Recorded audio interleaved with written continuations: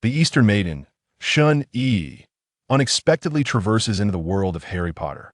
She has become the last heir of a mysterious lineage, Carola Bellamy. Aside from an immense fortune rivaling nations and a house elf, this family boasts no other members. Shen Yu aspires to utilize her memories to alter the tragedies woven into this narrative. Yet, the number of men surrounding her seems to grow incessantly. She implores them not to approach. Severus Snape, I believe our connection transcends mere friendship. Cedric Diggory, how about a life devoted to you in gratitude for saving me? Fred Weasley and George Weasley, you are our cherished little Rose. Sirius Black, you are the star in my darkness. Tom Riddle, you are his adversary, yet my beloved. Harry Potter, my one and only savior. Oliver Wood, I have an affinity for both Quidditch and you. Draco Malfoy, I wish to extend an invitation for you to become my lady. Ron Weasley, by the time I realized it, I was already enamored with you. Remus Lupin, what transcends friendship, I believe, is love. Lucius Malfoy, a singular and unparalleled affection for you. Little Barty Crouch, the one who has always been able to save me is you. Regulus Black, would you consider becoming the lady of the Black family? Blaise Zabini, it would be a pity for such striking individuals not to be together. Theodore Knott, will the moonlight of the night illuminate me? Chapter 1. It's all Jean's fault. Jean caused the young master to faint. It's all Jean's fault. Accompanying the sharp cries was a clattering sound, as if something were colliding with the walls. The cacophony was excessively grating, causing the girl on the bed to furrow her brow and gradually open her eyes. The first thing she beheld was the grand chandelier above her head. The resplendent golden-red crystal chandelier flickers, appearing to tremble, while the diamonds above shimmer with brilliance. Wait, diamonds. Shen Yu abruptly sits up, her head spinning, nearly causing her to topple over again. She glances towards the culprit responsible for the chandelier's swaying. A peculiar creature, facing the wall, repeatedly butts its head against it. Fearing that if it continues, the chandelier might soon plummet, and that she might be crushed right after awakening, Shen Yu hastily inquires, "May I ask who you are?" Upon hearing her voice, the strange creature immediately turns its head, exclaiming in delight, "Little master, you have finally awakened." As she finally discerns its appearance, Shen Yu is enveloped in confusion and astonishment. This creature possesses wrinkled skin, large protruding eyes, bat-like ears, and a long, flat nose. In that moment, Shen Yu feels as though she is ensnared in a dream. Is this not reminiscent of the house elf from Harry Potter? Its resemblance to Dobby is strikingly uncanny. What on earth has happened? Shen Yu begins to question her existence. She recalls recently graduating, finally concluding her merciless high school life. On her way to dine with friends, she encounters a little girl standing in the middle of the road. Being a spirited young woman, Shen Yu is naturally eager to assist. She intends to guide the girl to the roadside, yet as she approaches, she spots an oncoming vehicle. Instinctively, Shen Yu pushes the girl away, but fails to evade the oncoming car herself. She only remembers glimpsing a blinding white light before losing consciousness. What is happening now? Has it finally come to pass that I have traversed worlds? Before she can collect her thoughts, the house elf, noticing her silence, resumes its head butting against the wall. It is all Jean's fault. Jean did not adequately protect the little master. Shen Yu immediately halts her contemplation, urgently commanding, "Stop, Jean, stop." The house elf finally ceases its head butting and approaches Shen Yu's bedside, timidly asking, "Little master, how are you feeling?" At that moment, Shen Yu is utterly bewildered, so she attempts to send it away. "I feel much better now. I am quite hungry. Jean, could you prepare some food for me?" Upon hearing her directive, Jean promptly vanishes from sight. As Shen Yu watches it depart, she reclines once more. Before long, she feels a throbbing pain in her head, accompanied by a cascade of memories. Carola Bellamy, the original owner of this body, is currently 10 years old. Her father, Went Bellamy, graduated from Durmstrang and is the heir of an ancient pure-blood family, indeed the sole heir. The Bellamy family seems to be afflicted by a peculiar curse, wherein the birth of each new child is invariably accompanied by the death of an elder. Thus, a house elf has accompanied each generation of Bellamys as they grow. Went learned of the family curse from the house elf, which rendered him disinterested in marriage, unwilling to leave his offspring alone in the world. However, fate intervened, and he encountered Carola's mother, Bai Li, a captivating young woman studying abroad in the East. Their meeting was quite cliché, when collided with Bai Li as she exited a flower shop, cradling roses. Thus blossomed the notion of love at first sight. Even when Bai Li discovered that Wint was a wizard, it did not deter their affection. It was only when she became pregnant with Carola that Wint recalled the family curse. Nevertheless, neither wished to forsake their child, nor could they deny her the chance to enter this world. Upon her birth, they named her Carola, hoping she would embody the beauty and passion of a rose, reminiscent of their cherished first encounter. Fortunately, after Carola's birth, they did not succumb to sudden misfortune. However, their daughter seemed to lack a certain spark, her everyday reactions somewhat dulled. The Bellamy couple continually sought ways to address her issues. Recently, they received information regarding a potential remedy for their daughter, leading them to entrust Jean with her care before departing the Bellamy ancestral home. The couple lost contact from that point on, until today, when an owl arrived bearing a letter, announcing the demise of the Bellamy couple. Jean relayed the news, prompting Carola, who had never exhibited magical turbulence, to erupt in a fit of magic. Jean procured a potion to quell the magical upheaval and administered it to her, but to no avail. Ultimately, it could only lay the little master down on the bed, praying for her safety. Upon understanding all this, Shen Yu comprehended the situation. It appears that the original Carola perished due to magical turbulence, and now she has inhabited her body. She feels a mix of joy and headache. She has come to life in a world she adores, Harry Potter, which fills her with immense happiness. Yet now, with her parents deceased and only a house elf remaining, how shall she navigate this life? She hopes that the Bellamy couple left her something, for otherwise, she must strive to earn a living and pursue her education. As these thoughts swirl, Jean appears at Carola's bedside, carrying a platter. "Little master, please eat something." Jean gazes at the little master on the bed, its voice piercing yet unable to conceal its excitement. Carola notices that its eyes seem even larger. She gazes speechlessly at the plate filled with pies and other delicacies, suddenly recalling this stargazing society. Can this truly be edible? Is British cuisine genuinely normal? With great difficulty, she lifts the pie and takes a bite. The flavor is acceptable, yet it pales in comparison to the delights of Chinese cuisine. After delicately selecting morsels from the plate, a sense of satiety finally washed over Carola. She paused, gazing at Jean standing beside her, and inquired, "Jean, may I see today's letter? I yearn to know what my father and mother have conveyed." Upon hearing this, Jean, filled with excitement, promptly handed the letter to Carola. "Young master, you are finally better." The master said that if you actively seek the letter, it means you have recovered. Jean is so delighted. As it spoke, it seemed inclined to ram against the wall again, but Carola immediately restrained it and unfolded the letter. "Our daughter, Carola, you need not feel perplexed. We know you will return. You are our beloved daughter, Carola. Do not hold it against us. This is the fate of the Bellamy family. We are destined to depart from you, yet we can reclaim your soul. We hope that you may live independently in the future. We have established a vault for you at Gringotts, the bank of the wizarding world, so even if you're not a witch, the assets stored at home will suffice for your indulgence. Jean is aware of its whereabouts, and we hope you find joy in your life. We wish for your everlasting happiness. With love, your father and mother." After perusing the letter, Carola was engulfed in a whirlwind of emotions. Initially believing she had traversed into another's body, she discovered instead that her parents were reclaiming her. Regrettably, before she could truly feel their love, she found herself alone. Now that she had arrived in this long-desired world, Carola silently vowed to survive resolutely and to exert her utmost efforts to alter the course of those tragedies. Chapter 2. Birthday today marks the 11th birthday of Carola on the 19th of May, just a tad earlier than the Savior Harry. She will be able to enroll in the same year, which fills her with immense joy.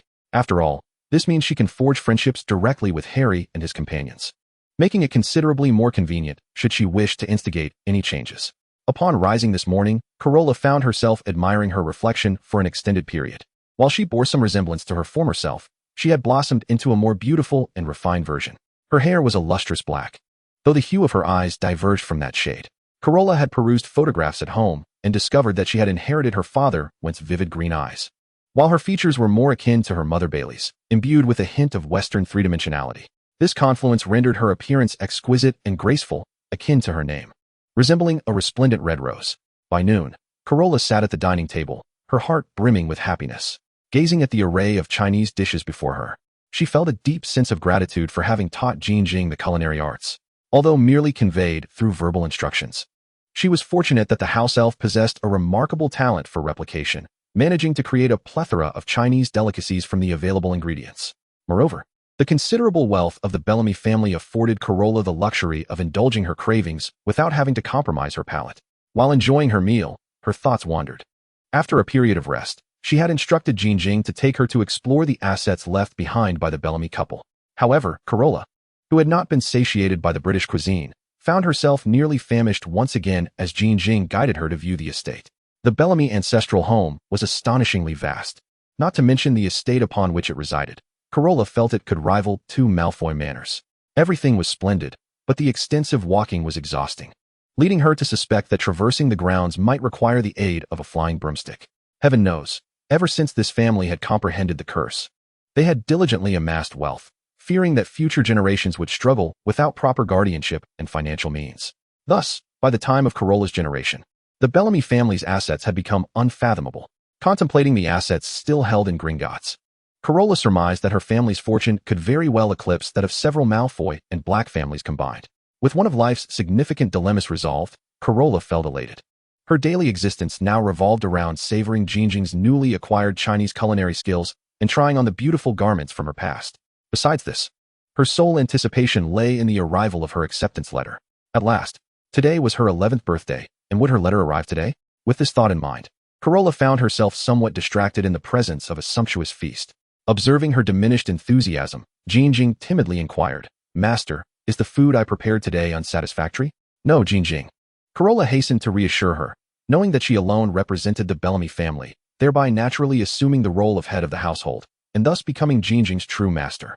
"Your cooking has always been delightful. I was merely preoccupied with other thoughts." Carola's response came swiftly, anxious that the little elf might once again resort to self-punishment. Despite her repeated insistence that Jing refrain from such behavior, the house elf's instinctive tendencies proved difficult to alter in the short term. Just as she finished speaking, a sound echoed against the window pane. Carola turned to see a gray and white owl tapping at the glass with its beak, clutching a letter in its talons. She promptly vacated her chair and rushed to the window, retrieving the letter from the owl's grasp and instructing Jing to fetch something to feed the little creature. As Carola examined the envelope, she noted it was addressed to Winchester, Bellamy Manor, and specifically to Carola Bellamy. It bore a wax seal adorned with a crest, featuring the letter encircled by a lion, a serpent, a badger, and an eagle. With bated breath, she tore open the letter, withdrawing the parchment within, which bore an elegant script. "Dear Carola Bellamy, we are delighted to inform you that you have been granted admission to Hogwarts School of Witchcraft and Wizardry. Enclosed is a list of required books and equipment. The term is set to commence on September 1st. Please respond by July 31st to confirm your acceptance.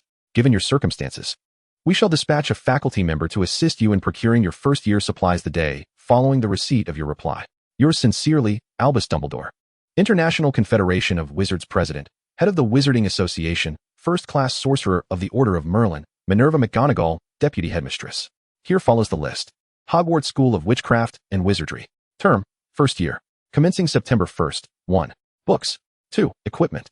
Please note, first-year students are not permitted to bring flying broomsticks. You may bring one pet, which can be an owl, a cat, or a toad. Filled with excitement, Carola reread the contents of the letter several times. The owl, growing somewhat impatient, used its talons to tug at her garments. Carola quickly penned a response, and after watching the owl take flight, she returned to her seat at the dining table to continue her meal. At last, the acceptance letter had arrived. She pondered who would come to escort her to Diagon Alley. Would it be Professor McGonagall in her feline form? The courage of Gryffindor. Our esteemed headmistress can transform into a cat. Thinking of this brought a smile to Carola's face, as she realized she was finally about to enter this enchanting world. Before long, another black owl arrived, rapping at the window. Carola, puzzled, wondered if it had come with a reply so soon after she had sent the last one. Without waiting for her to act, Jing instinctively approached, retrieving the letter and presenting it to her before tending to the owl. Carola noticed that the envelope was distinct from the previous one. Upon opening the letter, she discovered it was an acceptance notice from Durmstrang. She surmised that her father must have graduated from there, hence the correspondence. In response to this letter, Carola penned a reply, expressing her regret at being unable to attend Durmstrang. After all, she harbored some delusions of grandeur, yearning to attend Hogwarts to save the world. Later that evening, as twilight descended, she received another acceptance letter from the French Beauxbatons Academy of Magic. Carola was even more perplexed, while she could understand Durmstrang's correspondence. Why was a French institution also recruiting internationally?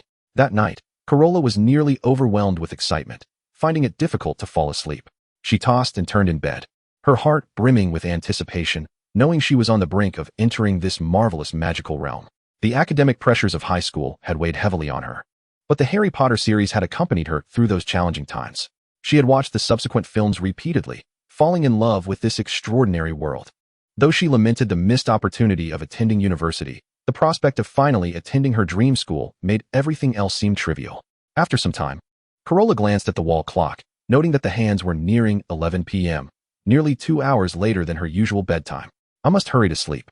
Otherwise, I shall appear quite disrespectful with dark circles under my eyes when the professor arrives tomorrow. With a heart full of expectation, the girl on the bed gradually drifted into slumber. Chapter 3, Diagon Alley. The following day, Carola arose early, ready to freshen up. After enjoying the breakfast that Jean Jing had meticulously prepared, she took her place by the door, waiting in eager anticipation. The courage of Gryffindor. Our esteemed headmistress can transform into a cat. Carola murmured this phrase, her heart brimming with anticipation that Professor McGonagall would be the one to arrive today. She had intended to visit Gryffindor, hoping to cultivate a favorable impression with the headmaster. Lost in her thoughts, her peripheral vision suddenly caught sight of something dark approaching. Raising her gaze, she found a man clad in a flowing black robe, his garments billowing as he walked. He possessed a prominent aquiline nose, his features sculpted with an almost artistic precision, and the slight furrow of his brow lent him an alluring charm. His raven hair cascaded elegantly down his back, exuding an air of smoothness. Wait a moment, that smooth hair. Could it truly be the same Professor Snape? Carola's eyes widened as she watched him stride toward her. Well, I presume this young lady is aware of today's purpose. Rather than merely gawking at her unfortunate old professor, came his magnetic and melodious voice. Indeed, while Snape's voice was pleasing to the ear, the Serpent King remained true to form. His words dripped with venom. Carola quickly averted her gaze, rising from her seat and picking up the small blue pouch meant for her. She had discovered it within the Bellamy estate, presumably a relic left by her parents. Enchanted with a concealment charm. Professor, I am ready. Shall we proceed? Snape crossed his arms, observing her as she donned a delicate pink and white dress, her petite face adorned with exquisite features. Even at such a tender age, it was evident that she would blossom into a breathtaking beauty. Yet, Carola's mind was preoccupied with thoughts of his hair, completely oblivious to the complexity of his gaze. Now, grasp my arm. We shall disapparate, Snape instructed, retracting his gaze and lowering his arms as Carola obediently stepped forward to take hold of him. The leaky cauldron. After a disorienting wave of dizziness, Carola finally felt her feet touch solid ground. She bent at the waist, tears welling in her eyes as though she might retch at any moment. Following Snape, she navigated through the somewhat disheveled leaky cauldron, encountering patrons who greeted him with nods, which he acknowledged with a mere incline of his head. At last, they arrived at a small courtyard behind the establishment, where he spoke slowly.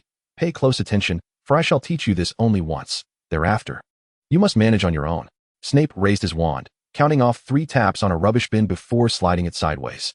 The bricks began to shift, and as Carola peered inside, she beheld a series of uniquely magnificent structures, and she couldn't help but marvel. Indeed, the reality was far more splendid than what was depicted in the films.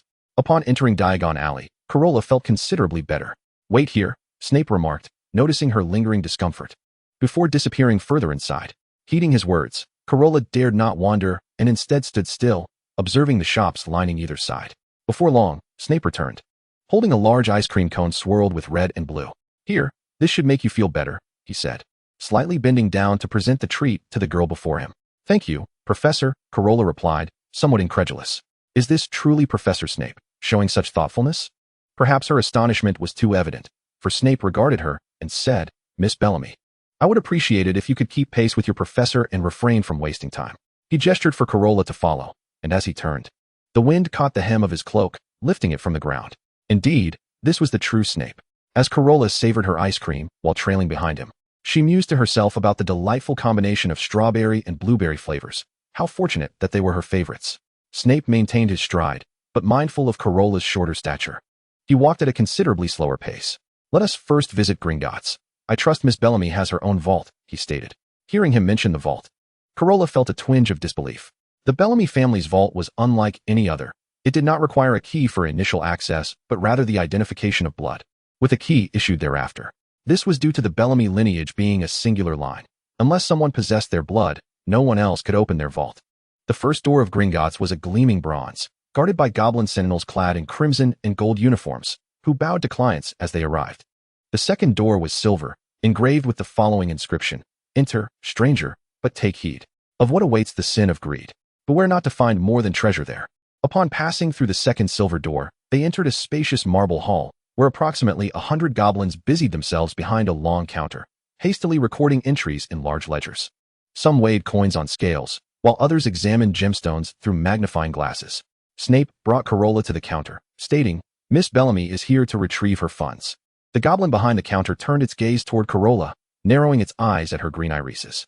"So, is Miss Bellamy prepared to enter her vault?" Carola stepped forward, extending her hand. The goblin employed magic to make a small incision on her finger, collecting a few drops of blood before retracting. Gazing at the tiny wound on her finger, Carola felt a surge of frustration. Why couldn't someone mend this? Standing beside her, Snape discreetly waved his wand beneath his robe. To her astonishment, Carola's injury healed instantaneously, and she glanced at the silent man beside her. Shortly thereafter, the goblin emerged from behind the counter.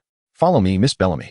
It beckoned, its demeanor markedly more respectful now, indicating it had recognized her as the owner of a significant vault. The true treasures of Gringotts lay buried deep beneath London, hundreds of kilometers underground. Passing through the hall, they entered a narrow stone corridor, leading to a track with small carts driven by goblins, resembling a labyrinthine journey. Clients needed to use a specially crafted golden key to unlock the doors to their designated vaults, some of which were rumored to be guarded by dragons. Carola's vault was indeed one of those protected by dragons. "Vault 719 has arrived," the goblin announced. 719. She recalled that the vault containing the Philosopher's Stone was 713. Carola disembarked from the cart alongside the goblin, approaching the vault. The goblin employed a unique method to unlock the vault, and upon opening it, a dazzling array of shimmering galleons greeted her. Carola wagered that this was far larger than the vault featured in the films belonging to Bella. Adjacent to the shimmering coins were mountains of golden jewels and precious artifacts, alongside various magical items she could scarcely comprehend. Concerned that Professor Snape might grow impatient waiting outside, Carola hastily filled her bag with a variety of items without taking a proper inventory. "Have you finished already?" Snape inquired as she stepped out. Nodding, they both boarded the cart to depart. Chapter 4. The Wand. Outside Gringotts, Snape regarded her with earnestness, instructing, "I shall procure your textbooks and other necessities. You are to visit Ollivander's wand shop on the south side of Diagon Alley to acquire your wand." He pondered for a moment, suggesting, "Upon completion of your purchases, proceed to Madame Malkin's robes for all occasions to acquire your school uniform, and await your old professor there." Carola acknowledged with a brief reply before heading in the direction of the wand shop. Unbeknownst to her, Snape had been observing her silhouette until it was obscured by passing wizards, at which point he finally departed from his position. As Carola strolled along the cobblestone path, the surrounding wizards cast their gaze upon this enchanting young witch. She possessed a cascade of raven-black hair and eyes that sparkled like precious gems. Her delicate visage was adorned with a petite nose and lips that curved with a whisper of a smile, the contrast of her dark locks, fair skin, and crimson lips creating a striking harmony. The essence of Eastern grace intertwined with Western mystique, bestowing upon her an air of nobility. Under the scrutiny of many eyes, she approached a somewhat dilapidated storefront, where the sign proclaimed Ollivanders, makers of fine wands since 382 BC. She entered, finding the interior modest, featuring a solitary bench and shelves stacked with thousands of slender boxes containing wands, nearly reaching the ceiling. "Is anyone here?" Carola called out, glancing around but finding no sign of the proprietor. Accompanied by the sound of a ladder creaking, a figure with graying hair appeared before her. "Oh, a new student this year? Such an uncommon sight with an Eastern visage. What is your name?" Ollivander descended the ladder and glided toward Carola like a specter. He regarded her with a semblance of familiarity, though he could not recall having selected a wand for her before. "Belrose, sir. Carola Bellrose," she replied, meeting his silvery gaze. "Bellrose, if memory serves, your father was once Bellrose. I recall his wand was crafted from purple heart wood with a dragon heartstring core." I presume your mother hails from the east? Which hand do you favor? It is time to select your wand, he continued, producing a measuring tape adorned with silver markings from his pocket. My right hand, and indeed, my mother is of Eastern descent, Carola responded, for she was unaware of her father's wand specifics, yet she trusted that Ollivander never erred in such matters. He measured her from shoulder to fingertip, wrist to elbow, shoulder to floor, knee to armpit, and finally, around her head. Despite knowing this was customary, she secretly found the process rather peculiar. Each Ollivander wand is unique, Miss Belrose, and therein lies its essence, he remarked as he completed the measurements. He then approached the shelves to retrieve a box. Try this one. Miss Belrose, walnut wood with a dragon heartstring. In the hands of a kind wizard, it shall perform wondrous feats. However, in the wrong hands, it may yield disastrous consequences. Carola took the wand and gave it a flick of her wrist. With a resounding crash, it shattered the vase atop the counter, prompting her to hastily set the wand down in apology. Oh, fret not, Miss Belrose. This is a common occurrence. After all, wands choose their wizards. Ollivander replied with a hint of playfulness. He retrieved another wand and handed it to her. Cedar wood with a dragon heartstring.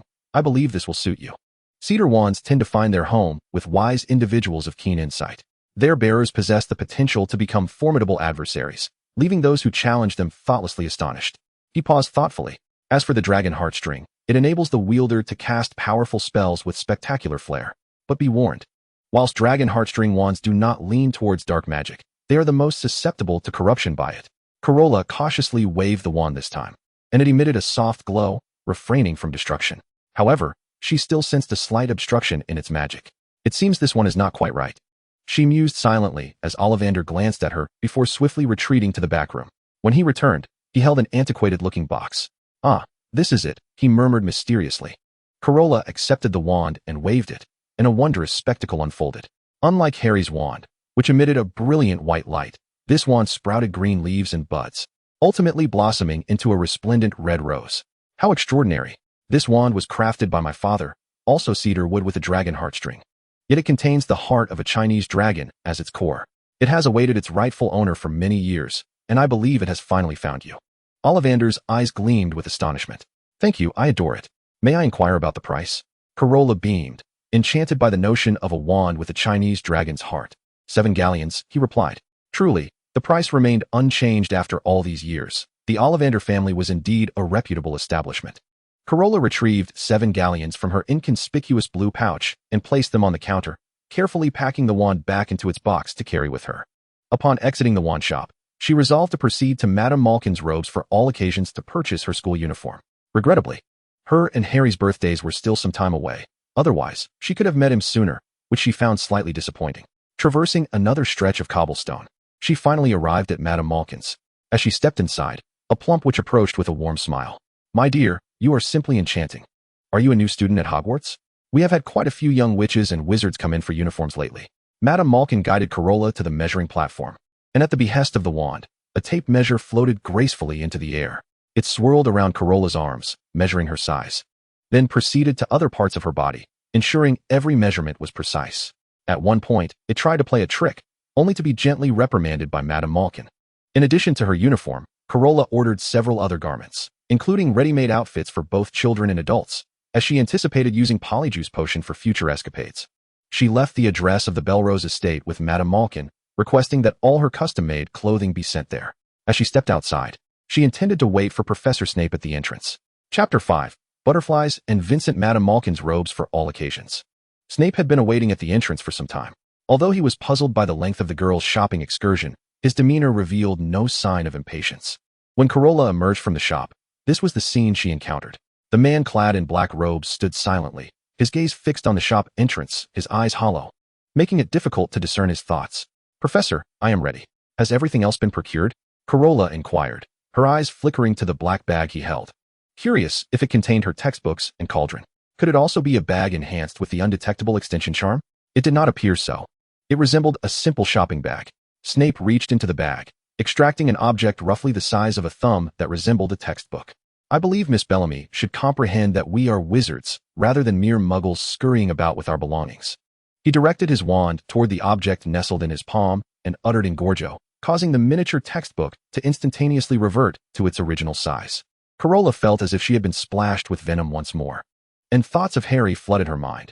She recalled how he had once lugged a multitude of items while purchasing his wand in the film. She found herself rendered speechless, fearing that she might inadvertently transform into an unrecognizable troll. Noticing her silence, Snape let out a barely perceptible sigh. Come along, first years are permitted to bring a pet. Let us procure a suitable one from the owl shop. Upon hearing his words, Carola felt a renewed sense of excitement. She had long been envious of Harry's Hedwig. Although she could not acquire that particular owl, she could certainly find one that bore a resemblance, and they could discuss the care of an owl together later on. As they made their way to the owl shop, Carola observed several young wizards crowded around a display window, animatedly discussing something. With her exceptional eyesight, she discerned that it was a broomstick, likely a Firebolt 2000. Despite the fact that first years were not allowed to participate in Quidditch, Carola resolved to purchase one regardless. After all, she had ample funds, and even if it were of no use to her, she could always gift it to someone else. However, glancing at Professor Snape beside her, she decided it prudent to wait until she returned home to have Ginny assist her with the purchase. As they approached the entrance of the owl shop, Carola caught sight of various familiar pets in the display window, with several owls perched there for customers to choose from. You may select your preferred pet, Snape advised. Halting a few steps from the entrance, Carola cheerfully entered, her eyes immediately drawn to a black owl displayed in the window. Unlike Harry's white Hedwig, which had a few black spots, this owl exuded a majestic aura. The shopkeeper noticed the striking young girl who had entered and made a beeline for the black owl. Her large, doe-like eyes gleamed with anticipation as she regarded the creature. Hello, are you interested in that black owl? A female shop assistant inquired, approaching Carola. Yes, I adore it. May I take it with me? Carola enthusiastically nodded, barely able to contain her excitement at the prospect of acquiring the owl. Of course, this is a male long-eared owl, and I am certain he will adore you, the shopkeeper replied with a smile as she carefully placed the owl in a cage. Carola gently stroked its sleek feathers. As she proceeded to the checkout, Carola noticed a snow-white ragdoll cat lounging on a nearby table. The feline bore a resemblance to one she had previously owned, which had sadly passed away due to illness. This little one's sapphire-like eyes appeared dim and listless. Noticing her gaze, the shop assistant explained, "This is not one of our shop's pets. It was recently found in a corner of Diagon Alley. The owner brought it back after seeing how forlorn it looked. Many have expressed interest in adopting her, yet she remains reluctant." Carola crouched down before the ragdoll, extending her hand to gently caress its body. To the shop assistant's astonishment, the cat stood up and began meowing around Carola. "Miss, I believe she must like you. You are quite popular," the assistant remarked. Indeed, as Carola entered, many pets had been drawn to her. However, her heart had been set on the black owl, leaving the other animals to cast envious glances at the fortunate creature. Now, Carola found herself in a dilemma. She had already purchased the owl, which she adored, yet she could not bear to abandon the ragdoll that so closely resembled her former pet. Observing her linger at the counter without making a decision, Snape stepped inside and stood beside her. "What seems to be the hold-up?" he asked. A spark of inspiration ignited within Carola. Although students were permitted only one pet, it had not been specified that she could not give a second one as a gift. "Professor, to express my gratitude for your assistance today, I would like to present you with this black owl as a gift. It could assist you with delivering messages in the future." Though she spoke these words, Carola was aware that Snape seldom utilized owls, thus the creature would ultimately remain hers. Snape regarded her with a glint of mischief in his emerald green eyes, narrowing them slightly. Yet he refrained from voicing a refusal. "Oh, is that so? Then I believe Miss Bellamy should also bestow a name upon this owl gifted to me. Vicente," she declared. "Let it be called Vicente, symbolizing the victor." She envisioned herself triumphing over the noseless Voldemort, erasing all lingering regrets. After handing the owl to Snape, Carola proceeded to the checkout with the ragdoll in her arms. She resolved to name this cat Butterfly, distinct from her previous pet's name. For Carola believed that no one is merely a replacement for someone else. A brand new self warranted a brand new life, and so too should the butterfly. Chapter 6, Time Travel. Bellamy Manor. "Here is your ticket. Board the Hogwarts Express at King's Cross Station in London, Platform 9, Snape presented her with a ticket. Following another bout of apparition, Carola remarked that it was significantly better than her first experience, albeit still accompanied by a slight queasy sensation. She reached out to accept the ticket from Snape's hand, stating, "Thank you, Professor, for your assistance today, and I hope you will enjoy the gift I have prepared for you." Carola subtly hinted at the importance of caring for Vicente. Snape acknowledged her with a brief sound, casting one last lingering glance at her before vanishing with a swish of his cloak. Hearing the commotion, Ginny emerged from the manor. "You've returned, mistress." Carola released Butterfly from the cat carrier, watching as the feline joyfully scampered into the garden, prompting a smile to bloom on her face. "What a delightful day it has been, Ginny. Let us organize the items I retrieved from the vault.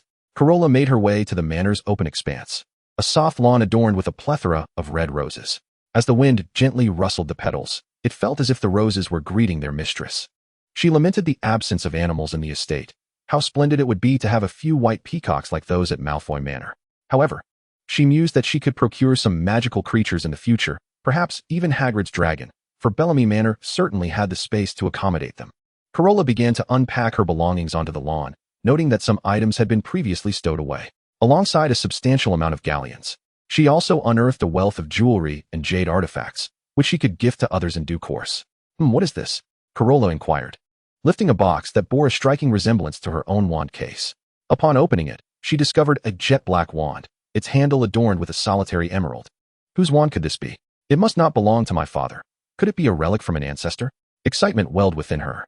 Underage wizards were prohibited from using wands outside of school, but possessing a second-hand wand would be permissible. Carola was well-versed in the spells featured in Harry Potter and was eager to experiment with them. It is prudent to proceed with caution for the first time. She asked Jean to fetch a piece of parchment, and with her wand, she executed a remarkably simple incantation, Wingardium Leviosa. The paper swiftly floated into the air, and Carola guided it gracefully with her wand, reveling in the smoothness of her movements. Although a hint of uncertainty lingered, the thrill of excitement overshadowed it.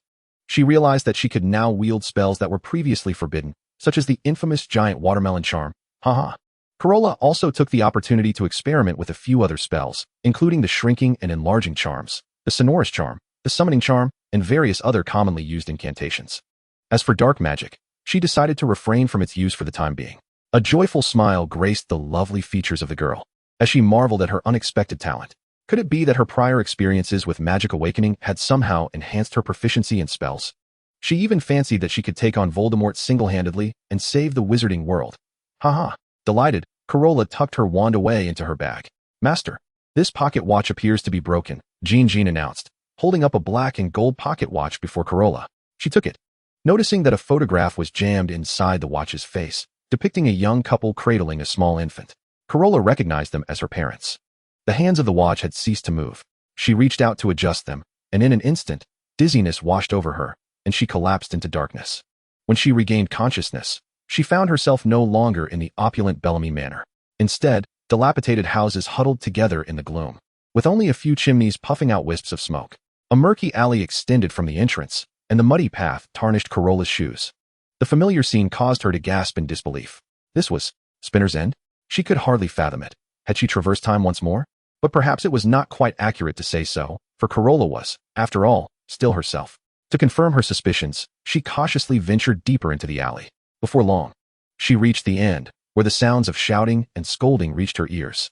It's all because of you monsters that I've fallen to such a state. You little beast. Accompanying the verbal abuse were the sounds of glass shattering. Carola hurried to the window of the house from whence the noise emanated, witnessing a man, appearing akin to a beggar, assaulting a frail boy.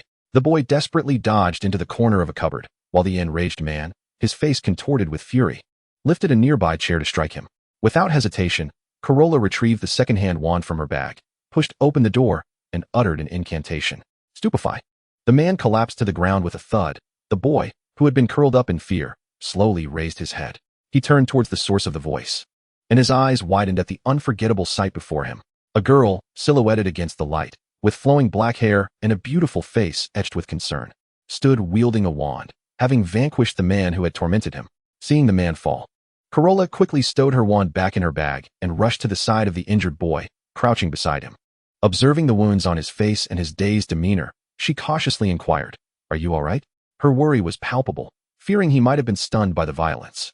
The boy shook his head, turning his gaze to the extraordinarily beautiful girl before him, his voice raspy as he spoke. "I'm fine, but who are you?" "Carola.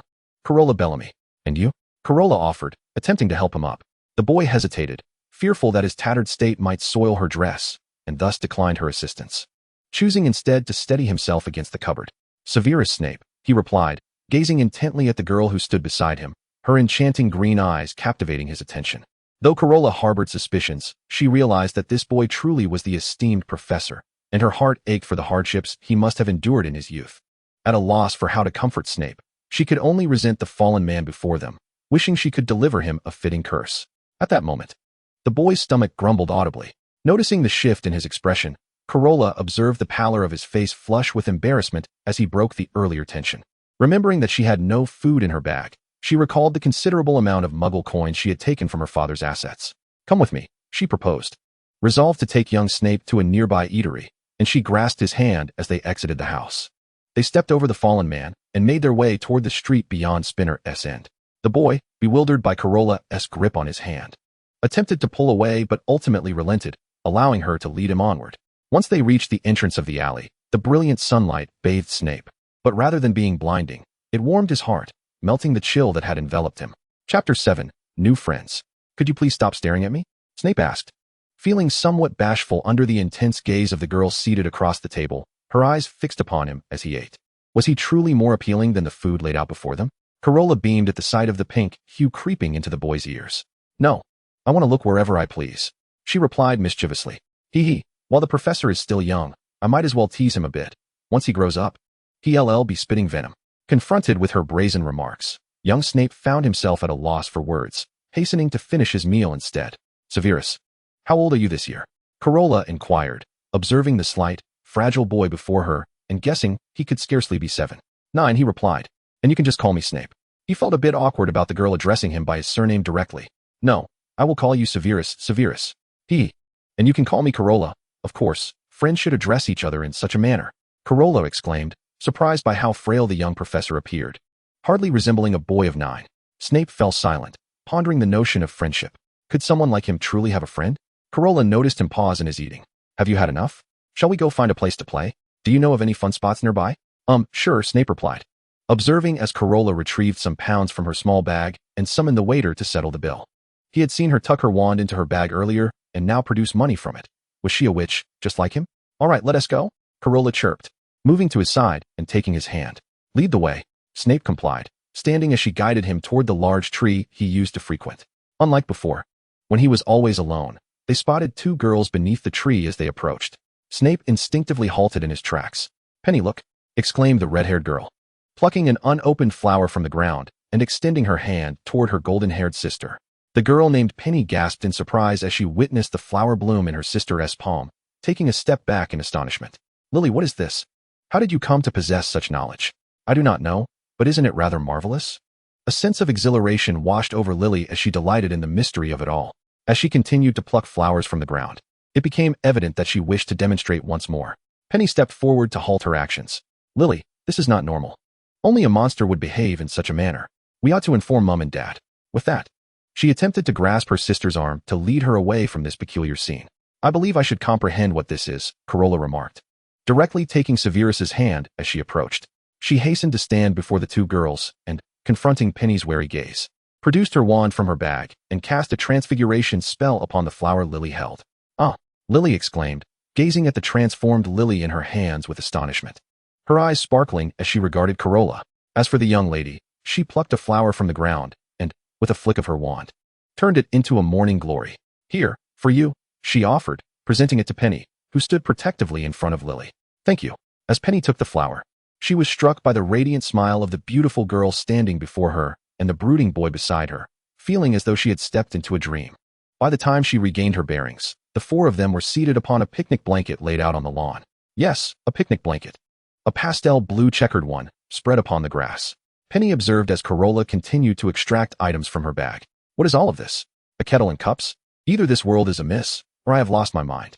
Hello, I am Lily Evans, and this is my sister, Penny. What are your names?" "Hello, Lily. I am Carola Bellamy. You may call me Carola. As for this one." Carola cast an encouraging glance at Severus. "Severus Snape," he muttered, pressing his lips together, his demeanor somewhat awkward. "Carola, how did you do that? And your bag is so enchanting." The ever-curious Lily could no longer contain her excitement. "Ah, this is magic. I am a witch," Carola replied, mischievously winking before waving her wand to make the flowers surrounding the picnic blanket bloom. "Wow, how cool. So I am a witch too." Then, Lily's excitement soared as she realized she was not a monster after all. In contrast to Lily's enthusiasm, Penny appeared slightly anxious and a touch despondent. She was apprehensive about whether Carola's claims were genuine and felt a pang of disappointment at her own lack of such abilities. "What is a witch?" she inquired. "A witch is..." Carola endeavored to explain the world of witches in simple terms. Of course, Severus was also present, having only learned of his own magical heritage from his mother, but possessing little understanding of the wizarding world. In any case, when you turn 11, you will be able to attend school. I believe you will both go to Hogwarts, as it is the local school in England, and I am a student there too. Carola took a sip from the cup on the picnic blanket, her throat parched from all the talking. Lily and Severus were captivated by her words, and even Penny, despite her fears about the unfamiliar topics, listened intently. Really? That is so amazing. Does that mean we will be able to study at the same school in a few years? Lily asked. Her curiosity piqued at the thought of being a witch and attending a school for magic. Well, Carola's gaze drifted momentarily, her thoughts uncertain. Surely she would return home, and thus not remain here to attend school alongside Severus and the others. What about me? Can I go to school with you? Penny inquired, shifting the topic as she noticed Carola's unease. You. Severus was about to mock Penny's whimsical thoughts, but was silenced by Carola, who held up the cup. Severus, are you thirsty? Have some water, Carola interjected, sensing he might utter something unkind. Although Penny was not portrayed as a kind character in books, Carola had observed her protective nature towards her sister. Severus's ears turned red again. The cup seemed to be the one Carola had just used. Don't worry, Penny. Although you cannot attend the magical school, Muggle schools are quite remarkable too. The tools used by Muggles are not inferior to magic, and besides, Carola paused thoughtfully. The magical world is not very safe at present. The Muggle world is comparatively more secure. Will Lily be safe at school? Upon hearing the mention of danger, Penny momentarily forgot her own concerns about attending school, her focus shifting to Lily's safety in the magical realm. Not at all. Hogwarts is home to the greatest wizard, Albus Dumbledore. There will be no danger at the school, Carola assured them, although in her mind she contemplated, of course, aside from Harry Potter, everything else was relatively safe. Albus Dumbledore. Lily's eyes sparkled with curiosity at the mention of his name. Realizing this, Carola proceeded to share a brief history of the great Dumbledore, mentioning his triumph over Gellert Grindelwald, though the complexities of their relationship were not suitable for discussion with Lily and Penny. That is reassuring. Penny felt a wave of relief wash over her as she noticed the sun beginning to set in the distance. Oh dear, it is getting dark. Lily and I must return home, or Mum will start to worry. She stood up, pulling Lily along with her. All right then, let us meet again soon. Goodbye, Carola. Farewell, Severus. Lily waved goodbye to Carola and Severus as they turned towards home. Chapter 8, The Return. Watching Lily and her sister skip away, Carola reminisced about her own school days, which had felt akin to a zombie's existence. She couldn't help but murmur softly, "Youth is truly splendid." Severus cast a curious glance in her direction, as if her words suggested she were an ancient creature. Carola noticed his look, but chose not to explain, merely gathering her belongings into her bag as she spoke. All right, Severus, it is getting late. We should head home. Home. Severus hesitated, pondering what home truly meant to him. Come on, come on. After collecting the last of the picnic blanket, Carola brushed off non-existent dust from her clothes and adeptly took Severus's hand. However, where should we go? She questioned, her sense of direction failing her. You say that so decisively, yet I assumed you knew the way, Severus retorted, pulling her hand as he led her towards Spinner's End, his heart filled with trepidation. I wonder if that man has awakened and if Mother has returned home? Wow. I didn't expect the professor from my childhood to already possess a sharp tongue. What a dilemma. Such a professor is quite endearing. I wish to ruffle his hair. Hee. Isn't Severus right here? Carola flashed a somewhat mischievous smile. And of course, such a charming young girl only appeared more captivating when she grinned. Severus's ears turned crimson once again at the sight of her smile. After traversing a muddy path and winding through shadowy alleys, they finally arrived at Severus's home, number 18, Spinner's End. Upon her arrival, it was evident that Carola had not paid much attention to the situation at hand, but now she was certain of the matter. As they stood at the entrance, Severus paused for a moment, inhaling deeply before leading Carola inside. The scene before them remained unchanged from when they had last departed. With a disheveled man sprawled on the floor like a heap of discarded clay, Carola mused to herself about her rather formidable spell, astonished that this muggle had yet to regain consciousness. Severus exhaled a sigh of relief, grateful that the man remained oblivious, and that his mother had not yet returned. He gently guided Carola upstairs to his room. You may stay here tonight. I will explain things to my mother upon her return. As for that man, he cast a disdainful glance. We shall simply say he drank too much and fell asleep. Carola surveyed the shabby little room. In comparison to the grand estate of the Bellamys, it was incomparable. However, everything was meticulously arranged, and the room was remarkably clean. It seemed the professor had a penchant for cleanliness in his youth, which perhaps explained why he took such care with his hair now. Who was it that claimed the professor never washed his hair? Such rumors had led her astray. She nodded. All right, Severus. However, she continued, her tone shifting. There is but one bed here. How shall we both sleep? Severus cleared his throat, his ears reddening. I shall simply take a blanket and make a makeshift bed on the floor. Witnessing the small professor in such an endearing state, Carola found it difficult to suppress her playful instincts. She reached out, playfully pinching Severus's slightly gaunt face. Oh, Severus, you are simply adorable. A smile graced her lips, revealing 2 delicate dimples on her fair complexion. How could you? Severus exclaimed, his entire face now flushed. Not to be outdone, he reached out and gently pinched her cheek, exerting no force, merely savoring the smoothness of her skin. Carola's excitement only intensified, yet she understood that she should not tease him further. It was a rare delight to witness such expressions from the professor. All right, Severus, do not be angry, she said, suppressing her mischievous thoughts. She moved to the edge of his bed and patted the space beside her. Come sit here. When your mother returns, we shall greet her together. Whose home is this? Anyway, Severus silently pondered, though he complied, sitting beside Carola, hoping his mother would introduce her as his friend upon her arrival. Observing Severus's obedient demeanor beside her, Carola felt an overwhelming surge of maternal affection, though not quite.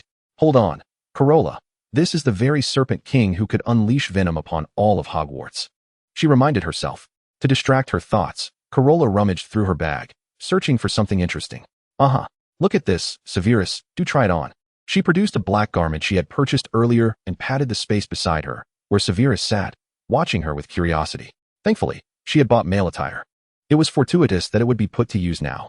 Severus regarded the black robe in her hands, its quality apparent, and hesitated to refuse her offer. Do not deny me, Carola insisted, pressing the robe into his hands and turning her back to him. I promise not to peek. Understanding her kind intentions, Severus refrained from voicing a rejection, pursing his lips as he began to change. I'm ready. At the sound of his voice, Carola turned around. Oh, now that you are clad in the wizard's robe, I can almost envision Professor Snape himself. It suits you perfectly, Severus. You look splendid. Though Severus's features were not particularly refined and his slight malnutrition made him appear somewhat frail, the arrangement of his features was striking, particularly his hooked nose, which lent depth to his face. Feeling somewhat uncomfortable at the girl's unabashed praise, Severus shifted uneasily. Just as Carola was about to tease him further, a sudden dizziness swept over her. What was happening? Was she returning? Sensing something amiss, Carola hastily rummaged through her bag, tossing various items onto Severus's bed. Startled by her sudden movements, Severus was about to inquire what was wrong when he witnessed her inexplicably vanish before his eyes. He stared in disbelief, wondering how this could be. Had it not been for the belongings left strewn across the bed and the faint lingering fragrance in the air, he might have thought it all a dream. Severus sat there in stunned silence for what felt like an eternity before coming to his senses and gathering the items from his bed. Perplexed by the girl's sudden disappearance, without even a farewell exchanged. At the Bellamy estate, when Carola regained consciousness, she found herself back in her own bed. She rubbed her head, wondering where Jean had gone. Jean, are you there? No sooner had she spoken than the sound of a loud crack heralded Jean's arrival beside her bed. What has happened to me? Carola wondered, bewildered by how she had traversed back in time and returned. Jean, unsure of the circumstances, had simply thought her master had fallen ill once more, but upon seeing her asleep, had moved her back to bed. Asleep, Carola murmured, recalling that she had merely turned the pocket watch before losing consciousness. Could it have been the watch's fault? She picked it up from her bedside, attempting to turn the hands once more, but to no avail. Sighing, she lamented how she had not even had the chance to bid Severus farewell. Everything had happened so abruptly, and she could only wonder if she had startled him. She ceased her attempts with the watch, sighed again, and lay back down. Chapter 9, Harry Potter. After 2 months of studying at home, Carola found herself growing bored. She had nearly mastered spells and potions, even managing to brew a 5th-year potion. She was confident that her skills were sufficient to tackle the OWL examinations. After yet another bout of boredom, an excellent idea struck her. Why not pay a visit to the real Harry Potter? Establishing a rapport with the Savior in advance seemed like a splendid notion. Thus, she instructed Jean to escort her to Harry Potter's current residence, planning to return via the night bus to experience it firsthand. 4. Privet Drive, Little Whinging, Surrey. A boy with tousled hair and round glasses was bent over, weeding the garden under the sun. At that moment, a chubby boy burst from the house, calling out to him, "Potter, don't slack off. I'll be watching you." He then turned and re-entered the house. Harry straightened up, wiping the sweat from his brow, and glanced outside the garden. Not far away stood a girl with long black hair, clad in a lovely green dress and carrying a small bag, curiously watching him. "Hello." Harry's face flushed instantly as he stammered a greeting. "Hi there, I'm Carola. What is your name?" Carola beamed as she approached the garden, eyeing the shy boy. "Harry Potter." Harry had never encountered such a beautiful girl before. Her fair skin, exquisite features, and radiant green eyes were captivating. "May I call you Harry?"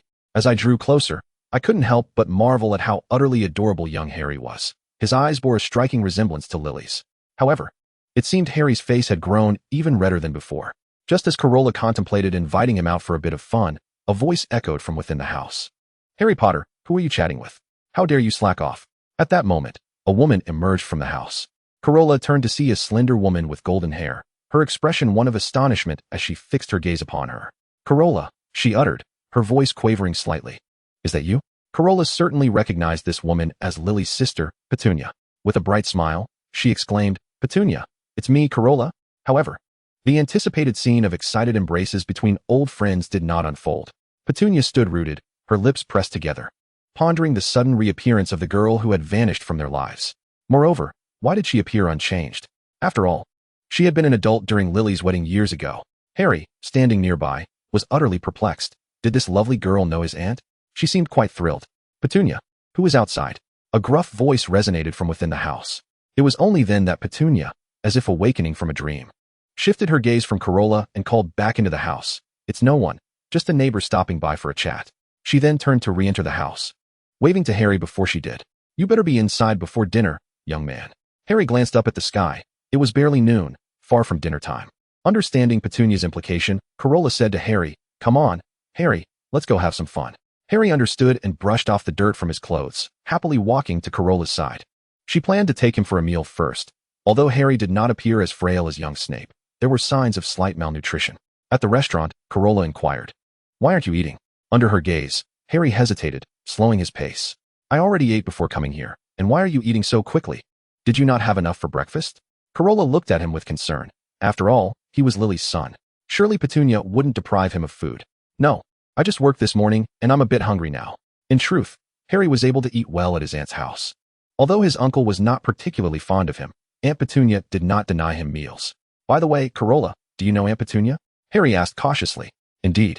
Not only your aunt, but I also knew your mother." "My mother? What was she like?" Harry had never met his mother. He had once glimpsed a photograph in Aunt Petunia's room, featuring 4 individuals, but she had rushed in and taken it away, forbidding him from entering her room ever again. "Your mother was like a little sun, with fiery red hair and emerald green eyes. Your eyes resemble hers, but I believe you take after your father." Gazing into his eyes, Carola felt a pang of longing for Lily. Harry seemed to catch her choice of words. Did that imply Carola had never met his father? He was puzzled by the connections. How could someone who appeared to be the same age as him know his mother?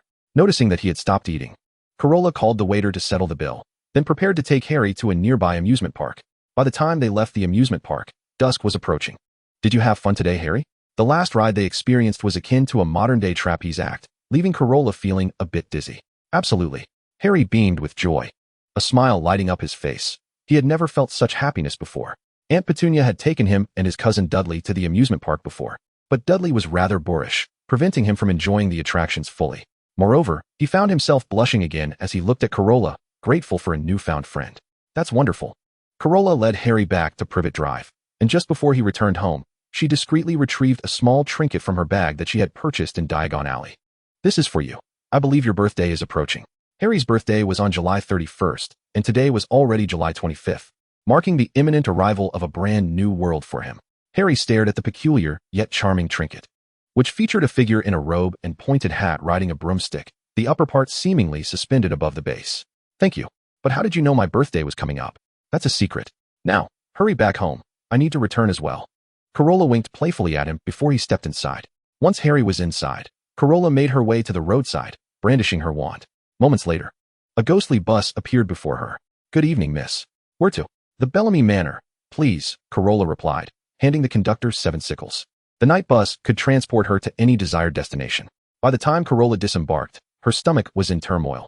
She vowed never to ride the night bus again. Declining the dinner that Ginny offered her, she found herself unable to eat anything. Carola wearily lay down on her bed, reflecting on the day's events before drifting into a deep slumber. Chapter 10, The Start of Term. At King's Cross Station, Carola had stored her luggage in a bag enhanced with the undetectable extension charm, clutching a butterfly as she stood between platforms 9 and 10.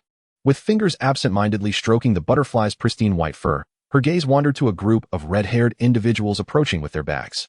"This must be the Weasley family," she mused. Indeed, the redhead gene was quite dominant. The foremost figure appeared to be Percy. Though handsome, he wore a rather stern expression. Why did he give off such a headmaster vibe? Carola shuddered slightly. Following him were the identical Weasley twins. For some reason, she sensed a distinct aura from them, despite their identical appearances. Lastly, there was Ron, roughly the same height as Harry, pushing a hefty load of luggage, while Mrs. Weasley accompanied Ginny beside him.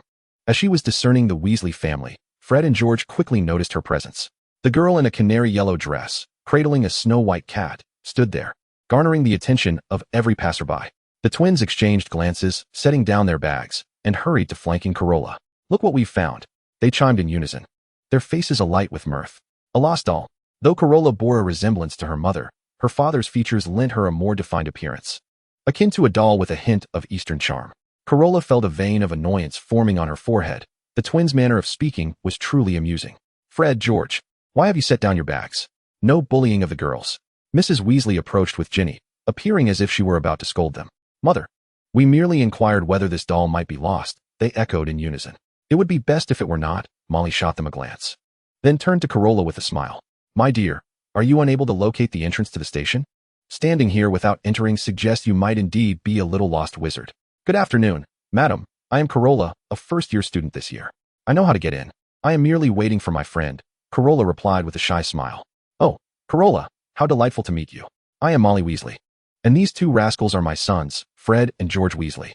She playfully swatted each of the twins on the head as they stuck out their tongues. That is their older brother, Percy, who is in his 5th year. She gestured to the boy beside them, who was observing them intently, and Carola flashed him a smile. Then Molly turned to the smaller boy who had just approached. This is Ron, also a first year like you. Ron gazed back at Carola, smiling sheepishly. And this is my youngest daughter, Ginny, who will start school next year. She pulled Ginny out from behind her. The little girl was bashful and had never seen such a beautiful sister. Hello, Ginny. Carola found herself quite intrigued by Harry's future wife. Indeed, she was a little beauty. Upon hearing her voice, Ginny's cheeks flushed as she shyly responded with a greeting before hiding behind Molly to sneak glances at her. Carola assumed Ginny was simply unaccustomed to strangers when she suddenly heard a voice nearby. Carola. She turned to see Harry, pushing a large pile of luggage, with a birdcage on top that likely contained Hedwig. Harry, you made it. Harry approached, his cheeks flushed with excitement.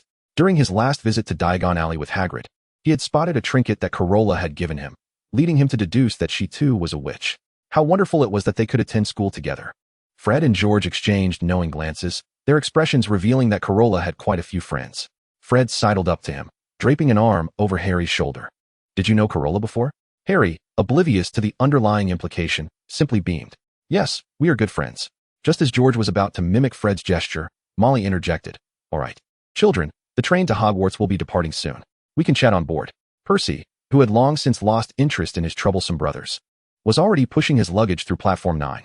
Harry watched in astonishment as Percy vanished into the wall. Carola bid farewell to Mrs. Weasley and waved to Ginny, then assisted Harry in pushing the luggage. Harry, don't be afraid, just charge right in with me. Carola was thrilled. They were finally about to enter the Hogwarts of her dreams. Harry nodded, swallowed hard, and together they propelled the luggage toward the platform. A sign above read Platform 9.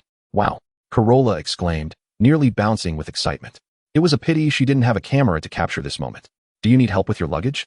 Percy, who had entered the platform earlier, had already stowed his belongings and was preparing to check the compartments when he noticed Carola and the others arrive. Of course, thank you.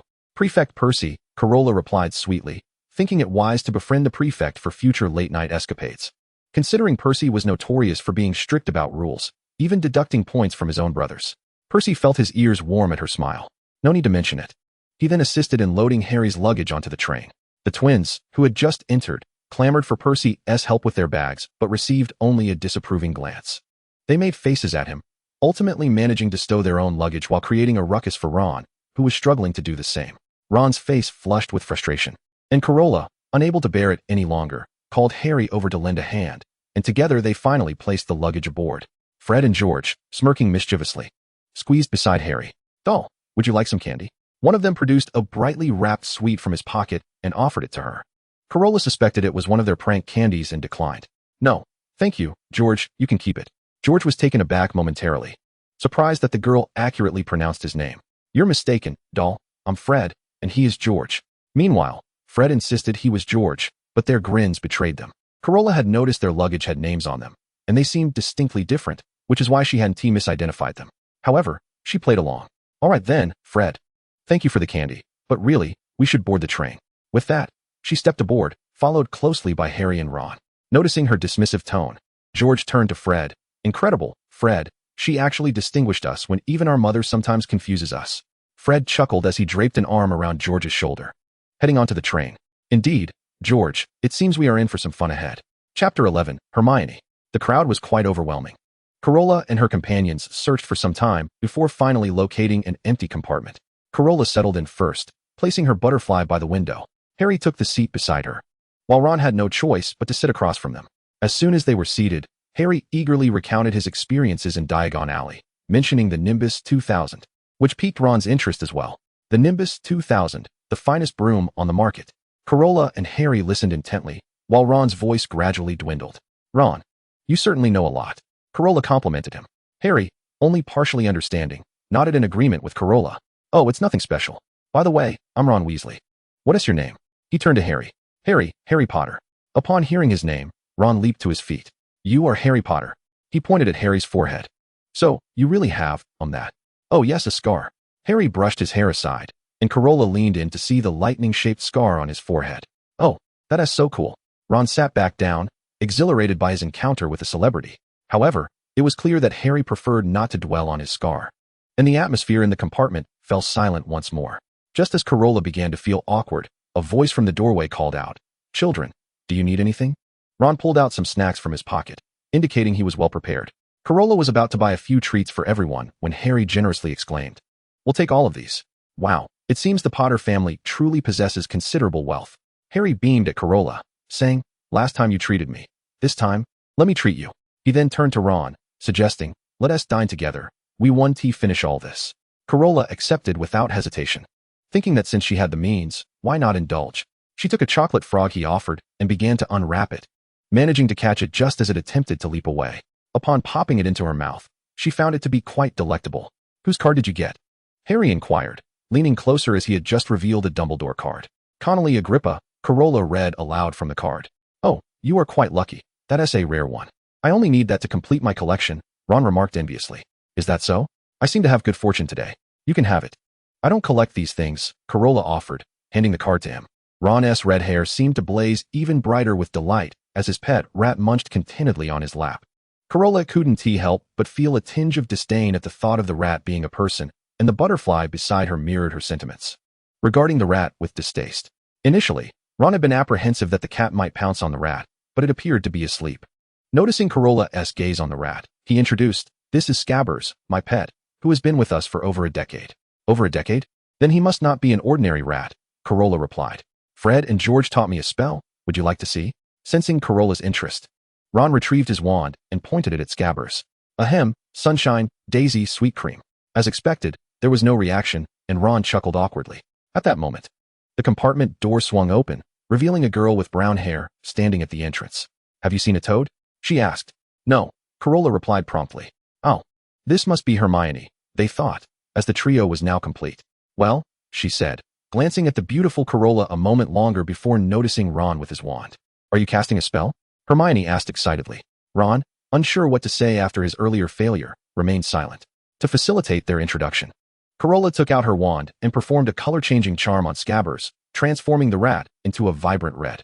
Hermione, thrilled by Carola's successful spell, moved closer and sat beside Ron. You're quite impressive. I've learned some spells at home, but I haven't mastered that one yet. My name is Hermione Granger. What's yours? I'm Carola Bellamy. You can just call me Carola, she replied, as Harry and Ron introduced themselves as well. Hermione expressed that she had read about Harry's story and then turned her attention to Carola. Bellamy, if I recall correctly, that surname appears in the books. It belongs to an ancient family. Ron nodded in agreement, realizing she hadn't initially revealed her surname, which was indeed significant. That surname is not less than one of the 28 pureblood families, and they are quite wealthy. I believe you are correct, Hermione. You are quite the diligent scholar. Carola praised her, recognizing her studious nature. Hermione blushed at the straightforward compliment, but soon remembered her purpose for being out. I must leave. I'm looking for Neville and his toad. Neville? His full name is. Carola knew very well who he was, the sword master of Gryffindor. Though she hadn't met him yet. Neville Longbottom. With a flick of her wand, she summoned Neville's toad, which leapt onto the table before them.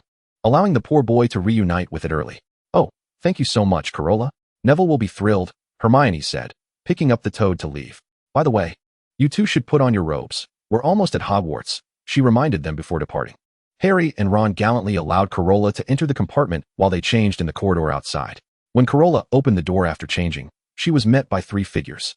2 tall, burly boys flanked a platinum-haired boy in the center. "Wow, it's Draco," she thought. "What are you all doing?" she asked, hoping they wouldn't start an argument in the brief time she took to change. Draco observed her as she approached Harry and Ron. The girl wore the same black robes as them, but her striking beauty elevated the attire, her emerald eyes fixed on him, yet he felt a strange sense of familiarity. "Nothing much," Harry instinctively downplayed the earlier commotion. Ron, unable to contain himself, retorted, "Malfoy, it's Harry's choice who he befriends. That's none of your business." Draco shot him a glare, responding, "If Harry's friends were like me or this young lady, I wouldn't say a word, but not with someone like you."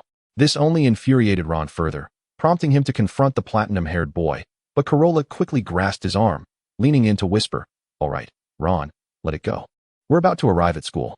Ron felt flustered as Carola stood so close, the faint scent of her perfume captivating him, though the redness in his face from anger obscured any evidence of his embarrassment. "For Carola's sake, I won't hold it against you." "Carola, what a lovely name. I'm Draco Malfoy. This is Goyle and Crabbe. It's a pleasure to meet you." Draco extended a hand of friendship toward Carola.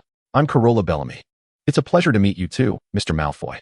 She shook his hand briefly, not noticing the intense gazes of Ron and Harry, feeling a twinge of guilt. "Bellamy," Draco mused, recalling it belonged to a pure-blood family, which made his smile even brighter. Just as he was about to say more, the train began to slow down, indicating their arrival. "Well then, farewell, Miss Bellamy." Though he longed to call her by her first name, he deemed it more polite to use her surname upon their first meeting, and with Goyle and Crabbe, he departed. "All right, you two, stop lingering. We must disembark." Carola beamed genuinely. "Hogwarts, here I come." Chapter 12, Hogwarts. "First-year students, please proceed this way." As Carola and the others disembarked, they spotted a tall, burly man waving a lantern to guide the young wizards off the train. Carola had already entrusted Hogwarts house elves with the care of her butterfly, as they were responsible for handling luggage, leaving the students free-handed as they exited. "It's Hagrid," Harry exclaimed, tugging at Carola's sleeve to rush over to him.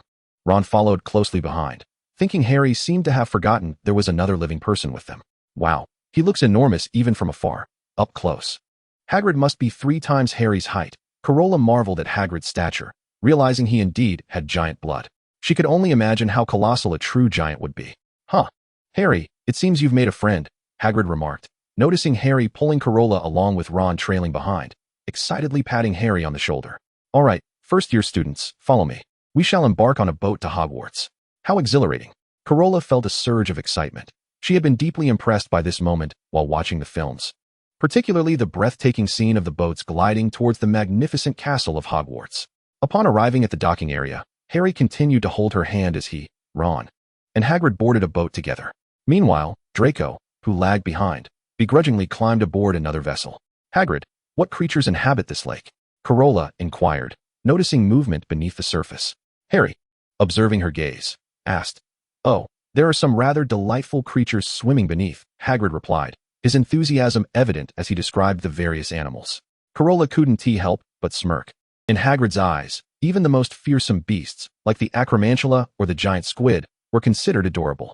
Redirecting her attention, she gazed at the castle, which loomed majestically, radiating light like a lighthouse guiding their small boat toward its destination. Carola sighed in awe. Witnessing the scene in person was far more breathtaking than any film. Once they disembarked, they followed the throng of students towards the school.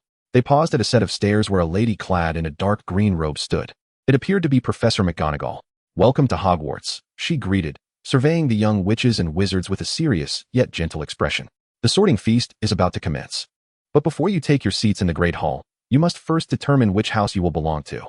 She continued, "The 4 houses are Gryffindor, Hufflepuff, Ravenclaw, and Slytherin.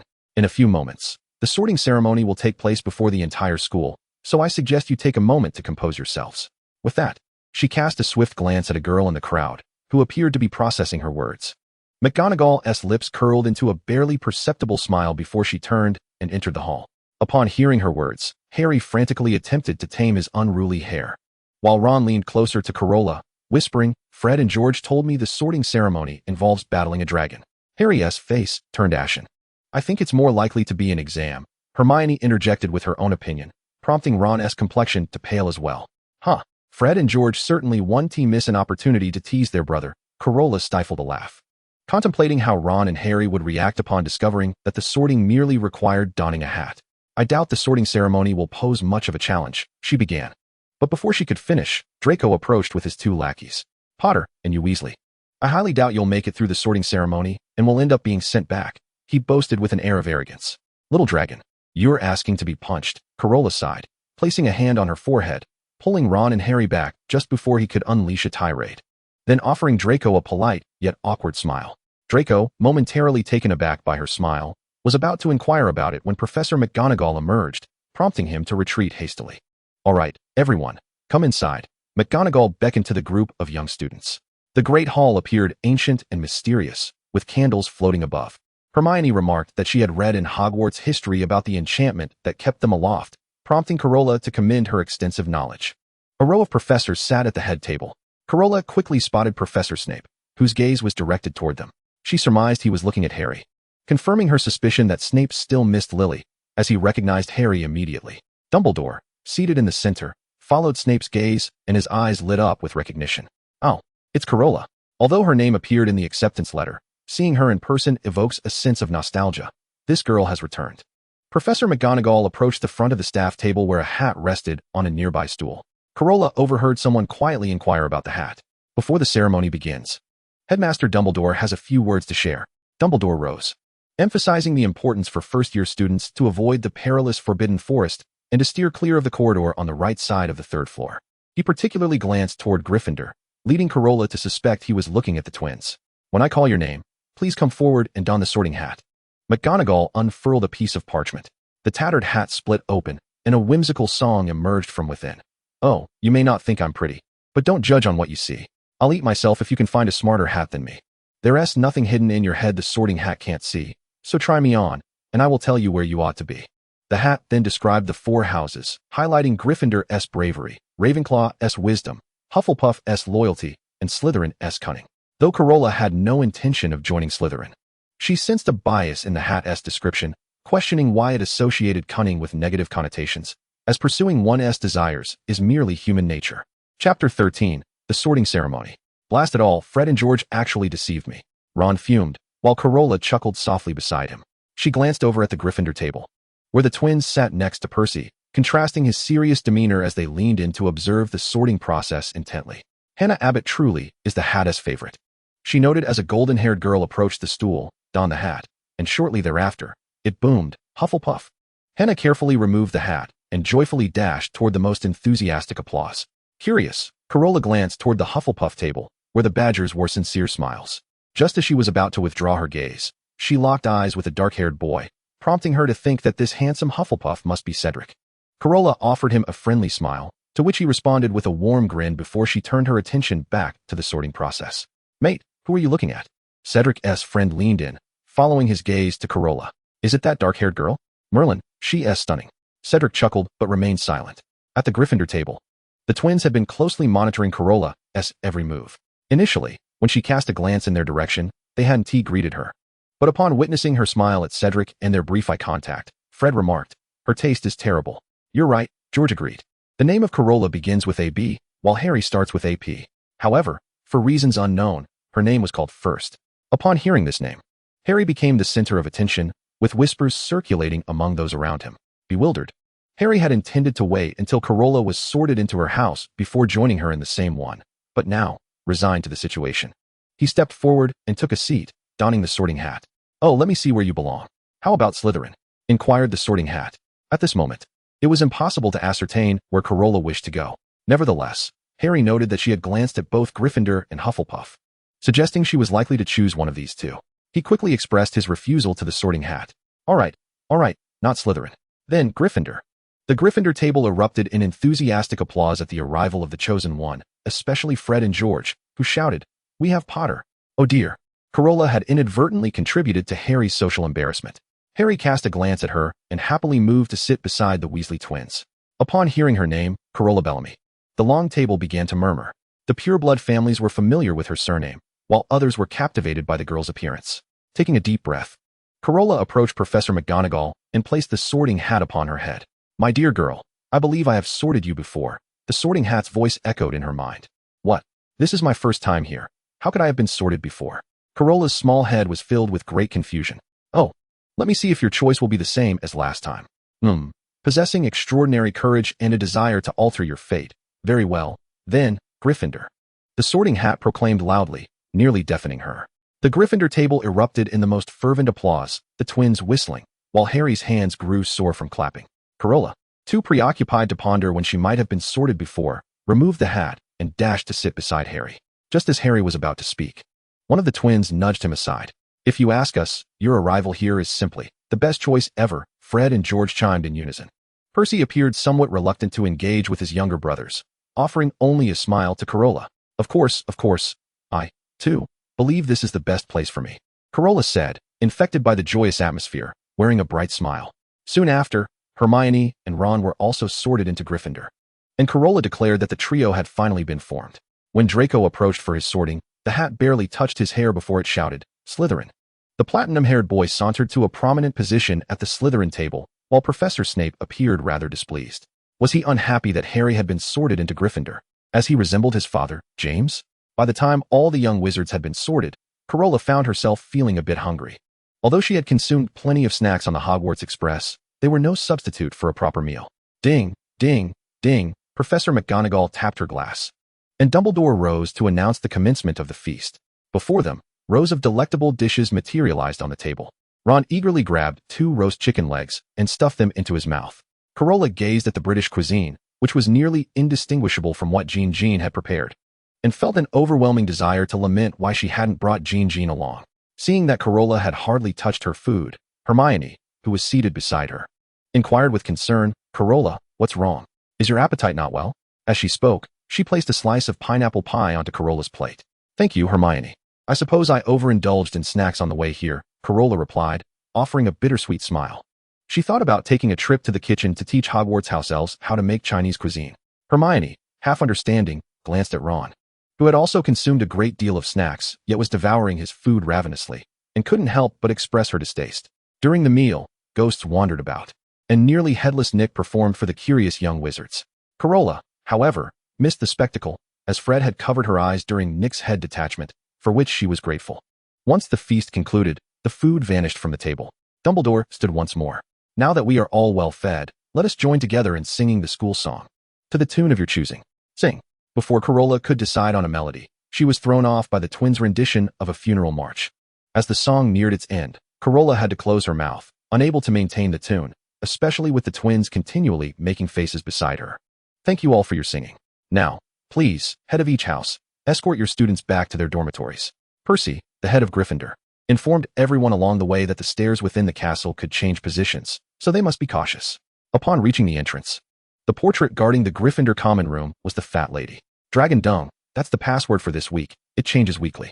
Entering the Gryffindor common room, they were greeted by a gold and crimson color scheme. At this time, the weather had not yet warranted lighting the fireplace, but sitting on the sofa next to the fire during winter would be quite cozy. All right, the stairs divide. Girls to the left, boys to the right. Remember, boys are not allowed in the girls' dormitory, Percy reiterated, allowing the young wizards to return to their dorms to settle in. There were not many girls in Gryffindor this year. Although they resided in 4-person dorms, Carola found herself sharing with only Hermione.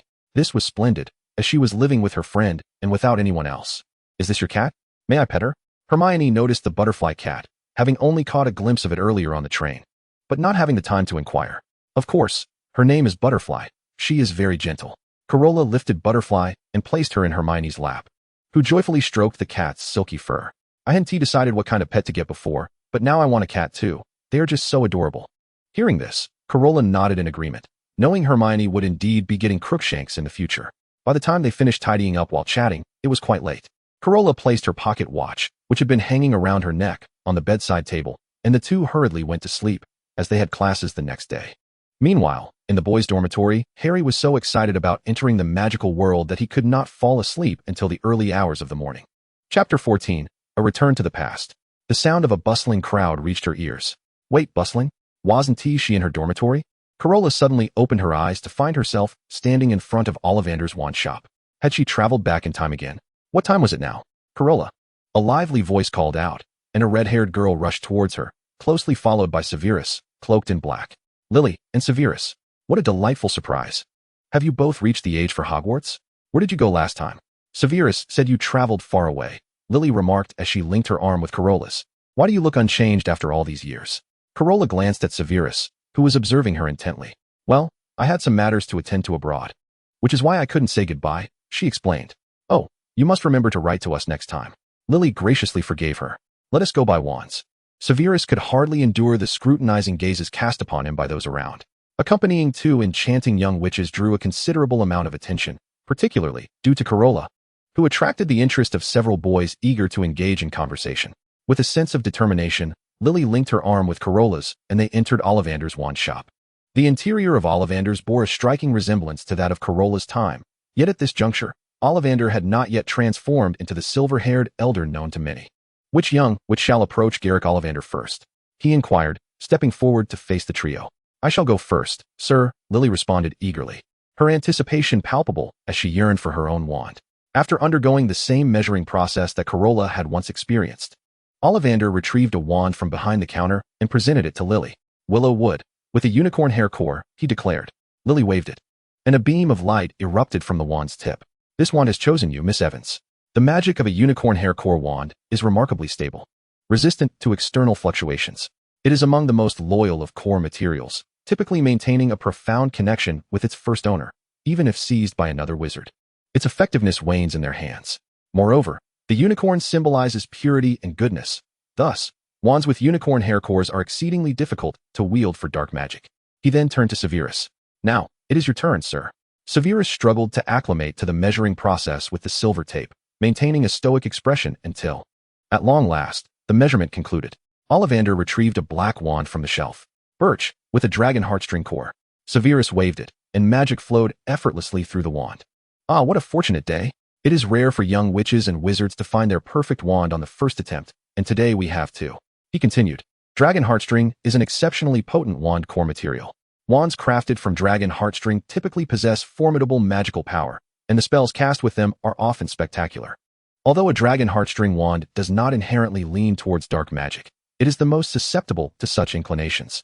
Severus involuntarily tightened his grip on the wand at the mention of dark magic. Lastly, we come to this young lady.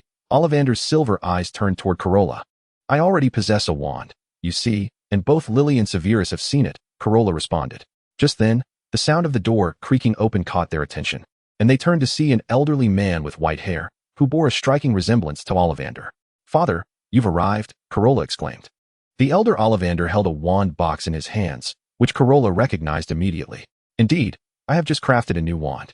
He was about to place the wand in the back when he suddenly approached Carola with the box. Why don't you give it a try? Old Ollivander extracted a wand. It was entirely black, akin to Severus's, yet embedded at the grip was a green gemstone. Wait, I sent this wand from our family vault?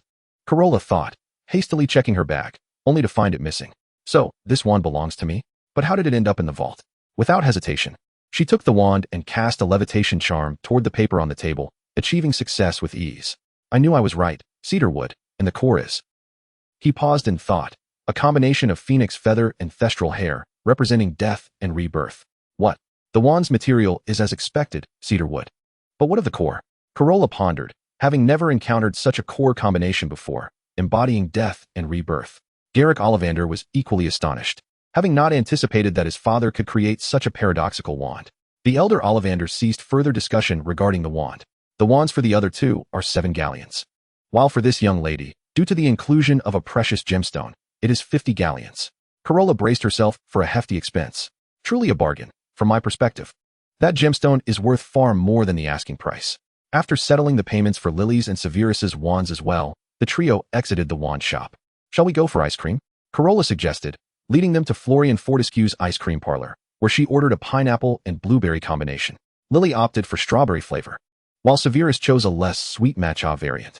The trio found a seat, indulging in their ice cream while engaging in conversation. Carola, did you come here alone today? Where are your parents? Lily inquired, curious as to why Carola had been standing alone in front of the wand shop. My parents are no longer with us. In truth, this was not entirely accurate.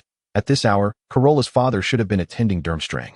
Yet it would be impossible for her to approach him and claim to be his daughter. Upon hearing this, Lily felt the sweetness of her ice cream fade, and Severus glanced in her direction. "Ah, I apologize, Carola. I did not mean to upset you," Lily said, feeling tears welling in her eyes. "It's quite all right, Lily." Carola gently stroked her red hair. "By the way, what of your parents? And Penny, did she come along today?" "She did. Dad went to buy cauldrons. And Mom and Penny are at the bookstore purchasing books. They asked me and Severus to come buy wands." "And Severus, what of your belongings?" Severus felt the conversation finally shift toward him, offering Carola a somewhat stiff smile. "My mother went to purchase them." At that moment, Carola had left him with a significant sum of money, of which he had given a portion to his mother. Aaron had been quite surprised, likely imagining various scenarios, and later became less concerned about Tobias. Instead, she devoted more time to instructing him, and now he was capable of brewing certain potions, improving their household circumstances. "Your smile is rather unappealing, Severus," Carola remarked, noting his awkward grin. He had been an adorable child on their last encounter, but he had grown less charming. At this, Severus ceased smiling, returning to his ice cream, while the two girls exchanged amused glances. By the time Penny and their parents arrived, the trio had already finished their treats. Penny was delighted to see Carola again, and the three girls embraced as if they were family. Upon learning that Carola had nowhere to go, Lily eagerly invited her to stay at her home. Severus wished to extend the same invitation, but as a boy, he could only watch as Carola walked away with Lily. Aaron observed her son, noticing how he gazed longingly at the back of the dark-haired girl, and could not help but chuckle softly. "Come now, Severus. It is time for us to return home." Chapter 15, The Boys. Lily's home was not particularly far from Spinner's End. In earlier times, they would occasionally meet beneath the great tree to discuss the magical world and ponder when Carola would return. That night, as they prepared for bed, both Lily and Penny wished to sleep with Carola, ultimately deciding to take turns. Mr. and Mrs. Evans merely smiled as they watched the children playfully banter. They enjoyed their time leading up to the start of the school year, with Penny commencing classes earlier as she had been accepted into a dance academy and needed to begin training. On the day of the school year's commencement, Mr. Evans drove them to their destination. Due to limited seating, Erin did not accompany them, but she offered a few parting words of advice to Severus. The vehicle was just large enough to accommodate the luggage of Lily and Severus. Anymore, and they would have been unable to manage it. Initially, Mr. Evans was perplexed as to why Carola was not carrying any luggage. In response, Carola demonstrated her magically enhanced bag, which left the Evans family marveling once more at the wonders of magic. Upon arriving at the station, Carola, now well-versed in the procedures, effortlessly guided Lily and Severus to their designated area. As Muggles were unable to enter the station, the children bid farewell to Mr. Evans before stepping into the enchanting realm of magic. Once aboard the train, and after stowing their luggage, they searched long for an empty compartment, but ultimately settled into one occupied solely by a boy who appeared to be asleep. Severus took a seat beside him, allowing the two girls to sit opposite. Following a brief period of silence, the trio began to converse in hushed tones. "Carola, how do you think we will be sorted?" Lily inquired, a hint of curiosity in her voice. In keeping with Hogwarts tradition, Carola, being somewhat of a veteran, decided to tease them, suggesting that perhaps there would be an examination, and only those who passed would be allowed to attend school. Severus, noticing the playful smirk on her lips, realized she was not being entirely truthful, deducing that the process likely wasn't as daunting as she implied. However, he chose not to expose her jest, leaving Lily to bear her apprehension alone. "And which house do you intend to join, Carola?" Lily asked. Reflecting on their extensive practice of spells and the vast number of books they had read together, she felt confident that they could manage the entrance exams without much difficulty, allowing her to relax a bit. "I'm not sure yet. I haven't quite decided. Perhaps I should try a different house this time. I think it would be best to go with Slytherin." At the mention of houses, Severus joined the conversation, asserting that Slytherin was the finest of the four. Just as Lily was about to inquire further, an obnoxious voice erupted from the doorway. "Gryffindor is the best house." A boy with tousled hair and glasses sauntered in, followed closely by a handsome lad with deep gray eyes.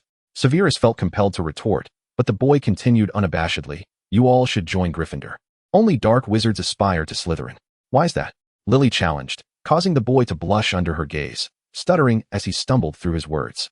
"I presume only someone with a mind filled with straw, like you, would claim that Slytherin is full of dark wizards," Severus boldly interjected. The boy, now furious, was eager to engage in a confrontation. "Enough of this racket. You've woken the sleeping passengers," Carola interjected, her head throbbing from the noise.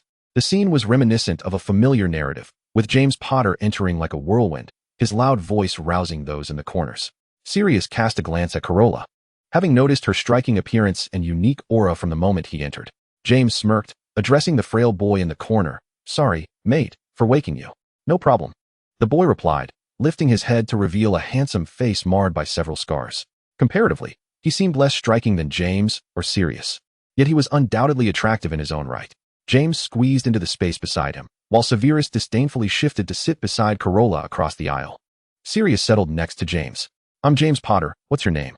James introduced himself with a grin, extending his hand. "Remus Lupin," the boy replied, shaking his hand. After which James turned his attention to Lily. "And this lovely lady?" he inquired, his eyes crinkling with mirth. "Lily Evans." Despite the earlier discord, Lily maintained her politeness, responding with grace. "Sirius Black." Sirius introduced himself with an air of elegance before directing his gaze toward Carola Bellamy. Although Sirius was undeniably handsome, Carola felt confident that her own beauty was not lesser than his. With everyone having introduced themselves, Severus finally shared his name, and after their mutual introductions, the atmosphere in the compartment began to thaw. "Bellamy," Sirius inquired politely, "are you related to the Wince Bellamy of Durmstrang?" He was familiar with the surname, but recalled that the Bellamy family traditionally had only one heir per generation. "No relation," Carola fabricated a response, while Severus observed her thoughtfully. "I see." Sirius fell silent, uncertain whether to believe her. "Let us not dwell on that. Let us discuss sorting instead. My dad told me that the sorting ceremony involves battling a troll." James excitedly regaled them with his knowledge. "What?" Lily's face paled at the thought. She feared she could handle an exam, but a troll was an entirely different matter. Noticing her distress, James eagerly volunteered, "Don't worry, Lily. I'll protect you." "Just you?" Severus scoffed, prompting an immediate outburst from James. "What do you mean, you dark wizard aspiring for Slytherin?" Severus found little motivation to argue with someone so lacking in substance. Sirius, on the other hand, mentioned that all his family members were Slytherin. Upon hearing this, James looked taken aback. "Really? I thought you seemed decent." Sirius scoffed lightly. "They are who they are. Who knows, I might break that mold." Carola regarded him. He was a boy who had faced betrayal and had spent 12 years in Azkaban. A stark contrast to his family, and indeed, he was a Gryffindor. Noticing her gaze, Sirius offered her a smile. Indeed, no matter the expression, his face was a sight to behold. At that moment, the Hogwarts Express came to a halt, indicating they had arrived. As they prepared to disembark, Carola was suddenly hit with a familiar wave of dizziness. Was it time to return? She urged Lily to exit first, and after the others had disembarked, only Severus remained. Carola flashed him an apologetic look. Severus understood. "You're leaving again, aren't you?" She nodded, pondering how to explain her sudden departure to Lily. Previously, she could have claimed an unexpected matter had arisen, but now, with school starting, it was a different story. "It's up to you, Severus. You'll have to explain to Lily," she said before vanishing mid-sentence. With no choice, Severus stepped off the train, wearing a bitter smile as he faced Lily's inquiry about Carola's whereabouts. Chapter 16, Classes. Carola, wake up. We need to head to the dining hall soon, otherwise, we'll miss the first transfiguration class. Hermione had risen early, preparing herself and reviewing the lessons. Seeing that Carola was still asleep, she hurriedly shook her awake. All right, I'm up." Carola sat up in bed, her head still spinning. She hoped Lily could forgive her for vanishing once more. Quickly donning her school uniform, she dashed to the washroom to tidy herself up. Hermione stood by, astonished at her speed, unaware that Carola's previous high school life had honed her efficiency. "All right, let us go." Carola gently stroked the sleeping butterfly, feeling envious of its ability to skip class. Thankfully, her looks were enough to withstand the rush. Otherwise, there was no way she could have prepared herself so swiftly. She smoothed her flowing hair and hurriedly pulled a bewildered Hermione toward the dining hall. Due to the shifting staircases, the two girls encountered some delays. After having breakfast at the restaurant, they hurried to the classroom, encountering numerous first-year students racing to their lessons along the way. However, it wasn't until they settled into their seats that they realized Harry and Ron were still absent. Carola, well-versed in the unfolding narrative, understood that the two had likely lost their way, while Hermione, seated beside her, grew increasingly anxious about their tardiness, fearing the potential loss of points for Gryffindor. Meanwhile, Carola's gaze was drawn to the tabby cat perched on the podium. "Ah, that must be Professor McGonagall, undeniably adorable," causing her hands to twitch with the urge to pet it. Just then, Ron's voice echoed from the doorway. Thank goodness we're not late. Otherwise, the professor's expression would surely be terrifying. Carola groaned, realizing that Ron's words had been overheard by the professor. The tabby cat leapt gracefully from the podium, transforming into Professor McGonagall. She addressed the wide-eyed Ron and Harry, stating, "I might as well turn you into a pocket watch. That way, you wouldn't be late." Harry explained their predicament of being lost, prompting a mocking smile from Draco, who was seated at the back of the classroom. Perhaps you should transform into a map. That would certainly guide you back to your seats, he quipped. Reluctantly, the two boys took their seats, relieved that Professor McGonagall did not deduct any points. For Hermione would have never forgiven them otherwise. Professor McGonagall began the lesson by demonstrating a marvelous transfiguration spell, turning a desk into a pig, eliciting gasps of wonder from the young wizards. The first lesson in transfiguration involved transforming matches into needles, a basic exercise of changing inanimate objects. Carola, having practiced beforehand, effortlessly produced a sharp needle adorned with exquisite patterns. "Ah, Miss Bellamy has succeeded. 3 points for Gryffindor," announced Professor McGonagall as she picked up the needle from the desk. This spurred Hermione to focus more intently, and she too succeeded shortly thereafter, earning 3 points as well. Draco, however, was not pleased, realizing he was not even second. Initially struggling to grasp the technique, Ron managed to succeed after Hermione provided guidance. Nonetheless, he appeared somewhat discontented, and by the end of the lesson, most of the young wizards had achieved success.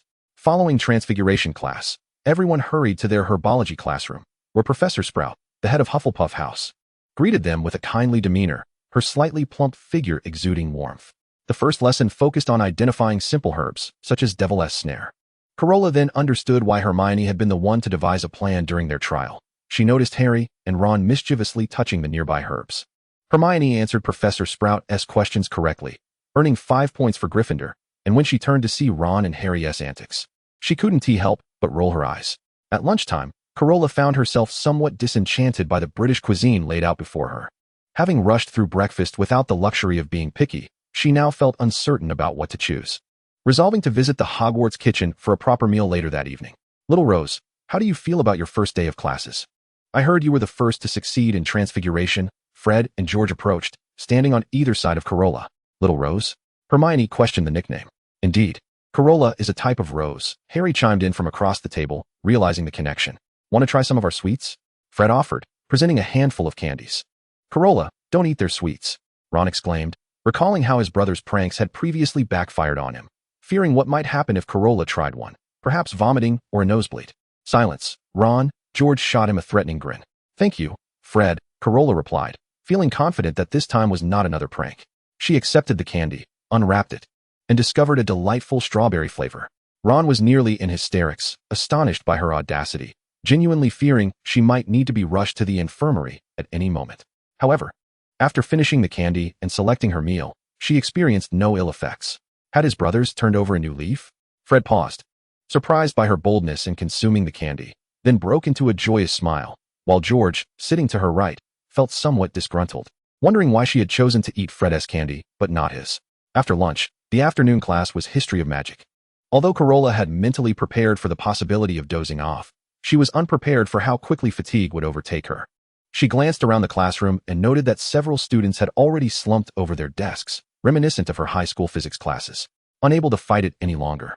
She cast an apologetic glance at Hermione before resting her head on her desk, only to be roused by Hermione's gentle nudging when class ended. Despite feeling somewhat disrespectful for sleeping during the lesson, Hermione relented under Carola's pleading gaze and lent her notes for copying. During dinner, Draco approached the Gryffindor table. "Malfoy, what are you doing here?" Ron asked, regarding him as a formidable adversary. Draco rolled his eyes at Ron and turned to Carola, saying, "I noticed you sleeping in class. I have my History of Magic notes if you'd like to borrow them." "Thank you, but I already have notes," Carola replied sincerely, surprised by his unexpected kindness. Draco, displeased but maintaining his composure, returned to the Slytherin table. A boy with sun-kissed skin leaned in closer to him. "Draco, what were you doing with that Gryffindor girl?" Although she was indeed the most beautiful girl at Hogwarts, he doubted Draco would deign to lower himself to pursue her. "Blaze, what do you know?" Draco retorted, poking at his plate of steak in frustration. If it weren't for his father urging him to befriend Carola, he wouldn't bother. Yesterday, he had informed his father of his successful sorting into Slytherin and expressed disdain for Harry Potter's friends, mentioning Carola, the heiress of an ancient pureblood family. His father's reply arrived the following morning, expressing pride in Draco's sorting and instructing him to befriend Carola, ideally inviting her to their home. Although Draco didn't fully comprehend the reasoning, he followed his father's advice, hoping to befriend her, though he secretly desired her companionship for himself. However, the proud Malfoy would never allow himself to admit such intentions, attributing his actions solely to his father's wishes. In the distance, a pale yet handsome boy listened attentively to their conversation, a contemplative expression crossing his face. Chapter 17, The Kitchen. After dinner, Carola politely declined to return to the dormitory with Hermione. She intended to seek out the kitchen for a taste of Chinese cuisine. Navigating near the Hufflepuff common room, she descended the staircase for a while. A portrait, found it. She stood before a painting depicting a bowl of fruit. Reaching out to scratch at the pear illustrated within, the pear chuckled and transformed into a green door handle, allowing Carola to push the door open and step inside. Inside, the house elves were busy with their tasks, and upon seeing Carola enter, a small elf resembling Dobby approached her. "Miss, do you require assistance?" The large, expressive eyes of the house elf gazed upon her. Carola admitted that she had not had her fill at dinner and desired some sustenance. In an instant, tears welled up in the elf's eyes, and it began to bash its head against the kitchen counter. It was all Finny's fault for not ensuring the little witch was adequately fed. Carola was taken aback. Had she not heard that the house elves at Hogwarts were different from the domesticated ones? There was no time for contemplation. She quickly interjected, "Finny, I am quite famished. Please prepare a meal without delay." Of course, what would the little witch like to eat? Finny paused its self-destructive actions, fixating intently on her. Do you have any Chinese cuisine, perhaps sweet and sour ribs?" "Alas, it is all my fault. I cannot conjure the dish the little witch desires," it lamented, ready to bash its head again, which left Carola exasperated. After all, she had just managed to prevent Jean from harming itself, and now another issue had arisen. "All right, Finny, just fetch me some ingredients, and let us prepare this dish together." In addition to the ingredients, Finny also presented her with an apron, earning her praise for being such a thoughtful little elf. Although her theoretical knowledge was ample, she found the practical application rather challenging. As she surveyed the ribs before her, which were of a rather unusual hue, she reflected on her lack of culinary skill. Meanwhile, Finny expressed that it had memorized the cooking steps and offered to give it a try. Indeed, it is best to leave professional tasks to the professionals, Carola observed as Finny flawlessly executed the sweet and sour ribs according to her instructions, marveling at the brilliance of such talent. Now, all that remained was to taste it. With excitement, she speared a piece of rib with her fork and took a bite. Magnificent! This flavor is indistinguishable from Jean's, perfectly sweet and tangy, rivaling the sweet and sour ribs I had in my past life. Just as Carola was extolling Finny's culinary prowess, the kitchen door swung open.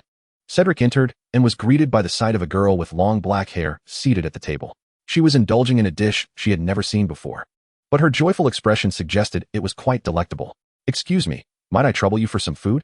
Cedric kindly addressed the house elf that had approached him, having missed dinner due to Quidditch practice. Carola, noticing him, couldn't help but admire his gentle demeanor, exclaiming to herself how he truly was everyone's shining star. Meanwhile, Finny continued to prepare the sweet and sour ribs, and feeling satisfied, Carola extended an invitation to Cedric. "If you don't mind, Senior, would you care to try this dish?" "Of course, I am quite eager to do so." Cedric settled into a seat 2 spaces away from her, and Finny placed the dish before him. He took a bite with his fork. This is a distinctly different flavor from the usual Hogwarts fare. It is indeed delightful." "What do you think?" Carola inquired, surmising that he must have enjoyed it, which meant she could request Finny to make this dish for the next day's dinner. "It is delicious. Did you come up with this recipe?" Cedric set down his fork and turned to face her. "Not at all. This is Chinese cuisine. I simply enjoy it and wanted to see if a house elf could replicate it. How could someone with her abysmal cooking skills possibly invent a dish?" "I see. I've heard of it, but never tasted it. Indeed, the flavor is splendid." He smiled slightly. "I am Cedric Diggory, a third-year Hufflepuff." "Hello, Cedric Diggory. I am Carola Bellamy, a first-year Gryffindor." Carola felt her ears heat up as she beheld his smile. Cedric was indeed handsome. She had only caught a fleeting glimpse of him during the start-of-term feast, but now, in close proximity, she found it overwhelming. "Just call me Cedric. I must thank you for allowing me to sample such exquisite food." Cedric, Carola tentatively called his name, prompting an even gentler smile from the boy. She realized she could not linger any longer. Her cheeks were likely aflame. Glancing at the clock on the wall, she gasped. It was already past curfew. "I must bid you farewell, or I shall be caught." The Hufflepuff common room is close to the kitchen, so there is no need for concern. Cedric offered to escort her back, but Carola, remembering that he had just arrived and likely had not yet eaten, politely declined. As she stepped out of the kitchen, Carola tread carefully on her way back to the Gryffindor common room, fearing she might be caught by Filch and face punishment. Meow meow. A scruffy cat stood in her path. Oh no, it's Mrs. Norris. If she encountered her during the day, Carola might have had time to pet her. Now, however, she had no such luxury. "Let me see which disobedient little witch is out wandering at night." Filch's sinister voice echoed, sending a wave of despair through Carola. Look what I've found, yet another Gryffindor witch." Filch loomed before her, lantern in hand. Carola bowed her head in silence, lamenting her misfortune. Just as Filch was about to escort her to detention, Footsteps approached from behind. Well, it seems we have a foolish lion who is out and about in the middle of the night. Carola looked up to see Professor Snape striding toward them from behind Filch. Upon seeing her, Snape's tone shifted. Perhaps I should take this disobedient little witch and impose my own punishment.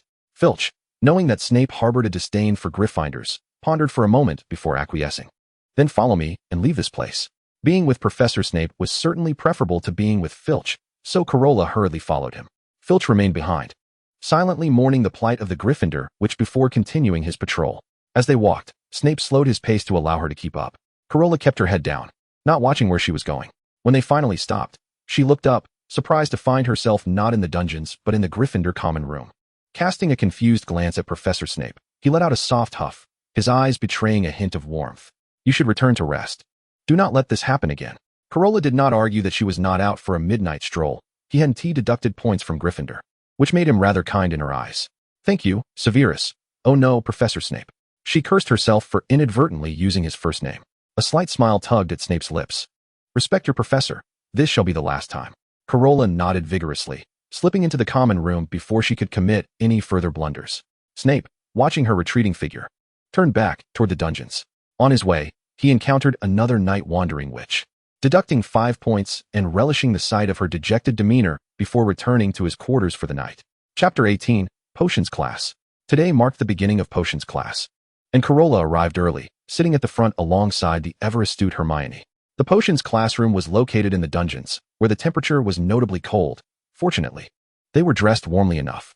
Harry and Ron, having learned from their previous experience, also arrived early for Potions class, taking seats behind the girls. When Draco arrived, the seats beside Carola were already filled, compelling him to sit at the far side of the aisle. With a resounding bang, the classroom door swung open. Severus Snape strode briskly to the front of the room, brandishing his wand to draw the curtains shut. Wow, the professor's robes are almost billowing. How cool, exclaimed Carola. Given that there was no need to clumsily wave wands here, many of you might find it hard to believe that this is indeed magic. I do not expect you to fully grasp the essence of the simmering cauldron, exuding wisps of white vapor. The man's voice, as smooth as velvet, was magnetic and elegant, captivating all who listened. I can teach you how to enhance your reputation, concoct glory, and even stave off death. As he spoke, Snape adjusted his robes. Folding his arms across his chest, his gaze fixed on Carola. Harry was about to be called upon, yet Carola had already prepared him with some prior study. Surely he would manage to respond this time. Potter. Harry immediately stood, forgoing note-taking, yet found himself summoned nonetheless. Our esteemed celebrity, enlighten me on the purpose of the white fresh essence. Carola had already memorized the answer. It was the potion that yielded the elixir of life, a potent sleeping draught. Wait, what? What does the addition of daffodil root powder to wormwood infusion yield? Perhaps noticing Carola's astonished expression, Snape cast a disdainful smirk at Harry. Gryffindor loses 2 points. Miss Bellamy, would you care to answer? Carola rose. The white fresh essence is a powerful healing potion and can also be utilized in the preparation of other elixirs. Snape proceeded to pose additional questions to her, including inquiries about shrinking solutions, polyjuice potion, and Felix Felicis. Although these topics were beyond the first-year curriculum, Carola answered them all with aplomb, to the point where Hermione's admiration was nearly spilling over. Excellent. Gryffindor gains 5 points. Snape, satisfied, awarded points to Gryffindor and gestured for her and Harry to take their seats. He then announced that the lesson would focus on brewing a potion for treating scabies. Carola and Hermione swiftly succeeded in creating the potion, filling their vials, and Snape, inspecting the quality of their concoction, awarded them an O. Subsequently, the rest of the class completed the task one after another, with the exception of them and Draco, while others struggled to achieve anything higher than an A. The majority of Gryffindor students landing at P. Indeed, the professor seemed less than fond of Gryffindor, much to Draco's astonishment at their O. After completing the assignment, Carola kept her attention on Neville, rushing over to halt him just before he was about to cause an explosion. Snape took note of the commotion. Fool, did I not instruct you to wait for the cauldron to cool before adding the porcupine quills? Gryffindor loses 5 points. His gaze shifted to Harry. Potter, why did you not remind him? Gryffindor loses 2 more points. It was an undeserved misfortune, yet Harry dared not retort, fearing further deductions. Before the class ended, both Harry and Ron managed to brew their own scabies remedy, and Snape, glancing over, marked a grand T, not even AD. Ron attempted to contest this judgment, but was silenced by Harry's physical intervention. At mealtime, Harry and Ron sat dejectedly, though points had been awarded to Carola. They had ultimately lost more. Hermione's expression soured at this, yet thankfully, Carola and her friends had accrued enough points in other classes. Carola, thank you for helping me today. Otherwise, I would have had to visit the infirmary, Neville said, seated beside Harry, expressing his gratitude for her assistance. As for his misfortunes, Carola found herself at a loss for words. No need to mention it. Neville, just be more cautious next time. I truly appreciate it. Hermione told me you were the one who found my toad at the start of term. The young man's face flushed, having received Carola's help several times already. You are incredible, Carola. No Gryffindor has ever earned an O under old badass scrutiny. Ron stuffed his mouth with chicken leg, signifying his admiration. Hermione frowned at his nickname for the professor. You should refer to him as Professor. Carola shot Ron a disapproving look, prompting him to concede. However, Carola, you are genuinely impressive. I thought my preparation of third-year material would suffice, but now I realize I must continue to strive. Hermione, the ever-diligent scholar, was back in action.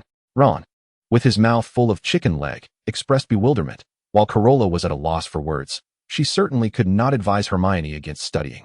She had retained this knowledge due to the rigorous education she had undergone previously, and perhaps due to her unique experiences in 2 lifetimes, her memory had improved. Moreover, Hermione was extraordinarily talented. In the narrative, she brewed the Polyjuice potion in her 2nd year, a feat not even 6th years could confidently achieve. Truly a model student. Oh, what dish is this? Harry exclaimed, drawing Carola's attention to the sweet and sour ribs.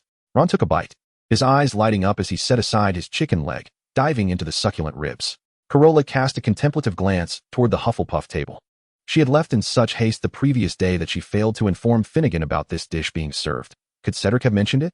Students at the other long tables began to notice this delightful dish, and the older students were pleasantly surprised that the house elves had created something new. While Cedric remained silent, but smiling, Dumbledore, seated at the staff table, found the flavor of the dish quite to his liking. However, it still lacked sufficient sweetness, suggesting that next time, the house elves might add a touch more sugar. At that moment, the sound of fluttering wings filled the air. The delivery owls had arrived. Carola had only a single owl at home, so she had no need for one. Neville received a memory ball, opening the packaging to reveal a round orb. Ron recognized it as a memory ball, and as he held it in his palm, it quickly turned crimson. Neville, what have you forgotten? Ron inquired, curious, as only the memory balls of those who had lost their memories emitted red smoke. I don't know, Neville replied, gazing quizzically at the red orb in his hand. Carola found the memory ball simultaneously useful and useless. It indicated that he had forgotten something, yet what that something was remained a mystery. A trembling owl landed in Ron's milk, and he disdainfully retrieved the letter it clutched. Mrs. Weasley had sent Ron some supplies along with a newspaper. Harry opened the paper, reading aloud with astonishment. Look here, Gringotts has been robbed, yet no valuables were lost, as the contents of Vault 713 were withdrawn prior to the event. He lowered his voice. That day, Hagrid was the one who retrieved items from that vault. The group exchanged glances, Hermione deep in thought. Chapter 19, The Flying Lesson. Today marked the day of flying lessons. Among the 4, Ron was the most exhilarated, being the most knowledgeable in this area. By 2nd year, we can try out for the Quidditch team, he enthused, while Carola and the others echoed his sentiments, albeit with less understanding. Slytherin students gathered around Draco, listening as he boasted about riding a broomstick while evading a Muggle airplane. Ron scoffed dismissively, convinced Draco was merely bragging. The professor for the flying lesson was Madame Hooch, possessing eyes sharp as an eagle. Now, everyone, stand to the left of your brooms, place your right hand just above the bristles, and say up. The school's broomsticks had grown quite antiquated, and Carola suspected that Neville's inability to control his broom might be attributed to its condition. Hence, she inquired if he would consider exchanging brooms with her. Although he did not fully comprehend the rationale behind her request, he nonetheless acquiesced. Harry and Carola managed to get their brooms airborne on their first attempt, followed closely by Draco. Ron soon succeeded as well, albeit with a mishap that saw the broom strike his head, prompting Harry to stifle a chuckle beside him. Hermione, however, was growing anxious as her broom remained stubbornly grounded. Carola advised her to infuse her incantation with emotion, cautioning her not to let the broom sense her trepidation. Following this guidance, Hermione finally achieved liftoff. Steady your brooms. Lean slightly forward. Listen for my whistle. 3, 2. Before Madame Hooch could blow her whistle, Neville's broom had already propelled him into the air. The young wizards erupted in astonishment, and Madame Hooch attempted to bring him down, but he was beyond her control. Neville's broom twirled him through the sky before ultimately snagging him atop the northern tower. Just as he exhaled in relief, his robe succumbed to the strain, sending him plummeting earthward. In a flash, Carola aimed her wand at him, casting a slowing charm and a levitation spell, ensuring his safe descent. The young wizards quickly surrounded him, while Madame Hooch conducted a thorough examination. He bore no injuries, merely having fainted from fright, which earned Miss Bellamy an additional 5 points for her exceptional spell work. I will take him to the infirmary. No one is to fly until I return, she warned, casting a stern gaze around the gathered students. Should I catch anyone disobeying, expect expulsion. With that, she escorted Neville away. If he can hold on to this, he will remember how to land, Draco mused, encircled by Slytherin students as he tossed Neville's memory ball back and forth. Here comes the pivotal moment, Carola thought, almost reaching into her pocket for a snack. The valiant Harry demanded that Malfoy return the memory ball, but Draco arrogantly declared his intention to hide it in a tree, leaving Neville to search for it. He soared on his broom, taunting Harry from above. Without hesitation, Harry mounted his broom to pursue him, with Ron cheering him on. Hermione, standing nearby, urgently cautioned, Harry, you're not yet skilled at flying. Carola, you must rein him in. Carola smiled silently, recognizing that this was a crucial opportunity for Harry to join the Quidditch team, and it would be best not to interfere, especially since they were unlikely to be injured. Harry took to the broom, transitioning from wobbling unsteadily to flying with remarkable proficiency in no time. He truly was a gifted youth. Carola gazed up at the two boys battling for dominance in the sky. Draco flung the memory ball towards the castle, and with a burst of speed, Harry closed in, halting just before crashing into the wall to successfully retrieve it. The young wizards erupted in cheers, welcoming the triumphant Harry as he landed smoothly. The memory ball held high aloft, a jubilant smile illuminating his face. At that moment, a stern voice rang out, Harry Potter. Everyone turned to see Professor McGonagall approaching. She ushered Harry away, while Draco smirked. Just wait, Harry Potter is about to be expelled. His cronies echoed his sentiment. Hermione and Ron's apprehension materialized into palpable worry, while Carola wore a benevolent smile, convinced of her own wisdom. Had little Draco known that Harry not only escaped expulsion, but also secured a place on the Quidditch team, he would have likely fumed with indignation. Sure enough, at dinner, Harry announced the news at the Gryffindor table. Ron was ecstatic, bombarding Harry with questions about how he managed to attain such a privilege. Hermione, unfamiliar with Quidditch, could not fathom the boy's excitement, busily flipping through her book while eating. Carola, on the other hand, was wholly focused on her meal. After their last encounter, she had pinned a recipe and taken the time to visit the kitchen to present it to Feeney. As a result, the dining table was now adorned with an array of Chinese dishes, including sweet and sour pork and kung pao chicken. Potter, are you really not expelled? If you beg me, I might convince my father to let you stay, Draco taunted, sauntering over with his entourage. Malfoy, there's no need for that. Harry has not been expelled, but before he could finish, Carola hastily covered his mouth. Thankfully, Ron was too preoccupied with questioning Harry to notice, or else she would have found it difficult to maintain her composure. As the announcement of Harry's Quidditch inclusion had yet to be made, Ron's loud proclamations were quite indiscreet. With her hand over his mouth, Ron could still catch the faint scent of Carola's hand, causing his face to flush a deep crimson. Alarmed, Carola quickly released him, wary of causing any distress. What? Draco queried, casting a suspicious glance at them. Seeing their silence, a frustrated Draco challenged Harry to a duel. Forgive Harry and Hermione for their ignorance. Ron was equally perplexed, merely blushing and remaining silent. Noting his opponent's confusion, Draco clenched his jaw and dutifully explained what a duel entailed.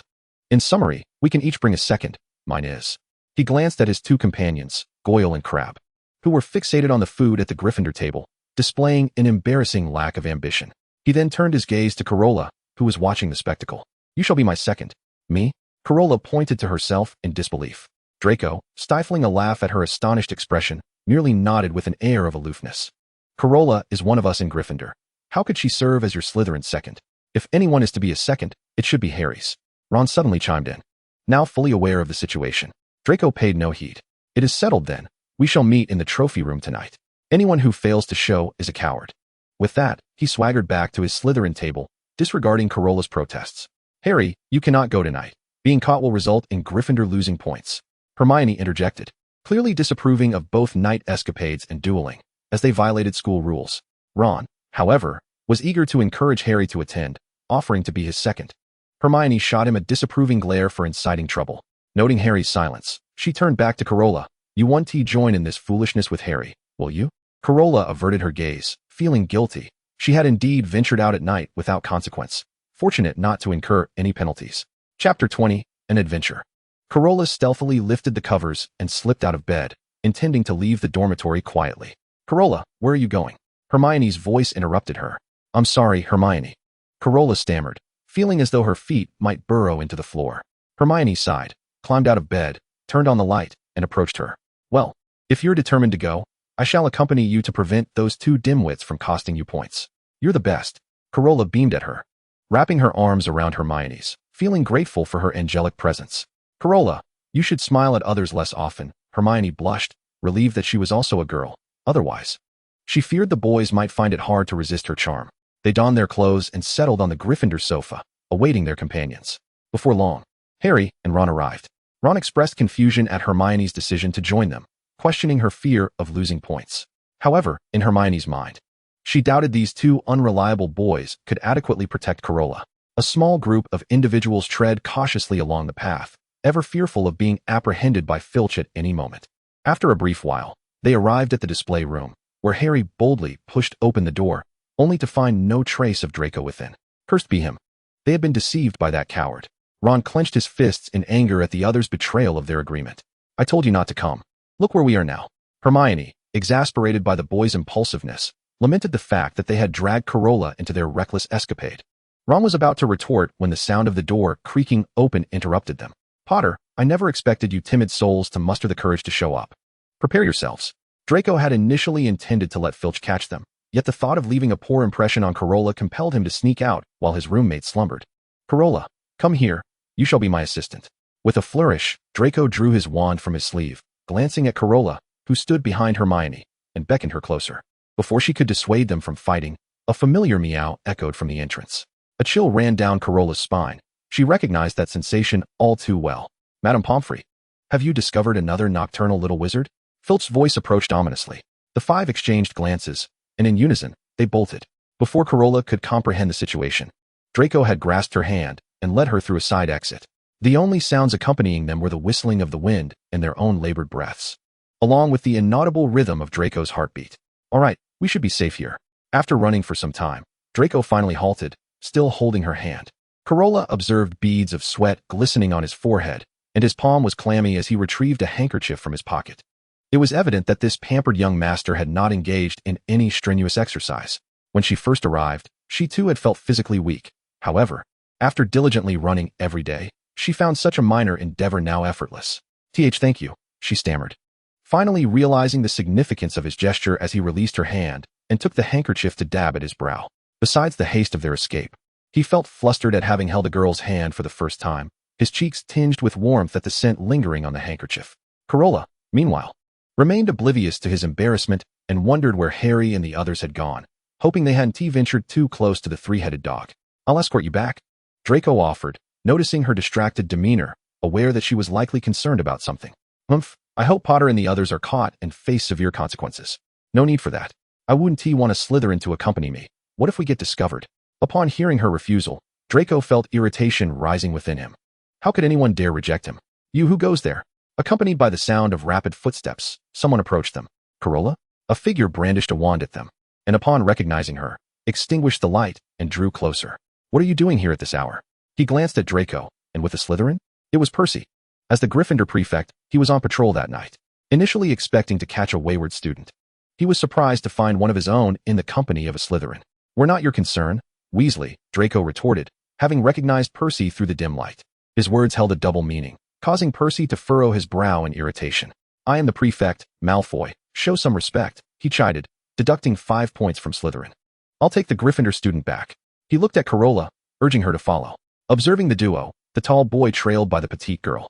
Draco clenched the handkerchief in his hand, stowing it away in his pocket as he turned to head back to the Slytherin dormitory. Meanwhile, Percy hurriedly led Carola through the corridors until they finally arrived at the entrance to the Gryffindor common room. He hesitated, and Carola looked up at him. You're still young. There's no rush for romantic pursuits, especially not with Slytherins. He frowned, regarding the young girl before him and softening his tone slightly. It's best to avoid them altogether. What? He.S. clearly misinterpreting things, Carola thought, feeling a wave of frustration. Percy, we're not in that kind of relationship. Today's events were entirely circumstantial. Upon hearing her clarification, Percy sighed in relief. Gryffindor and Slytherin had always been at odds, and he certainly did not wish for this girl to become entangled with them. Well, that's good, he acknowledged, refraining from probing further about the circumstances that had led them to be out together at such an hour. He reiterated that she should ideally date someone from her own house, or if not, then perhaps a Hufflepuff or Ravenclaw. Carola, observing his serious demeanor. Couldn't he resist teasing him? So, does that mean dating a prefect is acceptable? Though she didn't specify which prefect, Percy surprisingly grasped her implication. Ahem. Percy's cheeks flushed. He averted his gaze, eager to steer clear of that line of conversation. You should head back to rest. Classes await you tomorrow. All right, good night, Percy. Carola waved as she entered the common room, leaving him behind to compose himself. Carola sat on her bed for a considerable time, awaiting Hermione's return. When she finally arrived, fuming, Carola approached her side. What's wrong, Hermione? Are you all right? Did you get caught? Not caught, but things are worse than that. Hermione recounted the events following their dispersal. After leaving the display room, they quickly realized Carola was missing and, in their haste to find her, ended up on the 3rd floor due to the shifting staircases. Planning to exit, they were discovered by Filch's cat, forcing them to take refuge behind a door. You can't even begin to imagine the trouble they could have landed themselves in, Hermione exclaimed, exasperated.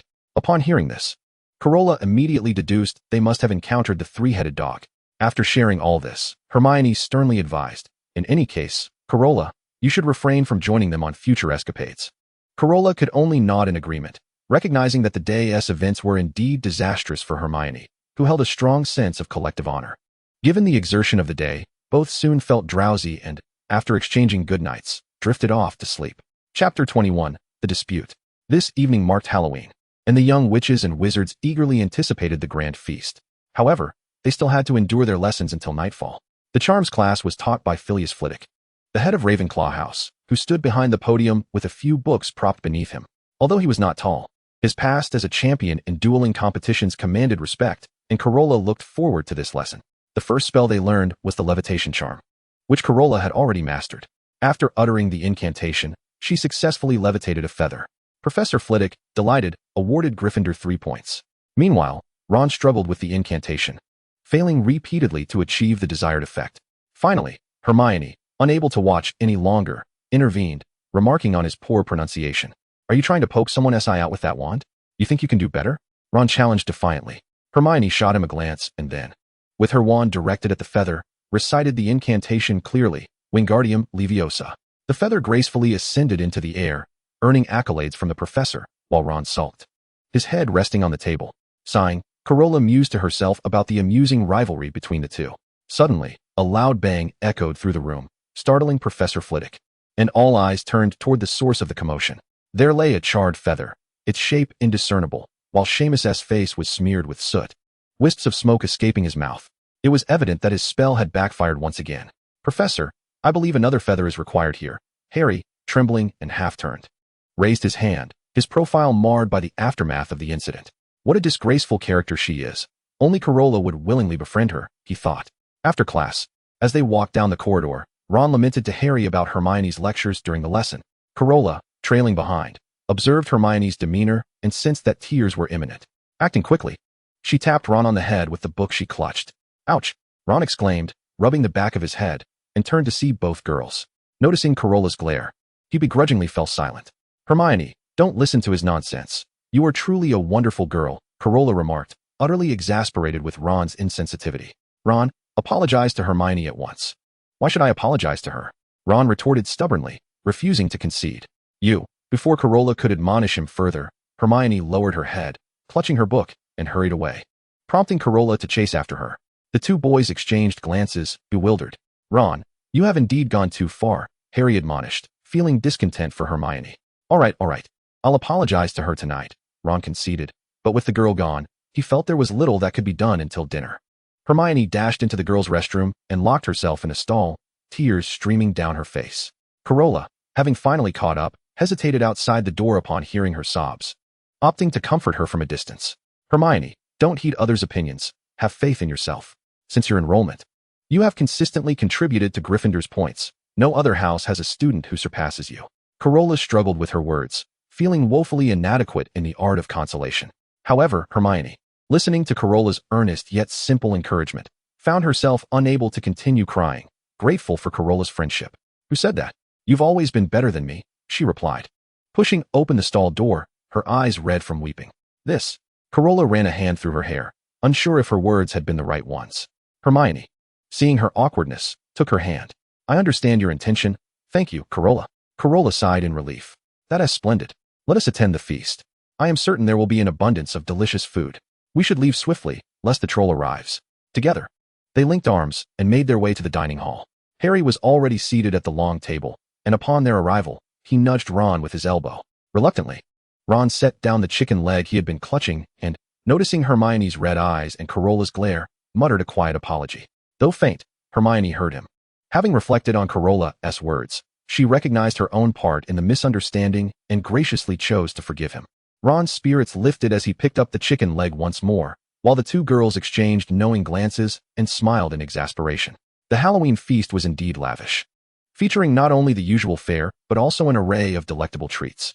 Carola even spotted sweet and sour fish. Truly, the house elves were remarkable. Just then, the twins appeared out of nowhere, darting toward her. Little Rose, try our meticulously crafted cookies, George said, eager to see if Carola would treat them differently this time. Sensing their mischief, Carola knew these cookies were likely not as innocent as they seemed. Yet, Ron, perhaps emboldened by Carola's previous indifference to sweets, snatched one from his brother's hand and took a bite. After a moment of no adverse reaction, he exclaimed, Fred, I can't believe you've finally found your conscience and ceased your pranks. I'm George, came the correction, as Ron struggled to distinguish between the two. However, Carola could tell them apart. With hopeful anticipation, Ron glanced toward Carola, who, despite her reservations, took a cookie and sampled it. The outcome was immediate. The twins had not abandoned their penchant for mischief. Carola transformed into a canary, leaving Harry speechless. No way, how did she just vanish? George cradled her in his palms, while Fred leaned closer to the beautiful bird. This particular piece is our latest invention, the canary cookie. It seems to have been a success. Chirp chirp, Carola squawked in indignation, flapping her wings and giving George a peck before soaring to land atop Harry's head. To his surprise, Harry found that his messy hair made an excellent nest. Feeling the weight upon his head, he dared not move his neck. George plucked her from Harry's crown, declaring, All right, little bird, now you belong to us. Disregarding Hermione's protests, the twins paraded Carola, in her canary form, around the hall. Professor Dumbledore, observing the lively antics of the students, couldn't he help but exclaim, Youth is such a splendid thing. Beside him, Snape chose to ignore the spectacle. Had Carola shown any signs of resistance, he would have swiftly intervened to chastise the mischievous brothers and deduct points from Gryffindor. As the twins continued their antics, they reached the Hufflepuff table, where Cedric called out, Fred, George, what are you up to? He had been observing the commotion from afar and, concerned for Carola's comfort, sought to halt their mischief. Oh, Cedric, the twins paused. Fred offered a less than friendly smile, recalling the moment when Carola had shared a knowing glance with him at the start of the term. Seeing someone capable of restraining the pranksters, Carola flitted from George's grasp and landed in an empty spot on Cedric's table. Looking up at him with her head tilted, Cedric couldn't help but smile. Fred attempted to scoop her back into his hands, but Cedric was quicker, cradling her against his chest. Brother, what are you doing? Are you trying to steal her? George asked with an ambiguous grin. Cedric sensed the insinuation, knowing that Carola was her own individual, not belonging to anyone. At that moment, the effects of the twins' cookie wore off, and Carola reverted to her human form. The situation turned awkward as she found herself seated in Cedric's lap, while his friends stared in astonishment. Blushing furiously, Carola quickly scrambled off him, shot the twins a glare, and dashed to the Gryffindor table. The remaining onlookers exchanged glances. Fred and George shared a knowing sigh, then slung their arms around each other and walked away. Cedric remained alone, reflecting on the sensation of the girl in his embrace, the faint fragrance still lingering at the tip of his nose, causing his ears to subtly flush. Professor Snape at the head table wore a scowl, vowing to deduct points mercilessly from the two Weasleys, and the same for Diggory. Carola stormed back to her seat in a huff. Harry and Ron, observing her countenance, trembled in fear, burying their heads in their work as if they had not eaten. Where was Hermione? As the warmth on her face began to dissipate, she noticed something amiss. She had mentioned feeling unwell and had gone to the lavatory. Panic surged through her as she stood up, preparing to rush out, much to the astonishment of Harry and Ron. At that moment, Professor Quirrell burst in, his eyes darting, his voice quivering. Troll. In the castle. He appeared on the verge of fainting. I trust you are all aware. And with that, he collapsed to the ground. A chorus of screams erupted from the young wizards, the scene descending into utter chaos. Professor Dumbledore's voice, resonant and penetrating, commanded silence. Now, heads of houses, lead your students back to the dormitories. He lowered his wand. Professors, follow me. Carola, determined, bolted towards the exit. Carola, where are you going? Harry exclaimed, grasping her arm. Hermione is still in the lavatory. She is unaware of the troll.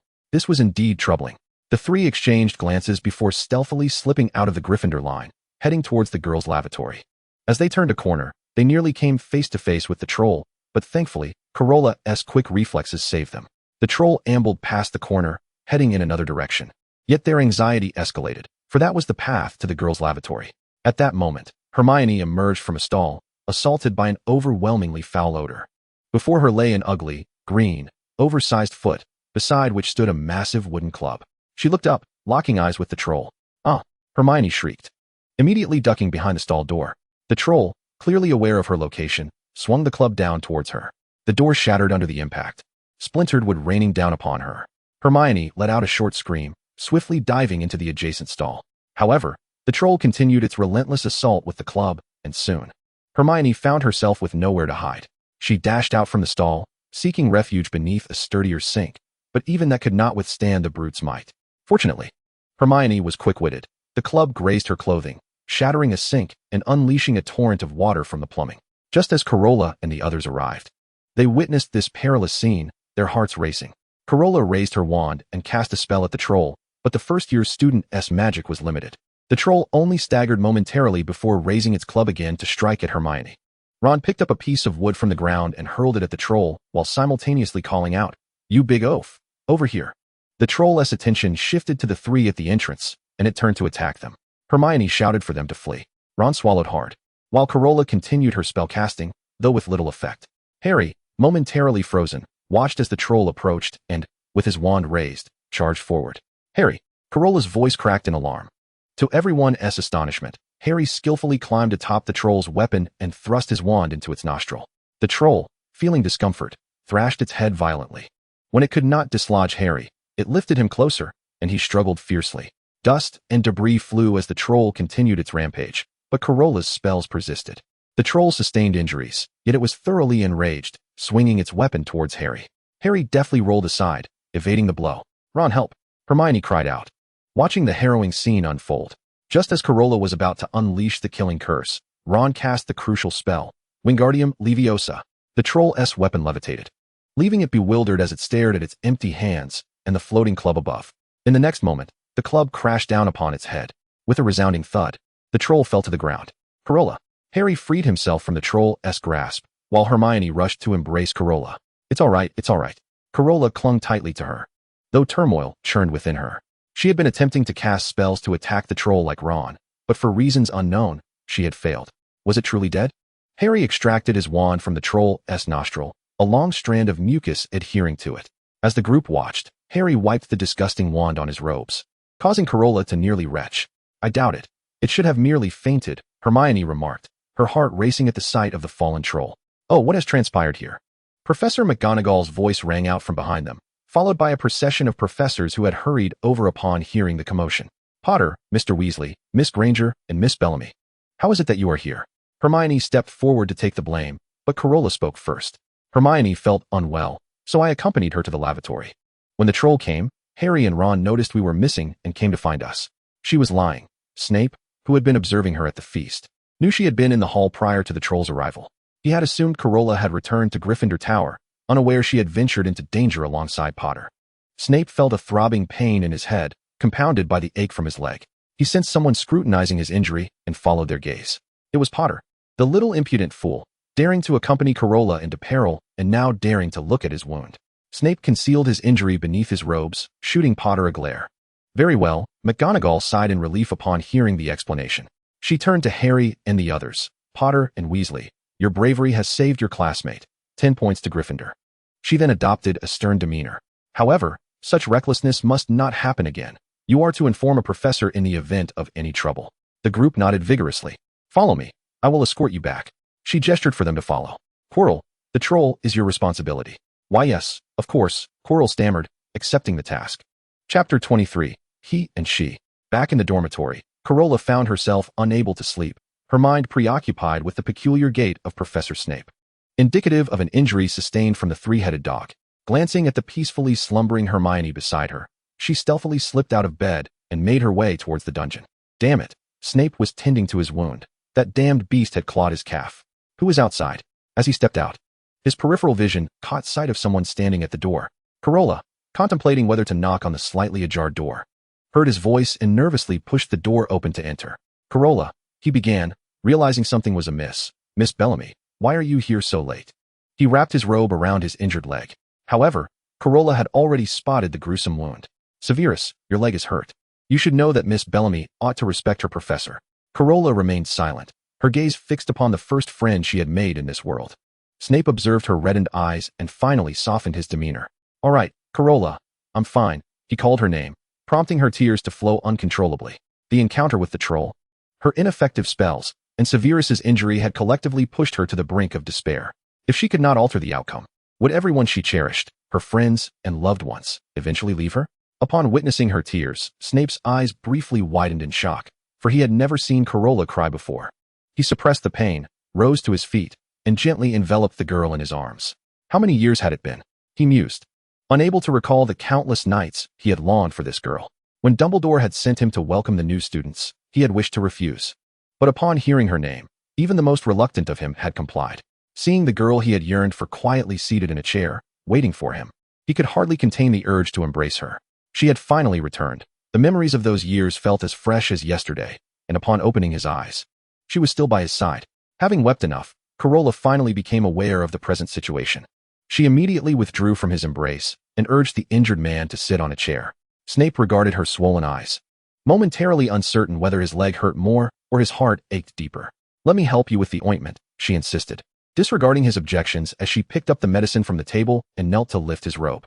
Gazing at the ghastly injury before her, tears streamed down her face once more, landing on his leg, which tugged at Snape's heartstrings. Before her arrival, he had already tended to part of the wound, so the task was completed swiftly. She rose, looked into the man's eyes, and softly apologized. "What?" Snape was confused, yet Carola understood her reasoning. Had she noticed Hermione's absence sooner, had she drawn her close, perhaps when the troll came, she could have followed Severus to the three-headed dog, and maybe he would not have been injured. Seeing her on the verge of tears again, he had no time to ponder her apology. "Carola, you should not be here," he asserted. As the head of Slytherin, he recognized she was now a student of Gryffindor, a prodigious girl in the public eye. He had closely monitored her school life, aware of her rapid progress in transfiguration and charms, coupled with her striking beauty that captured the attention of students from other houses, including Draco from his own. "Severus, you cannot dictate my actions," Carola retorted. Her unwillingness to accept that their current ages and house affiliations should preclude their friendship was palpable. Indeed, Snape had always found it challenging to control Carola. He offered a bitter smile, questioning his own stance. Was he speaking as the head of Slytherin or as her friend? Noticing his silence, Carola found herself at a loss for words. Once close friends, they now embodied the roles of professor and student. How was he faring?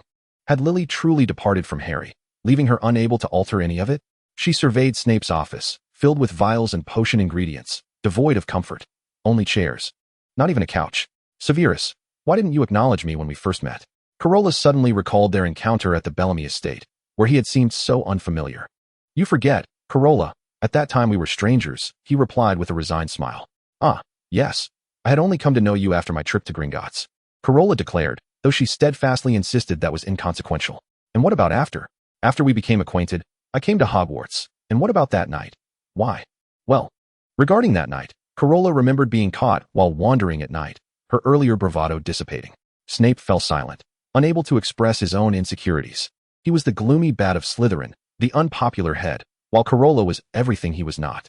The atmosphere became heavy, and Carola felt weary. After a day of tension and tears, she stifled a yawn. "Let me escort you back," Snape offered, recognizing her fatigue.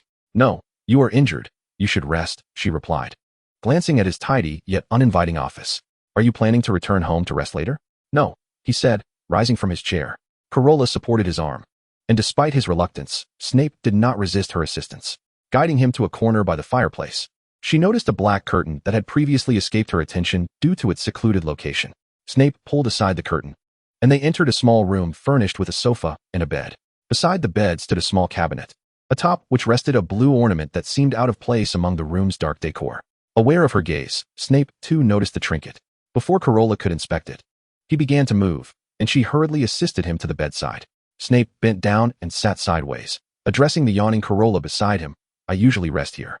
"Such a diligent model of Hogwarts," she remarked, "balancing so much work that you don't return home at night."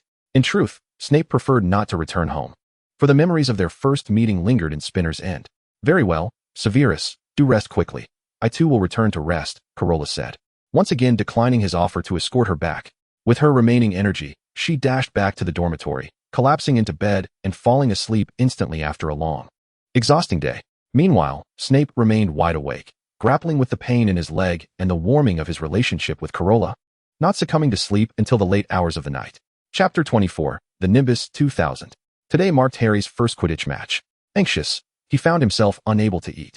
Despite having trained several times, he still lacked experience. Harry, you must eat something. Otherwise, you'll faint, Hermione urged, adopting a maternal tone as she piled food onto his plate. She even swatted Ron's hand away when he attempted to take food from Harry's share. Ron wasn't unwilling to let Harry eat. Rather, he was starving. As the food was all heaped before Harry, he shot a resentful glance at Carola, as Hermione simultaneously provided food for both Harry and Carola.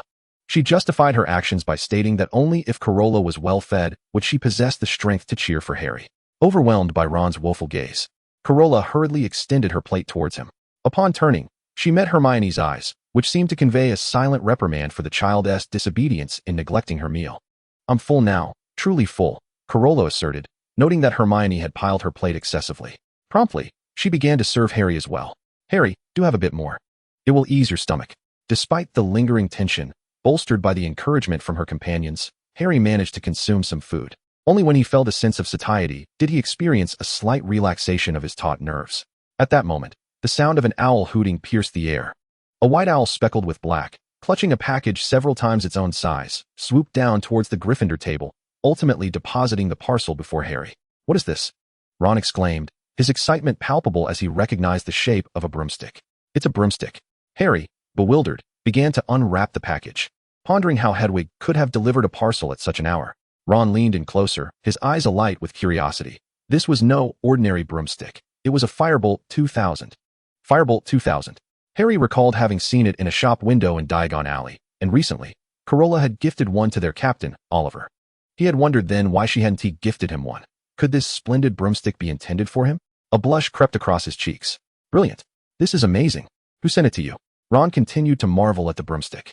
Harry turned his gaze towards Carola, eagerly awaiting her response. Well, Harry, you guessed correctly. It's from me, Carola declared with pride, her lovely face alight with joy. She had given the broom to Wood, knowing that Professor McGonagall would provide one for Harry. However, upon witnessing Harry's despondent demeanor, she had borrowed Hedwig ahead of time to surprise him. Thank you, Carola, Harry exclaimed, enveloping her in an excited embrace. The last time she had mentioned borrowing Hedwig to deliver a letter, he hadn't anticipated such a delightful surprise. Now, he felt his previous anxieties dissipate. Ron, wide-eyed and astonished, hadn't expected Carola to be the giver. He momentarily forgot to admire the broomstick, focusing instead on her with eager, soulful eyes. Carola, when you join the Quidditch team, I'll get you one too, he said, his gaze making Carola quickly understand his intentions.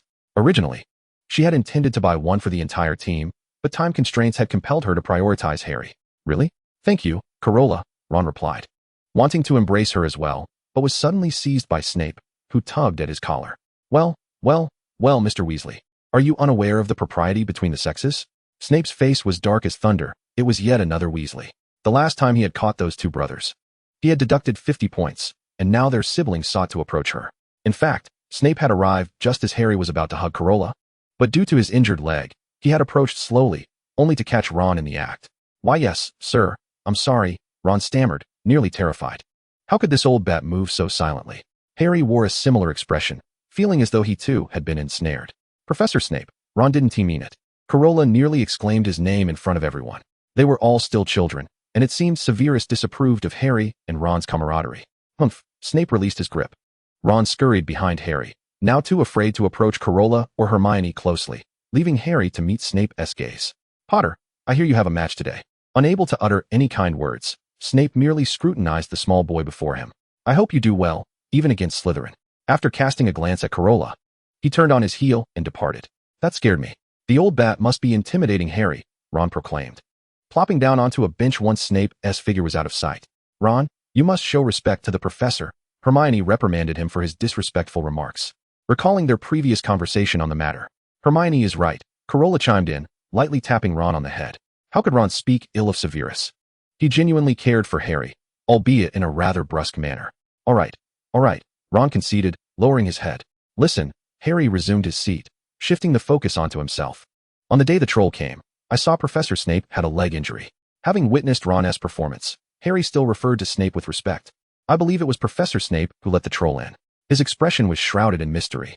Do you recall the break-in at Gringotts? I asked Hagrid, and he said it was a closely guarded secret of Hogwarts. Thus, Snape must have attempted to steal something but was injured by the three-headed dog. Listening to this, Hermione's expression turned contemplative, while Carola lightly tapped Harry's head. I think you're mistaken. Why would Professor Snape try to steal from there? What if he was trying to protect something and accidentally got hurt? Aware of the true reason for Snape's injury, Carola felt unable to reveal the truth to Harry. This was Dumbledore's test for Harry, with Severus playing the role of the villain. Contemplating this, Carola stabbed her fork into her food with vigor. And why don't you suspect Quirrell? Wasn't he who said a troll had entered Hogwarts that day? The group exchanged glances, and it was Hermione who spoke first. Carola's reasoning held merit. If Professor Snape were truly nefarious, Dumbledore would not have appointed him as a professor. Harry begrudgingly accepted their explanations, yet doubt still lingered in his heart. Observing his expression, Carola realized she could not press further and opted to redirect the conversation. Harry, forget about that for now. You're about to go on for the match. Are you ready? At her prompting, Harry felt his nerves resurface, pushing Snape's matters aside. Amidst the cheers of his friends, he took the Firebolt 2000 that Carola had gifted him and made his way to join Wood and the others. Chapter 25, Quidditch. The Quidditch match is a grand event held every semester at Hogwarts, with the victorious team earning 150 points for their house. The stands were packed with eager supporters from each house. Carola and her friends stood amidst the sea of lions, absorbing the vibrant atmosphere. While Ron had brought binoculars to better observe the match, the Gryffindor teammates stood behind the entrance, and Harry felt his palms growing clammy with sweat. Are you nervous, Harry? Their captain, Wood, glanced back at the new prodigious recruit. A bit, Harry admitted earnestly, feeling the weight of his anxiety. Do not fear. I felt the same way during my first match. And then, Harry turned to him, curious. The details elude me, but 2 minutes later, I was struck on the head by a bludger and lay in the infirmary for a week. This only heightened Harry's anxiety. He swallowed hard, his throat dry. Yet this time, I believed we could certainly triumph, for Wood wore an expression of confidence. The Firebolt 2000 that Carola gifted me was simply splendid. I felt capable of blocking every bludger that came my way, and he was the Gryffindor keeper. Although Wood indeed was the first, Carola had also gifted herself one. At that moment, Fred and George clamored about why they weren't given one, but Carola had taken note of her own needs. With this thought, Harry felt as though he had been infused with energy. With the sound of a whistle, the players from Gryffindor and Slytherin mounted their broomsticks and took to the field. The Quidditch commentator, a dark-skinned lad and a close friend of Fred and George, was Lee Jordan from Gryffindor. His exuberant voice resonated clearly across the stands. Now, Madame Hooch entered the arena. She uttered a few words about fair play and the thrill of the game before opening the box. The bludgers soared into the air, followed closely by the golden snitch, noteworthy for its value of 150 points. Capturing it would end the match. Madame Hooch bent down to release the bludger into the sky. The game commenced. Gryffindor seized the bludger first, evading Slytherin's pursuit and swiftly scoring 10 points. A splendid start. And Gryffindor's supporters erupted in cheers while Hagrid pumped his fist in celebration. In stark contrast, Slytherin remained silent, with Draco angrily pounding on the railing. Shortly thereafter, Slytherin acquired the bludger, and their captain, Marcus Flint, hurled it toward the goal. However, it did not score. It was Wood, who expertly deflected the ball with his broom. Raising an eyebrow at Flint, Gryffindor scored again, bringing the score to 20-0. Slytherin regained possession but was thwarted once more by Wood. An irate Flint seized the beater's bat and aimed the bludger at Wood, but Wood deftly dodged it. Frustrated by his failure, Flint slammed his broom. After sharing a glance with his teammates, he intentionally collided with Gryffindor's players, two of whom combined their efforts to knock one of Gryffindor's female players to the ground.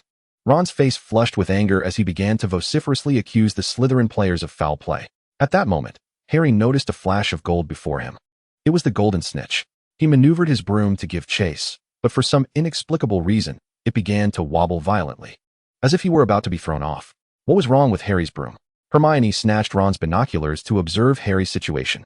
Lowering her gaze, she saw Snape intently focusing on Harry, muttering incantations under his breath. Snape was casting a spell on Harry's broom.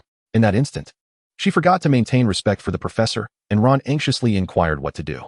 Hermione thrust the binoculars into his hands, shouted mine, and dashed out of the Gryffindor seating area. Carola hurried after her, aware that Hermione intended to set fire to Severus's robes, despite the fact that he was protecting Harry. Hermione raced behind the professor's seats, extracting her wand from the staircase's crevice and aiming it at Snape's trailing robe. Carola seized her wand, and Hermione gazed at her in astonishment. She pulled Hermione to a spot behind Quirrell, drawing her own wand and uttering the incantation, Incendio. Quirrell's robe quickly ignited, prompting the nearby professors to notice the scent and alert him. Quirrell frantically tried to extinguish the flames. Carola gestured for Hermione to check on Harry, and indeed, his broom ceased its erratic movements. Hermione glanced back at Snape, discovering he was still chanting spells, only stopping long after Harry had stabilized his flight. Hermione was incredulous. Was Professor Snape actually saving Harry? The two returned together to the stands. In the air, Harry guided his broom in pursuit of the golden snitch, while the Slytherin Seekers also detected its movement, initiating a fierce race. The golden snitch darted downward, prompting Harry to follow suit, with the Slytherin Seekers hot on his heels. As the snitch descended perilously close to the ground, the Slytherin Seeker cast a glance at Harry before veering upward into the air. Harry, undeterred, remained fixated on it, executing a sharp turn to align with the snitch at the same altitude. This height was precarious for a stable descent. Slowly, Harry released his grip, standing on his broom, eliciting gasps from the Gryffindor supporters. It was close. As the golden snitch appeared ready to ascend once more, Harry lunged outward. He tumbled onto the ground, all eyes fixated upon him. The commentator, gripping the microphone tightly, announced, "Harry Potter appears to be about to catch it."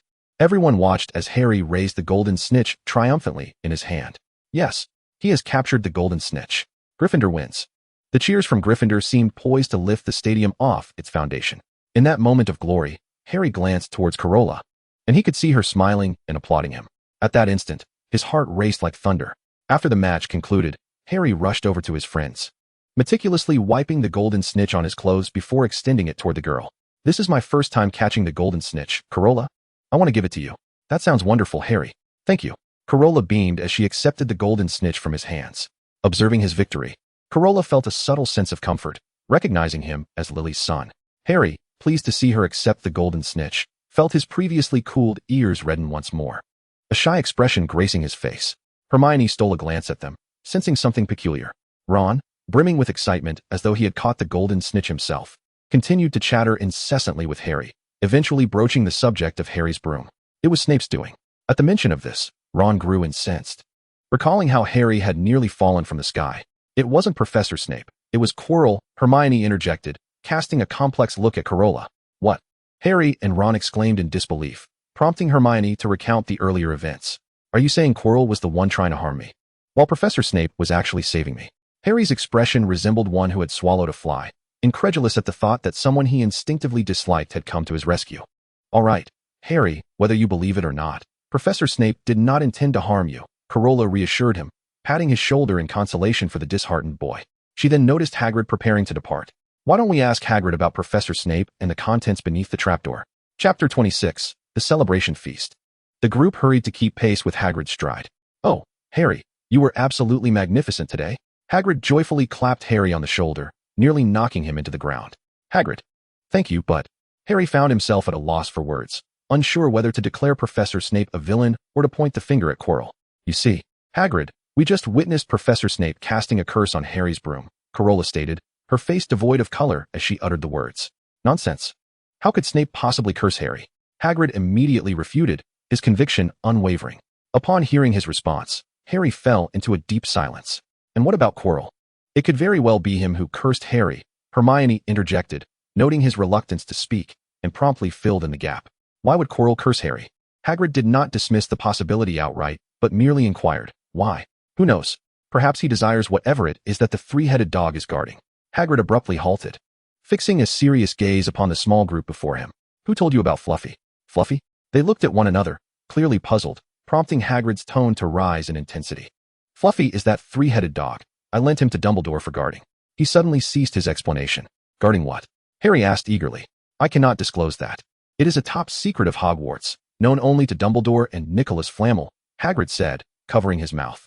Carola facepalmed, bemused by Hagrid's loose tongue. "Nicholas Flamel."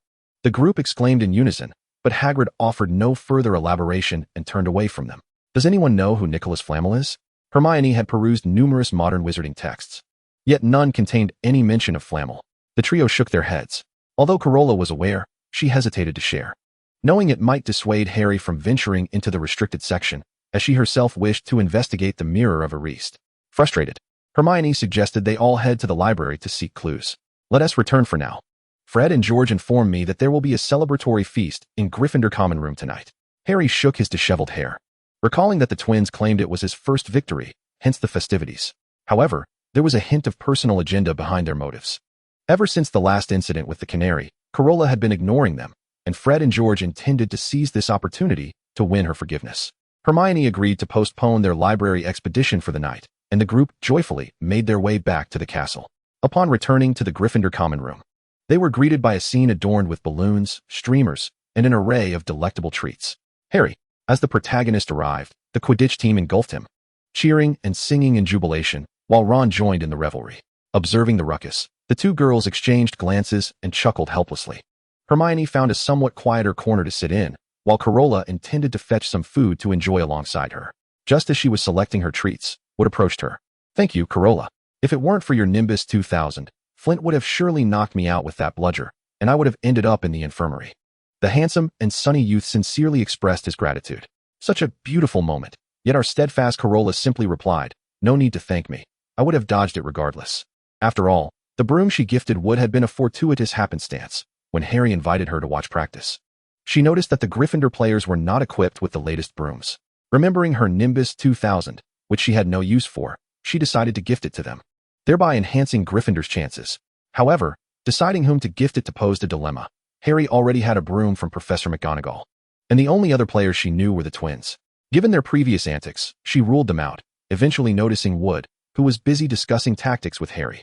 Thus, during the next practice session, she presented the broom to him, and his reaction was quite profound. Despite his comfortable upbringing, the Nimbus 2000, being a newly released broom, was prohibitively expensive. Consequently, Wood had planned to buy one when prices dropped, yet here was a girl from his own house gifting him one. Wood had never paid much attention to Carola before, even though his roommate frequently spoke of her as the most beautiful girl at Hogwarts. His thoughts drifted to whether she might have feelings for him. One might not blame Wood for his vanity. Despite his singular focus on Quidditch, he was undeniably handsome. As the Quidditch captain, he maintained a rigorous training regimen, resulting in an impressive physique that attracted many admirers, all of whom he had turned down. Contemplating this, he initially intended to politely decline Carola's offer, but when she expressed her desire to contribute to Gryffindor's Quidditch efforts, he reluctantly accepted her reasoning. Yet, he couldn't shake the feeling that perhaps Carola was merely being shy, reluctant to voice her feelings. After all, why not give the broom to Harry or the Weasley twins? Returning to the present, Wood pondered, realizing that she wished to remain humble, not wanting to take credit for her generosity. An idea struck him. "How about this? Next time Harry comes for practice, you should join us too.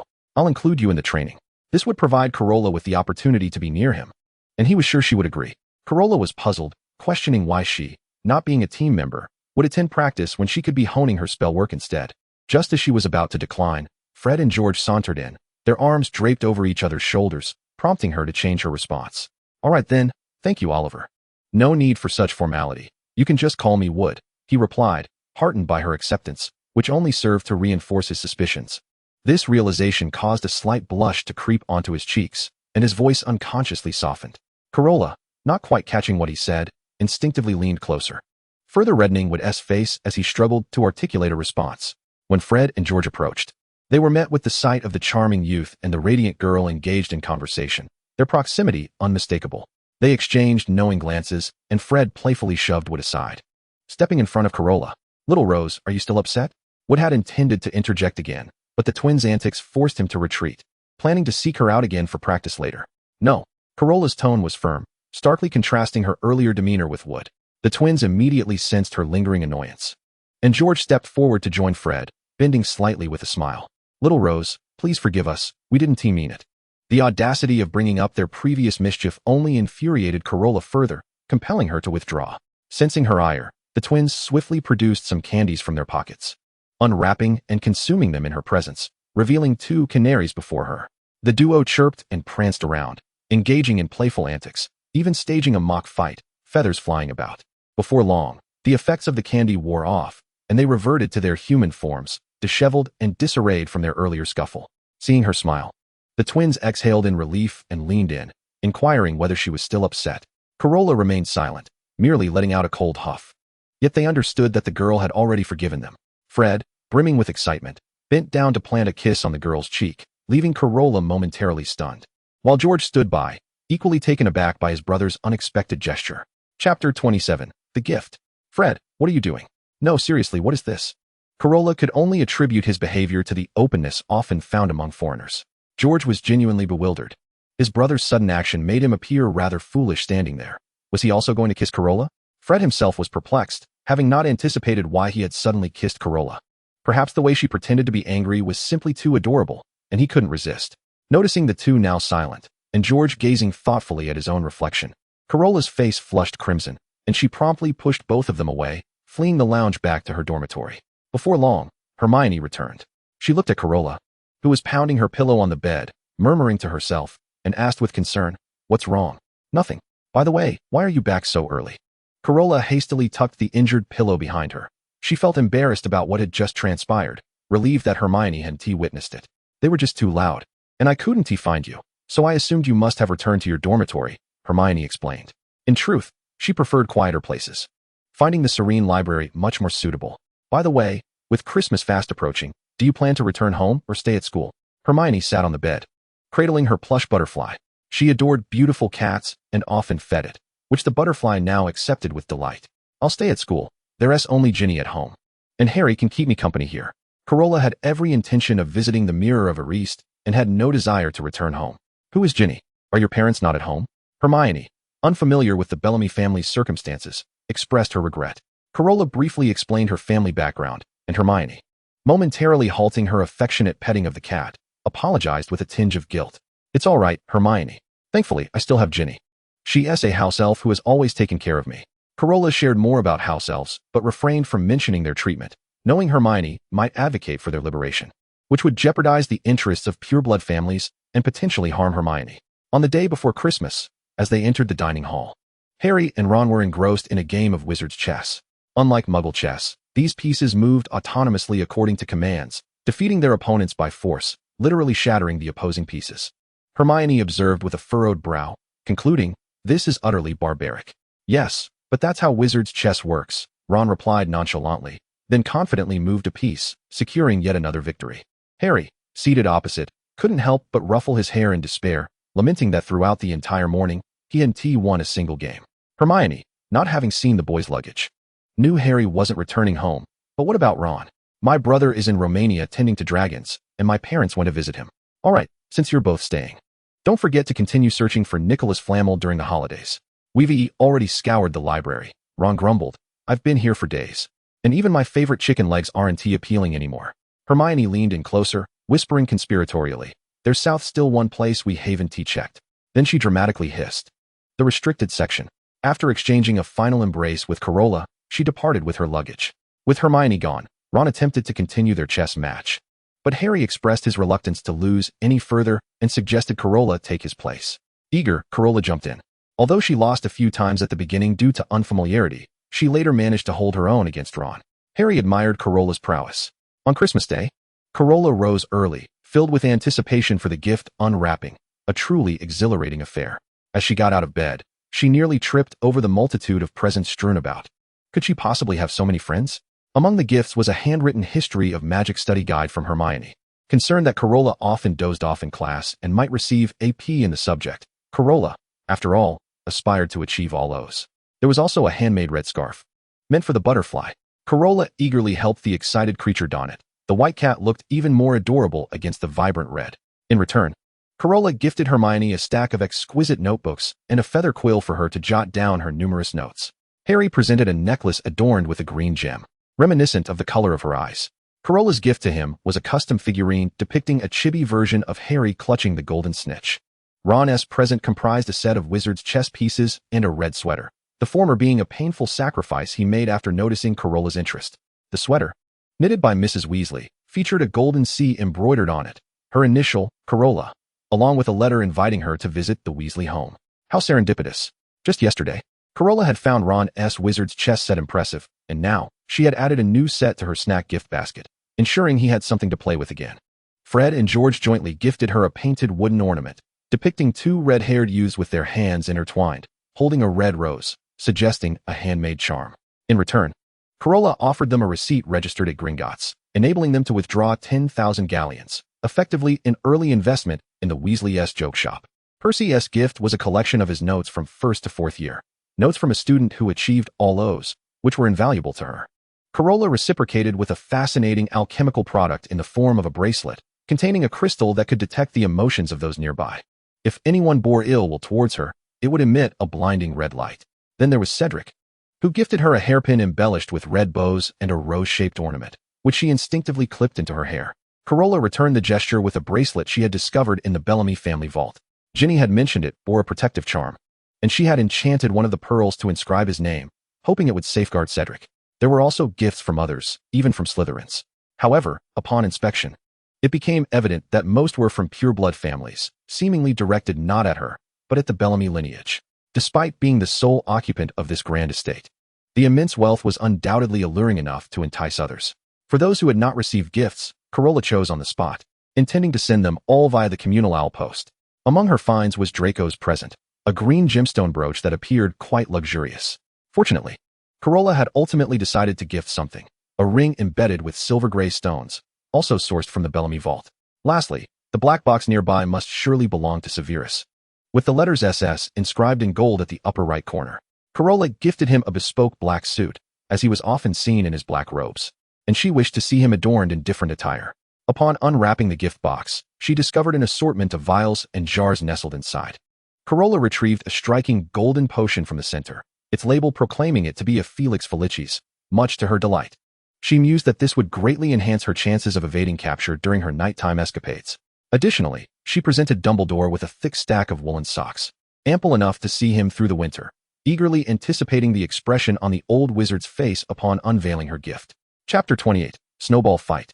After unwrapping her presents, Carola stepped outside.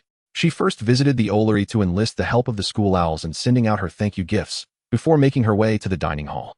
Clad in the cozy sweater gifted by Mrs. Weasley, she felt warmly enveloped. As she approached the great hall, she encountered Fred and George, who were in the midst of constructing a snowman. Just as she approached, they spotted her and eagerly tugged her along. "Merry Christmas, Carola. You have a sweater knitted by your mother too. I must say, yours looks far more exquisite than ours," George remarked, affectionately ruffling the girl's smooth hair. Fred excitedly introduced her to the 3 snowmen they had built. "Look, that one is me," Carola exclaimed, pointing at the short, round snowman nestled between the 2 taller ones. A look of incredulity on her face. "Indeed, we even used leaves to create your green eyes. See how alike they are?" Fred grinned, teasingly gesturing to highlight the height difference between them. At this, Carola's temper flared. How could they suggest she was so short? In her past life, she stood a towering 1.7 meters tall, and while she was still young and perhaps not fully developed, it was vexing to be shorter than Hermione and the others. Their teasing pierced her sensitive heart. With a forced smile that could drown a person, she retorted, "Fred, could you bend down a little closer to me?"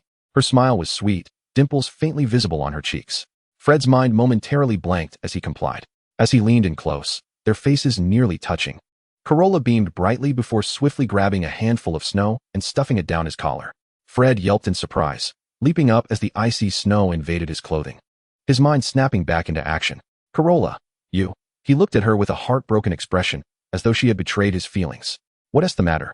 Carola made a playful face at him, prompting Fred to pretend to throw a snowball her way, only for her to dart behind George for protection. "George, brother, protect me."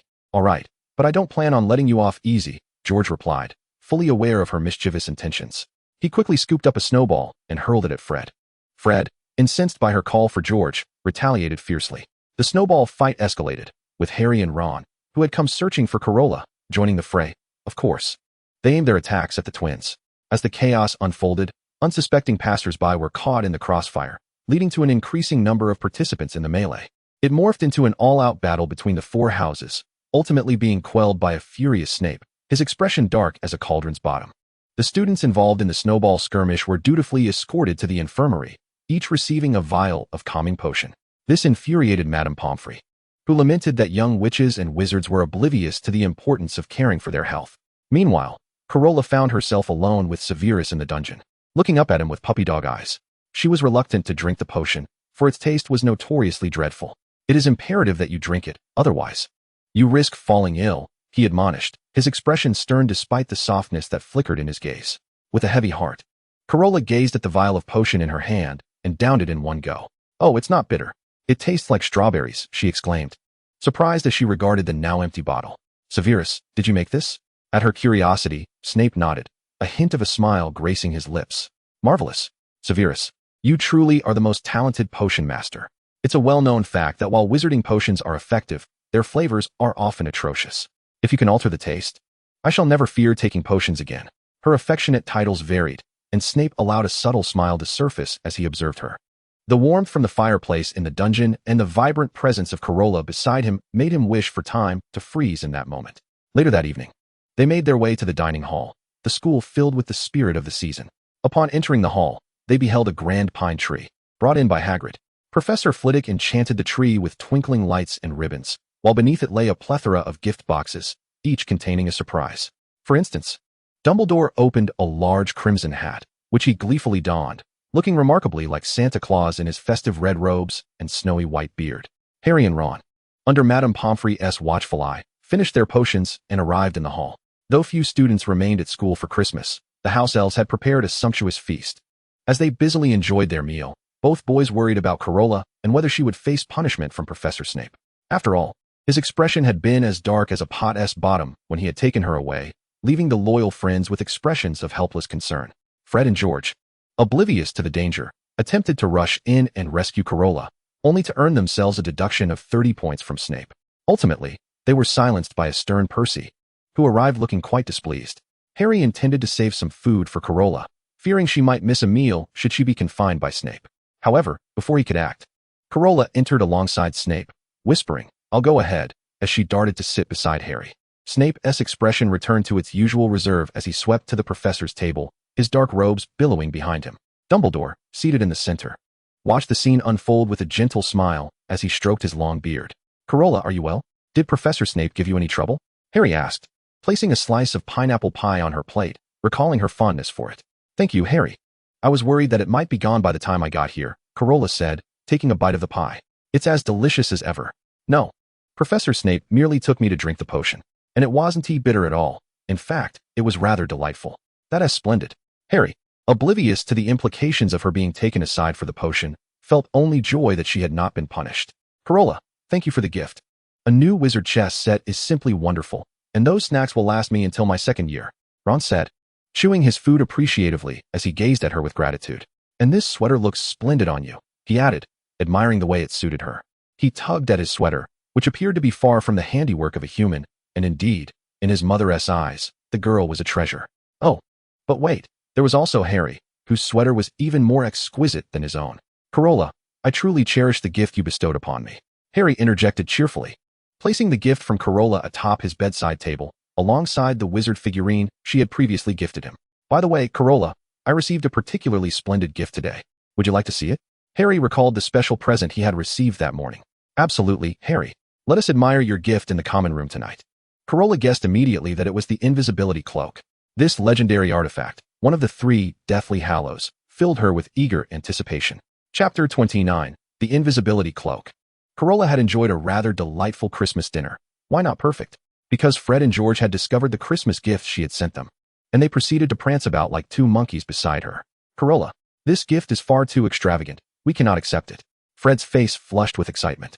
And although she had mentioned it was an investment in their prank business, it felt excessive. "Indeed, little Rose, we cannot accept such a sum from you." George regarded her with a serious expression. The girl was too innocent. How could she so readily offer such a large amount for a venture deemed futile by others?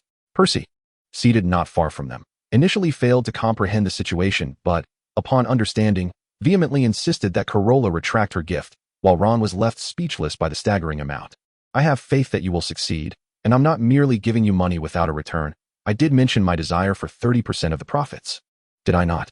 The twins possessed considerable talent in this regard. Carola had simply invested a modest sum to secure a continual influx of wealth.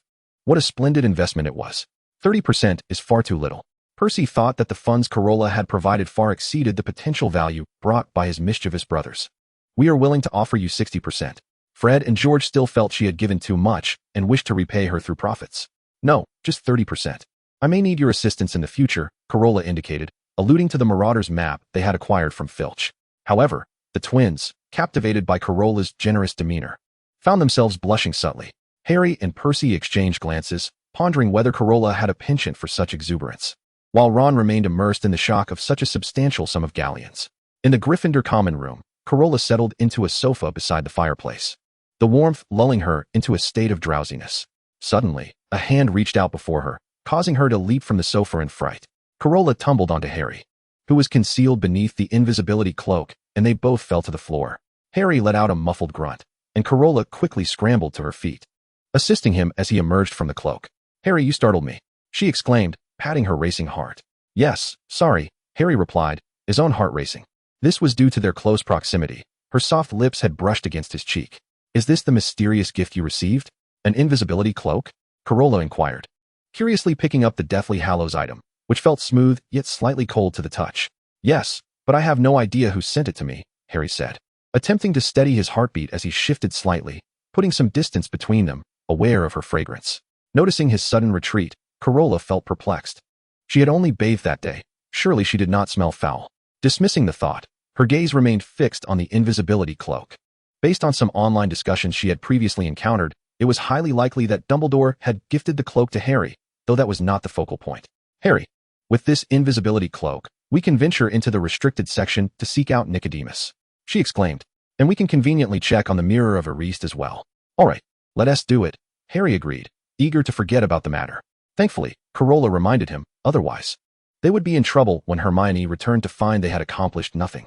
The two donned the invisibility cloak and stealthily slipped out of the Gryffindor common room. Fortunately, the cloak was sufficiently large to conceal both of them adequately. On their way, they encountered the fat lady, but having previously fed her with butterfly snacks, she now approached them for treats.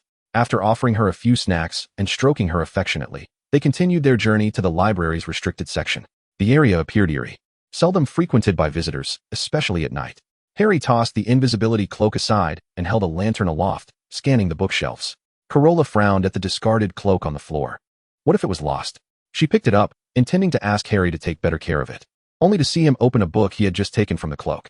"No," she exclaimed, but before her warning could finish, the book emitted a piercing scream. Startled, Harry quickly shut the book, offering an awkward smile to Carola, who was covering her ears. "Who's in there?" came Filch's voice from outside, prompting them to hurriedly hide beneath the cloak. In the ensuing chaos, Harry accidentally knocked over a lamp on the table, shattering it on the floor. Filch hurried towards the sound, but fortunately, the two had already made their escape under the cloak. In their panic, they lost their sense of direction, but as they turned a corner, they spotted Snape confronting Quirrell. Harry and Carola crept closer to eavesdrop on their conversation. "Quirrell, you wouldn't wish to oppose me, would you?" Snape said, his brow furrowed. At that moment, Harry and Carola were too close for comfort, and Snape suddenly reached out toward their direction. Thankfully, Carola reacted swiftly, pulling Harry back just in time to prevent the cloak from being torn away. Confused, Snape turned back to Quirrell. "We shall discuss this later. We need to talk about whom you are truly loyal to." Quirrell appeared flustered, struggling to explain, just as Filch approached, carrying the broken lamp. "Professors, I found this in the restricted section. It appears some students have snuck out of their dormitories." The three exchanged glances before departing. Not far from them, a door quietly opened, and the two, still cloaked, slipped inside. The room was empty, containing only an ancient mirror. Curiously, Harry stepped forward and soon found himself entranced. "Carola, look, in this mirror, I can see my parents," he exclaimed. It was truly wondrous. Harry gazed intently at the reflection. The Potter couple stood behind him, smiling, as he held Carola's hand in the foreground. Carola recognized it as the mirror of Heiress, and as she approached Harry, images began to materialize in the blank mirror. Within, there were her friends, Draco, Cedric, the twins, and Wood with his broomstick. There were also older versions of Severus and Lily, even Dumbledore, along with many familiar and unfamiliar faces. They were all laughing, and it was simply delightful. Carola found herself reluctant to part from the mirror's enchanting reflection. She reached out to caress the words inscribed upon its surface. Eris stra eru oit ube kafir oidon wosi. She recited the phrase in reverse, revealing, "I show not your face, but your heart's desire." With great difficulty, Carola averted her gaze, observing Harry, who remained entranced by the mirror's allure. "Harry, this isn't real. I cannot see your parents," she insisted. Yet, in truth, she had indeed glimpsed the grown-up Lily and the ever-messy-haired James, bearing an uncanny resemblance to Harry. "I know, Carola. I know." Harry was acutely aware that his parents were no longer present, yet his longing for them was overwhelming. Tears brimmed in Carola's eyes, and she could not help but embrace him. Harry reciprocated the gesture, and together they silently beheld the images within the mirror. Chapter 30. The Past. As the night deepened, Harry remained fixated on the mirror, unwilling to break his gaze. Carola recognized that this could not continue. Harry, let us return. You have me, and Ron and Hermione. We will always be by your side. Hearing her words, Harry turned slowly, revealing a somewhat fragile expression. I understand, Carola. His emerald eyes, so reminiscent of hers, shimmered with unshed tears, yet he stepped away from the mirror to join her. Carola yearned to pull him back, but at that moment, a voice echoed through the empty room. It seems you have grasped the mirror's enchantment, Dumbledore remarked. Clad in a purple robe that resembled nightwear, he added, Harry, I am pleased you have come to terms with this. I had intended to remove it, for it holds a perilous allure for wizards. Dumbledore offered a kind smile before turning his attention to the girl. Carola, may I address you as such, dear child? Would you care to join me in my office to sample some of my confectionaries? Carola nodded, signaling for the concerned Harry to return. Before departing, Harry posed a question to Dumbledore. Professor Dumbledore, what do you see within that mirror? Dumbledore momentarily lost himself in thought, gazing at the distant heiress mirror before responding with an expression that left the two perplexed. Woolen socks. I see myself holding a pair of thick woolen socks. Harry, somewhat bewildered, obediently returned, cloaked in his invisibility. Carola understood the deeper meaning behind Dumbledore's words. The woolen socks symbolized familial love, a reminiscence of Ariana, and a hidden sentiment. Following Dumbledore, Carola arrived at the entrance of the headmaster's office. He uttered the password, "Wit beyond measure is man's greatest treasure," a phrase recently added to the house elf's recipe for sweets. Dumbledore had a fondness for this treat, always requesting extra sugar from the elves, yet Carola found the password peculiar, tinged with a sense of cultural encroachment. Once inside the office, Dumbledore seated himself behind the desk, gesturing for Carola to take a seat opposite him. He retrieved some sweets from his drawer. Child, do give these a try. Carola politely accepted a piece, unwrapped it, and promptly grimaced, though she had a penchant for sweets. This was excessively saccharine. Dumbledore chuckled at her expression, popping one into his mouth, his face alight with bliss. Carola mused to herself, indeed, he is an old honeybee. Sweet treats always bring joy, do they not? Dumbledore winked. Yes, indeed, you adore sweets, while Severus must brew your dental potion daily without overtime compensation. He truly is a model employee. Speaking of which, this is not our first encounter, Dumbledore remarked mysteriously. Really? I don't quite recall, Carola replied. Perhaps it was at the start of term feast when Dumbledore had regarded her, and she had looked back at him, thus qualifying as an encounter? Ah, I remember now, he paused, a nostalgic expression gracing his features. Carola, who had stayed up late to gaze at the erased mirror, found herself perplexed by his musings and yearned for rest. One day, you will remember, he said suddenly, his demeanor turning serious. Carola, remember, if you wish to change something, you must consider whether you can bear the consequences. Sleepily nodding at his words, Carola caught the soft smile on Dumbledore's face. I have arranged for someone to escort you back to your dormitory. Do not worry about wandering the night. In the next moment, the door to the headmaster's office swung open, and Severus Snape strode in, his expression stern. Dumbledore, what is the matter that you summoned me at this hour? The dental potion was delivered earlier. Before he could finish, he noticed Carola, drowsily slumped in a chair. Instantly, concern washed over him. What is she doing here? What have you done to her? What did you discuss? Dumbledore maintained his serene smile in the face of Snape's anxious inquiries. Severus, I merely asked you to return the lost little witch to her common room. Snape shot him a glare and swiftly lifted Carola from the chair. The girl, catching a whiff of his herbal scent, nestled against him, murmuring, Severus. Snape's expression softened in an instant. Dumbledore observed the duo, a subtle smile playing on his lips. After Snape exited with Carola in his arms, he picked up a sweet from the desk and popped it into his mouth, savoring its delightful sweetness. When Carola awoke the following day, Hermione had yet to return, leaving the dormitory eerily vacant. She pondered Dumbledore's words intently. It was evident that, as the greatest wizard of the century, Dumbledore would not utter anything devoid of significance. So, what did he mean by change? Carola glanced at the pocket watch beside her pillow and nudged the hands forward. In the next instant, a familiar wave of dizziness washed over her. Upon opening her eyes, she found herself in a room adorned in unfamiliar colors. Surveying her surroundings, she realized she had somehow ended up in the Slytherin dormitory. At that moment, someone entered through the door. As she turned to look, she joyfully leaped into the arms of the newcomer. Severus. Returning to retrieve something, Severus was taken aback by Carola's sudden appearance in his quarters. However, he quickly adjusted, catching the girl with ease. Carola, it has been far too long. Over a year. This wait has been shorter than the last. What year are you in now, Severus? Why are you the only one here? Carola observed that Severus had grown slightly taller, a fact that irked her, as he had not been taller than her previously. Nevertheless, the joy of reuniting with an old friend overshadowed her discontent. I'm in my second year. What about you, Carola? He gazed longingly at her, uncertain of when they would part ways again. So am I, Carola replied, her eyes darting as she told a small fib. Oh, I see. Severus, noting her animated expression, discerned that she was not being entirely truthful, though he too had concealed the reason for his solitary residence. Shall we have lunch together, and then attend class this afternoon? It was lunchtime, and he had potions to attend later. Sounds wonderful. I can get a head start on the second-year curriculum. As she donned the Gryffindor robes, he furrowed his brow and retrieved a fresh set of school robes from the wardrobe. You should change into these to avoid any encounters with the Slytherins later, he suggested. Snape feared that someone in the common room might notice her wearing Gryffindor's colors, which would surely lead to an uncontrollable scene. All right, she responded eagerly, eyeing the green robes, something she had yet to wear. Without hesitation, she began to disrobe, prompting Snape to turn his back, his cheeks flushed. Carola, how can you change in front of a boy? He scolded, slightly irritated. Surely, Carola had never changed in front of other boys before. Confused, she replied. But I have clothes on underneath my robes. Fine, I understand, Severus. I won't do it again, she said, finishing her change before linking her arm with his.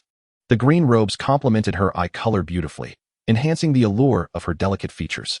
Shall we go? Snape observed her as she clung to his arm, managing a barely perceptible smile as they gathered their belongings and exited the dormitory. Chapter 31, Lucius Malfoy. As they descended the staircase nearing the common room, Snape hesitated, contemplating how he would explain Carola's presence should anyone be inside. What's wrong? Carola asked, her excitement palpable as she anticipated seeing Lily again. Nothing, he replied, shaking off his worries as they entered the Slytherin common room. To his dismay, the room was occupied not only by several students, but also by the head boy, Lucius Malfoy, who smiled upon their arrival. Snape, what brings you here? Lucius inquired, having recently taken an interest in the solitary boy, who had few friends in Slytherin. After all, Professor Slughorn had spoken highly of him, and it was known that only exceptionally gifted individuals, aside from purebloods, caught his attention, qualities that were in demand at this moment.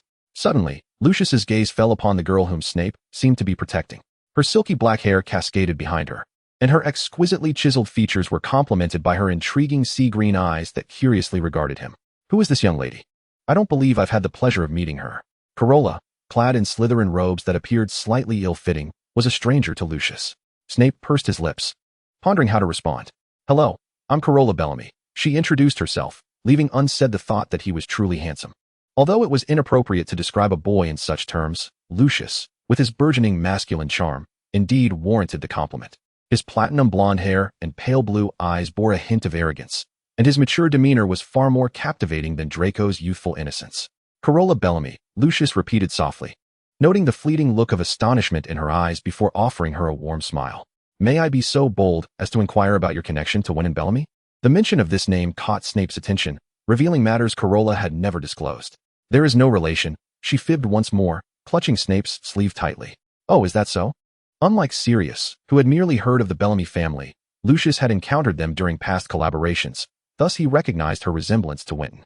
Observing the striking similarity in her sea-green eyes and somewhat similar features, he sensed her dishonesty. I am Lucius Malfoy, head boy of Slytherin. Should you require anything, do not hesitate to seek me out.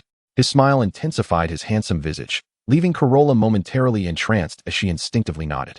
We must be off to dine now, so I shan't intrude any longer, Mr. Malfoy, Snape interjected, gently tugging at her garment, aware of her infatuation with appearances. She had lit up upon first seeing Lily, and even though she maintained a composed demeanor around Black, she had stolen glances at his face several times. Realizing her lapse in decorum, Carola blushed and lowered her gaze, unable to control her penchant for looks. Watching the two depart, Lucius Malfoy concealed his smile, murmuring to himself, Who exactly are you? As they made their way to the Great Hall, numerous young wizards cast curious glances at Carola, prompting Snape to quicken their pace. Seated at the Slytherin table, Carola observed her surroundings with fascination, having never experienced the hall from this perspective before. Her gaze drifted to the Gryffindor table, where the messy-haired James stood beside Lily, seemingly at a loss for words. However, it appeared that Lily was not particularly inclined to engage with him. James, boasting of yet another new spell he had mastered, felt the weight of scrutiny and turned to see the girl who had mysteriously vanished now sitting in Slytherin robes. Ah, look, he exclaimed excitedly, pointing towards Carola. Lily, exasperated by his incessant chatter, was drawn to the commotion, her focus shifting to Carola. It's Carola. the red-haired witch cheered as she leapt up and ran over, with James quickly following suit. Lily enveloped Carola in a warm embrace.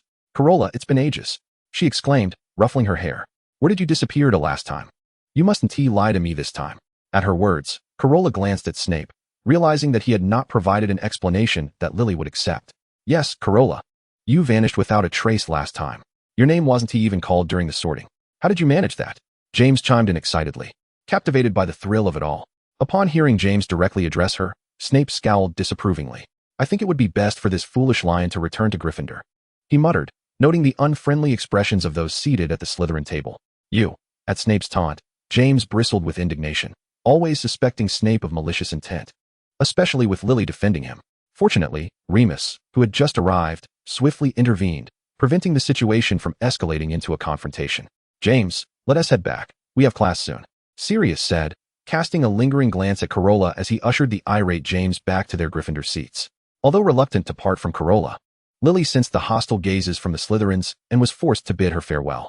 Carola, bemused, realized that their upcoming potions class would still be attended together, and they would reunite shortly. During potions, Lily eagerly requested to partner with Carola, leaving Snape no choice but to step aside and position himself behind them. James, wishing to pair with Lily, begrudgingly settled for Snape as his partner. "What's the matter?" Snape inquired, his brow furrowing. "What is wrong with me?" "At least I get to work with you, Snevelis," James replied smugly, lifting his chin in triumph. In the next moment, Carola's textbook met his head, though it was Lily's book, as she had none of her own. "Carola, what are you doing?" James exclaimed, feigning pain as he clutched his head, though Carola had hardly struck him with any force. "Mr. Potter, we are not well acquainted. Please refer to me as Bellamy," she retorted. "Moreover, if you continue to bestow nicknames upon Severus, I shall strike you every time I see you," Carola declared, brandishing a book as if to strike his head. James feigned surrender. All right, I understand. I shan't nickname him again. Next time, I shall refrain from addressing him in her presence. However, you are Lily's friend. And I, too, am a friend of Lily's. Is it not entirely reasonable to call you Carola?" Carola wished to correct him, but at that moment, Professor Slughorn entered, compelling her to turn her gaze toward him. Noticing her silence, James assumed he had the liberty to address her by that name. "Young lady, it appears I have never encountered you before," Professor Slughorn remarked, gazing quizzically at Carola. Although he did not pay particular attention to all students, he generally recognized them, especially as he was the head of Slytherin House and had never laid eyes on this girl. Furthermore, Carola stood beside his esteemed pupil, Lily, and in front of Severus, which piqued his interest in her identity. Chapter 32. She. "Professor, I am, the new student," Carola stammered, at a loss for how to introduce herself. Should she claim to be a girl transported from another time? "I see," Slughorn replied, somewhat skeptical as he scrutinized her. Nonetheless, class was underway, and he proceeded to outline the topics to be covered in the coming days. Today, they were to concoct a calming draft. Lily, possessing a remarkable aptitude for potions, and Carola, who had prior experience, quickly produced a vibrant blue elixir together. As Professor Slughorn approached to examine their potion, his face lit up with delight as he awarded them an O. "Lily, as expected of my star pupil, and this new student exhibits considerable skill as well. It seems I have yet another promising student to observe." Meanwhile, the duo of Severus and James struggled considerably. Although Severus was adept, James consistently hindered their progress. Whether it was the size of the potion ingredients or the timing of their addition, Severus valiantly suppressed his frustration as they barely managed to complete their task. After a glance, the professor awarded them an A testament to Severus's desperate attempts to salvage their efforts. He was well aware of the students' capabilities, and it was evident that the issue stemmed from Potter's interference, yet such was the reality they faced.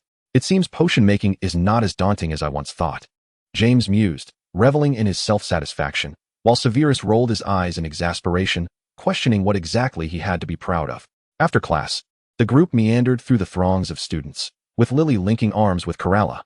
Upon reaching a more secluded spot, Lily implored, "Carola, do tell me, why did you suddenly vanish?" Her curiosity was palpable. That day, when she noticed Carola had not descended with Severus, she had been utterly perplexed by Severus's bewilderment over Carola's absence.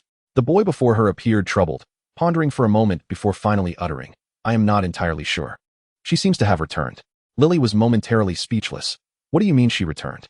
School has commenced." Yet, no further elucidation was forthcoming from Severus, who could only remain silent. At the sorting ceremony, Professor McGonagall had not called out Carola's name, leading them to realize that she did not belong to this realm. Faced with Lily's inquisitiveness, Carola offered a succinct explanation of her previous circumstances, omitting the details of her time-traveling origins, merely stating that she occasionally embarked on temporal journeys. That sounds astonishing, James remarked in disbelief, while Severus once again rolled his eyes at the absurdity. Initially, the group had no intention of including James, but he stubbornly insisted on accompanying Lily, fully aware of Carola's existence, thus tagging along. So, Carola, have you ever traveled to the future? James queried, leaning in mysteriously. He lowered his gaze shyly. Carola declined to answer, and Severus stepped forward, pulling him away, questioning the need for such proximity. Sirius chuckled softly nearby, bemused by the girl's enigmatic appearances and disappearances, which seemed to draw attention inexplicably. His gaze lingered on the lively girl, a slight smile playing upon his lips. Remus, standing to the side, was astonished by her experiences. Is it truly possible to travel through time? I have only heard of time turners, which allow one to return to the past, albeit with limitations. Yet Carola's journey appears fraught with uncertainty. Is it not perilous? As soon as the words left his lips, he regretted them. Carola regarded him thoughtfully. This gentle boy, despite being a werewolf, remained a kind soul and a guiding figure in Harry's life. Thankfully, I have not encountered any dangers thus far. Thank you for your concern, Remus, Carola replied with a smile.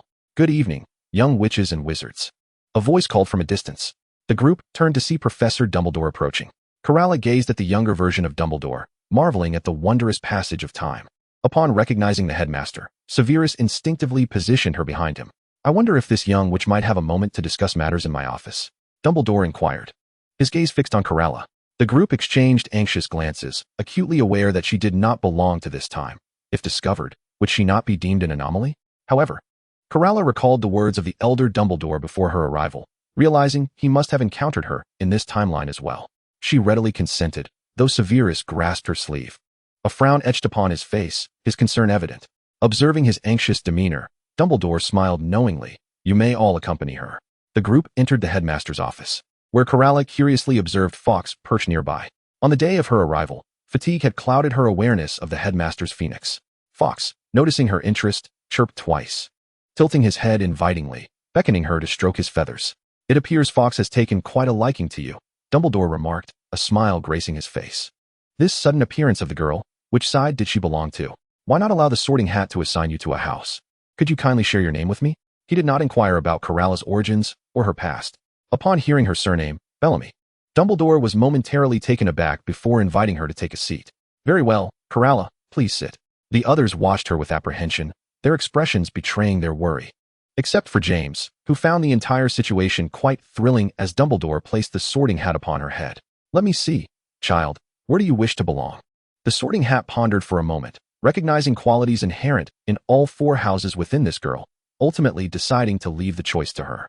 Carola glanced at the expectant Lily and the intensely watchful Severus, as well as James, who was encouraging her to choose Gryffindor, and with a sigh, made her decision.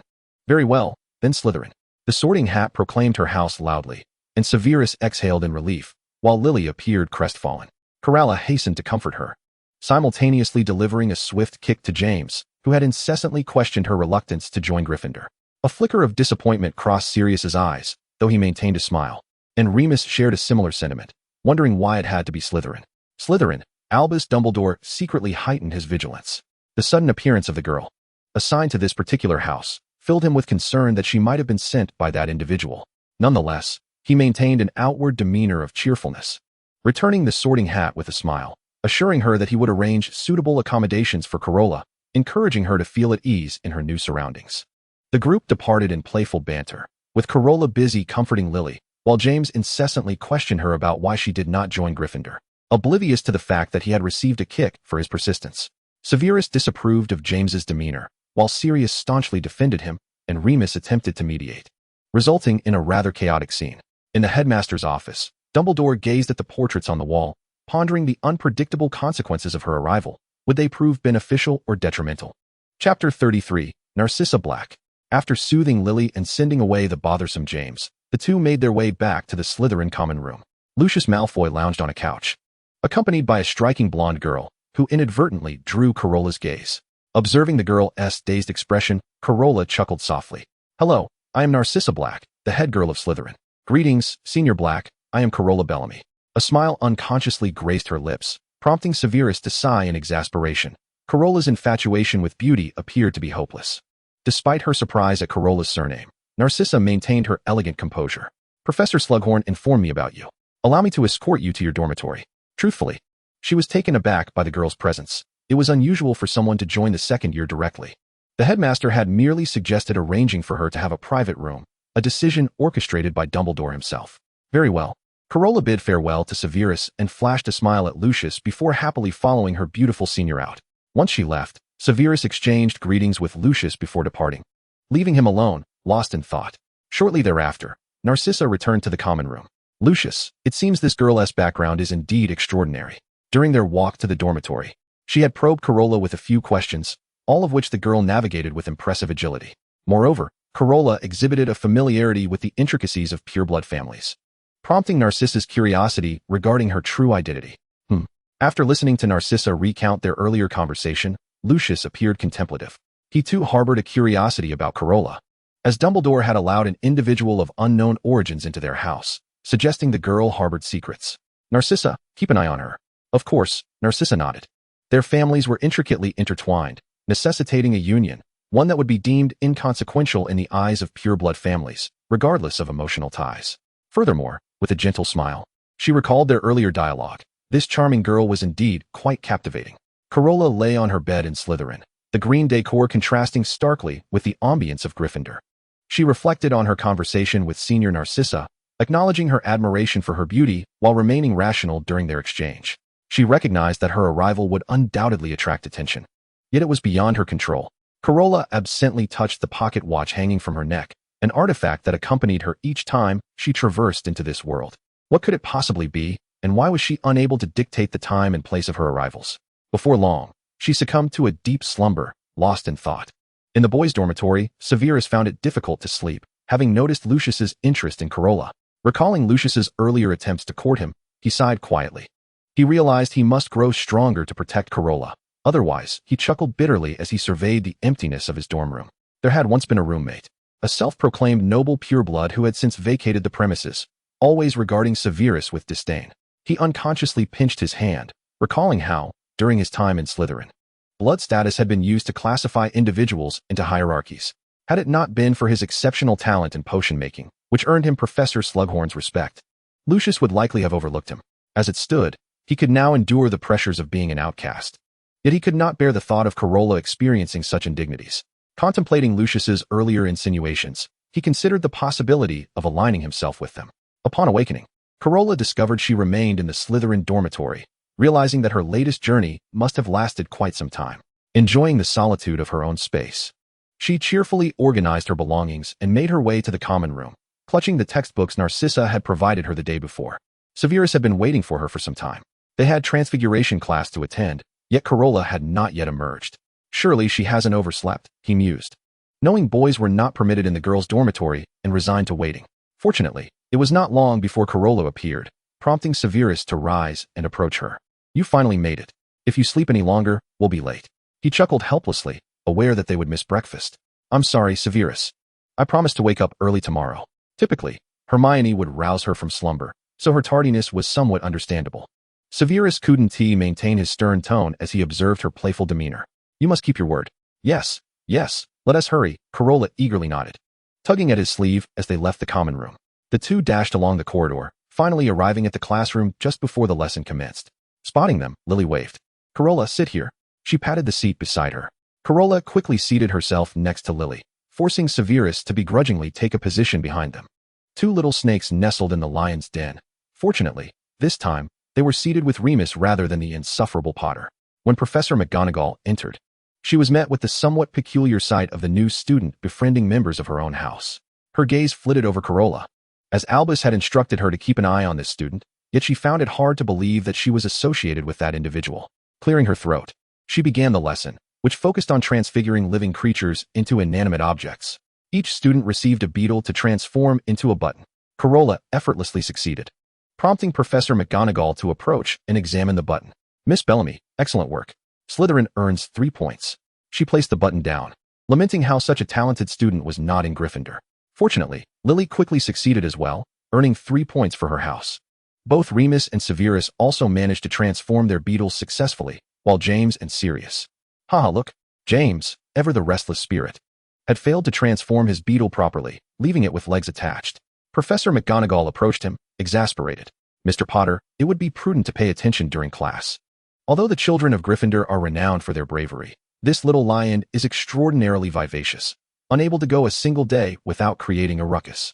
Under her stern gaze, James waved his wand, transforming the grotesque button back to its normal form, and Professor McGonagall nodded before continuing to observe the other students. After class, several of them made their way to the Great Hall.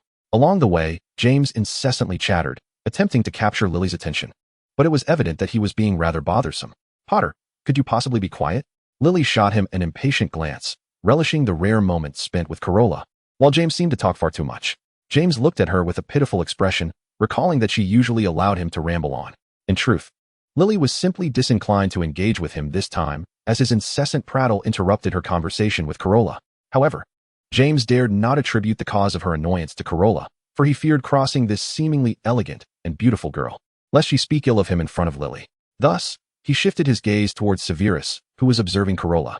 Chapter 34, Confession. Noticing James's gaze upon him, Severus let out an irritated huff. This was the moment James could no longer contain himself. Snot. He began to utter the nickname he had in mind, but caught sight of Carola's disapproving glare and the book in her hands that seemed eager to be utilized, prompting him to hastily change his words. What do you mean? Snape? Damn it. He thought. It was clear that there were no good people in Slytherin, and Severus's look was disconcerting. Severus paid him no heed. And in his anger, James abandoned any pretense of maintaining his image in front of Lily, ready to confront him. Yet, the outcome was evident. Both girls stood firmly on the right side, forcing James to retreat, his once stylish hair now drooping. However, it wasn't long before he forgot his earlier displeasure and resumed his incessant chatter. By the way, Carola, would you like to join us for a nighttime adventure? A direct invitation to Lily would certainly be refused, but Carola was different. If she agreed, there was a high chance that Lily would accompany them as well. Carola seemed quite interested, yet Severus's unwavering gaze and Lily's disapproving expression compelled her to regretfully decline the splendid proposal. All right, James said, feeling dejected. It was undoubtedly Severus's fault. If he weren't nearby, Carola would surely have joined them for the night's escapade. Hearing her refusal, Sirius felt a twinge of disappointment as well. Unlike James, he lacked the audacity to pursue what he desired, even struggling to find the right words to persuade the girl to join their nocturnal outing. Meanwhile, Remus felt a sense of relief. Although he sometimes participated in their nighttime adventures, they didn't always go smoothly, so the girl's absence would ensure their safety. Thus, they navigated several uneventful days until today, a day of respite, with numerous students gathered in the Slytherin common room.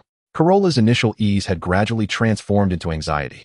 If she lingered here without returning, what might become of her other self?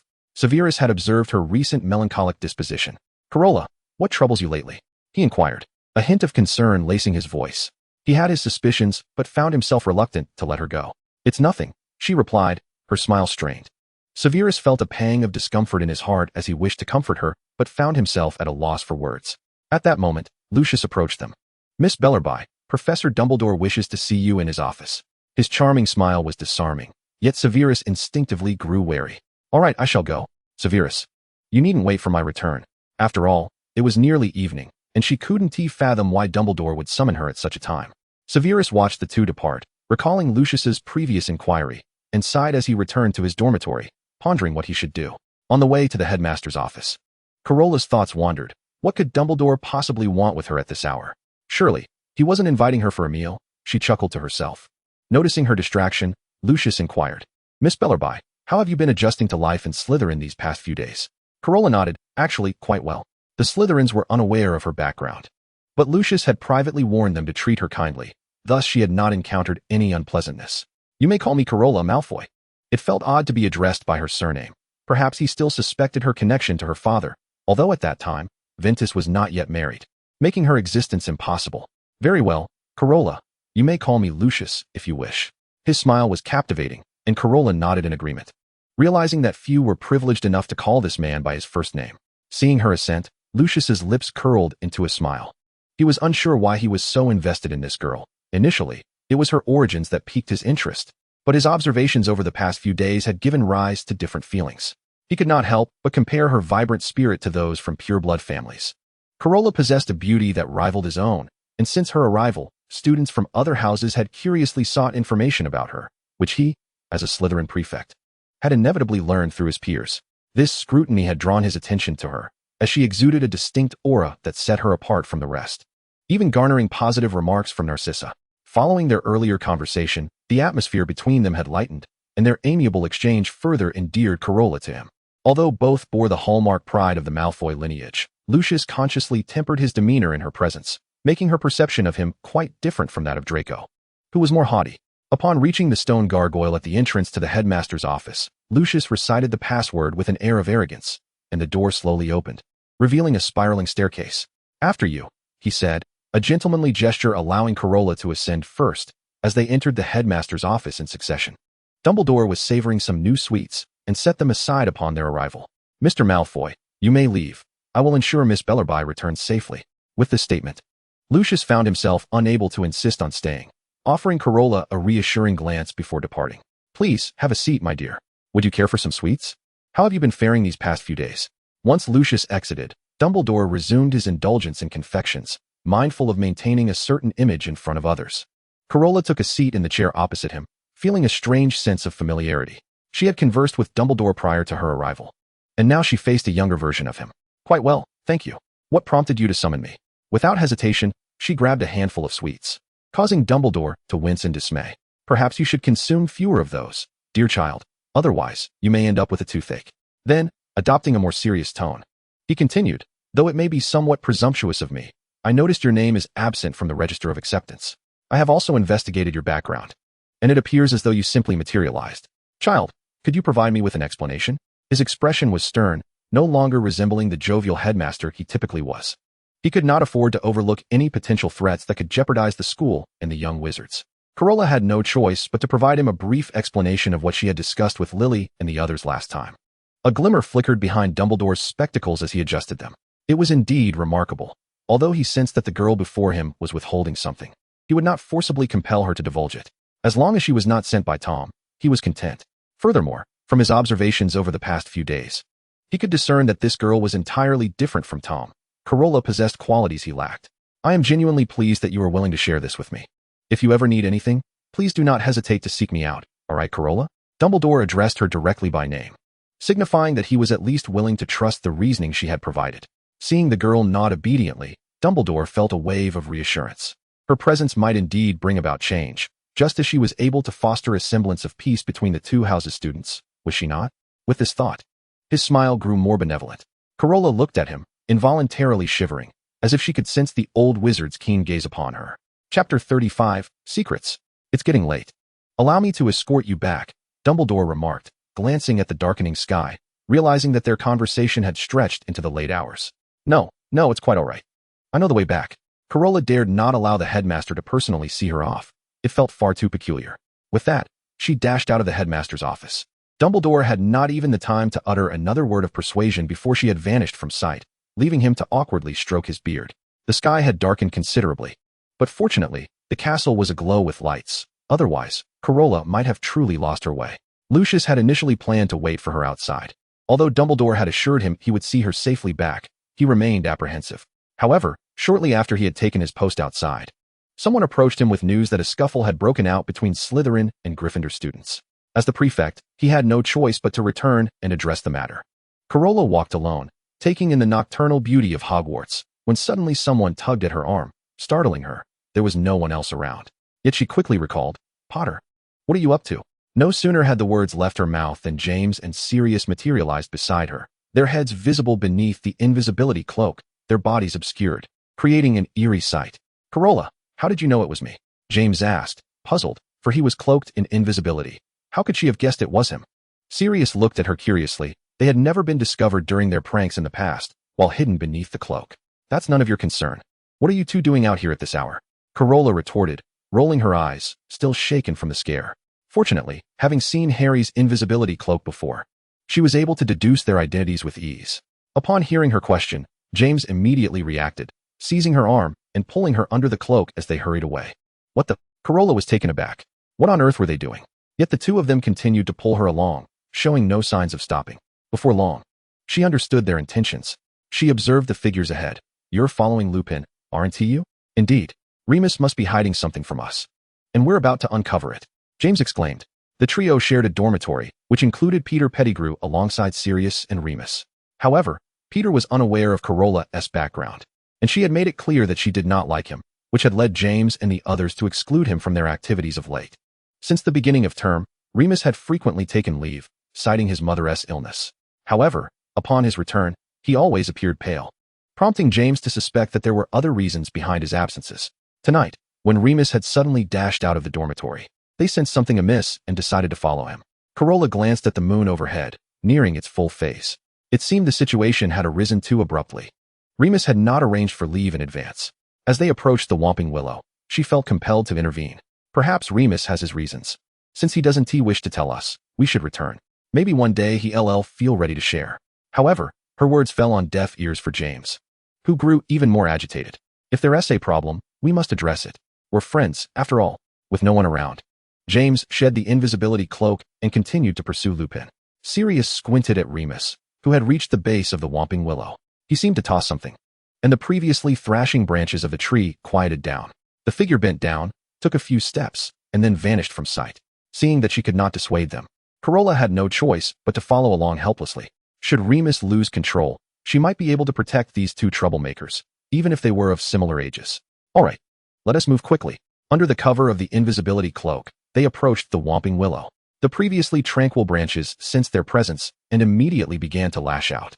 Sirius swiftly tackled Carola to the ground, shielding her with his body. He had intended to grab a stone to strike at the gnarled branch, but he missed the opportunity. A muffled grunt escaped him, clearly indicating he had been struck. Meanwhile, James was clumsily dodging the branches when he spotted an opening next to the tree roots. "Get over here," he shouted to the fallen duo. Sirius, gritting his teeth in pain, stood up swiftly, pulling her along as they sprinted towards James. Just in time. They slipped through the opening just as the branches swung menacingly toward them. "This is a passageway. I wonder where it leads," James remarked, removing his glasses to wipe off the dirt, peering curiously into the tunnel. Carola steadied Sirius beside her, barely suppressing a laugh at the absurdity of the situation. They had narrowly escaped with their lives. Truly, they embodied Gryffindor spirit. "Are you all right, Sirius?" In the dim light, Carola noticed that Sirius appeared pale. The branch had certainly struck him. James, now realizing something was amiss, rushed over to support him. "Brother, are you okay?" Sirius managed to force a smile through the pain. "I'm fine, not dead." Fortunately, he had protected Carola. Otherwise, she would surely have been injured, and as a boy, this minor injury was nothing to fret over. "Enough with the bravado. We should head back. We need to take Sirius to the infirmary," James insisted. Although he was eager to uncover Remus' secret, his friend's injury took precedence. Both of them intended to return, but with Sirius injured, he was unwilling to leave without clarity. Reluctantly, they each took him by an arm and continued down the passage. James and Sirius were excited, while Carola felt increasingly anxious, gripping her wand tightly. Surely, a werewolf would be easier to handle than a troll. As they pressed forward, the sounds of a struggle echoed ahead. Now, the group was on edge. James and Sirius feared for Lupin's safety, while Carola understood that he had undoubtedly transformed into a werewolf. A group of individuals hurriedly advanced forward, soon entering a dilapidated room along the corridor. The sound drew Remus Lupin, the werewolf, to glance towards the entrance. James and Sirius were momentarily stunned. There was only one werewolf present. Had Lupin been devoured? As the werewolf fixed its gaze on the group, poised to pounce, Carola swiftly raised her wand and uttered a spell, causing the creature to collapse. Fortunately, since the incident with the troll, Carola had diligently practiced her spells, resulting in a magical prowess far surpassing that of an average student. The effect this time was significantly better than against the troll. The werewolf's movements noticeably slowed. She quickly recited several more incantations. Seeing the tattered remnants of Lupin's clothing hanging from the werewolf, James and Sirius comprehended the truth. No wonder Lupin had frequently taken leave. He was a werewolf. Chapter 36. The Infirmary. James hastily drew his wand and cast several spells. Although his magical abilities paled in comparison to Carola's, even the slightest assistance was invaluable in such a perilous moment. As for the injured Sirius, his ability to suppress the pain and remain upright was already a significant contribution to the group's efforts. With their combined force, primarily due to Carola's formidable magic, the werewolf Lupin finally succumbed, collapsing to the ground. James quickly rummaged through the room for a rope, carefully binding Lupin to prevent any sudden attacks. Despite Lupin being unconscious, they all understood the werewolf's strength was not to be underestimated. A moment's carelessness could plunge them back into danger. With these precautions taken, the group finally breathed a sigh of relief. James plopped down onto a nearby abandoned wooden crate. beads of sweat dotting his forehead, his chest heaving. He glanced at the unconscious Lupin, then at Carola and Sirius, his heart a tumult of emotions. How could Remus possibly be a werewolf? James murmured to himself, disbelief mingling with a tinge of excitement. He had never imagined that his friend harbored such a secret. However, James' inherently optimistic nature quickly transformed his shock into exhilaration. How thrilling this was. He grinned widely, his eyes sparkling with the thrill of adventure. We just fought a werewolf and emerged victorious. This was simply fantastic. At that moment, James' spirit of adventure shone through, clearly inherited from Harry's bravery and curiosity. Carola, your spells are incredibly powerful. James turned to her, lavishing praise without reservation. Just as Lupin lunged at them, Sirius had been paralyzed with fear. Had it not been for Carola's timely intervention with a powerful spell, the consequences would have been dire. Sirius silently regarded Carola, a complex emotion flickering in his gaze.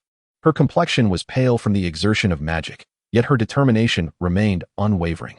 His heart raced in that moment, as if something was quietly blossoming within him. Sirius furrowed his brow, attempting to untangle his feelings. What was that rush of adrenaline when she saved him? He had not been attacked, so why the reaction? Thank goodness. Thank goodness, Carola, the modest flower cultivator, declared that it was merely a trivial matter, even though she felt on the verge of fainting. During the previous encounter with the troll, Ron had played a crucial role, and she had hardly exhausted her magic. This time, however, the direct confrontation nearly drained her. The group caught their breath, gradually calming down. Carola's complexion improved, though she still appeared pale, and Sirius, injured, was increasingly in pain. After a considerable time, Lupin transformed back to his original self.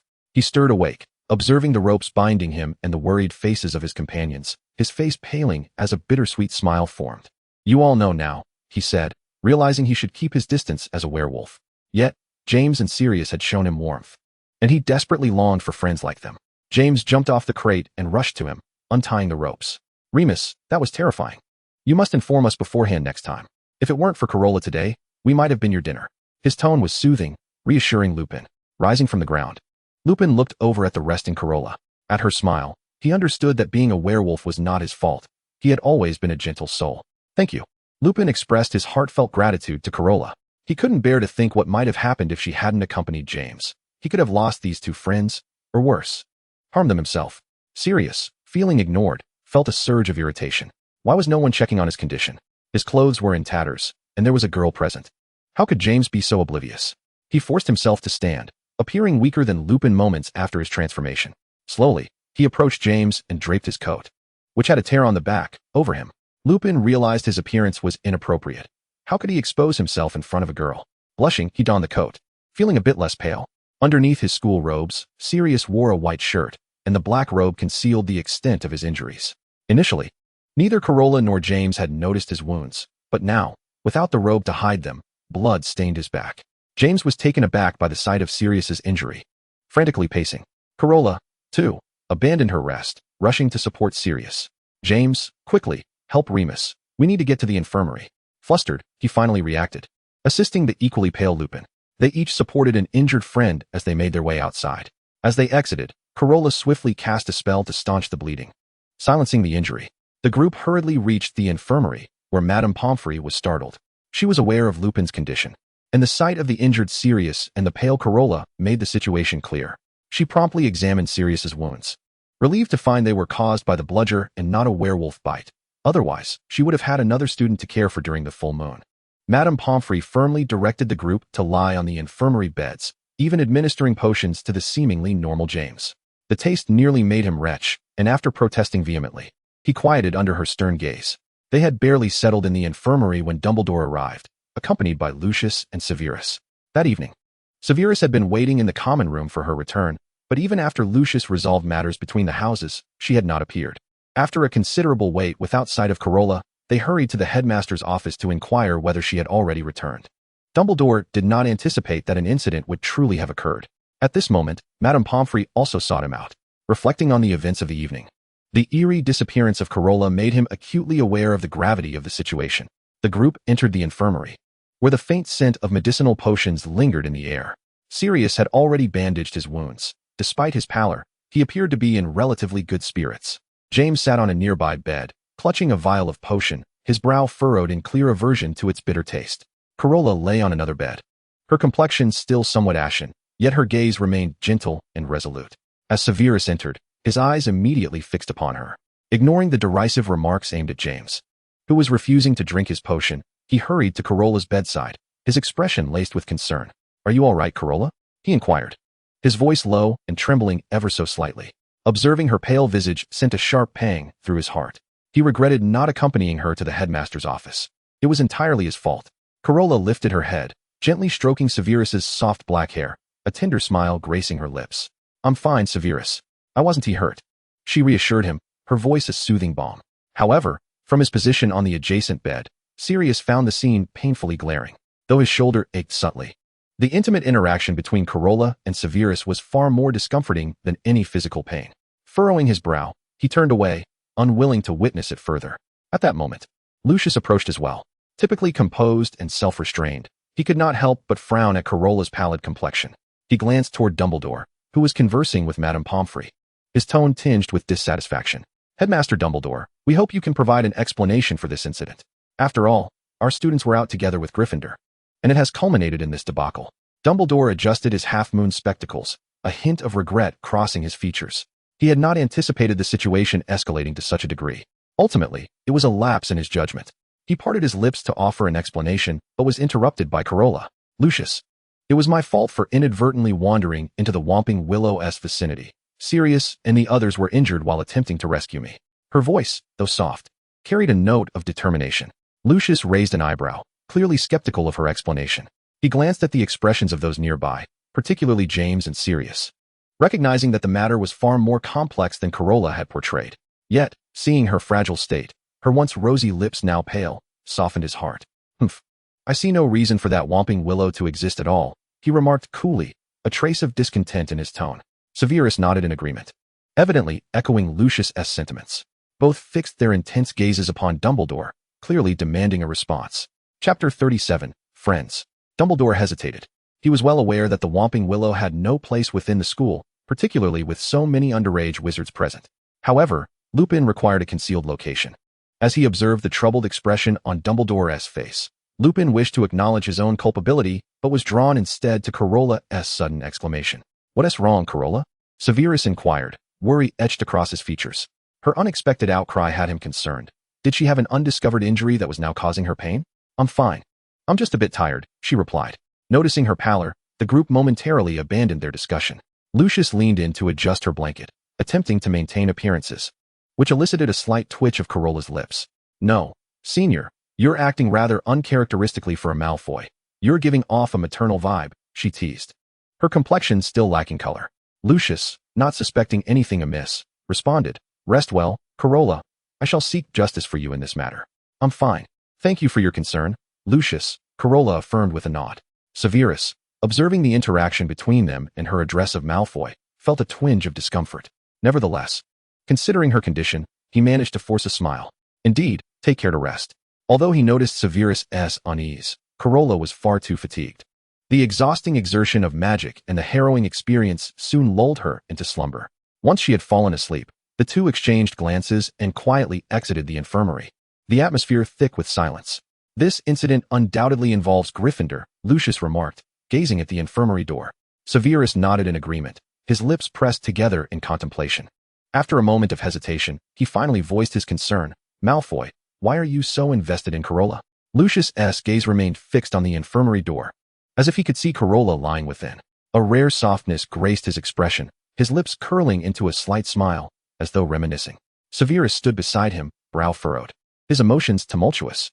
"Carola is quite an exceptional girl, is she not?" Lucius's voice was low and elegant, imbued with a hint of playful irony. He leisurely adjusted the gilded cuffs of his robes, his demeanor seemingly casual, yet exuding an undeniable confidence.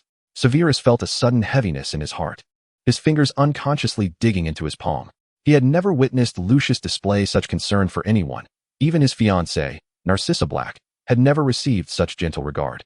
A wave of unease washed over him, as if something precious was being quietly taken from him. "She is indeed special," Severus murmured, his tone laced with suppressed emotion. His gaze drifted to the infirmary door, memories of Carola's clear eyes and warm smile flooding his mind. She was his dearest friend, the one he cherished above all else. Lucius seemed to sense Severus's emotional turmoil, casting a sidelong glance at him, the smile on his lips deepening. Severus, you appear to care for Carola quite a bit. Severus's heart skipped a beat, and he quickly lowered his gaze, avoiding Lucius's penetrating stare, his voice stiff. She is my friend. Just a friend? Lucius chuckled lightly, his tone teasing. Severus remained silent, his fists clenched tightly, his nails nearly embedding themselves into his palm. His heart was a whirlwind of conflicting emotions. He longed to protect Carola, yet feared that his feelings might bring her trouble. Lucius refrained from pressing further, turning his attention back to the infirmary door, his tone becoming more profound. Regardless, Carola is a person worthy of attention. She possesses a unique strength, perhaps one even she is unaware of. Severus felt a tightening in his chest, lifting his gaze to Lucius's profile in an attempt to decipher his expression. Yet, Lucius wore that same faint smile, as if everything was well within his grasp. As he fell silent, a soft chuckle escaped his lips. Severus, you are undeniably gifted and possess ambition. Why not contemplate the matters we previously discussed? One must always endeavor to recruit talents for that esteemed gentleman, and Severus, with his remarkable aptitude for potions, is an obvious choice. His current status, along with the emergence of Carola, would serve to better entice this young man to join their ranks. Though Severus remained mute, an inner conflict raged within him. Noticing his slight wavering, Lucius chose not to press further. As long as Carola remained, the covetous gazes of those around her would compel this boy, who held her in high regard, to make the right decision. The mere thought of Carola brought a gentle smile to his lips. Was he not equally drawn to this girl who was so different from their kind? He gazed ahead, as if he could see through the infirmary door to the girl within who tugged at his heartstrings. By the time Carola awakened once more, night had descended again. It appeared she had slept the entire day, an astonishing feat indeed. She wished for more such restful slumbers. She turned her head to observe the sleeping figures of Sirius and Remus beside her. James's bed was empty. It seemed he had slipped away, perhaps taking advantage of Madame Pomfrey's absence. Upon noticing her consciousness returning, Remus, who had already been awake, explained why James was absent. Evans came to see you this afternoon. And you know how he is around her. He left the sentence unfinished, but Carola understood. James, upon seeing Lily, was like a dog spotting a bone, eager to follow. Furthermore, the circumstances surrounding Carola's inexplicable arrival in the infirmary led Lily to suspect that it was somehow related to their group, and thus, she had not shown James any kindness. Feeling wronged, he had chased after Lily to explain himself. Well, James, you certainly have a thick skin. No wonder you ended up with a wife. Carola mused, glancing over at the sleeping Sirius. Perhaps due to his pain, he too wore a frown in his slumber. Still not awake? No. Remus felt a twinge of guilt upon recalling how Sirius had been injured. Had it not been for him, they would not have found themselves in that altercation. Noticing Remus's troubled expression, Carola felt compelled to offer comfort. Remus, this is not your fault. If anything, it is the curiosity of those two that led us here. Hearing her teasing tone, the boy finally relaxed a bit. He had not anticipated his situation to be revealed so swiftly, nor had he foreseen his friends becoming entangled in it. I truly appreciate your help, he said, though the formality of his words left him at a loss. Referring to him as Bellerby felt too distant, considering they had shared this experience. But addressing her directly might make her uncomfortable, given their limited familiarity. After all, it was James's pursuit of Lily that had drawn them all together. Just call me Carola. We are friends now, are we not, Remus? Carola, noticing his discomfort, took the initiative. All right, Carola, I genuinely thank you for everything. Upon hearing his name spoken by her, Remus felt a wave of relief wash over him, and their relationship began to deepen. Enough, Remus, you've thanked me 3 times now. Friends needn't be so formal, Carola laughed, finding his politeness amusing, a stark contrast to James's demeanor. Yes. He opened his mouth to apologize again, but the warmth of her smile made his face redden. He was simply accustomed to treating everyone with kindness and respect. Hey, could you two keep it down a bit? There's a patient here, Sirius grumbled, having been roused by their chatter and feeling slightly irked by the harmonious atmosphere between the boy and girl. Sirius, you're awake. How do you feel? Remus exclaimed, his delight evident. He was the most seriously injured among them, and now he was finally awake. Sirius noticed Carola's gaze upon him and smirked slightly. I feel great. I'm perfectly fine, look. He attempted to sit up to prove his point, only to inadvertently pull at his wound, causing him to grimace and lie back down, which elicited a chuckle from Carola. After all, he had sustained his injuries in protection of himself, so she restrained her laughter. I am truly unscathed. I could take on a troll right now, he boasted, trying to sound tough despite the pain. All right. You're quite impressive, Carola playfully defended his fragile dignity. Her tone resembled that of someone comforting a child, yet Sirius was thoroughly pleased. He loved hearing her praise. Chapter 38, Regulus Black. At that moment, The infirmary door creaked softly, shattering the brief tranquility of the room. Instinctively, they all turned their heads, eyes fixed on the entrance. "What brings you here?" Sirius frowned slightly as he recognized the newcomer, his tone laced with impatience and aloofness. His gaze lingered for a moment before shifting away, seemingly unwilling to meet the other's eyes again. The visitor was none other than Regulus Black. His features bore a striking resemblance to Sirius, yet their demeanors were starkly different. Sirius's features were bold and angular, his gaze always imbued with a sense of defiance and rebellion. In contrast, Regulus appeared more reserved, exuding an air of calm detachment, as if maintaining a delicate distance from the world around him. "I heard you were in the infirmary." Regulus's voice was low and steady, tinged with a hint of concern that was hardly perceptible. His gaze rested on Sirius for a moment before scanning the others in the room, ultimately returning to Sirius. "You needn't concern yourself with me. You may leave." Sirius's tone was frigid and resolute, revealing no trace of warmth or acceptance. In Sirius's heart, Regulus was no longer the innocent boy who once trailed behind him. He had been thoroughly brainwashed by their mother, becoming the ideal heir to a pureblood family. The brother who once depended on him and idolized him was now merely a symbol of all that he despised. Regulus did not respond immediately. He stood there silently, his gaze resolutely fixed on Sirius. There was no anger or grievance in his eyes, only an indescribable persistence, and the atmosphere grew heavy with unspoken tension. "Sirius, don't be like that. Your brother is concerned for you," Carola finally interjected, unable to remain silent. Knowing the story well, she understood that Regulus was a brave soul. Furthermore, Sirius would later be devastated upon learning of his demise. "Couldn't the brothers communicate civilly? How can you defend him, Carola?" Sirius exploded, his frustration evident. This woman, rather than siding with him, was advocating for Regulus, and he found himself truly angered. Regulus cast a discreet glance at Carola. He recognized her as well, having noted her sudden arrival as a second-year student in Slytherin. Moreover, her close relationship with Sirius and the others, even garnering Draco's attention, piqued his curiosity about her. All right. I won't say anything more," Carola conceded, recognizing that she was indeed among the mischievous crowd that James associated with. After this ordeal, the atmosphere had improved ever so slightly. Sirius, of course, was aware of Regulus's concern for him, yet he found himself at a loss as to how to confront his brother under such emotions. On one hand, Regulus was the younger sibling he had cherished since childhood.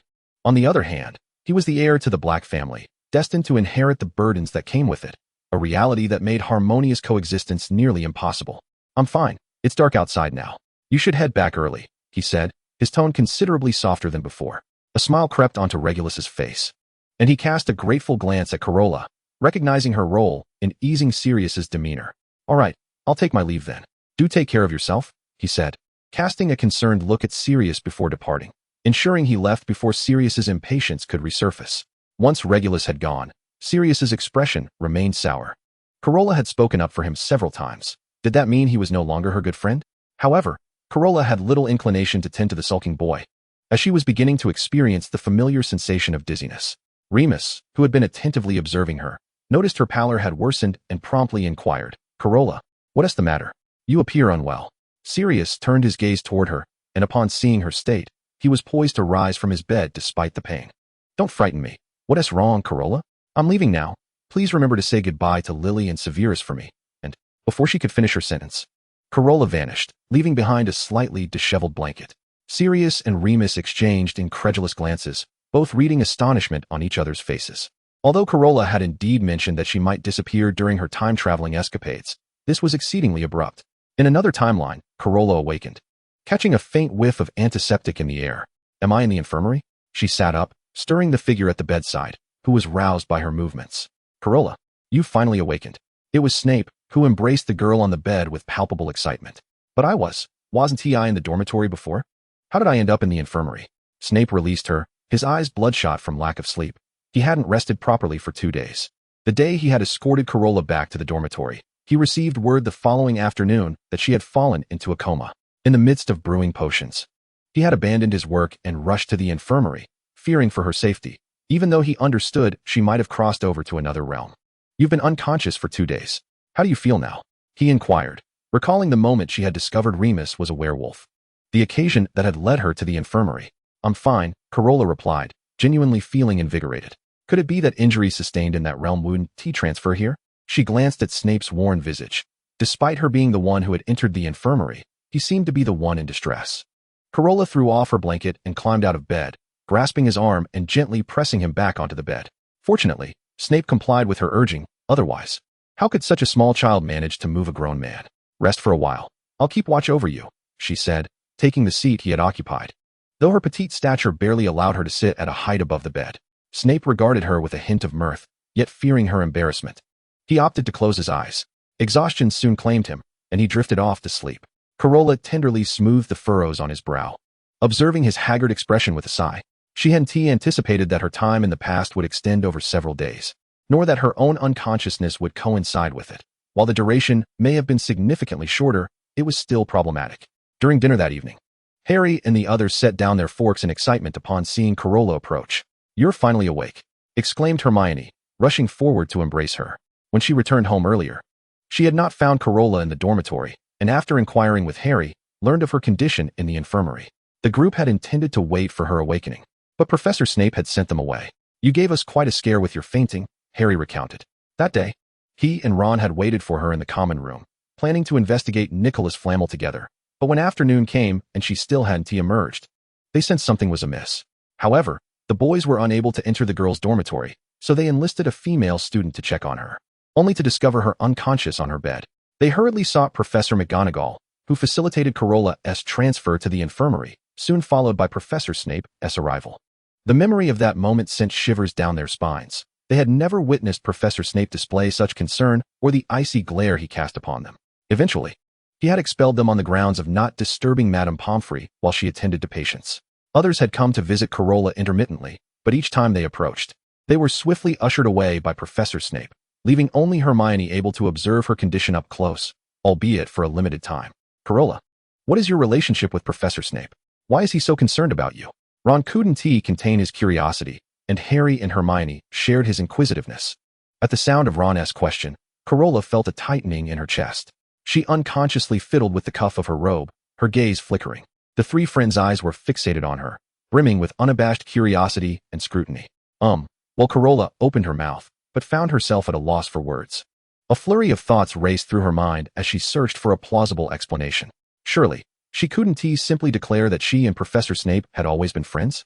That would not only sound peculiar, but would entirely contradict the image of Snape as the brooding, stern potions master, known for his biting remarks directed at Gryffindor students.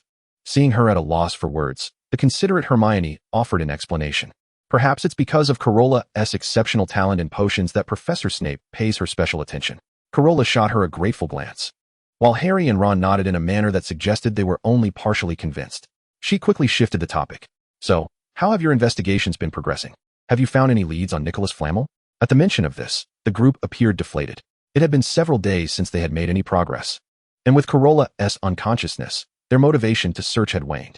Realizing they had yet to uncover anything, Carola decided she would provide them with a clue. She retrieved a chocolate frog card from her pocket. "I found this on the cabinet beside my bed in the infirmary. I'm not sure who left it." She had already opened it and confirmed that it featured Dumbledore. Carola peeled open the chocolate frog, dramatically pointing at the text. "Here is something about Nicholas Flamel." The card read, "In 1945, he defeated the dark wizard Grindelwald and discovered 12 uses for dragon's blood, achieving remarkable success in alchemy alongside his partner Nicholas Flamel." Hermione's eyes lit up as she recalled something, and she seized Carola's hand, urging her to race out of the great hall. Harry and Ron followed closely behind as they entered the library. A group of individuals found a table. Before long, Hermione dashed over, clutching a book that was twice the size of a regular tome, having retrieved it from the shelves. She flipped through its pages, exclaiming, "Look at my memory. I came across a section on alchemical wizards while perusing this book some time ago." Ron gazed in disbelief at the enormity of the book, muttering under his breath. "She calls that leisure reading?" A glare from Hermione silenced him. "Look here," she said, pointing to a page featuring Nicholas Flamel, the sole creator of the existing Philosopher's Stone. "Philosopher's Stone? What is that?" Harry inquired, perplexed. Hermione rolled her eyes. "Haven't you ever read? The Philosopher's Stone is a miraculous substance that can transmute base metals into gold and is said to confer immortality." She leaned closer to the group and lowered her voice conspiratorially. "Someone is undoubtedly after it, and right now, that very object is at Hogwarts." The group simultaneously thought of the trapdoor beneath the three-headed dog, contemplating those who might seek immortality. Ron's eyes widened in terror. "Who else could that be?" "We must find Hagrid," Harry suggested, adjusting his glasses, realizing this matter was beyond their capacity to resolve. Outside, the sky was gradually darkening, the night enveloping Hogwarts like a delicate veil. Despite the late hour, they resolved to visit Hagrid's hut, their minds teeming with questions and unease, particularly regarding the Philosopher's Stone, which made it impossible for them to remain comfortably within the castle's walls. Upon reaching Hagrid's hut, Harry felt a peculiar sensation. Typically, Hagrid left his door unlocked, always welcoming their visits. However, today, the door was firmly shut, and the light filtering through the windows appeared particularly dim. Harry stepped forward and knocked forcefully on the door, the sound resonating in the stillness of the night. "Hagrid, it's me, Harry," he called, urgency lacing his voice. Inside, a rustling noise suggested someone was moving about. After a moment, the door was cautiously opened a crack, revealing Hagrid's face, which bore an anxious expression, his eyes flickering as though reluctant to admit them. "Ah, it's Harry," he muttered, his tone low and tinged with unnatural hesitation. "It's not a good time to have you all over tonight. You should head back." With that, he attempted to close the door. "Wait." Harry urgently pressed his hand against the door, and the others chimed in unison. "We know about the Philosopher's Stone." Hagrid's movements froze, his eyes widening in shock, his face a portrait of astonishment and anxiety. "How did you find out?" he whispered, a hint of panic creeping into his voice. This prompted the door to swing fully open. Hagrid glanced around to ensure no one else was present before swiftly ushering them inside, locking the door tightly behind them. Upon entering the hut, the group was immediately met with a wave of warmth. Carola instinctively looked towards the fireplace, where a massive barrel sat. Something within the barrel appeared to be shifting, emitting soft clicking sounds. Each found a place to sit, and Harry eagerly spoke up. "Hagrid, the Philosopher's Stone is beneath the trapdoor, right? Professor Snape or Quirrell wants to get it, doesn't he?" Hagrid stood beside the fireplace, his body slightly angled as if to obscure the contents within it. He shook his head, adamantly asserting, "Snape? Impossible. He is one of the professors tasked with protecting it, and would never attempt to steal it." "Then it must be Quirrell," Ron interjected, his tone resolute. "Someone is definitely trying to steal the Philosopher's Stone." Hagrid's brow furrowed deeper, a hint of agitation evident as he waved his hand dismissively. "Listen, Harry, no one is trying to steal the Philosopher's Stone. I'm quite busy and can't discuss this with you right now." Before Hagrid could finish, Ron abruptly stood, pointing at the barrel in the fireplace, incredulously asking, "Hagrid, what is that?" The group's attention was instantly drawn to the barrel, which seemed to contain something moving, accompanied by faint clicking noises, as if something was struggling within. Hagrid's expression turned tense. He realized he could no longer conceal the truth. Sighing, he approached the fireplace, carefully retrieving the barrel and placing it on the table. The group leaned in closer, astonished to discover a colossal egg nestled inside. The shell was covered in rough ridges, glinting with a metallic sheen. "Is this an egg?" Hermione asked hesitantly, her gaze shifting back and forth between Hagrid and the egg, clearly bewildered by the sight before her. "Wow, Hagrid, this is a dragon egg," Ron exclaimed, his eyes wide with excitement and disbelief. "Where did you get it?" A flicker of tension crossed Hagrid's face, but pride overtook him. He gently caressed the shell, as if it were a cherished treasure. "Oh, I won it from someone," he said softly, a hint of pride in his voice. "It's a Norwegian ridgeback dragon egg. I've always wanted to raise a dragon." "A Norwegian ridgeback?" Hermione's voice shot up an octave, her face a mixture of shock and concern. "Hagrid, you do realize it's illegal to raise dragons, right? Moreover, Norwegian ridgebacks are incredibly dangerous creatures." Hagrid's expression became somewhat awkward, yet he stubbornly replied, "Oh, don't worry, I'll be careful. Besides, this egg will hatch soon. I can't just throw it away." The group exchanged glances, momentarily at a loss for words. They had initially sought Hagrid regarding the Philosopher's Stone, only to stumble upon this astonishing secret. "Hagrid, do you truly think this is a wise idea?" Harry ventured cautiously, his tone imbued with worry. The atmosphere in the hut grew tense, the flames in the fireplace flickering as they illuminated the complex expressions on each face. Hermione was about to argue that Hogwarts forbade dragon keeping when they heard the sound of branches snapping outside. The group anxiously turned towards the window, spotting Draco standing outside, peering in at the scene within. Upon realizing he had been discovered, he turned to flee. Hagrid shouted after him, while Carola sprinted to open the door and chase after him. "Carola, let go of me. I'm going to tell the headmaster that this giant dares to hide a dragon egg." He had intended to check on Carola's recovery in the hospital wing, but encountered the others hurriedly rushing outside. Fearing Harry might lead her into danger, he had followed, only to uncover this secret. "Draco, Hagrid won it fair and square," Carola insisted, pulling his arm back into the hut, and he didn't dare struggle too hard, recalling how he had found her in the hospital wing earlier. Worried he might accidentally knock her over. "Humph, and what of it? He intends to hatch it in secret," Draco retorted, smoothing his hair, relieved it remained intact thanks to his hair gel. His gaze was fervently fixed on the dragon egg. "Malfoy, what do you plan to do?" Harry asked, positioning himself protectively in front of the now fragile Hagrid, eyeing Draco warily. Not particularly impressive. This giant is hardly capable of nurturing a dragon. It would be wiser to keep the dragon egg for oneself, as Malfoy Manor could easily accommodate a dragon. Hagrid, Malfoy argued, has a point. Where do you intend to house the dragon? After all, your residence cannot even accommodate such a creature. Although they shared mutual disdain, Hermione found some merit in this argument. It was undeniably perilous. It could reside in the Forbidden Forest, Hagrid asserted, positioning himself protectively in front of the dragon egg. Carola, standing nearby, was internally astounded. The Forbidden Forest already housed the giant spiders Hagrid had released. Introducing a dragon into such an environment was unfathomable, especially considering the psychological toll on the local inhabitants. Draco, eager to mock Hagrid further, was silenced by Carola's hand over his mouth as she advised him. Don't you also have an affinity for dragons? If you keep the egg, you could witness its hatching. She refrained from mentioning that once it hatched, it should be sent away immediately. In truth, it need not be dispatched to Ron's brother in Romania. The Bellamy estate could also accommodate it, and she could arrange for Ginny to delineate a designated area in advance. Draco was intrigued. After all, this was a Norwegian ridgeback dragon egg. The prospect of witnessing its hatching and growth was simply thrilling. Noticing Draco's calm demeanor and his abandonment of the notion of reporting the matter, Hagrid breathed a sigh of relief. He proposed that when the egg hatched, a few young wizards could come to observe. Now, only Hermione remained, visibly displeased with the danger this situation posed. Watching the group gather around the dragon egg, animatedly discussing the intricacies of dragon care, she felt the weight of her concerns intensify. Chapter 40. Blaise Zabini. As the weekend arrived, Harry was whisked away by Wood for Quidditch practice, while Ron and Draco, two individuals who could hardly tolerate one another, observed the dragon egg with Hagrid. Hermione intended to spend the day studying in the library, but Carola, who had accompanied her for several days, lamented her inability to join. Thus, she set off alone. Basking in the splendid spring weather outside, Carola resolved to explore the castle, as she had yet to truly appreciate its beauty. As the adage goes, one should tread carefully in unfamiliar territories. Spotting a couple engaged in conversation not far ahead, she felt an acute desire to vanish. However, it was too late. The girl, in tears, dashed past her, drawing the attention of the boy. Are you here to see me too? As he approached, Carola discerned that his complexion diverged from the pallid norm of most young wizards, instead exhibiting a healthy wheatish hue. His refined features and elongated, slightly slanted brown eyes presented an alluring charm. Upon hearing his words, Carola shook her head repeatedly, insisting, I merely passed by. I have no desire to become embroiled in any romantic entanglements. Observing the girl before him, who seemed desperate to hide, he chuckled softly.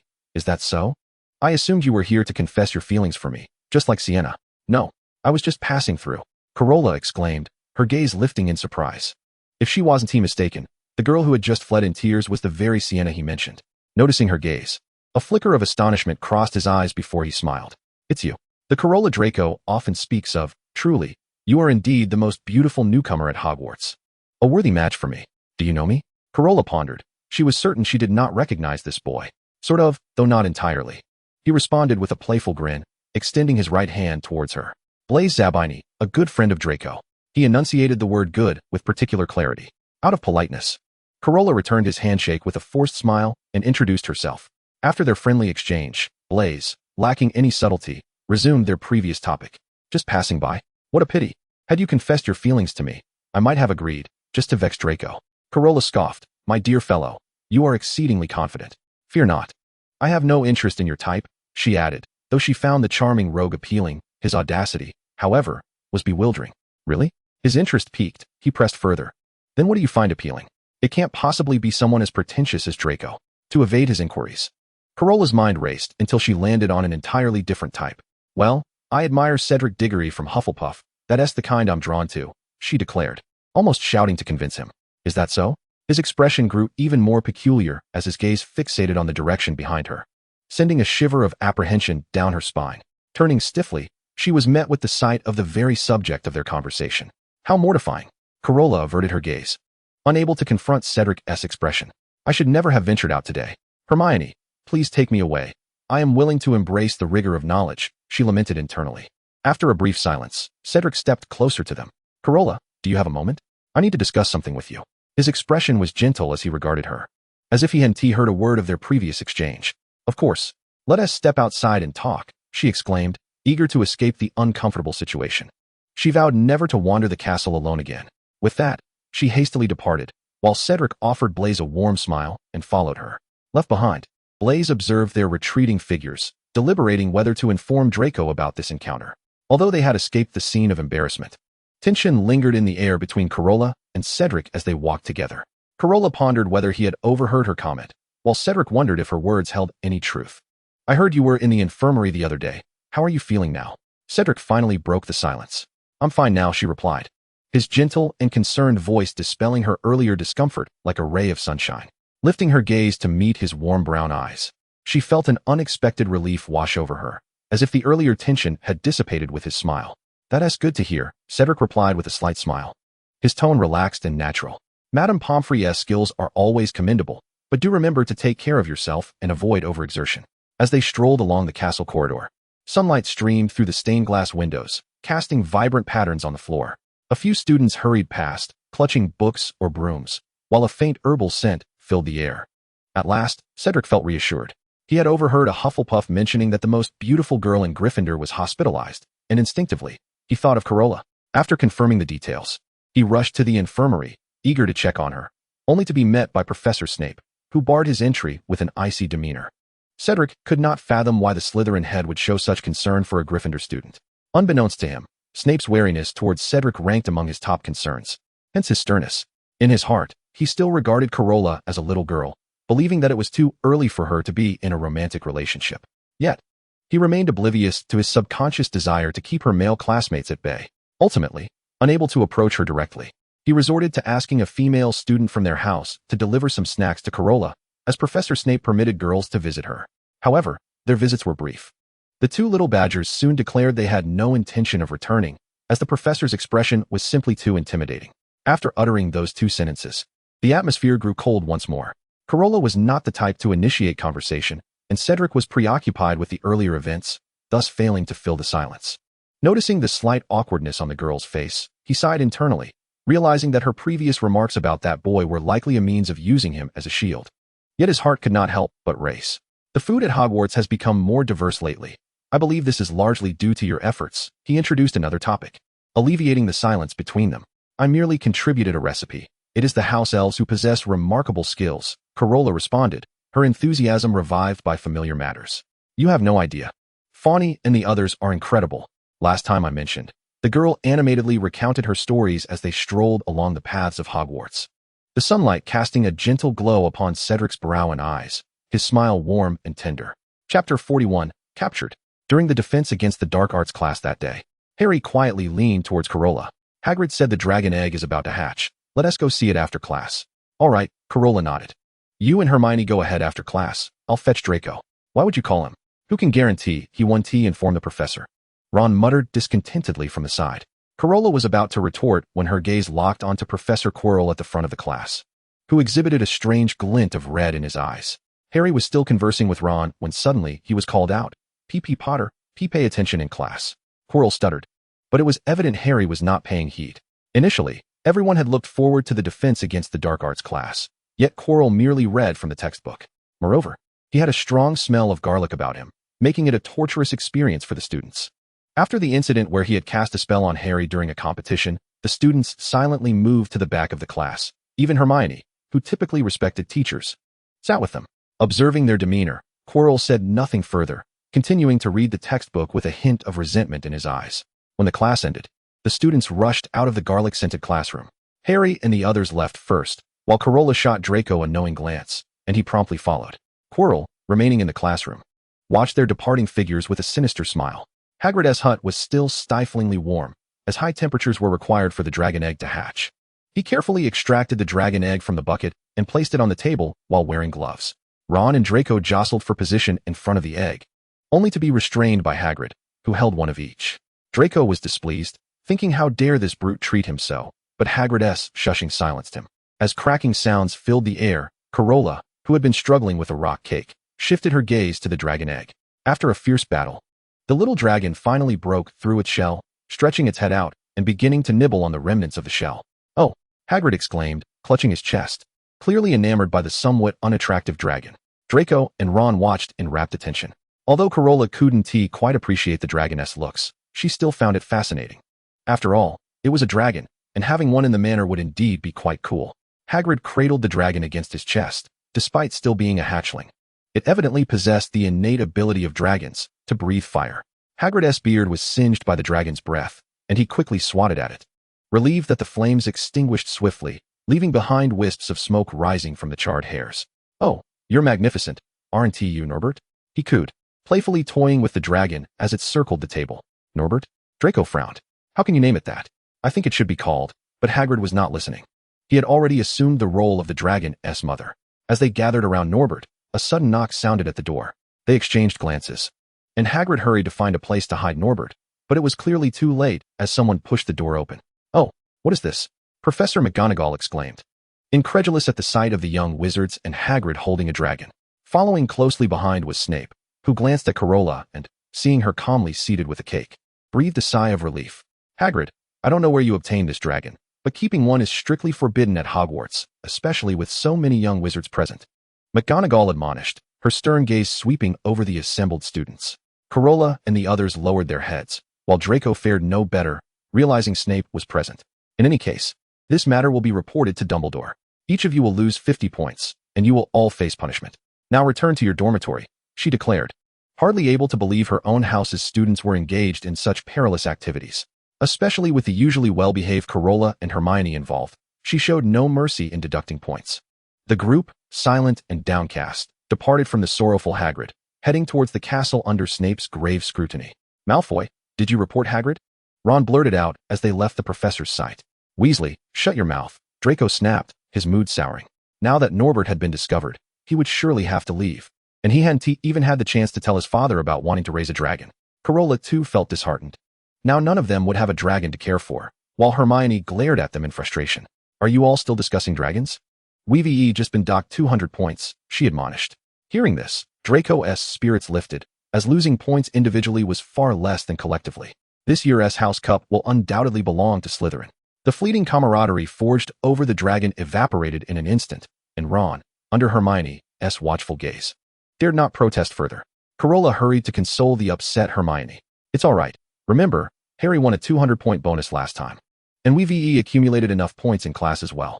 Draco was about to retort, but realizing he was outnumbered 4-1, he merely huffed and left.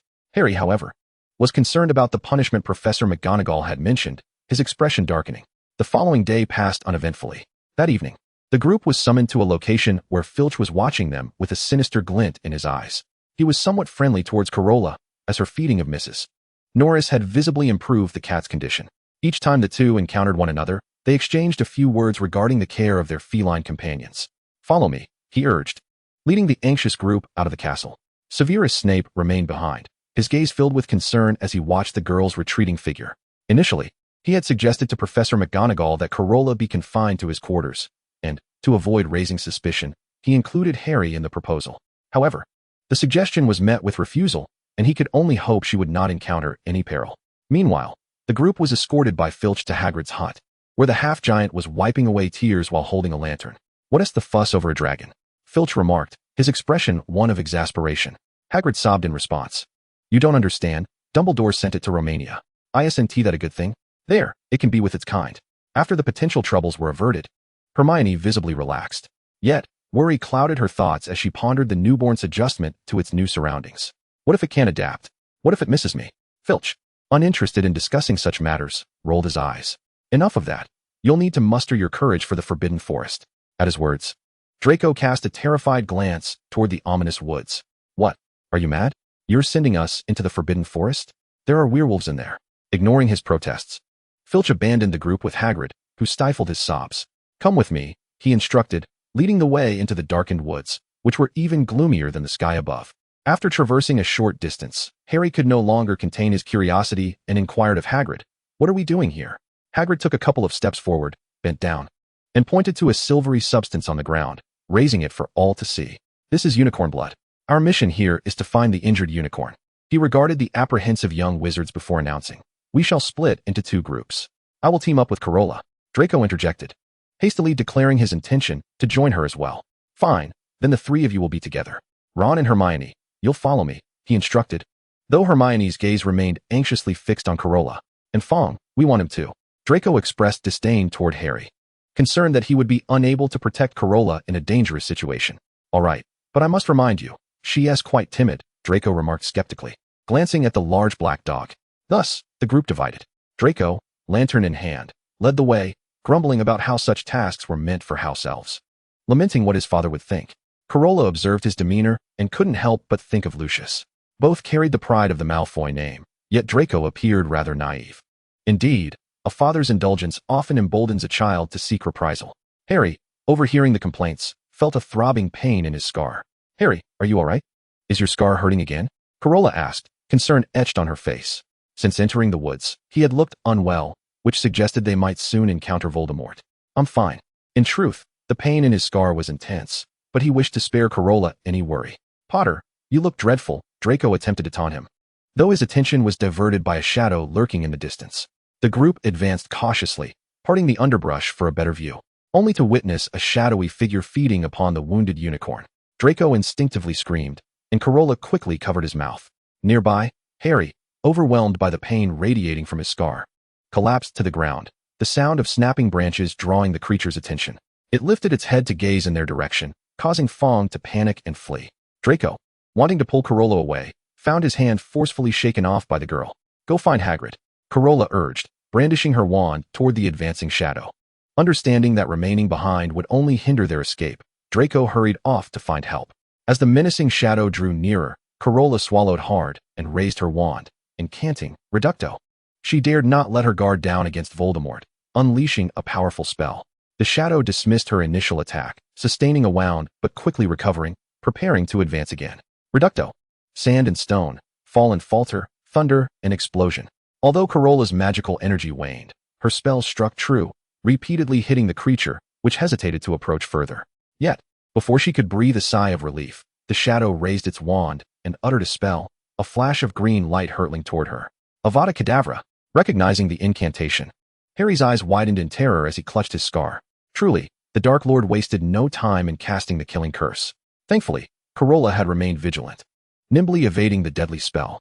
Realizing her attack had missed, the shadow prepared to cast another. At that moment, the sound of galloping hooves resonated as a towering centaur intervened, driving the shadow away. With the immediate danger averted, Carola felt herself fading into darkness, collapsing to the ground. Carola, Harry cried out, rushing forward to catch her. Harry Potter, you must leave this place. The Forbidden Forest is perilous, especially for you, the centaur warned, casting a solemn glance at him. What was that creature? Harry asked, bewildered. A monster. Slaughtering unicorns is a heinous crime. Their blood can prolong life, yet they are sacred creatures. The moment their blood touches your lips, you exist in a state between life and death. The centaur gazed mournfully at the fallen unicorn. Why? Who would desire their blood? Harry's mind raced with suspicions he dared not voice. Do you know what lurks within the castle, Mr. Potter? Who else would covet it, apart from that individual? The centaur's gaze shifted to Carola, lying unconscious in Harry's arms. The dead may yet live again. Everything is bound to change. The centaur looked skyward, leaving Harry bewildered by his cryptic words. Harry, Harry, Hermione's voice echoed as their footsteps drew nearer. Carola, she shrieked upon seeing the girl in Harry's arms, rushing over. With Draco close behind, Hagrid sheathed his weapon and nodded at the centaur. So you've met Harry, then, Firenze. The centaur remained silent, casting a final glance at the unconscious Carola before bidding farewell and departing. Hagrid lifted Carola into his arms, gesturing for the others to follow as he hurried out of the Forbidden Forest. As they made their way, Hermione inquired about the situation. Having been summoned by a terrified Draco, Harry recounted the encounter with the shadowy figure and explained how Carola had acted to protect herself. Guilt washed over him as he felt the persisting pain in his scar, reflecting on the centaur's ominous words as he gazed toward the castle. Before long, they arrived at the hospital wing, where Madame Pomfrey hastily instructed Hagrid to lay Carola on a bed for examination. Fortunately, it was merely a depletion of magical energy. After administering a few potions, the girl's complexion gradually improved. What on earth is happening here? Madame Pomfrey exclaimed sharply, her disappointment palpable. The girl had only just been discharged from the hospital a few days prior. How could such a condition arise again? Her dissatisfaction was interrupted by the arrival of Dumbledore, who had hurried over upon hearing the news. Let her rest for now. Harry, you all come with me. Reluctantly, they departed, leaving Snape to safeguard the pale-faced girl. When Carola awoke, she chuckled softly at the familiar surroundings. Snape regarded her with a grave expression. What exactly did you encounter in the Forbidden Forest? He had inquired with Dumbledore, but the latter's responses had been vague. Carola succinctly recounted the events in the Forbidden Forest. What? The man exclaimed incredulously. You encountered Voldemort. That individual. He still could not bring himself to utter the name. Well, not exactly. It should be Quirrell, right? Carola reassured him, noting that she was unharmed. It seems you've deduced it, Snape said, his gaze a mixture of complexity. He did not wish for the girl to become entangled with Harry. Yet Dumbledore would never forsake anyone capable of protecting him. Chapter 43. The Truth. I'm fine. Besides, you will keep me safe, won't you? Carola remarked, observing his furrowed brow. Unable to suppress a sigh within. Regardless of Dumbledore's intentions, she resolved to protect the girl, ensuring she would not endure such experiences again. By the way, why did you and Professor McGonagall suddenly go to Hagrid's that night? Carola suddenly recalled that occurrence, realizing it diverged from the original narrative. It was clearly Quirrell's doing. Snape now recalled that day, recognizing Lucius's prior interest in the girl and worrying whether his son would follow suit, his expression darkening. Professor McGonagall and Snape rushed to the castle's exterior, yet found no sign of the two students. They then thought to inquire with Hagrid if he had seen them, only to stumble upon the incident. That insufferable garlic-scented man, Carola exclaimed, infuriated, as she referred to Quirrell with the nickname Ron had given him. In truth, Quirrell had not anticipated the subsequent developments. He had been enraged by the students' disdain, yet could not chastise them openly. Thus, upon seeing students from rival houses walking together, he maliciously informed the head of their house. Carola decided to teach Quirrell a lesson. A mischievous smile graced her lips, her eyes glinting with playful mischief as she contemplated who could undertake this task. Snape observed her impish demeanor and smiled indulgently. Quirrell dared to treat her thus, causing her harm. He would not escape unscathed. Having quickly recovered from her magical depletion after taking the potion, Carola disregarded Madame Pomfrey's protests and left the infirmary. After all, the potions inside were not the special ones Snape had prepared for her. Their taste was utterly ghastly.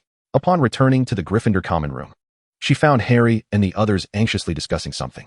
They all stood upon her arrival. Carola, how are you feeling? Harry asked, his concern evident. He blamed his own weakness for her having to visit the infirmary. I'm fine now. What were you discussing just now?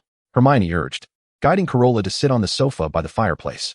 When you were unconscious, we spoke with Professor Dumbledore about the events in the Forbidden Forest, including the speculation that someone was attempting to steal the Philosopher's Stone. Hermione recounted, a hint of frustration in her voice as she noted Dumbledore's reticence in response. Carola shared the information Snape had just imparted to her. What? That Professor Quirrell is suspicious. He might very well be Voldemort.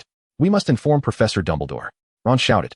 If it weren't for Quirrell's involvement, we wouldn't have encountered danger in the Forbidden Forest.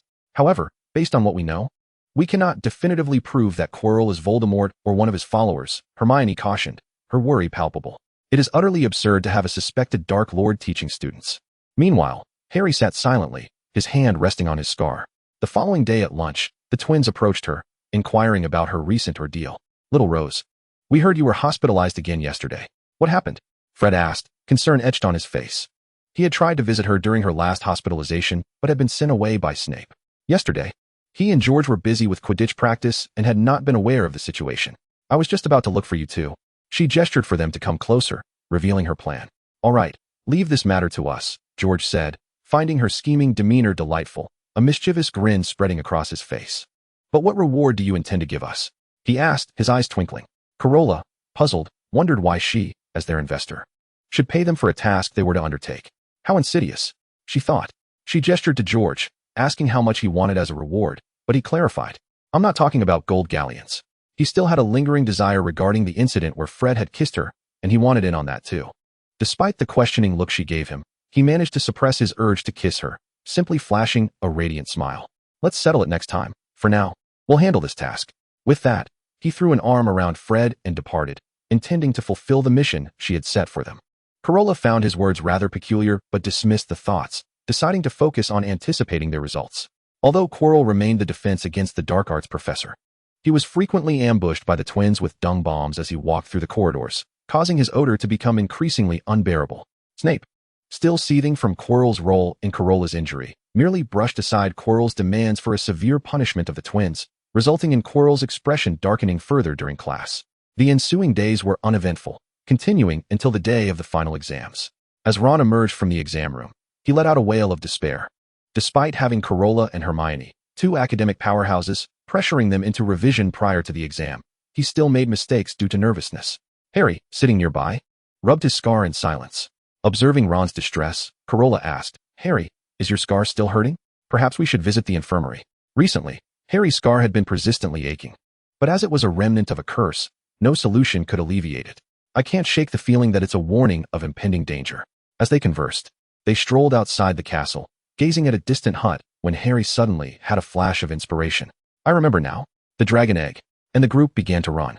Hagrid had always wanted to raise a dragon, and coincidentally, someone had lost a wager to him, which they found rather strange. After all, who in their right mind would carry a dragon egg around? As they spoke, several individuals had already approached Hagrid at the entrance, panting heavily. Harry, with a sense of urgency, inquired, Hagrid, where did you acquire that dragon egg? Hagrid cast a peculiar glance at him. Did I not inform you? I won it from a man. What did he look like? Hermione pressed on. I can't recall precisely, only that he wore a black robe and a hood. And there was something peculiar about his scent. The odd scent prompted a shared thought among them. Garlic, reminiscent of Quirrell. What did that man ask you? Carola posed the pivotal question. He wanted to know what creatures I had raised. I told him I had a Cerberus. Hagrid's tone swelled with pride at the mention of the creature. Was he interested in Cerberus? Harry realized that this was the man's true intention. Of course, for Cerberus is a rare three-headed hellhound. I informed him that I knew how to calm such dogs, like simply playing some music. With this crucial information, they turned and rushed back towards the castle, leaving a bewildered Hagrid behind. Should I not have said that? Chapter 44, Preparation. Unsure of the password to the headmaster's office, they unanimously decided to seek Professor McGonagall to inquire about Dumbledore's whereabouts. Unfortunately, she informed them that the Ministry of Magic had urgent matters, and Professor Dumbledore had gone to London. Harry stepped forward anxiously. He has gone. This is critical. It concerns the Philosopher's Stone. McGonagall looked up in surprise. How do you know about the Philosopher's Stone? Harry explained that someone intended to steal it, and it was imperative to inform the professors. Her gaze flickered suspiciously over the four of them. I don't know how you four came to know about the Philosopher's Stone, but it is currently very secure. You should return to your dormitory and keep quiet. She watched as the dejected little wizards departed. In the corridor outside, they resumed their hushed discussion. The individual who gave Hagrid the dragon egg was certainly not a stranger. It was likely Quirrell, which meant he knew how to get past Cerberus. Harry looked troubled. And just when Dumbledore is absent, this is perilous. Hermione concurred with his assessment. Ron was about to speak when a low voice interrupted from behind them. Good afternoon. It was Snape, his scrutinizing gaze sweeping over them before settling on Carola. What are you four little Gryffindors doing indoors on such a fine day? His tone was ambiguous, neither clearly benevolent nor malevolent. Hermione, anxious, attempted to explain. We were just, but was cut off. You should be cautious, otherwise, others may suspect you of nefarious intentions. His words lingered ominously, causing Ron to gulp nervously. Carola, come with me. Hermione's worried gaze intensified as Harry and Ron watched her follow Snape. Snape was visibly irritated, striding with long steps, but he slowed his pace to match the girl's walking speed. The two made their way to his office. Have a seat, he instructed, his tone rigid, lacking the usual gentleness he showed her. What's wrong, Severus? Are you angry? Carola, no fool, sensed his displeasure and reached out to grasp his sleeve. Why would I be angry with you? Seeing her compliant demeanor, Snape sighed, softening his tone. You shouldn't take risks with them, Carola. It's dangerous. Especially Potter. That boy is prone to trouble like his father. I don't wish for you to be entangled in Dumbledore's schemes. I know you care for me, but I swear I will take care of myself. And besides, I have you, Carola said, gently shaking his sleeve in an attempt to persuade him. No pouting. Snape's ears slightly reddened. He gently withdrew his sleeve from her grasp, his movements tender. His gaze fell, seemingly trying to mask the turmoil within. Yet his deep black eyes revealed an unmistakable gentleness and concern. Slowly, Snape crouched before her, lifting his gaze to meet hers. Those typically icy eyes now appeared unusually soft, as if harboring countless unspoken feelings. His voice was low and hoarse, tinged with a hint of pleading. Please don't make me worry. All right, Carola? Carola's heart fluttered. She could feel the unease and vulnerability in his words. The corners of Snape's eyes were slightly reddened, as if he were suppressing some emotion. Trust me, Carola replied softly, extending her hand to gently trace his furrowed brow, attempting to soothe his anxiety. Snape's gaze was locked onto her features, as if he wished to engrave every detail into his memory. The atmosphere between them was serene and warm, as if the entire world had faded away, leaving only the two of them. After a moment of silence, Snape gradually rose, restoring his usual composure and restraint. He glanced out the window. Though it was not yet too late, a sense of unease gnawed at him. The nights at Hogwarts were not always tranquil, especially with the mischievous trolls that could appear unexpectedly, causing havoc. I'll escort you back. His voice remained low but carried an undeniable firmness. He did not want her to traverse the long corridor alone, even if it was just a short distance. Carola observed the facade of seriousness that could not conceal his concern, and warmth surged within her. She nodded gently, a tender smile gracing her lips. "Thank you, Severus." Upon hearing her response, a faint smile tugged at the corners of Snape's mouth, revealing a rare softness. His demeanor no longer bore the usual frostiness. Instead, it was imbued with a touch of warmth and relaxation. He nodded, signaling her to follow. Together, they exited the dungeon. Walking side by side along the long corridor toward Gryffindor's common room, Snape deliberately slowed his pace, as if savoring this moment of solitude. Curious glances from passing students fell upon them. Particularly, the younger wizards, seeing Carola trailing behind Professor Snape, wore expressions of sympathy, clearly believing she was being punished. A faint, almost imperceptible smile crossed Snape's lips. He did not quicken his pace, but instead deliberately slowed down further, seemingly relishing the peculiar atmosphere. His gaze occasionally swept the surroundings, carrying an implicit warning that compelled the curious students to avert their eyes. At last, they arrived at the door of the Gryffindor common room. Carola exhaled in relief, turning to Snape with a hint of a resigned smile. "Well, I've arrived." Snape nodded, his gaze lingering on her, an undercurrent of reluctance evident in his eyes. "You should get some rest." Carola looked at him, warmth swelling within her. She stepped forward, gently embracing him, feeling him stiffen momentarily before relaxing. Her voice was soft and warm. "See you tomorrow." Snape's arm lifted slightly, as if he wished to return the embrace, but he ultimately restrained himself. His voice was low and tender, akin to a lover's whisper. "Yes, see you tomorrow." Carola released him, turning to enter the common room. Snape stood motionless, watching her silhouette vanish beyond the door, a flicker of intricate emotions crossing his gaze. He took a deep breath, turned, and departed, his black cloak appearing particularly solitary under the corridor's lights. Inside the common room, Hermione and the others sat solemnly on the sofa, engaged in earnest discussion. Upon her arrival, Harry, brimming with excitement, exclaimed, "Carola, you're back. Professor Snape, didn't he give you any trouble, did he?" Carola shook her head, while Ron muttered beside her. Of course Professor Snape would trouble her. That is far rarer than him not troubling Gryffindor. Ron had come to a realization. Snape's attitude towards Carola mirrored his father's demeanor towards his mother. He didn't even notice any issues with his reference point. Harry reluctantly concurred with Ron's assessment. For Carola, praise from Professor Snape was a rarity, whereas he himself received nothing but deductions. He hadn't even stolen Snape's wife, yet he felt utterly tormented. "All right, let us focus on what to do about the Philosopher's Stone," Hermione interjected, perplexed by the boy's train of thought. "With Professor Dumbledore absent today, Quirrell will undoubtedly make a move." As she reminded them, Harry and Ron's minds sprang back into action. "Then we shall venture beneath the three-headed dog tonight," Harry said, his expression serious. And Carola nodded in agreement. Later that evening, a few young wizards stealthily appeared in the common room, cautiously making their way towards the door, when suddenly, something appeared on the floor ahead of them. Ron stepped forward and discovered it was Neville's toad. He quietly prepared to shoo it away. "Back to your place, Trevor. This is not where you belong." No sooner had he spoken than Neville abruptly stood up from the chair he had been facing away from them. "And what exactly is the right place? Where are you all headed?" "That is none of your concern, Neville," Harry advised him quietly. "I truly cannot interfere. But you're not going out tonight. Last time, you already cost Gryffindor 200 points. Neville glared at them angrily, then fixed his gaze on Carola. "Carola, are you going to join them on their nocturnal escapade?" This saddened him. Carola had helped him several times before, and he didn't wish to target her. His words left Carola at a loss for what to say, but Hermione, evidently losing her patience, drew her wand and aimed it at Neville, petrifying him in an instant.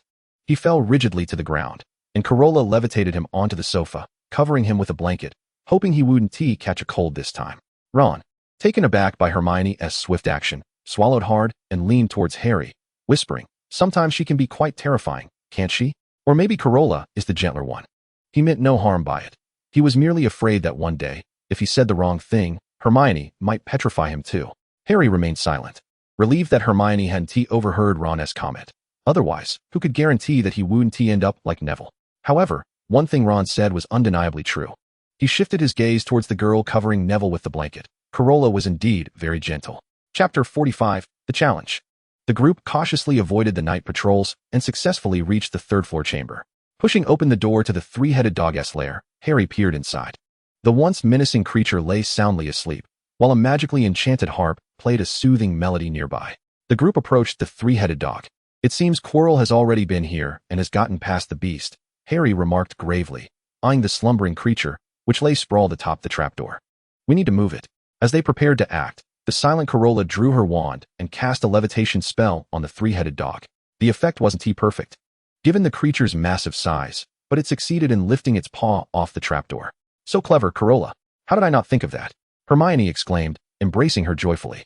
Harry lifted the trapdoor, and the group peered down to assess the situation. Let us descend, Carola suggested quickly, or else the harp will stop, and the three-headed dog will awaken. With that, she leaped down first, followed closely by Hermione, while Harry and Ron hesitated, questioning the rush. Just then, they sensed an unsettling silence enveloping them. Harry, isn't it a bit too quiet? Ron nervously glanced around, failing to notice the looming danger above. Harry nodded in agreement. A sudden realization striking him, he abruptly turned to look at the harp. The music had ceased. At this revelation, both boys felt a jolt of alarm. Ron's voice trembled as he stammered, so. At that moment, a glob of slime dripped down from above, landing squarely on his clothing, prompting a disgusted glance. What on earth? The next second, he understood precisely what it was.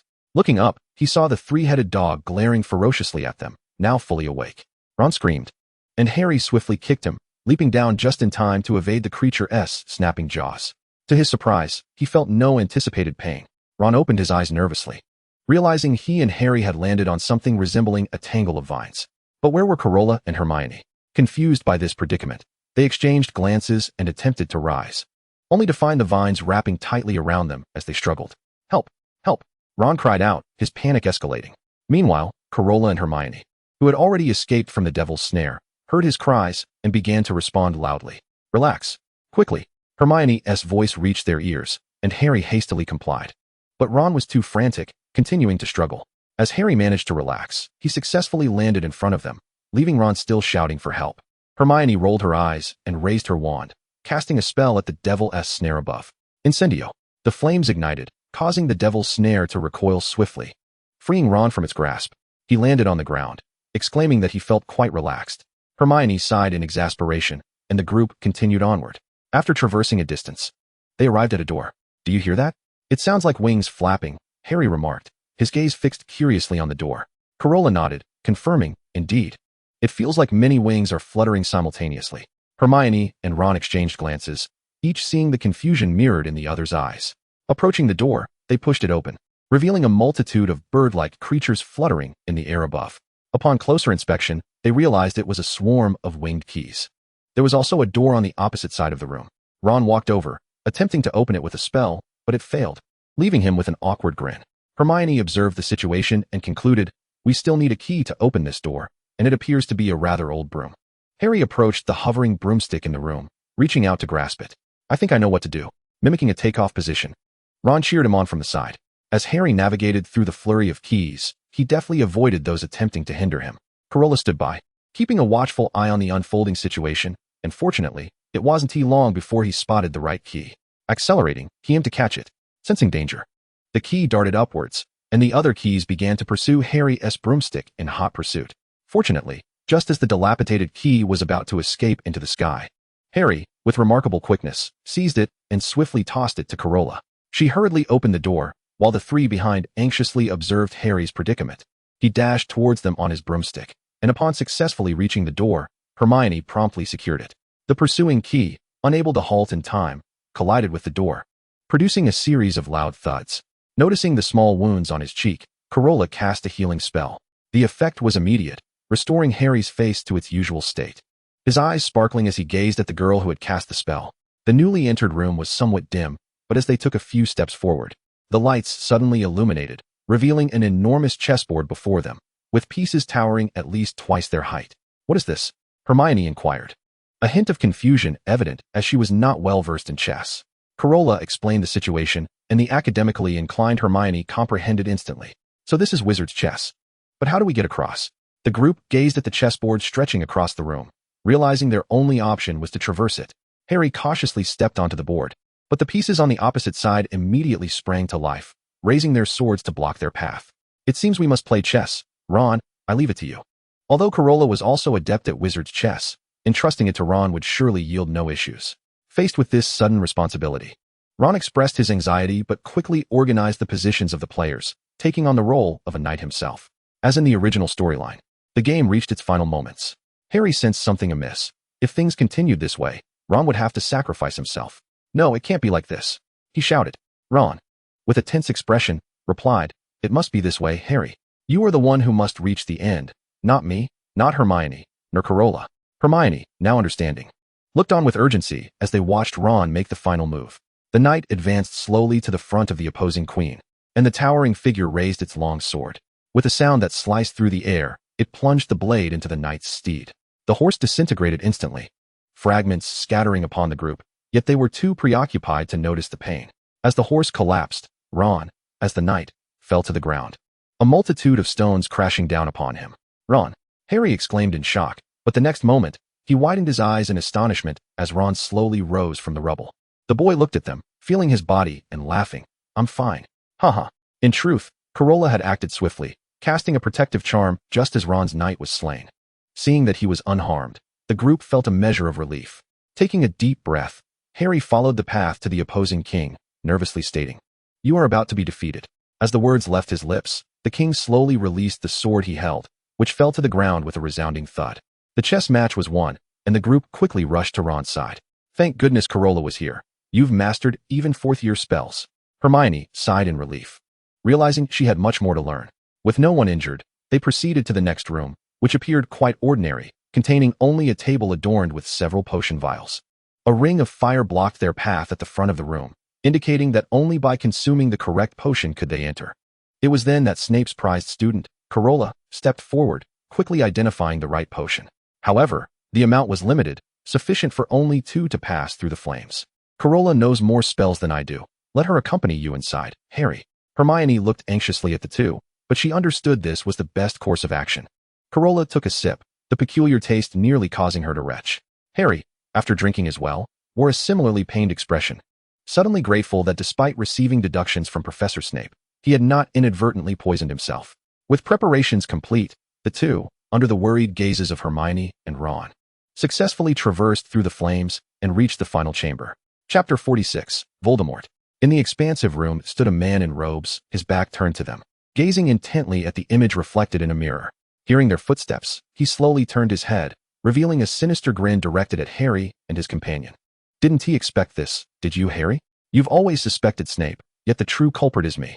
I had already suspected it was you, Harry stated nervously, positioning Carola protectively behind him. However, the man paid little heed to this remark, shifting his gaze towards Carola. And you, the meddlesome Gryffindor, still have your uses. I should have killed you in the Forbidden Forest, Quirrell glared at her. The master attempted to win her over, but she consistently rebuffed his advances. Had it not been for her close ties with Snape, she would have ultimately fallen under his sway. He should have eliminated her long ago. Now, having captured her alongside Potter, he deemed it prudent to eliminate them both. Sensing his thoughts, Voldemort, who had possessed Quirrell, commanded, Let me see her. Harry, filled with trepidation, heard a raspy voice. Witnessing Quirrell respectfully turn and slowly unravel the turban from his head, unveiling the source of the voice. Harry gasped, taken aback by the sight, pale and grotesque, with blood-red eyes. No wonder Quirrell had refused to remove the turban even when subjected to ridicule. He likely feared others discovering his true nature. That frightful visage fixed its gaze upon Carola, causing her to feel nauseous.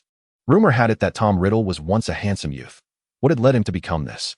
Look, Harry, it is because of you that I have become this way. But soon, I shall return, to reclaim my place as the Voldemort that all fear. Upon hearing his name, Harry's earlier suspicions were confirmed, and he gasped again. And you, Bellamy, should have made the right choice. His voice was cold and raspy, akin to a serpent's hiss. Since becoming Voldemort, he had coveted the vast wealth of this family, but they had foolishly spurned him. Had he not needed to win over the formidable heir, he would have seized what rightfully belonged to him long ago. Now, this young girl, not yet fully grown, ought to pledge her allegiance to him and surrender the Bellamy estate. Carola's response was swift. She raised her hand and cast a spell, causing Quirrell to collapse.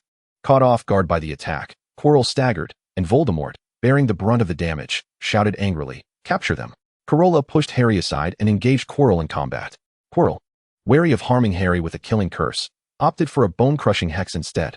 Fortunately, Carola was agile and managed to counterattack several times, inciting even greater fury in her opponent. Harry understood the urgency of the situation. While the two were locked in their duel, he swiftly approached the mirror of Heiress. This was what Carola had advised him prior to her arrival. Although he did not fully comprehend it, he trusted her. He watched as the reflection of himself in the mirror winked at him, pulling the Philosopher's Stone from his pocket and extending it towards him. Harry gazed at him in astonishment, his eyes briefly flickering to his bulging pocket. Quirrell, engrossed in an animated exchange with Carola, was oblivious to the unfolding drama. However, Voldemort's gaze remained fixed on Harry, and upon noticing his peculiar expression, he shrieked, "Seize that boy!" Quirrell attempted to disengage from the confrontation. Yet Carola would not grant him such an opportunity. Their spells clashed in midair, neutralizing each other. This incited Voldemort's fury further. The defection of the Bellamy heir was inconsequential in the face of resurrection. Kill her. Harry felt a jolt of dread at that piercing command. Simultaneously, a dazzling green light, distinct from the previous one, hurtled towards Carola. Fortuitously, she sensed something amiss upon hearing Voldemort's voice and, rather than casting a counter curse, swiftly evaded the killing curse. She mused that perhaps the curse was not insurmountable. With swift action, one could escape unscathed. Seeing his attack fail, Quirrell, in a fit of rage, sought to strike her again, only to be reminded by the furious Voldemort, "Fool, capture that boy first." Due to Carola's evasive maneuver, she found herself further from Harry, allowing Quirrell to dart towards him. Harry, Carola reacted with alacrity, casting a spell. Yet, with the target so close at hand, Quirrell, despite the pain coursing through him, managed to seize Harry as he attempted to flee. Harry winced as Quirrell's grip tightened painfully around him. Simultaneously, the proximity to Voldemort exacerbated the pain in his scar, and he felt as though he might lose consciousness. His hands scraped against the ground, drawing blood, and the Philosopher's Stone tumbled from his pocket, rolling a short distance away. Quirrell's eyes lit up at the sight of the stone, and he reached for it, only to have his wand knocked from his grasp by Carola's disarming spell as she rushed to intervene. In panic, he turned to face her. Seizing the moment of distraction, Harry strained to retrieve the stone from the ground, his blood seeping onto its surface, emanating an eerie glow. Quirrell, realizing he could not reach the wand that had been flung far from him, hurriedly shifted his grip to tighten around Harry's throat. In such close quarters, Carola found it impossible to cast a powerful spell without endangering Harry. She had no choice but to repeatedly assault Quirrell, who knew he had but one opportunity. Ignoring his bleeding wounds, he viciously tightened his grip on Harry's neck. Harry felt the life being choked from him, the burning pain of his scar intensifying, as if death were imminent. Yet, through his blurred vision, he spotted Carola behind Quirrell, desperately unleashing attack spells. Suddenly, an unexpected surge of strength propelled him to extend his hand. His fingers found Quirrell's face, and the latter, momentarily stunned by the pain, could not react. But soon, he felt as though his face were shattering. With a piercing scream, Quirrell attempted to release his hold, yet Voldemort continued to bellow for Harry's demise. Realizing that his hand could inflict harm, Harry clutched Quirrell's face with fierce determination. Quirrell could no longer withstand the agony and finally relinquished his grip. But it was too late. Both Harry and Carola bore witness to a horrifying spectacle as Quirrell crumbled like stone into a heap of dust upon the ground. Had it not been for the glaring red mark on Harry's neck, it would have seemed like a mere nightmare. Carola rushed to Harry's side, incessantly casting healing spells until his color began to stabilize. Yet, as she expended her magic, the rosy hue drained from her lips. Exhausted, they both collapsed onto the ground, Harry bowing his head, unaware of the gathering dark mass behind him. Once Carola finished her incantation, bringing Harry's condition to a near recovery, she looked up to see a grotesque face emerging from the black mist, charging towards Harry. Without a moment to spare, she instinctively pushed Harry to the ground, the black mist shrieking as it passed through her and vanished. "Carola!" Harry cried out, still reeling from the surprise. Snape, who had rushed to the scene, beheld the girl collapsing like a withered rose from its stem, and his heart plummeted. Chapter 47, Love. Harry rose, intent on reaching the fainting Carola, but was swiftly pushed aside by the frantic Snape, who scooped the girl into his arms and dashed outside, leaving Harry in stunned silence. He opened his mouth to speak, but no one could hear him. After a few moments of silence, he succumbed to the pain and collapsed on the floor. When he awoke, he found himself in the infirmary, sitting up and glancing around. "Harry, you're awake," Ron exclaimed, noticing the movement beside his bed, his face lighting up with joy. Harry glanced at Ron, the only person by his bedside, and then at the crowd gathered around Carola's bed, his heart shattering silently. He even suspected that Ron was there solely because he couldn't squeeze into Carola's area, as his gaze remained fixated on her. The throng surrounding Carola was due to Snape's busy efforts in brewing potions for her, leaving no one to disperse the crowd. Hearing the commotion, Hermione, who had been attending to Carola, momentarily glanced over. "Harry, you're awake. How do you feel?" she asked before returning to quell the Weasley twins' antics towards Draco, lest it escalate into a full-blown conflict. Ron joined her in admonishing his brothers, inwardly approving of their behavior. Much better, Harry replied, unable to resist a slight smile, wishing they would acknowledge him too. However, his thoughts drifted back to Carola's courageous act of shielding him from the dark mist, compelling him to rise and inquire about her condition. At that moment, Dumbledore, who had appeared beside his bed without him noticing, surveyed the scene and remarked wistfully, "Youth is indeed a splendid thing." His eyes harbored emotions that Harry could not decipher. When Harry turned to him, Dumbledore playfully winked, suddenly recalling the events preceding his unconsciousness. Harry anxiously asked, "Professor, what became of the Philosopher's Stone?" He distinctly remembered it being in his possession. "Do not fret, Harry, the stone has been destroyed," Dumbledore reassured him, suppressing the emotions flickering in his eyes. "Destroyed? Then what of Nicholas Flamel? Will he die?" Harry queried, concerned. Everyone must face death eventually. Especially considering he left sufficient potions to manage his remaining affairs, Dumbledore comforted, observing Harry's troubled expression. To him, death is merely a grand adventure, is it not? Harry felt an unsettling depth to Dumbledore's words. And Voldemort? Has he vanished? He shuddered at the memory of Quirrell's grotesque visage harboring the dark wizard. "No, I suspect he will find a way to return," Dumbledore replied. Harry's expression grew grave at this revelation, yet Dumbledore, with a hint of intrigue, strolled over to the table at the foot of his bed. "Ah, there are so many snacks here. Some were sent for you, while others are merely leftovers from Carola's success." He grinned. "May I indulge?" His topic shifted too quickly, leaving Harry with a hint of confusion as he nodded. Dumbledore picked up a box of Bertie Bott's every flavor beans. "In my youth, I once encountered a bean that tasted like vomit, and since that day, I have refrained from indulging in such candies." With enthusiasm, he selected a bean and popped it into his mouth, subsequently contorting his face into a comical expression. "It tastes like bogey," he remarked, resignedly setting down the box, seemingly unwilling to try again. Harry chuckled at his expression, but soon his demeanor grew serious as he gazed at Dumbledore. "Professor, how could I harm Quirrell?" The memory still sent a chill down his spine. To be precise, it was that he could not touch you. Dumbledore settled beside him on the bed. "Harry, your mother, Lily, sacrificed herself. That act of sacrifice left an indelible mark." Harry instinctively touched the scar on his forehead. Dumbledore locked eyes with him. "No, Harry, this mark is invisible, residing within your very being. Do you know what it is?" Observing Harry's puzzled expression, Dumbledore spoke with an almost ethereal voice. "It is love, Harry, it is love." Harry lowered his gaze in contemplation, and after a prolonged silence, turned to glance in the direction of Carola. A throng surrounded her bed, obstructing his view of the situation. Dumbledore couldn't help but smile at his expression. Perhaps this boy, heralded as the savior, was still yet to grasp the concept of love. However, the friendships surrounding him were sufficient for him to combat anything that came his way. Was that not what Dumbledore had always hoped for? He quietly departed, as if his previous presence had merely been an illusion. Harry pondered over Dumbledore's words and soon drifted into a deep slumber once more. The individuals surrounding Carola were hastily dispersed by Snape, who had rushed in after concocting a potion, his expression notably grim. The twins attempted to resist, but were swiftly escorted away by Percy before any points could be deducted. Severus, seeing the girl's pitiful demeanor, he found it hard to utter harsh words, pressing his lips together as he handed her the potion.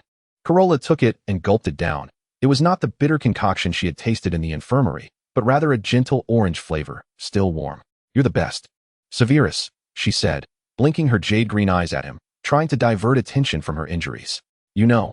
Recognizing that the girl's coyness was a ploy to evade his admonitions, he steeled himself to avoid her gaze. Noticing his demeanor, Carola panicked and quickly grasped his sleeve. "Severus, I know I was wrong. I won't do it again." Carola had promised him she wouldn't get hurt, but this incident had truly been too sudden. Not receiving a response, Carola suddenly felt a drop of something cool land on her exposed arm, a sensation both chilly and strangely warm. Indeed, when Snape turned to look at her, she could distinctly see that his eyes were tinged with redness. "Oh, Severus, please don't cry." Witnessing his impending tears, Carola felt a pang of sorrow within her, her own eyes beginning to well up. With her eyes reddened and her expression pitiful, she clung to his sleeve, and even the hardest heart would soften in such moments. He slowly seated himself at her bedside, gently wiping away the tears that had escaped the corners of her eyes. "Do not cry," he said, his voice husky, a stark contrast to his usual velvety tone. "So, have you forgiven me?" Carola seized the opportunity to climb closer, unwilling to lose her first and most significant friend. Forgiven? What need was there to discuss forgiveness? As long as she remained safe, he would do anything without hesitation. "I knew you were the best, Severus." The girl smiled faintly, her red-rimmed eyes resembling those of a fragile little rabbit. Yet Snape knew that his girl was eternally resilient and formidable. Remembering the circle of boys that had gathered around her bed earlier, he let out a barely audible sigh. Before his arrival, Carola had been engaged in conversation with Hermione and others for quite some time, and after the previous events, she stifled a yawn, appearing somewhat fatigued. Perhaps you should sleep a little longer. Snape observed her weary visage, feeling a twinge of regret. It was entirely the fault of those boys who had insisted on conversing with her. He too was to blame for not noticing her condition. All right, good night, Severus. The girl obediently laid back down, her gaze averted from the outside, despite it being daylight. Snape tucked her blanket a bit more snugly, gazing at her peaceful face. An overwhelming wave of emotion threatening to overflow. He leaned down, bestowing a gentle kiss upon her head, lowering his voice. Good night. Chapter 48. The House Cup.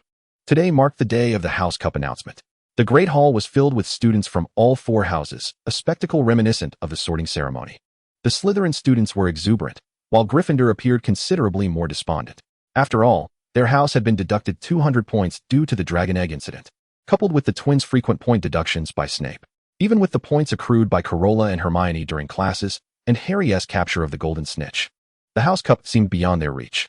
Typically lively, Fred and George maintained their usual antics, weaving through the students from the other 3 houses, promoting their new products. Percy was somewhat irked. Had it not been for their incessant point losses, this year's House Cup might have been theirs. Slytherin had won the House Cup for 7 consecutive years. If they triumphed again this year, one could only imagine the arrogance of their students. In stark contrast to Percy's mood was Carola, who beamed at the twins promoting their products, recognizing the financial potential therein. The duo truly were business prodigies. With the funding provided by Carola, they had dedicated themselves to developing even more effective prank products without any concerns. Given the recent unfortunate events surrounding Quirrell, their inventions had proven remarkably successful. As for the House Cup, Carola's gaze drifted towards Professor Dumbledore at the staff table. He was smiling broadly in the direction of Gryffindor. Reflecting on Draco's smug expression from a couple of days prior, it seemed the outcome of the House Cup was still uncertain. Dong, dong, dong. Dumbledore struck the sides of his goblet with a spoon. The raucous students fell silent, eagerly anticipating his words, except for Percy, who hung his head in resignation. Dumbledore shared a knowing smile and began to announce the moment everyone had been awaiting. Another year has passed, and if memory serves me correctly, it is time to award the House Cup. The point totals are as follows. 4th place, Hufflepuff, with 352 points. Hermione exhaled in relief. She and Carola had contributed significantly during their classes, thankful they were not in last place. Carola, however, knew that the surprises were far from over. 3rd place, Gryffindor, with 402 points. The twins erupted in jubilant applause, while Percy, though somewhat disappointed, joined in with the Gryffindor crowd. 2nd place, Ravenclaw, with 426 points. The gap between the 2 houses was minimal, and Hermione felt a pang of regret for not accruing more points in class. 2nd place was still commendable. Harry and Ron trembled beside her, fearful she might recall the points they had lost. The victorious applause resonating from Slytherin echoed in the hall, as Draco provocatively cast a glance towards Gryffindor's direction. Noticing that Carola paid no heed to him, he sulkily halted his display.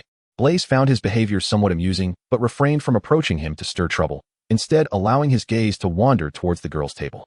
The 1st place, with a score of 472 points, was claimed by Slytherin, and the long table erupted into fervent cheers and applause.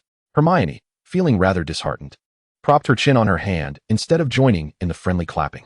Meanwhile, Professor Snape continued to applaud for his house's victory in the House Cup. Yet as he observed the amused smile on Carola's lips, he sensed that matters were not as straightforward as they appeared. Indeed, after announcing the winner of the House Cup, Dumbledore did not take his seat but instead proclaimed loudly, "Yes, splendid performance, Slytherin, very well," before abruptly shifting his tone.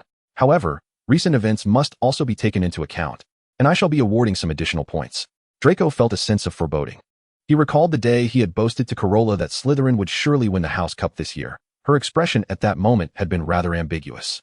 Listening to Dumbledore's subsequent words, he finally comprehended the meaning behind her expression. Miss Hermione Granger, during a moment of peril, your calm deliberation merits an award of 20 points. Hermione beamed at the praise, clapping her hands joyously. The points awarded by Dumbledore were not excessive, so Slytherin could not muster a valid rebuttal. Next, Mr. Ron Weasley.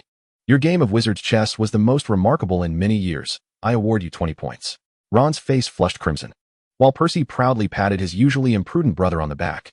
And Harry Potter, for your unflinching bravery and exceptional courage, I add 20 points to Gryffindor. Harry's hands turned red from clapping, and seeing Carola's delighted expression beside him, Draco could not suppress a scowl. Snape found himself at a loss, unsure whether to smile or scowl. Naturally, he was pleased with the commendable performance of his friend's son. Yet the sight of Harry exuberantly embracing Carola made him wish to deduct 50 points from Gryffindor on the spot. Having declared these points, Dumbledore continued, capturing the attention of all in Gryffindor. And Mr. Neville Longbottom, in the face of adversaries, we need considerable courage. But to stand firm in support of friends demands even greater bravery. Thus, I award him 10 points. The Gryffindor students erupted into cheers, as Harry gave a supportive pat to the blushing Neville, while Hermione joyfully exclaimed that they were now even with Slytherin. Yet it was evident to all that Dumbledore had not finished awarding points. The tale of Harry and his companion's battle against Quirrell had spread throughout every house, and the eyes of the gathered students gradually focused on Carola. Lastly, Miss Carola Bellamy, for your fearless stance in the face of danger to protect your friends. I believe such actions deserve an award of 30 points. Dumbledore finally concluded this exhilarating round of point allocations. Now then, I think it is time for a change in the decorations. With a wave of his wand, the green banners representing Slytherin transformed into roaring red lions, and the Gryffindor table erupted into thunderous applause. Carola, possessing both beauty and kindness towards the young witches and wizards, had friends in both Ravenclaw and Hufflepuff, and students from both houses joyfully joined in the celebration. Cedric, observing the shy Carola being praised by Hermione, noticed the faint blush on her face, which made her appear utterly adorable. Reminded of their last encounter, he smiled and clapped to offer his congratulations to the girl. Witnessing the substantial points awarded to Carola, Snape begrudgingly reconciled with the fact that Gryffindor had won the House Cup. He joined in the applause, though the upward curve of his lips could hardly be concealed. The atmosphere among Slytherin was far from pleasant, as discontent brewed over their loss of the House Cup. Eventually, Draco led the applause, and those who hesitated to clap due to fear joined in, happily cheering for the girl. Percy was elated, for Carola's final points had secured Gryffindor's victory. He excitedly moved to pat her shoulder, only to be jostled aside by the twins who appeared from nowhere, lifting Carola onto their shoulders and celebrating her around the Gryffindor table. As Draco clenched his fork in frustration, irritated by the ever-annoying Weasleys, he watched Carola's transformation from shyness to exhilaration in mere seconds, her face lighting up with a radiant smile. Witnessing her joy, Percy ultimately refrained from intervening with the twins. The girl's beaming expression compelled him to wear a gentle smile, while Ron beside him regarded his brother's demeanor with a look of utter disbelief. Chapter 49, Young Barty Crouch. On the final night before leaving school, Carola had prepared her belongings ahead of time. Most of her items were tucked away in a bag enhanced with the undetectable extension charm, while lighter clothing was placed into her suitcase for appearances. After all, the Ministry of Magic strictly prohibited the personal use of such charms, so it was wise to maintain some discretion. She removed the pocket watch she typically wore as a necklace from her neck and set it beside her pillow. After bidding Hermione goodnight, she drifted off to sleep, tinged with excitement for the impending holiday. Though her home would only be occupied by herself and Jean, a break was something everyone eagerly anticipated, and she was no exception. However, when she awoke with consciousness, she found herself utterly bewildered. Dressed in a pink nightgown, she stood in a serene and secluded garden, feeling utterly lost. A singular thought coursed through her mind. Where on earth was she? Carola instinctively reached for the pocket watch around her neck, realizing that apart from it, she had brought nothing with her, and tears threatened to spill from her eyes. The garden was exquisitely adorned, exuding an air of elegance. Yet Carola felt that this was not the time to appreciate its beauty, as she seemed to hear the sound of someone weeping nearby. The thin fabric of her nightgown offered little warmth, and as a cold breeze swept by, she could not help but rub her arms, moving towards the source of the sobbing. Finding no one around, she thought it prudent to inquire if a ghost might know where she was. Do not mistake Carola for someone who is afraid. Having seen many ghosts at Hogwarts, she subconsciously believed that even apparitions could be kind. Young Barty was hiding among the bushes, tears streaming down his face after attending a gathering at the Black family estate with his father. Despite his earnest efforts to showcase his magical prowess, his father criticized him in front of others, declaring that his success was merely luck.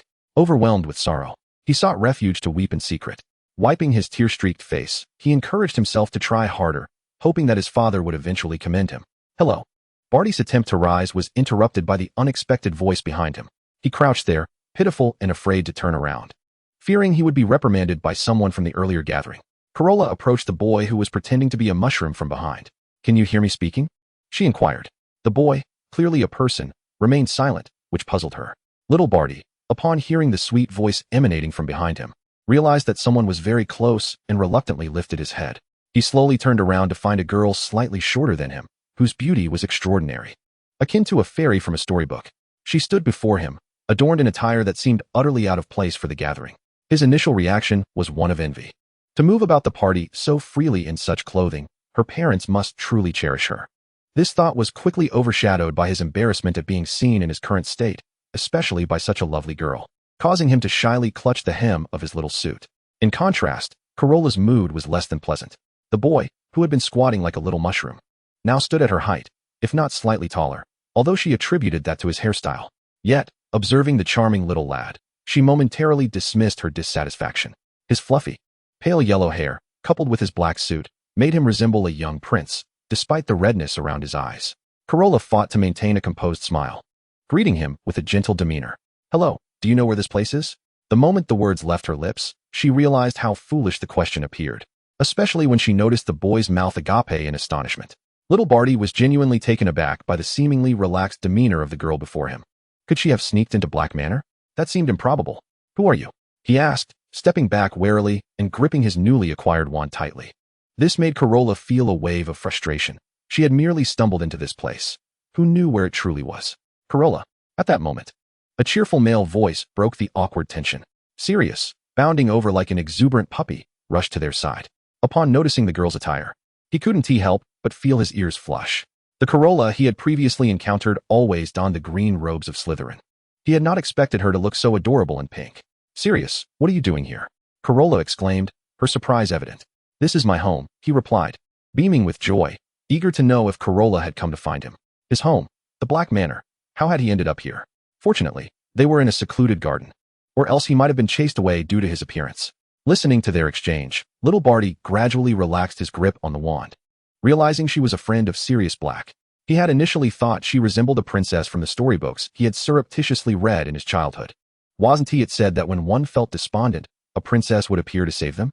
Sirius glanced again at the girl's attire and, without hesitation, removed his black suit jacket to drape it over her shoulders. The third-year boy had begun to grow taller, and the white shirt underneath accentuated his handsome stature.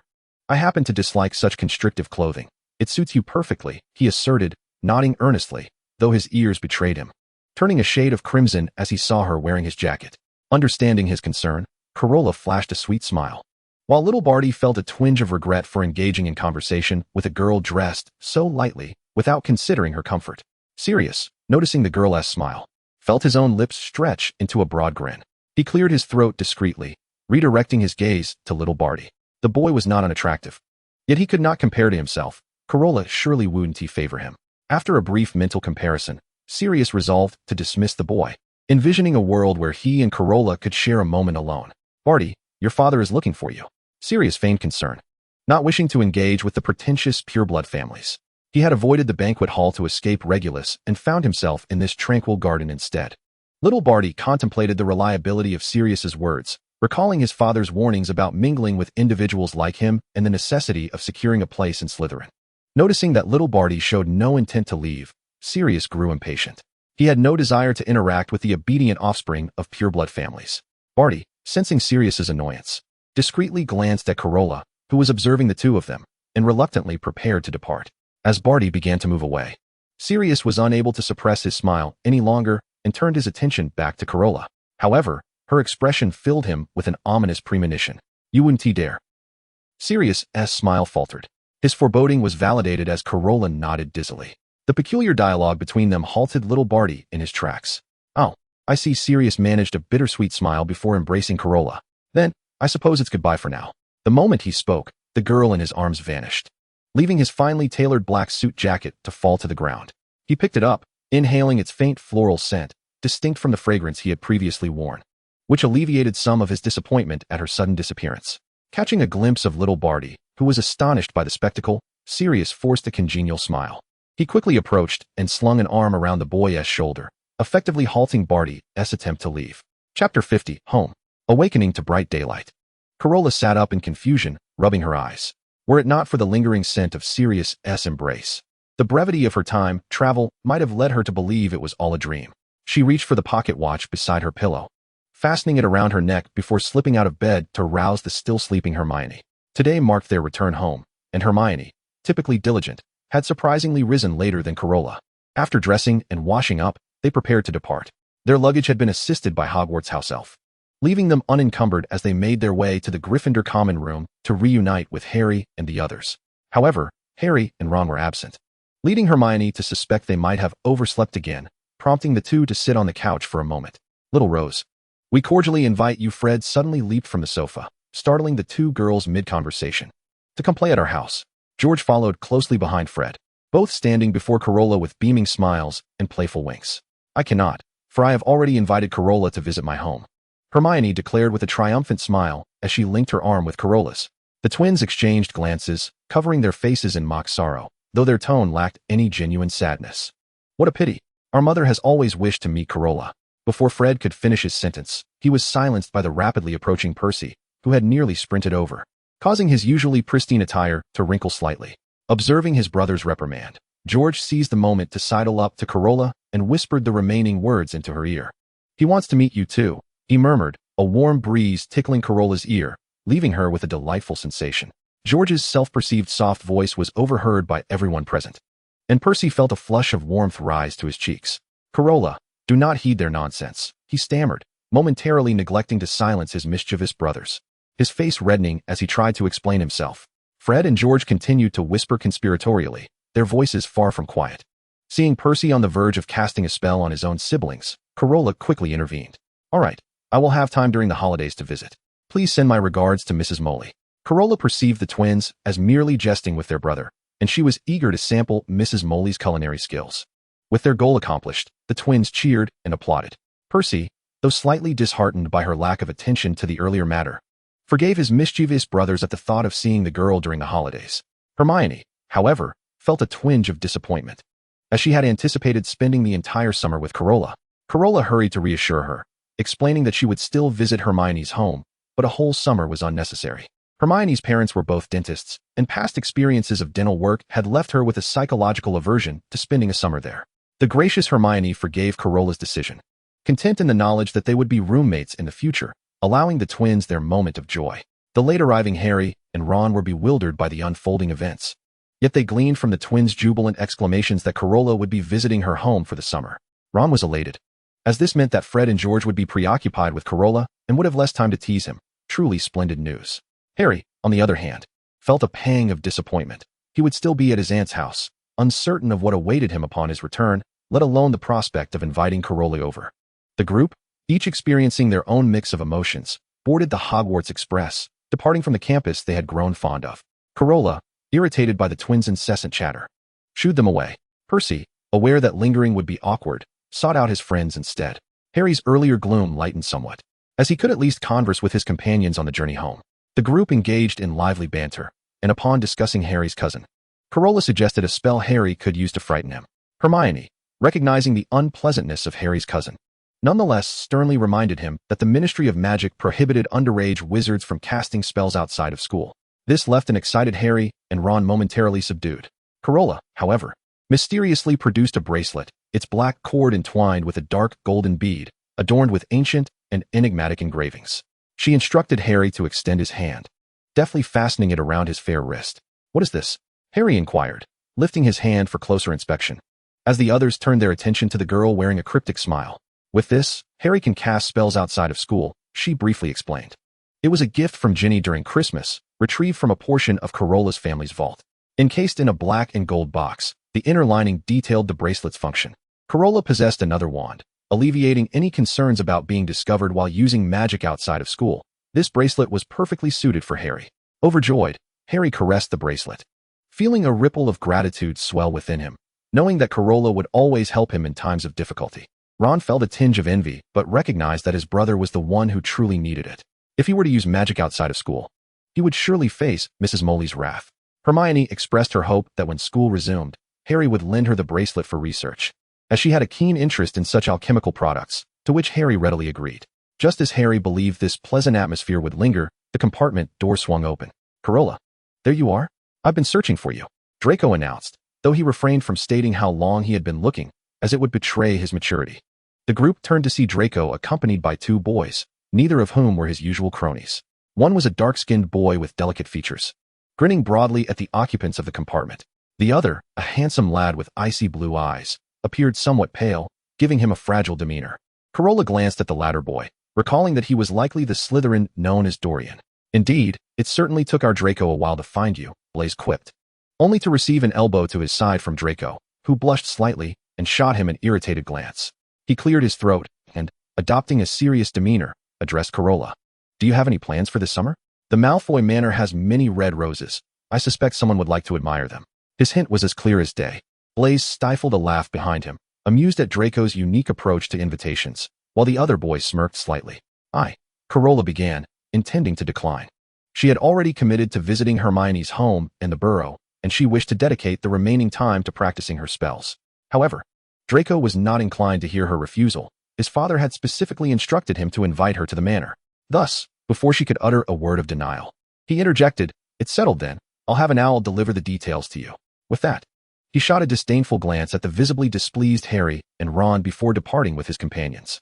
Blaise, as Draco turned away, discreetly winked at Carola, his expression playful, before following the delicate boy out of the compartment. Left behind were the disgruntled Harry and Ron, who muttered to one another, prompting Carola to reassess her plans. Visiting Malfoy Manor could indeed be intriguing, though she found it curious that Narcissa had developed a fondness for roses. Chapter 51, A Visit. The pleasant journey swiftly came to an end as the group gathered their belongings and disembarked. Carola accompanied Hermione to seek out her parents, as they had prearranged for her to spend some time at their home. Harry watched the group fade into the distance, quietly collecting his luggage to seek out the impatiently waiting Uncle Vernon. Carola and the others moved quickly, so by the time Draco located his parents to introduce his friend, he was disheartened to find the girl had vanished from sight. Lucius, already waiting, had indeed caught sight of the girl, as radiant as he remembered.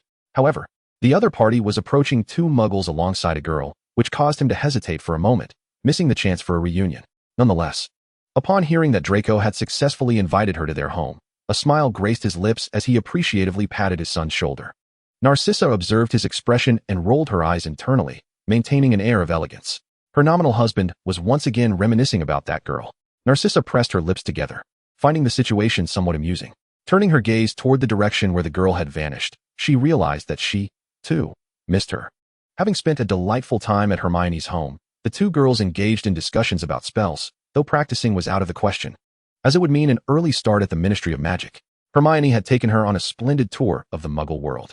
This idyllic existence came to an end only when Hermione's mother suggested taking the candy-loving Carola to the dentist. Carola bid farewell to Hermione's warm and welcoming parents and returned to the Bellamy estate. After practicing spells at home for a few days, she replied to Draco, who had been urging her to visit Malfoy Manor, indicating that she was now available for a visit.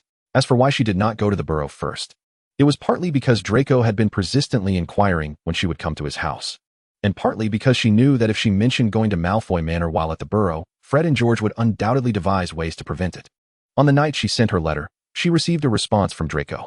He expressed his delight at her impending visit and mentioned that his parents had prepared a room for her, eagerly anticipating her stay of several days. Carola read the letter multiple times, feeling that the tone did not quite match Draco's usual style. This suspicion was confirmed when he received her letter. He had intended to respond himself, but his father insisted that he was better at communicating with others, which led to Lucius replying on his behalf. As for the prepared room, Draco was pleasantly surprised upon seeing it, realizing that his father held his friend in high regard. Knowing the truth, Narcissa smiled silently. That room had originally been arranged by her and Lucius for the girl. It was unexpected that after such a long time, the room would once again welcome its rightful owner. The Bellamy family had previously collaborated with the Malfoy family, which allowed for a connection between their fireplaces. After breakfast, Carola gathered the gifts she had prepared for Mr. and Mrs. Malfoy and used flue powder to travel from the fireplace to Malfoy Manor. The experience of using the fireplace for the first time left her feeling slightly dizzy. Fortunately, her adaptability helped mitigate any adverse effects. Stepping out from the Malfoy fireplace, Carola noticed a bit of soot on her clothes and used her wand to perform a cleaning charm with remarkable efficacy. The sharp sound of the charm caught her attention, and she looked up to see the impeccably dressed Lucius observing her from a short distance. "Thank you," Carola graciously expressed her gratitude. He appeared even more captivating than when she last saw him, his platinum hair complementing his strikingly handsome features, radiating the allure of a mature man. Noticing the astonishment flashing in her eyes, Lucius smiled softly, pleased that his efforts in dressing up had not gone unnoticed.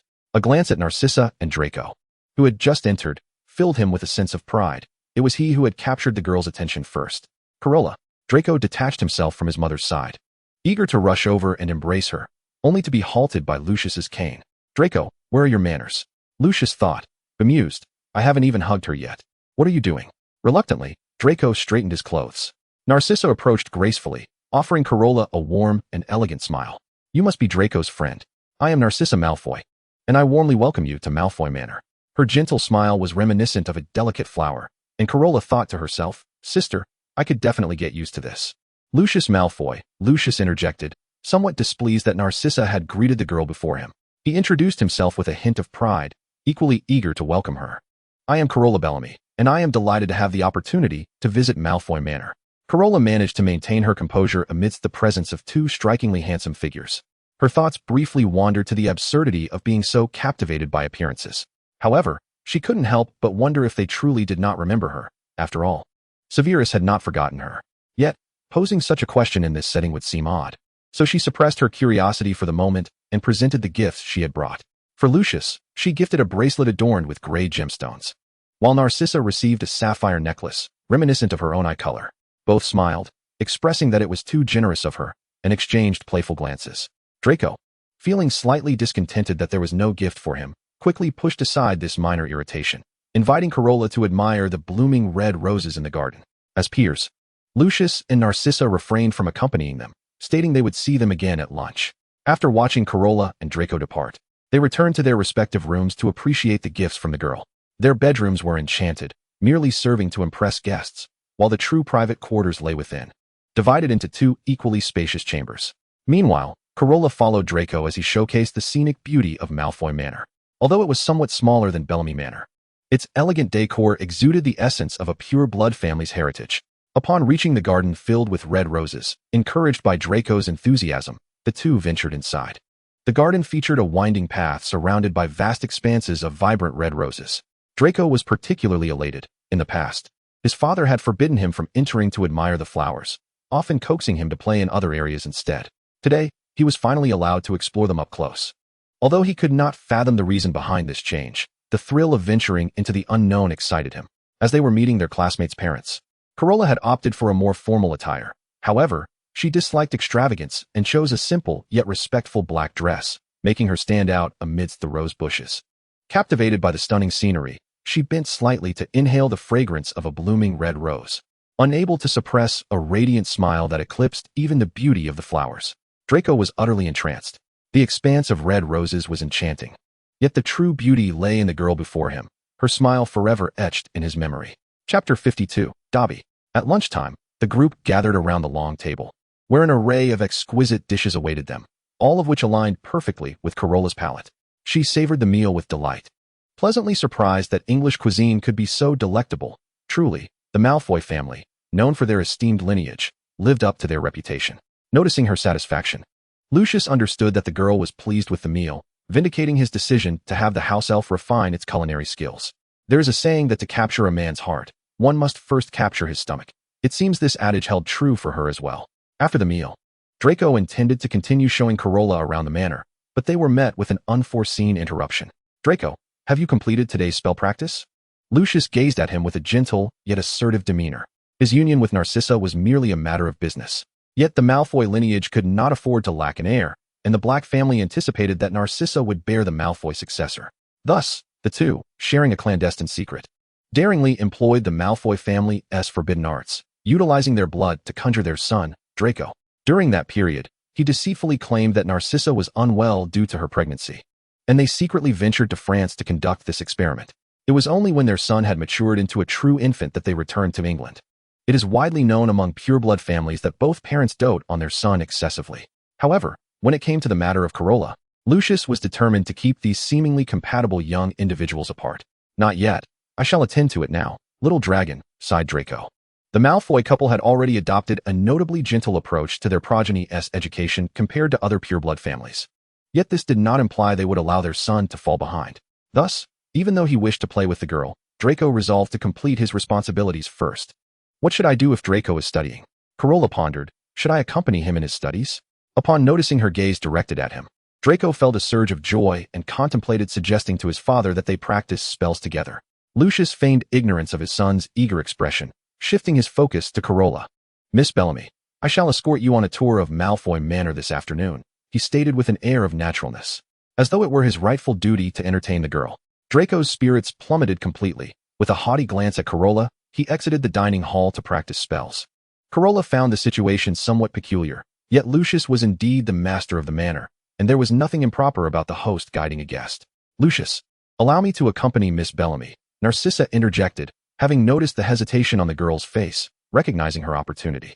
Very well, I shall trouble you, Mrs. Malfoy, Carola quickly acquiesced, feeling far more at ease with the lady of the house than with her husband. Seeing the girl's agreement, Lucius conceded, indicating he would retreat to his study before departing. Once he left, Carola let out a quiet sigh of relief. For some reason, she felt that Mr. Malfoy's gaze was unsettling. Perhaps he believed she was too close to Draco, hindering his studies. Observing the girl's relaxed demeanor, Narcissa could not help but smile. Lucius's overly anxious behavior would only make the girl feel pressured. In this circumstance, it was indeed her opportunity. Carola and Narcissa proceeded to explore the rose garden, which they had not fully traversed with Draco that morning. It was not that Draco had been slow. Rather, they had initially visited other attractions, such as the estate's white peacocks. Furthermore, the rose garden was quite expansive, adorned with various structures, and a thorough exploration would naturally require considerable time.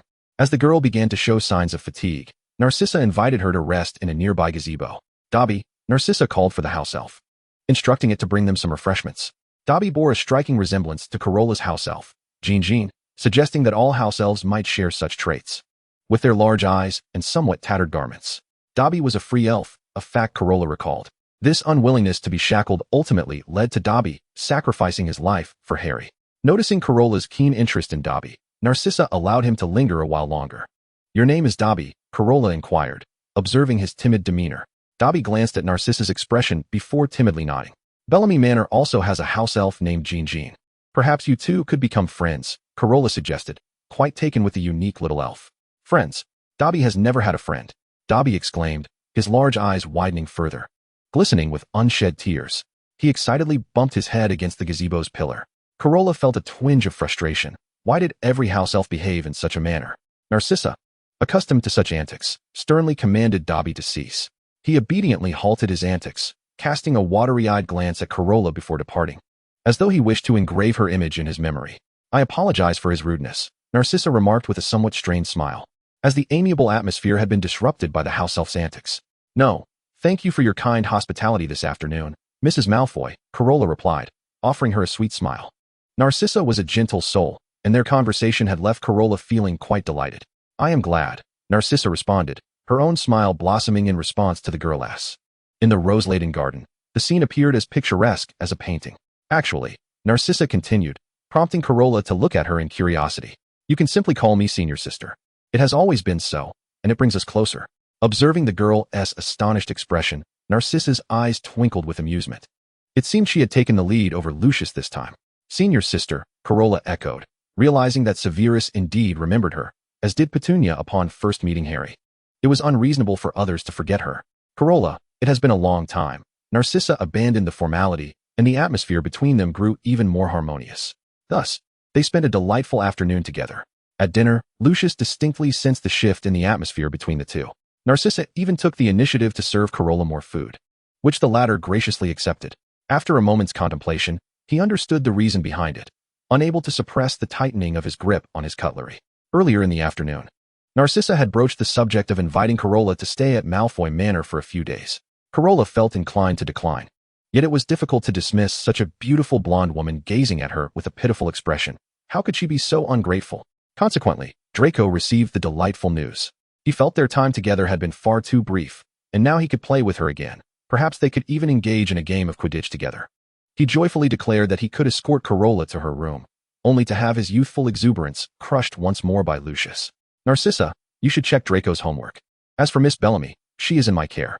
Lucius's dissatisfaction was evident. Perhaps he should summon Draco's etiquette tutor back. Draco felt disheartened yet again, his spirits deflated. Narcissa expressed her inability to assist. It seemed Lucius could no longer contain his desire to acknowledge the girl. After bidding farewell to the dejected Draco, Lucius graciously awaited Carola to finish her dinner, leading her to the prepared room. Chapter 53, The Room. Throughout the journey, neither spoke. Carola was uncertain of what to say, while Lucius contemplated how to initiate a conversation. Their relationship had transformed. He was now a family man, and she was his son's classmate.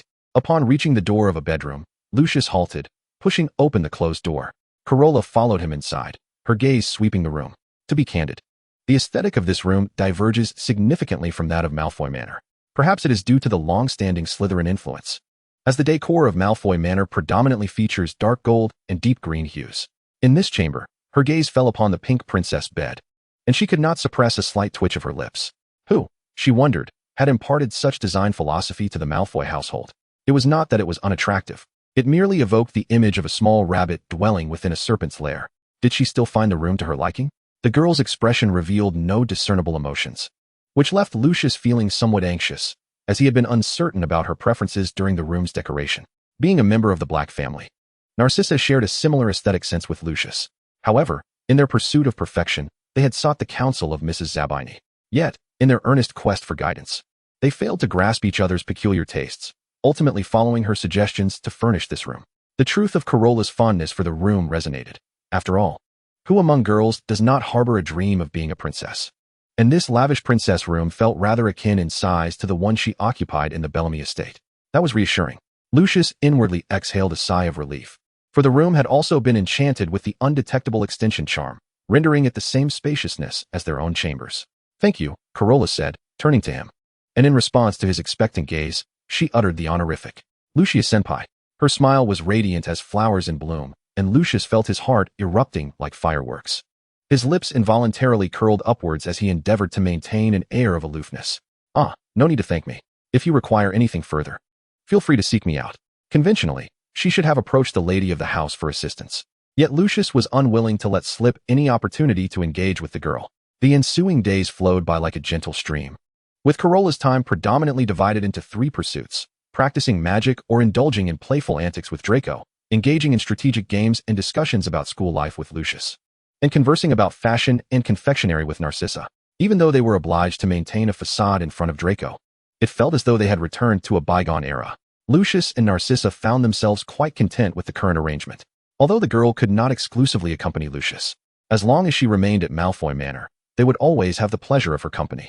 A minor incident transpired when the Ministry of Magic announced an inspection of Malfoy Manor for any illicit items. At the time, Lucius was preoccupied with devising a solution for the artifacts left behind by the Dark Lord. During a game of chess, Carola noticed a diary resting on the desk, and, observing his distracted demeanor, she discerned its significance. Pretending ignorance, she expressed her fondness for the diary and inquired if she might have it as a gift. Alarm bells rang in Lucius's mind. He could not risk bestowing upon her something that might carry a curse from the Dark Lord. Thus, he concocted an excuse to decline her request, and later presented her with an assortment of exquisite notebooks instead. He had also begun to formulate a plan. Borgin and Burke's and Nocturne Alley would undoubtedly be interested in such an item. Time passed swiftly in this enjoyable existence, and soon arrived the day they had agreed upon for a visit to the burrow. Carola bid farewell to the insistent Lucius and Narcissa, as well as the sulking Draco. He could not fathom why the girl would choose to visit the impoverished Weasley household, questioning whether their white peacock was less appealing than the garden's roses. As she stepped from the hearth, Malfoy Manor returned to its usual tranquil state. Meanwhile, Carola utilized the Flu network to return home. Hardly had she settled in when she heard a commotion from the fireplace. "Little Rose, we have arrived." Fred and George emerged, arms slung around each other's shoulders. During the holiday, Carola had arranged for Ginny to connect the fireplaces of the Bellamy estate and the burrow. Hence the twins had eagerly taken on the task of fetching her. They scanned the interior with wide-eyed astonishment, rendered momentarily speechless. "George, do you think those are solid gold?" Fred exclaimed, pointing at the sculptures flanking the fireplace. They had not noticed the grandeur upon their arrival, but now it was nothing short of breathtaking. "I believe so, Fred," George replied, swallowing hard. He was aware of the Bellamy family's wealth, yet he had not anticipated it to be to this extent. After all, in the wizarding world, currency circulated in galleons, and to see such golden statues merely as decorative elements beside the fireplace was astounding. Not to mention the diamond chandelier above and the alchemical artifacts scattered throughout. No wonder Carola had so easily offered 1,000 galleons earlier. The brothers exchanged glances, feeling the weight of pressure mount as their promise of a 30% share for Carola suddenly seemed inadequate. "You arrived quite early," Carola remarked as she hurriedly dressed, having been informed by Ginny of the guest's arrival. When she entered the room, she found the twins marveling at the sculptures beside the fireplace. They turned to her, and she appeared in a beige top paired with fitted jeans, her emerald green eyes sparkling with vitality, exuding the essence of youth. While at the Malfoy residence, her wardrobe had been entirely curated by Narcissa, filled with exquisite and expensive little dresses, akin to a Barbie doll. Now back home, she wasted no time in donning comfortable attire. Fred and George, unable to resist, let out a playful whistle, only to be met with a gentle twist of their arms from Carola as she approached them. The twins exchanged knowing glances, feigning injury and casting her pitiful looks, indicating their need for compensation. Carola motioned for them to lower their heads, and Fred and George eagerly complied. The girls swiftly ruffled their already tousled red hair, making them appear even more disheveled, resembling two dogs that had been through the ringer. Their expressions of sorrow were palpable. The Weasley family was known for their striking looks, and being gazed upon by two identical handsome boys stirred a flicker of guilt within Carola. Noticing their earlier fascination with the sculptures, she proposed them as a potential token of appeasement. After all, she had no particular fondness for those two statues, and she could not fathom whose ancestor deemed them aesthetically pleasing, who would craft sculptures from solid gold. Upon hearing this, Fred and George's heads began to nod vigorously. The last time Carola had given them 1,000 galleons, they had been reprimanded by Molly for a considerable duration. If they were to take home solid gold statues, it would likely lead to the loss of 2 sons in the Weasley household. Carola feigned disappointment, concluding that it seemed no one would cherish those 2 statues, which were indeed rather unsightly. Had Ron known her thoughts, he would surely have exclaimed about the evils of the wealthy. In the East, there is an ancient saying that translates to "since we are here, we might as well explore." Thus, Carola decided to take Fred and George on a tour of the manor. Initially, they were filled with enthusiasm, but by the end of the tour, they found themselves questioning the meaning of life. Typically, their Quidditch training would left them fatigued, yet they could accept that level of exertion. However, touring the Bellamy estate made them realize that Witch training was merely child's play in comparison. No wonder Carola had mentioned that she would pack a few things before departing after a short while. They teased her about needing more exercise, earning a well-deserved eye roll from her. The twins, still recovering from their earlier bravado, ultimately found themselves returned home by Ginny's use of the portkey, where Carola awaited them by the fireplace, ready with her belongings. Upon witnessing the 2 young men in a state of disarray, she delivered a scathing rebuke, prompting them to raise their hands and surrender. Carola, with remarkable magnanimity, forgave the 2 youths, and together they traversed the Floo network to their humble abode. Chapter 54, The Humble Abode. Fred and George took the lead, and when Carola finally arrived via the Floo network, she overheard a woman's voice chastising the 2 brothers. "Fred, George, I sent you both to fetch Carola, and you've returned so late. You even missed lunch." Mrs. Weasley stood before her sons, wielding a ladle in indignation.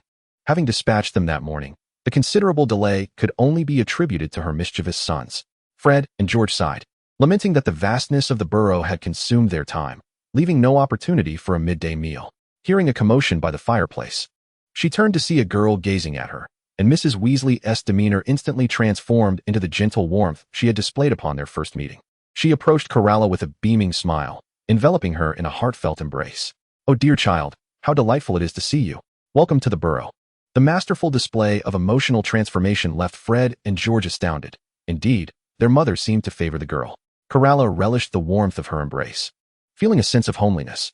She then retrieved a gift she had prepared for Mrs. Weasley, a remarkable alchemical creation akin to a Muggle vacuum cleaner, capable of autonomously identifying and tidying up the household. Mrs. Weasley was utterly enchanted by it. Although the house could quickly be cleaned, the boisterous children inevitably left it in disarray, granting her more time to indulge in her knitting. "Have we not yet had lunch?" Fred exclaimed. Mrs. Weasley gently tapped his head and then hurried into the kitchen, warmly assuring Carola that she would let her sample her culinary delights. Meanwhile, Carola wandered curiously about the humble abode, admiring its cozy decor. Although the space was modestly sized and items were arranged compactly, it exuded a true sense of home. An intriguing clock adorned the wall, its hands engraved with the names of the Weasley family members, each pointing to their respective statuses. Mr. Weasley's hand indicated he was at work, as did those of Bill and Charlie, though they were employed elsewhere, thus pointing to their workplaces. Fred and George shared a single hand, as it was widely believed they could hardly be separated. Noticing her fascination, George, who had been reclining on the sofa, sprang to his feet and approached her, standing behind her. "Isn't it fascinating?" The girl was utterly engrossed in the clock, while George's gaze fixated on her face. "Indeed, it is a marvelous invention." Carola thought Mrs. Weasley to be an extraordinary mother. The clock and her fierce protection of Ginny from Bellatrix were testaments to the formidable strength of maternal love. "I'm certain my mother would be delighted to add your name to it," George remarked, his words laden with a deeper implication that Carola evidently did not grasp. Fred observed the lively conversation between them with a twinge of discomfort. Just as he contemplated interjecting, he heard Ron descending the stairs to investigate the commotion. "Carola!" Ron exclaimed, racing down in excitement. "Wonderful. She's finally here. Now Fred and George won't have time to torment me." He had nearly ceased breathing upon discovering a spider on his bed that morning. Before he could reach Carola, Fred playfully yanked him aside, his weight pressing down on Ron's shoulder. "Little Ronnie, why aren't you calling for your brothers?" Fred chuckled amiably, while Ron struggled to break free without success. The twins were now in their 4th year, and the age gap made it easy for them to overpower their younger brother. "Don't call me that." Ron's face flushed crimson as he furtively glanced at Carola, finding the nickname too childish. Observing his audacity to protest, Fred grew even more amused, with George joining in. The two of them playfully echoed the name throughout the room, leaving Ron wishing he could vanish on the spot. Just as his embarrassment peaked, Carola hastily changed the subject. "Ron, have you received a reply from Harry? It's time to rescue the poor boy." "No." Ron shook his head, puzzled as to why Harry hadn't responded. He had written so many letters. "Neither have I," Carola replied, understanding that Dobby had intercepted Harry's correspondence. Thus, Harry hadn't received any letters, let alone replies. During her time at Malfoy Manor, she had attempted to explain Harry's situation to Dobby, hoping he would return the letters, but Narcissa, recalling Dobby's previous mishap in her presence, had forbade him from seeing Carola, leaving her without an opportunity. "What?" Ron exclaimed in surprise. Harry hadn't even replied to Carola's letters, which curiously balanced his feelings. "Perhaps he is unable to respond," Carola subtly suggested. The eavesdropping Fred and George exchanged knowing glances, their minds whirring with ideas. "It seems Harry is in need of our assistance," Fred said, rubbing his hands together in excitement. A sense of foreboding washed over Ron. Every time his brothers wore such expressions, mischief was surely afoot. However, given the perilous situation their friend faced, he reluctantly concurred with their assessment. "So, what shall we do to save him?" Ron posed the critical question, noting that they couldn't simply walk up to him, especially since underage wizards were prohibited from using magic outside school. Fred and George froze momentarily, then a brilliant idea struck them. "We could take Dad's car," George proposed. Convinced of the brilliance of his suggestion, Fred enthusiastically clapped his brother on the shoulder, while Ron hesitated, shivering at the thought of their mother discovering their plan. Yet, the twins offered him no time to ponder, as Fred stealthily retrieved the car keys from a drawer, and George scooped Carola into his arms. Carola nearly let out a shriek, but Fred gently covered her mouth, whispering, "Shh, if Mum discovers our reckless behavior, George and I might not be allowed back in this house." The scent of citrus filled Carola's nostrils, causing her cheeks to flush. As Fred removed his hand from her face, Carola shot him an annoyed glare. Fred, captivated by her sparkling eyes, felt a jolt of electricity in his heart. George, feeling a pang of jealousy, carried Carola outside. Fred followed closely behind with a smirk, and seeing this, Ron had no choice but to tag along. Upon reaching the spot where the car was parked, Fred eagerly slid into the driver's seat. George settled Carola in the back before joining her, while Ron reluctantly took the passenger seat, watching Fred's clumsy maneuvers with increasing trepidation. "Do you even know how to drive?" Ron asked, his voice laced with concern. Fred froze momentarily before starting the engine, and as they soared into the sky, he casually remarked, "Not really." "What?" Ron exclaimed in horror. But given their altitude, it was too late to turn back, so he could only pray for a safe return. "Are you afraid?" George asked with a mischievous grin, glancing at the girl beside him, who wore a rather impassive expression. Carola observed Fred's feigned expertise as he pointed out the car's concealed features, and with a sense of relief, she noted that the vehicle, along with them, had vanished into thin air. It was fortunate he had found it, otherwise, Carola would have had to resort to the disillusionment charm. Although she could successfully cast the spell, her magical energy would scarcely last long enough for them to reach Harry. Thankfully, despite Fred's mediocre driving skills, they had managed to retrieve Harry in the original storyline without significant issues. Hearing her response, George felt a twinge of disappointment mixed with pride. Truly, she was their little Rose. Casting a glance at Ron, who was startled and jumpy, he mused that perhaps it was better not to have him at all. When Mrs. Weasley emerged from the kitchen, she found the living room entirely deserted. Noticing the clock's hands indicating that Fred and George were out, and even Ron had vanished, she was left with little doubt about their whereabouts. "Fred Weasley, George Weasley." An irate voice summoned Ginny and Percy from upstairs. Upon learning that the two had taken Carola out, Percy could not help but frown, while Ron's absence was quickly forgotten. Chapter 55, The Dursleys. Harry was confined in his small room, staring at the sealed window, sighing once more. What a predicament this was. Although his uncle and aunt remained displeased with him upon his return home for the holidays, they had managed to maintain a semblance of peace. Yet, this fragile existence was shattered by an odd creature. He recalled that day when the self-proclaimed house elf, Dobby, had upturned a cake onto Uncle Vernon's important client's head. This incident had prompted his uncle, already displeased with Harry, to lock him in his small room, sealing the windows as well. Harry, capable of using magic to unlock the door, had sneaked into the kitchen at night for a snack, thus avoiding hunger. However, the absence of letters from his friends throughout the summer left him feeling somewhat despondent. As he observed the sky darkening outside, he sighed for what felt like the umpteenth time. At that moment, he heard voices downstairs that did not belong to anyone in the household. They bore a resemblance to Carola's voice. He suspected he might be going mad from confinement, for Carola should be at Hermione's or Ron's house, or perhaps at the detestable Malfoy's. It turned out, indeed, that it was Carola downstairs, engaging in conversation with Petunia, their atmosphere surprisingly harmonious. Originally, Carola and the others had driven the flying car to this neighborhood, but with daylight still lingering, they could not simply appear in the sky without risking discovery by muggles. Therefore, they had unanimously decided to park the car in a concealed spot and retrieve Harry. Carola, knowing the way, led them to the Dursleys' doorstep. But rescuing Harry posed a challenge. Fred suggested they simply burst in and rescue Harry, erasing the muggles' memories afterward. This ludicrous notion was surprisingly supported by Ron and George. Carola, exasperated, halted their reckless enthusiasm and knocked on the door instead. Knock, knock, knock. The crisp sound of knocking quickly captured the attention of the homeowner. Petunia, filled with curiosity, opened the door to find a girl and 3 red-haired boys standing outside. Her gaze fell upon Carola, and feeling somewhat uncomfortable, she inquired, "Are you here to see Harry?" Though phrased as a question, it was evident that Petunia had guessed correctly, ignoring the puzzled expressions of the 3 boys behind her. Carola nodded and replied, "I also came to see you, Petunia. Last time was too brief. We didn't have a proper conversation.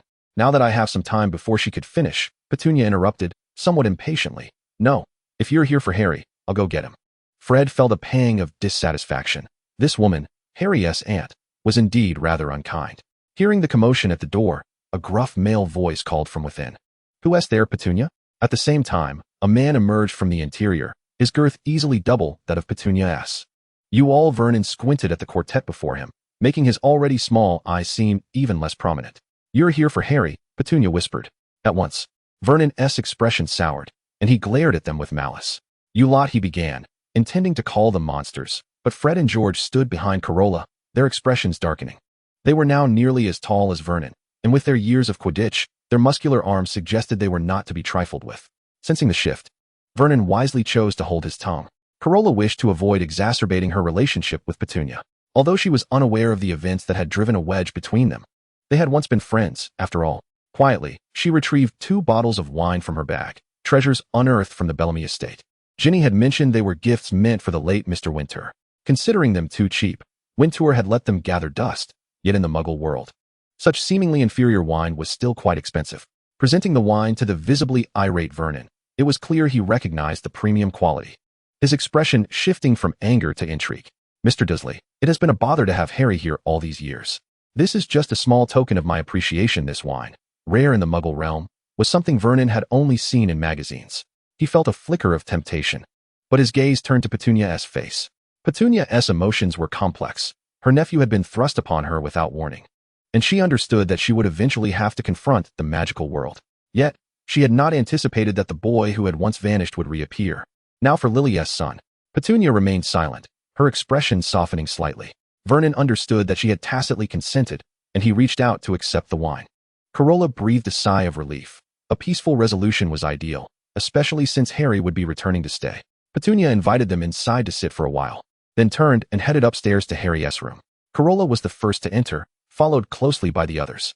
Dudley, who had been watching television, shouted at the sight of unfamiliar faces in his room, demanding they leave. The newly appeased Vernon rushed to placate his son, knowing that Carola and her companions belonged to that other world. After all, the last time Hagrid had visited, Dudley had been traumatized by the pigtail incident. Who knew whether these new arrivals would pose a threat to his son? Meanwhile, the group seated on the sofa found themselves enveloped in an awkward atmosphere. Fred and George contemplated whether they should teach the Muggle a lesson, while Ron observed the differences between the Muggle's home and his own. Just then, the sound of a door unlocking echoed from Harry's room.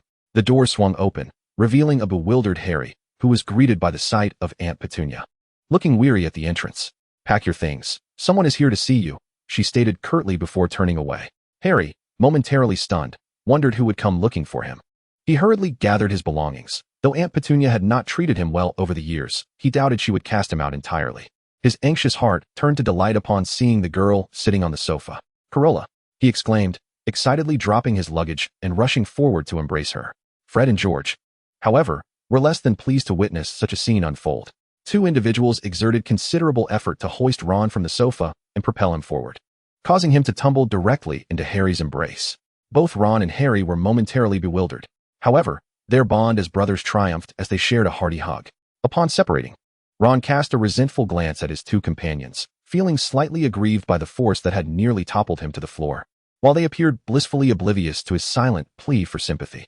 Penny, we shall take our leave now, said Carola, as she gathered Harry's belongings and turned to the silent woman beside her, who offered a barely perceptible nod in response. Where are we headed? Harry's gaze flitted among the group, ultimately resting on Dudley, who was surprisingly quiet in the corner of the sofa. He had just heard his father label these individuals as peculiar and had witnessed the extraordinary event of the seemingly delicate girl making luggage vanish into thin air. Dudley, feeling a surge of fear, attempted to shrink into his father's embrace, but his size was nearly equivalent to Vernon's, rendering the attempt somewhat comical. Of course, we are going to my house, Harry, Ron exclaimed joyfully, slinging an arm around his brother's shoulders, and the group departed from number 4, Privet Drive. Penny observed the departing figures through the window, her expression a complex tapestry of emotions. After reassuring their son, Vernon stood and approached her, offering support by placing a hand on her shoulder. The woman's frail form nestled against him, bringing a sense of calm to Penny's restless heart. Chapter 56, Family. Once outside, Harry surveyed the desolate street and curiously inquired, Ron, how shall we reach your home? Harry, you shall see shortly, Ron replied with a mysterious smile, relishing the anticipation of shared surprise. The group walked together to the parking area. As they approached the obscure spot, Harry felt an oddity. Why was the vehicle not parked on the main road? They had arrived in a group of 4, yet now they were one more with Harry's inclusion. Carola disdainfully pushed Fred aside, who had intended to sit in the back, exclaiming that such a large frame would surely suffocate her and Harry. George, with a smirk of schadenfreude, was grateful he had wisely chosen to sit beside the girl on the way here. Consequently, the two brothers had no choice but to occupy the front seats, while the 3 younger children fit snugly in the back. Oh, and we have an L too, Ron added. Before the car took off, Harry was still buzzing with excitement about staying at a friend's house. However, once the vehicle ascended invisibly into the air, a flicker of apprehension crossed Harry's face. This is how you travel? His voice trembled slightly. Indeed, is it not splendid? Carola, having overcome her initial trepidation, now relished the experience of piloting through the skies. Harry and Ron exchanged glances, both bearing wry smiles. This was undeniably exhilarating. As darkness descended, the group successfully returned to the burrow. Harry gazed at the peculiar structure before him, unable to suppress an exclamation. The burrow, towering 4 stories high, appeared to defy conventional architectural norms, leaning whimsically, with plumes of white smoke billowing from the chimney. Fred and George ushered Carola inside, while Harry released Hedwig from her cage. Having felt concern for the poor creature during their time at Privet Drive, Percy was seated at the dining table, engrossed in a newspaper. Upon noticing his rambunctious brothers entering, he frowned. He opened his mouth to admonish them for their unruliness, but altered his tone upon seeing Carola. Welcome, Carola. It's a pleasure to have you as our guest. His demeanor was notably less stern than usual. Carola greeted him warmly, eliciting a faint smile from Percy. When Harry entered, he felt as though he had stumbled into a dream, and observing the lively antics of Fred and George confirmed that he was, indeed, awake. Noticing Harry's astonished expression, Percy cleared his throat awkwardly, reverting to his customary demeanor. At that moment, Mrs. Weasley emerged from the kitchen, striding purposefully towards the twins slumped on the sofa, administering a swift smack to each of their heads. Fred, George, how dare you take Carola out and drive off in your father's car? She quickly dashed to Carola's side, scanning her for injuries. Thank goodness you are unharmed. Otherwise, you would not be entering this house today. Harry stood in shock, his jaw dropped. Mrs. Weasley then noticed the unfamiliar child and scrutinized him closely, recognizing the lightning-shaped scar upon his forehead. Ah, you must be Harry. Look at how thin you are, Mrs. Weasley exclaimed, pulling the not-so-thin Harry into a comforting embrace. His nose tinged with emotion, Harry felt on the verge of tears. This warm hug reminded him of what it might have been like to be held by his mother. What is that smell? Ron, feeling neglected, sniffed the air, sensing something delicious. Oh, my dinner. Mrs. Weasley hurried back into the kitchen. Please take a seat. Dinner will be served shortly. Percy gallantly pulled out a chair beside him, gesturing for Carola to sit. Thank you, Percy, she replied. Fred, however, seized the seat first, theatrically making a fuss, which darkened Percy's expression. George struggled to suppress his laughter, shaking with mirth against the girl's shoulder. Carola shot him an annoyed glance, clearly unaware of her own weight. Is Dad back? A bright voice chimed. A small red-haired girl descended the stairs, her gaze sweeping the living room until it met Harry's. However, Ginny's attention quickly shifted to Carola beside him. Ginny, hello. Do you remember me? Carola greeted the adorable little girl with a smile. I remember, Ginny replied shyly, slowly making her way to the table to sit across from Carola. Observing this interaction, Ron was taken aback, murmuring, it's strange. Ginny has been talking about Harry for so long, yet she seems unfazed to see him. His voice was not particularly quiet, and the others at the table heard him clearly. Fred and George exchanged knowing glances before turning their attention back to Carola, who was engaged in conversation with Ginny. Ginny, of course, overheard her foolish brother's comment. She felt an urge to roll her eyes but restrained herself, as Carola was conversing with her. While she was indeed intrigued by the legendary savior that everyone spoke of, Harry was merely a charming young boy. The radiant Carola beside him was far more captivating. Dressed simply in a t-shirt, she possessed an ethereal charm beyond her years, with mesmerizing green eyes that could capture anyone's attention. Under her gaze, Ginny felt her cheeks flush. Children, I am home. A hearty male voice boomed. Mr. Weasley entered, setting down his briefcase and embracing Mrs. Weasley, who had come to greet him. Dinner is ready just in time. Several children rushed into the kitchen to assist in bringing out the food. Carola gazed at the spread on the table, feeling an overwhelming sense of anticipation. Harry, too, was exhilarated. The Weasley household enveloped him in a warmth he had never known. Molly, when did we gain 2 extra children? Mr. Weasley exclaimed, astonished at the sight of Carola and Harry seated together. Nonsense, it's Harry and Carola, as I mentioned to you before, Mrs. Weasley replied. Mrs. Weasley placed a bountiful platter of food before each child, casting a fleeting glance at him in response to his comment. Oh, it's Harry Potter, Mr. Weasley exclaimed dramatically, while Fred and George exchanged mischievous glances, poking at the food on their plates with barely concealed laughter. Indeed, Mr. Weasley, Harry's face flushed crimson. Mr. Weasley smiled with paternal warmth, his gaze shifting to the side where Carola sat. Carola Bellamy, a name that resonated with familiarity. Child, have we met before? Carola shook her head. In this era, she had not encountered Mr. Weasley, though she could not guarantee that she had left any impression during Severus's time. Arthur, it must be from the time I mentioned her to you, Mrs. Weasley remarked, her eyes glimmering affectionately at the children present. Mr. Weasley nodded, seemingly convinced by this explanation. This prompted Mrs. Weasley to recall the matter of Carola's investment in the twins, a revelation that had startled her upon receiving the letter. She had sternly insisted that the twins return the money to Carola. Fred and George had lamented, attempting to sway their mother's decision. It's quite all right, madam. I have faith in their abilities. They will undoubtedly bring me value far exceeding that sum, Carola stated earnestly, causing Fred and George to pause in astonishment. Never had anyone expressed such unwavering confidence in them. Mrs. Weasley remained hesitant, yet Fred and George were, after all, her sons. Very well, she sighed, a note of resignation in her tone, acknowledging the limitations of her household to support so many children, hence why Fred and George sought ways to earn their own keep. She gazed sternly at the twins. Fred, George, if it must be so, I hope you do not disappoint. Upon hearing this, the twins understood that their mother had acquiesced to their acceptance of the money. They erupted in jubilant cheers, for it seemed they would soon have their very own shop. Percy, however, wore a look of resignation. This meant his 2 brothers could now legitimately pursue those troublesome prank products. Ginny, hearing of this for the first time, grasped the magnitude of the sum involved. She was taken aback that her mother would agree to accept it, and her gaze swiftly shifted to Carola. The girl was serenely enjoying her meal, the soft glow of the living room lights casting a gentle halo around her. Noticing Ginny's gaze, she turned and offered a warm smile. Ginny found it difficult to articulate her feelings at that moment, yet years later, regardless of the myriad experiences, both good and bad, she would still vividly recall that warm scene. Chapter 57, Nocturne Alley. Life at the Weasley household was perpetually joyful, with Fred and George often rallying their companions for a game of Quidditch. Ginny showcased remarkable talent in the sport, and Carola encouraged her to try out for the Quidditch team in her second year, thus strengthening the bond between the 2 girls. While they frolicked, Percy remained indoors, engrossed in his books, the sounds of laughter occasionally drifting through the window to his ears. Unlike before, he no longer chastised them for being too noisy on weary days. He would merely glance out of the window, watching the girls soar through the sky on their broomsticks, like birds in flight. Occasionally, Carola would run to the window to greet Percy. Although her attention was often diverted by a ball sent in their direction by Fred or George, these fleeting moments added a splash of color to his otherwise monotonous existence. One day, an owl from school delivered report cards and a list of supplies needed for the new term. True to expectations, Carola achieved outstanding in all subjects, earning exaggerated praise from Fred and George. With her and Hermione's tutoring, Harry and Ron also attained unexpectedly good grades, though they did not match Carola's accomplishments. Their results were sufficient to elicit a smile from Mrs. Weasley. After all, aside from the twins, the other children had performed admirably, with Percy consistently achieving outstanding every year.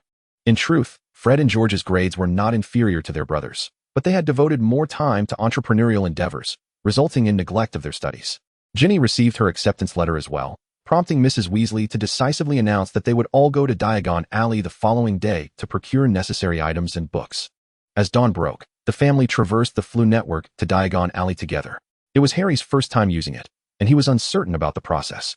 Ron took the initiative, demonstrating it for him while clearly enunciating Diagon Alley. Do you see, Harry? It's as simple as that. Just make sure not to mispronounce your destination, Mrs. Weasley said, handing him a pinch of Floo powder. Harry nodded, accepting it.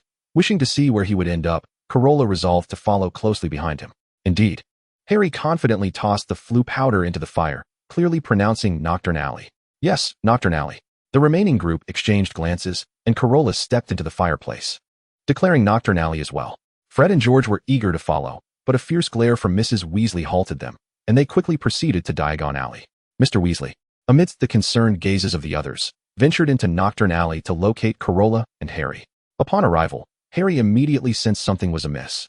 Stepping out of the fireplace, he found the alley shrouded in an eerie silence, a stark contrast to the bustling atmosphere of Diagon Alley, with only the cawing of crows breaking the stillness. Harry, Carola, upon landing, quickly spotted his bewildered expression and seized his arm. We must hurry, this is Nocturne Alley. The two hurriedly made their way out, but they were too late.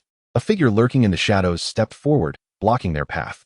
Draped in tattered black robes, he regarded the two vulnerable young wizards with a menacing glare. Look what I've found. The man intently observed the two children.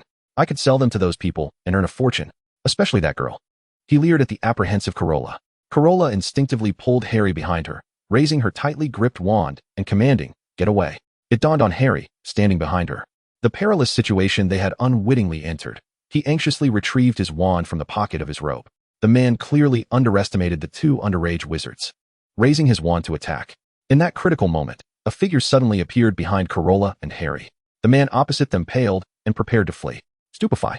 A resonant male voice echoed as a red bolt of light shot past the two children, striking the wizard before them. The powerful spell caused the man to collapse, and Harry dared not turn back, having already recognized the voice. Severus, Carola exclaimed, her voice laced with surprise as she turned.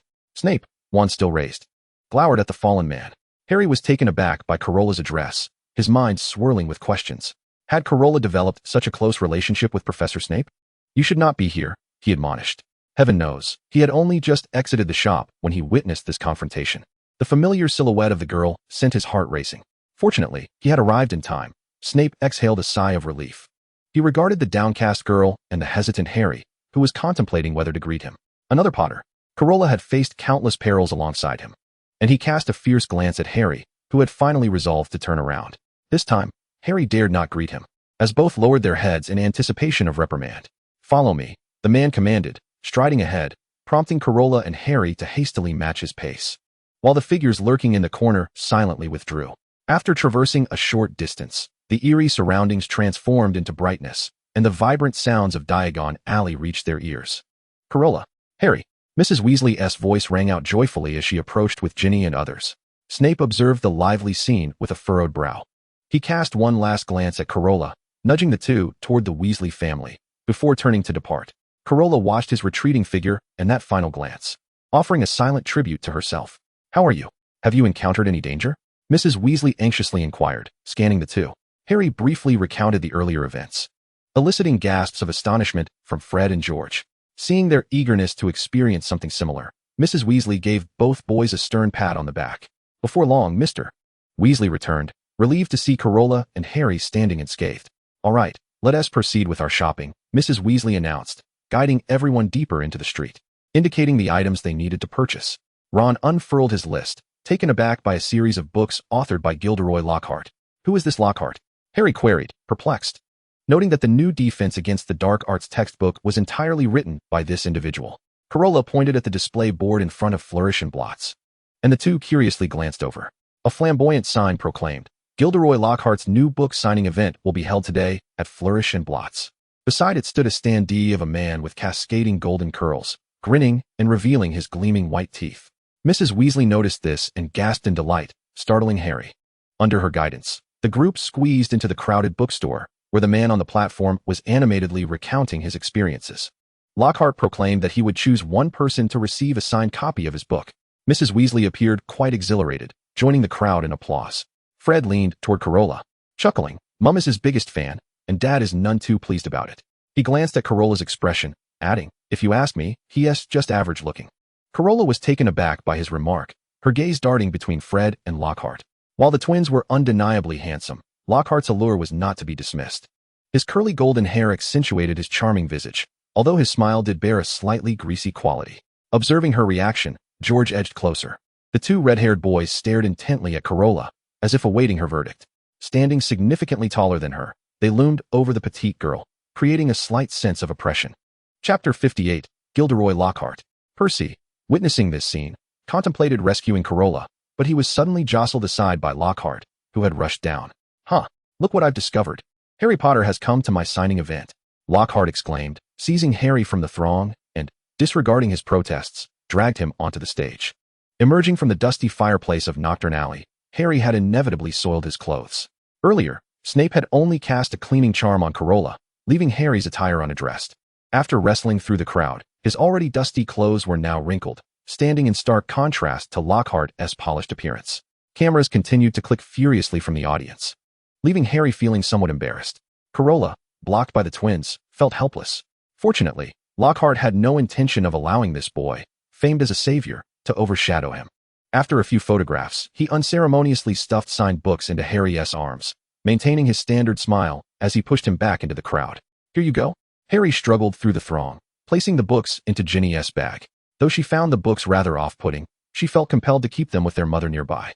Lockhart finally concluded his speech, waving for silence from the audience before announcing a sensational piece of news. I will be taking a position at Hogwarts as the defense against the dark arts professor. The crowd erupted into even louder cheers. Ron emitted a groan, and even Percy, who typically held professors in high regard, frowned. Mrs. Weasley cast a disapproving glance at the children, maneuvering past Fred and George to retrieve Lockhart's book from Ron's grasp. I'm going to get a signature. You all leave here first. As she departed, Ginny contemplated discarding Lockhart's book in favor of a few secondhand ones she had just purchased. Carola offered to help her collect them. Shielded by the others, she tucked the books into her bag, allowing her to escape the twins' overwhelming presence as they made their way outside. Upon reaching a staircase corner, Draco's derisive laughter echoed nearby. Enjoying yourself, Potter? He sneered, descending the stairs to confront Harry. Harry Potter, renowned even in a bookstore. Draco disregarded the hostile glares from the others and shifted his gaze toward Carola. So, your business of going back involves mingling with these paupers? He remarked, glancing at Ron with a hint of mockery. Draco, Carola reprimanded him sharply, causing his expression to shift to one of feigned innocence. Fred and George seethed, ready to retaliate. Ginny stepped forward, grasping Carola's hand, diverting Draco's attention to her. Another Weasley, he remarked, turning back to Harry. Potter, you've even found yourself a girlfriend, he taunted, but before he could finish, a cane tapped his shoulder. Enough, Draco. Mind your manners. Lucius Malfoy emerged from behind him, his gaze landing on the red-haired girl. Yet, in the next moment, he turned his attention to Harry. Harry Potter. I've long heard of your name, Lucius said, and Harry regarded him warily. Unperturbed by Harry's demeanor, Lucius's eyes scrutinized the scar on his forehead as he uttered a cryptic phrase. Your scar is a legend, left by the one who his words trailed off. But everyone present understood whom he referred to. Voldemort killed my parents. He is nothing but a murderer. Harry's eyes blazed with fury. Lucius's expression shifted, stepping back to observe him with an intriguing look. You dare to speak his name, he replied. To fear his name is to fear him even more. A clear female voice interjected from beside them. Hermione, clutching her books, captured the attention of everyone present as she approached Carola, her eyes fixed on the displeased Lucius. You must be Miss Granger, he stated, his gaze shifting to Draco, who nodded in response. Draco has spoken of you, as well as your parents. Hermione glanced sideways at her parents, who were engaged in conversation with Mr. Weasley, and then returned her attention to him. They are muggles, are they not? Given that Carola was still present, he managed to keep a hint of disdain from his tone, yet the underlying sentiment was unmistakable to those nearby. He continued, directing his gaze toward Ron, who was watching him warily, a boy with fiery red hair and a stoic expression. Before Ron could react, he turned to Ginny, suddenly struck by a brilliant idea, and the worn secondhand books. He reached into Ginny's satchel and retrieved a book, with Carola keenly observing his movements. "You must be the Weasley family," he remarked in a light-hearted manner. Noticing the commotion, Arthur squeezed through the crowd. "Mr. Weasley, the ministry has been quite busy lately, with numerous audits," he commented as Lucius shifted his focus. "Though it appears they Haven Tea compensated you for the overtime."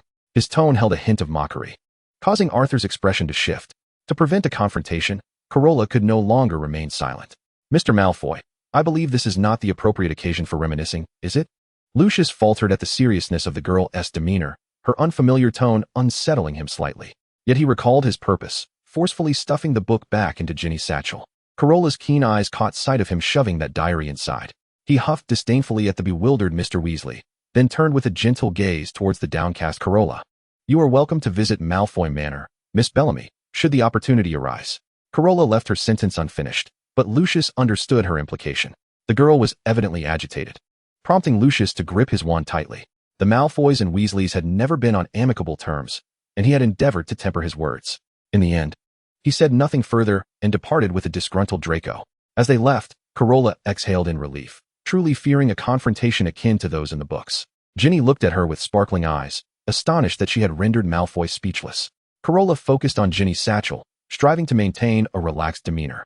"Ginny, is that a new notebook you purchased?" Ginny retrieved the books from her satchel, selecting the black notebook and shaking her head.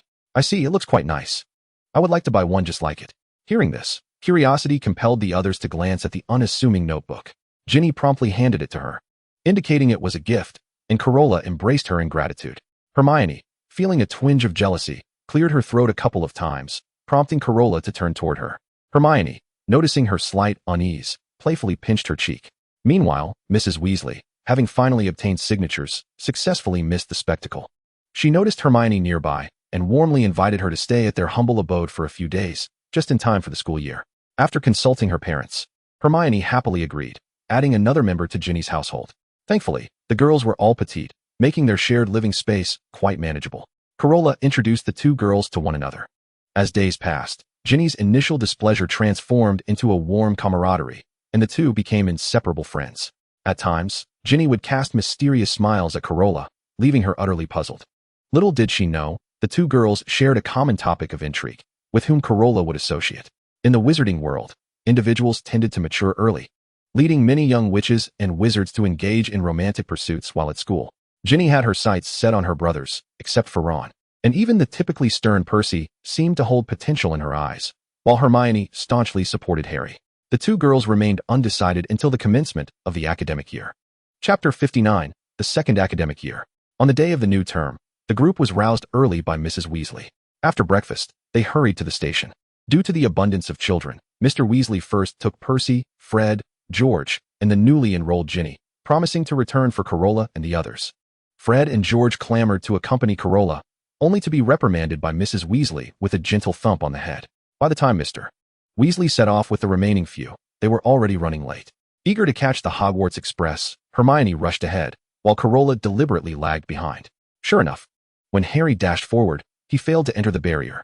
His luggage was scattered about, and he fell to the ground due to momentum, garnering astonished glances from those around him. Carola quickly rushed to help him up, while Ron approached the wall, subsequently exclaiming in alarm, "It seems we're locked out." Harry's expression shifted as he realized they weren't late yet. Carola's keen eyes spotted Dobby hiding behind a column. Fortunately, she had anticipated this. She signaled for the concealed Ginny to intervene. Dobby, focused on the unfolding scene, was caught off guard when seized by his tattered clothing, though it struggled to break free. It was futile. Carola, disregarding everything else, quietly cast a disillusionment charm to gather Harry's belongings, then guided him swiftly through the barrier to platform 9 3/4. A bewildered Ron hurried to follow, relieved that they faced no further obstruction. Inside, Hermione anxiously awaited their arrival and, seeing them, quickly pulled Carola onto the train, with Harry and Ron trailing closely behind. "So, are you saying that we couldn't get in just now because of this house elf?" Ron stared at the frantic Dobby, who was desperately attempting to escape Ginny's grasp. Harry, too, found it hard to comprehend. This house elf had already caused him trouble at his aunt and uncle's home, and now it sought to prevent him from attending school. What could its motive be? Hermione, intrigued, recalled Harry mentioning that a house elf had taken his letters, preventing him from replying. What was its objective now? Harry Potter is not allowed to go to Hogwarts. Dobby's shrill voice echoed within the carriage. Why? Harry asked, bewildered, as the creature's intent seemed to be protection, yet its actions appeared to endanger him instead. Dobby looked frightened, merely repeating that Hogwarts was dangerous. Observing its demeanor, Carola felt compelled to soothe it. Dobby, you say Hogwarts is dangerous, but the greatest wizard, Dumbledore, is also at the school. Surely, he would be aware of such matters? Dobby listened to her words, gradually relaxing, its large eyes fixed upon her. Moreover, I assure you, Harry will be safe. We shall protect him. Hermione and Ron chimed in support. At last, Dobby settled down, gazing earnestly at Carola. Dobby believes you, Miss Bellamy. You are a good person, and you have introduced Dobby to friends. Although this friend was tightly clutching their clothing, Dobby, could you perhaps enlighten us about the dangers that lurk within Hogwarts? Hermione could not dismiss the matter, yet it was evident that Dobby was unable to articulate it. Carola speculated that he might have knowledge of Lucius giving the diary to Ginny, which could pose a peril to Hogwarts. However, as a house elf of the Malfoy family, Dobby was bound to secrecy. Upon realizing that she could not extract any further information, Hermione felt a tinge of disappointment. Carola instructed Ginny to take Dobby away, and the group began to deliberate on the issue. Harry was somewhat apprehensive, considering they had only just faced Voldemort the previous semester. Carola resorted to her earlier rationale, mentioning Dumbledore's presence at the school, which helped to ease their tension somewhat. Only the first-year students arrived at Hogwarts by boat, while the other grades traveled by carriage. What is this? Ron inquired, gazing at the carriage that appeared to have no compartments. Harry shot him a puzzled glance. Can you not see? It's a thestral. One can only see them after experiencing death. Hermione and the others could only perceive the carriage, while Harry's ability to see was all too obvious. To be frank, it looked rather impressive. Carola gasped as she beheld the skeletal, dragon-headed creature with enormous bat-like wings. Carola, you, Hermione faltered, and both she and Harry exchanged complex glances with her. Carola, however, shook her head in confusion. I do not know why I can see it. I have never witnessed a person's death. The guide was urging them on, compelling the group to suppress their curiosity as they swiftly boarded the carriage. The Thestrals moved with remarkable speed, and moments later, they arrived at the school. Seated at the Gryffindor table, Carola watched the new students being sorted, her mind drifting. The last time she had witnessed such a scene was during her own first arrival at the school, filled with boundless excitement. As expected, Ginny was sorted into Gryffindor, shyly taking a seat beside Carola amidst the enthusiastic applause. Additionally, another girl caught Carola's attention. She had tousled dark blonde hair and ethereal silver eyes that seemed both mystical and otherworldly.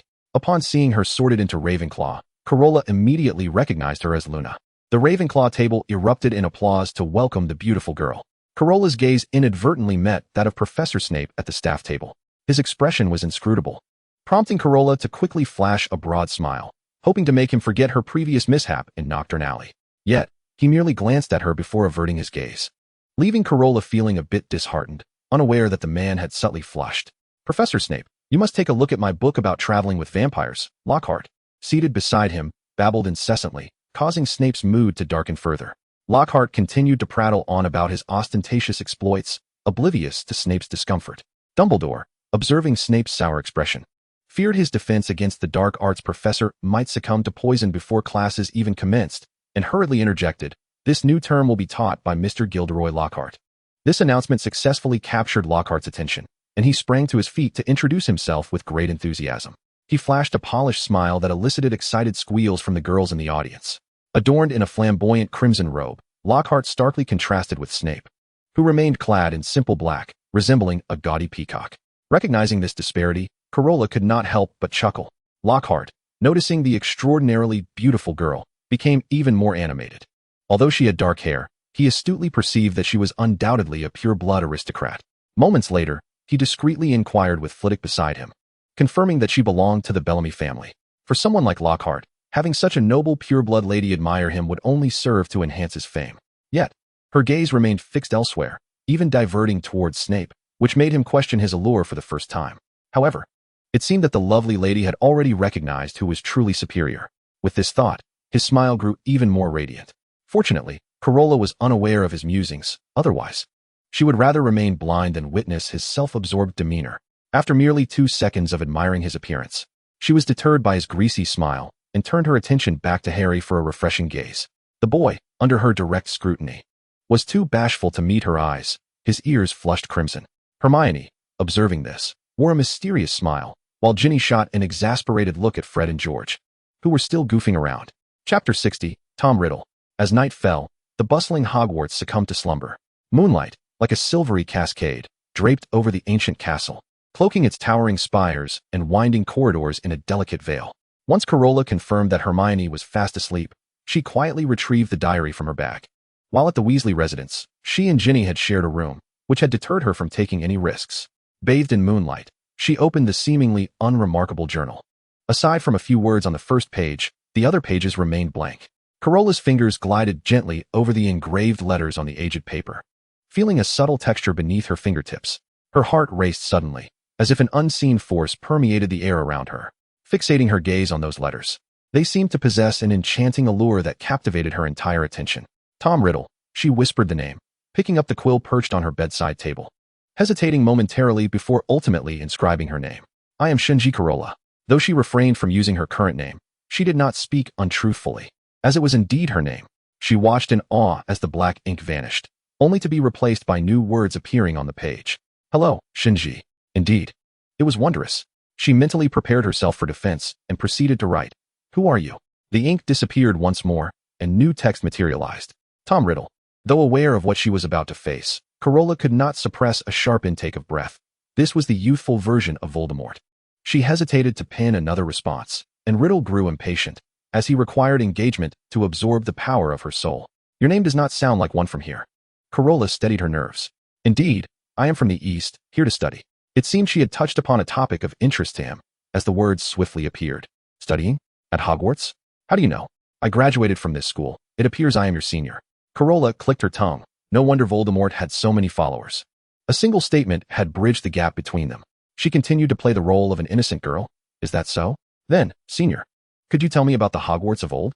To ease her defenses, Riddle began recounting amusing anecdotes from the school's past, and Carola occasionally chimed in. As their conversation progressed, Carola felt her eyelids growing heavier, as though an invisible force was tugging at her consciousness. Her fingers trembled slightly as she gripped the quill tightly. Striving to remain awake, she understood that she could not continue any longer. I'm sorry, senior. I'm feeling a bit drowsy. Let us talk another day. She hurriedly scribbled down these words, her handwriting somewhat hasty, revealing her urgency. After the ink faded, a new line of text emerged on the page, laced with a barely perceptible hint of impatience. Is it really coming to an end so soon? We have only just begun. Carola's heart raced as she sensed a trace of dissatisfaction and probing in Riddle's tone. Swiftly, she closed her journal and tucked it into her bag, which had been enchanted with a non-detection charm. Typically, she kept this bag close, effectively preventing any intrusions into her dormitory. Having finished her sentence, Carola took a moment to rest, leaving Tom Riddle in a state of awareness. It seemed that after such a long time, she was only just beginning to feel fatigue. Indicating her formidable power, it was for the best, as it would allow him to reveal himself sooner. The first class of the new term in herbology was to repot mandrakes. Professor Sprout posed questions regarding the precautions necessary during the repotting process, and Hermione mentioned that the cries of the mandrake could cause fainting, prompting the professor to award Gryffindor 3 points. Draco, sitting nearby, scoffed, his gaze fixed on the girl who was curiously observing the mandrake. Carola was quite fascinated by this herb, as it would be essential later for rescuing those who had been petrified. Professor Sprout signaled for the students to don their earmuffs, and Hermione, quick on her feet, handed Carola a pink pair, proudly asking Harry and Ron for their opinions after adorning her with them. The pink earmuffs accentuated her fair complexion, making her appear undeniably charming, prompting the two boys to applaud like seals, drawing the attention of those around them, which caused Carola to feel a pang of social anxiety. Meanwhile, Draco, disdainful of the pink earmuffs in his hands, silently placed them atop his head, only to be met with a barrage of teasing from Blaise, who elbowed him into silence. Professor Sprout, seeing that everyone was now wearing earmuffs, nodded in approval, demonstrating the procedure before allowing the young witches and wizards to attempt it themselves. Carola swiftly yanked the mandrake from the soil, and just as it was about to scream, she quickly shoved it back into the pot, leaving Ron awestruck by her speed. After completing her task, Carola's gaze shifted to Neville, who was now wearing earmuffs. She wondered how he had fainted. In the next moment, she found out. Neville cautiously extracted the mandrake, but instead of immediately repotting it, he leaned in for a closer look. The mandrake's cry reached his ears, combined with its rather unappealing appearance. Neville collapsed to the ground, the mandrake continuing to wail in his grasp. The earmuffs did not fully mask all sound, and the other young witches and wizards nearby appeared slightly dazed as well. Without hesitation, Carola dashed to his side, snatching the mandrake from his hands and placing it firmly back into its pot, finally silencing it. Professor Sprout, rushing over from the other side, awarded her 5 points for her decisiveness, asking her to supervise the remaining students while she took Neville to the infirmary. Draco scoffed, claiming that only Gryffindor would fear such a plant, and deliberately placed his hand near the mandrake's mouth. Almost immediately, he was bitten, and his scream drew Carola's attention. Who was assisting Ron? She hurried over to find the mandrake firmly clamped onto Draco's hand, while others struggled to pry it loose and force it back into the pot. Fortunately, Draco was wearing gloves, and Carola inspected his hand carefully. There were no wounds, just a faint imprint, yet he continued to whine about the pain. Healing swiftly, Carola tapped his hand lightly with her wand, restoring it to its usual smooth and fair appearance. In her view, this was sufficient. Draco ought to be placed in Gryffindor. Who in their right mind would extend their hand so close to a mandrake's mouth? Noticing that she still held onto his hand, Draco's face flushed with embarrassment. Humph, she should not think that this would absolve her of speaking on behalf of Potter and his friends in Diagon Alley. Seeing his face redden, Carola reached into her pocket and pulled out a lollipop, placing it in his hand. A little sweetness will ease the pain. Draco glanced at it. It was green apple flavored. She actually knew his preference, indicating she must have observed him closely. As for the candy, it was clearly a muggle treat. But considering it was a gift from her, he reluctantly decided to try it. Blaze, grinning, approached the two of them. I want one too. Draco's smile faltered, and he shot him an annoyed glance, wondering how he always seemed to be around. Out of kindness, Carola rummaged through her pocket and handed him another candy. Blaze accepted the treat from her hand, a subtle smile gracing his lips. His movements appeared casual, yet as he took it, he deliberately brushed his fingertips against her palm, carrying a hint of flirtation. His gaze was languid and enchanting, as though silently conveying something, but Carola remained oblivious to his intentions. She merely frowned slightly, feeling an itch in her palm, before nonchalantly withdrawing her hand, entirely unaware of the meaningful look he cast her way. After resolving the situation at hand, she intended to check on the other students. Upon turning around, she noticed Theodore observing her, his expression inscrutable. All right, since it's like this, she said, retrieving another candy from her pocket and walking over to him. Here you go. He paused for a moment before reaching out to accept it. Carola smiled with satisfaction, pleased to share a treat with everyone. Watching the girl's retreating figure, Theodore glanced again at the displeased Draco and the chuckling Blaze, quietly placing the blueberry-flavored candy into his pocket. Chapter 61, The Exam. During lunch, the group was engaged in a discussion about the afternoon's defense against the dark arts class. Hermione, having read all of Lockhart's books, believed he must possess considerable skill, while Harry and Ron remained skeptical. Knowing the truth, Carola struggled to suppress a smile. Lockhart had skill? What kind of skill? Charming Voldemort to death with his smile. As no one agreed with her perspective, Hermione attempted to share Lockhart's experiences with them. Fortunately, Cedric arrived just in time to rescue them, approaching Carola. You have a defense against the dark arts class this afternoon, right? His expression seemed somewhat peculiar. Carola nodded. Her curiosity piqued. He coughed discreetly a couple of times before leaning in to speak softly, but Carola couldn't make out his words and asked for clarification. Cedric bent closer to her. I said, be careful in the afternoon's defense against the dark arts class. The new professor is a bit. His sentence trailed off. But Carola understood immediately. Given Lockhart's demeanor, he was likely to cause some sort of trouble. All right, I understand. Thank you, Cedric, Carola replied with a smile, acknowledging his warning. The two were standing very close. As a chaser for Hufflepuff, Cedric had excellent vision, and at this distance, he could even see a tiny mole at the corner of her eye. That's good, he said, his cheeks slightly flushed as he straightened up and awkwardly responded before returning to the Hufflepuff table. He departed, and Ron, seated across from him and vigorously gnawing on a chicken leg, curiously inquired, what did he say? They could vaguely hear the mention of the defense against the dark arts class. Carola glanced at Hermione beside her, struggling to articulate her thoughts. Well, this new teacher's methods might be a bit unconventional. I should be cautious.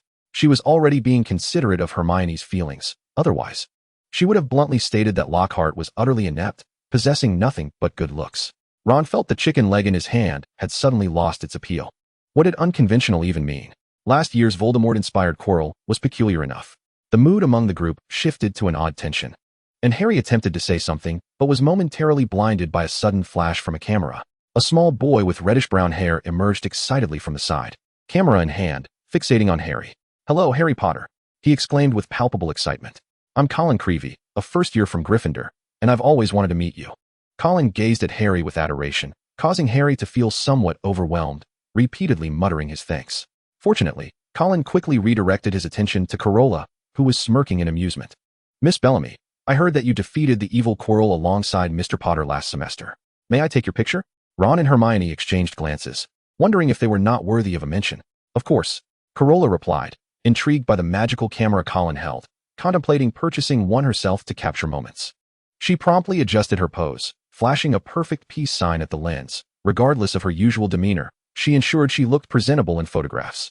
In truth, Carola was stunning no matter how she appeared, but as the most beautiful girl at Hogwarts, she remained blissfully unaware of this fact.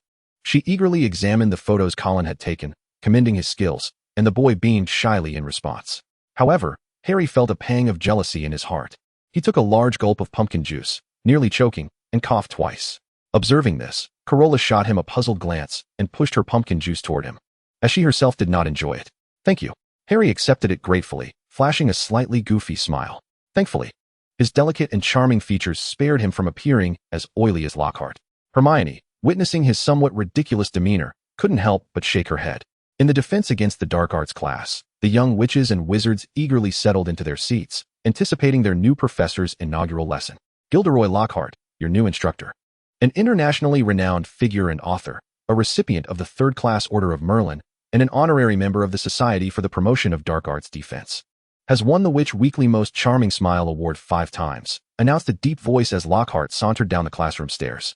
Adorned in knightly attire and a turquoise cloak, he presented his signature smile to the young wizards. The girls erupted into excited applause, and Hermione wore an expression of admiration. Carola scrutinized his face and suddenly recalled an inopportune phrase. Lockhart may be foolish, but he is undeniably handsome. Standing at the podium, Lockhart raised his hand, signaling for silence. Now, let us engage in a brief assessment, he declared, descending to distribute papers, each accompanied by his captivating smile. Carola could even hear some girls squealing softly. While not far off, Draco scoffed. Yet Lockhart appeared oblivious to the commotion as he handed out the tests, returning to the podium to grant the class 30 minutes before leisurely taking a seat. Carola had yet to open her test paper when she heard Ron gasping from behind her. What the devil? What's Lockhart's favorite color? When is his birthday? Goodness. Who would remember such things? Ron incredulously tossed his paper aside. Carola glanced at Hermione, who was fervently scribbling, and for the first time entertained the thought of cheating. Ultimately, she opted for a haphazard approach instead. Harry and Ron, intrigued by her confident demeanor, couldn't resist peering over, and Carola generously shared her answers with them, causing the two to nearly burst into laughter. Frowning, Carola shot them a disapproving glare. Sharing answers was one thing, but they were clearly pushing it. The two, sensing her displeasure, dutifully began writing, their responses far less outlandish than hers. Hermione, curious about Carola's answers, attempted to sneak a peek. But Carola guarded her paper with an air of secrecy, forcing Hermione to relent. Half an hour later, Lockhart collected the papers and promptly began grading them, emitting sounds of disappointment as he did so. Aside from Miss Granger, who answered everything correctly, nearly no one knows that my favorite color is lilac. And my greatest wish is to eradicate evil from the world. 10 points for Miss Granger. Lockhart smiled as he continued grading, and upon hearing the point allocation, Carola regretted her careless answers, realizing he was rather generous with his scoring. However, as he read through her paper, his expression abruptly shifted, even his smile faltering. My favorite color is green hats, my birthday is on the day I was born, and my secret ambition is to steal Dumbledore's treasured candies.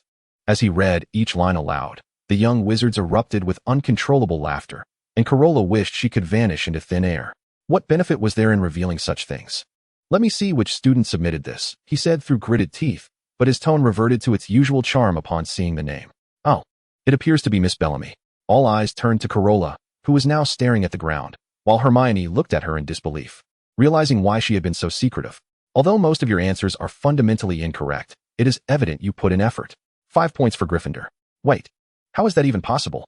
Harry and Ron exclaimed in astonishment. Was their own seriousness the issue? Do feel free to visit my office. We can discuss your paper in greater detail, Lockhart proposed, showcasing his charming smile once more, while Carola merely nodded, her thoughts racing with irony. As if I would go to your office. If Snape finds out, he would surely poison you. Chapter 62, Chaos. The test concluded with a semblance of success.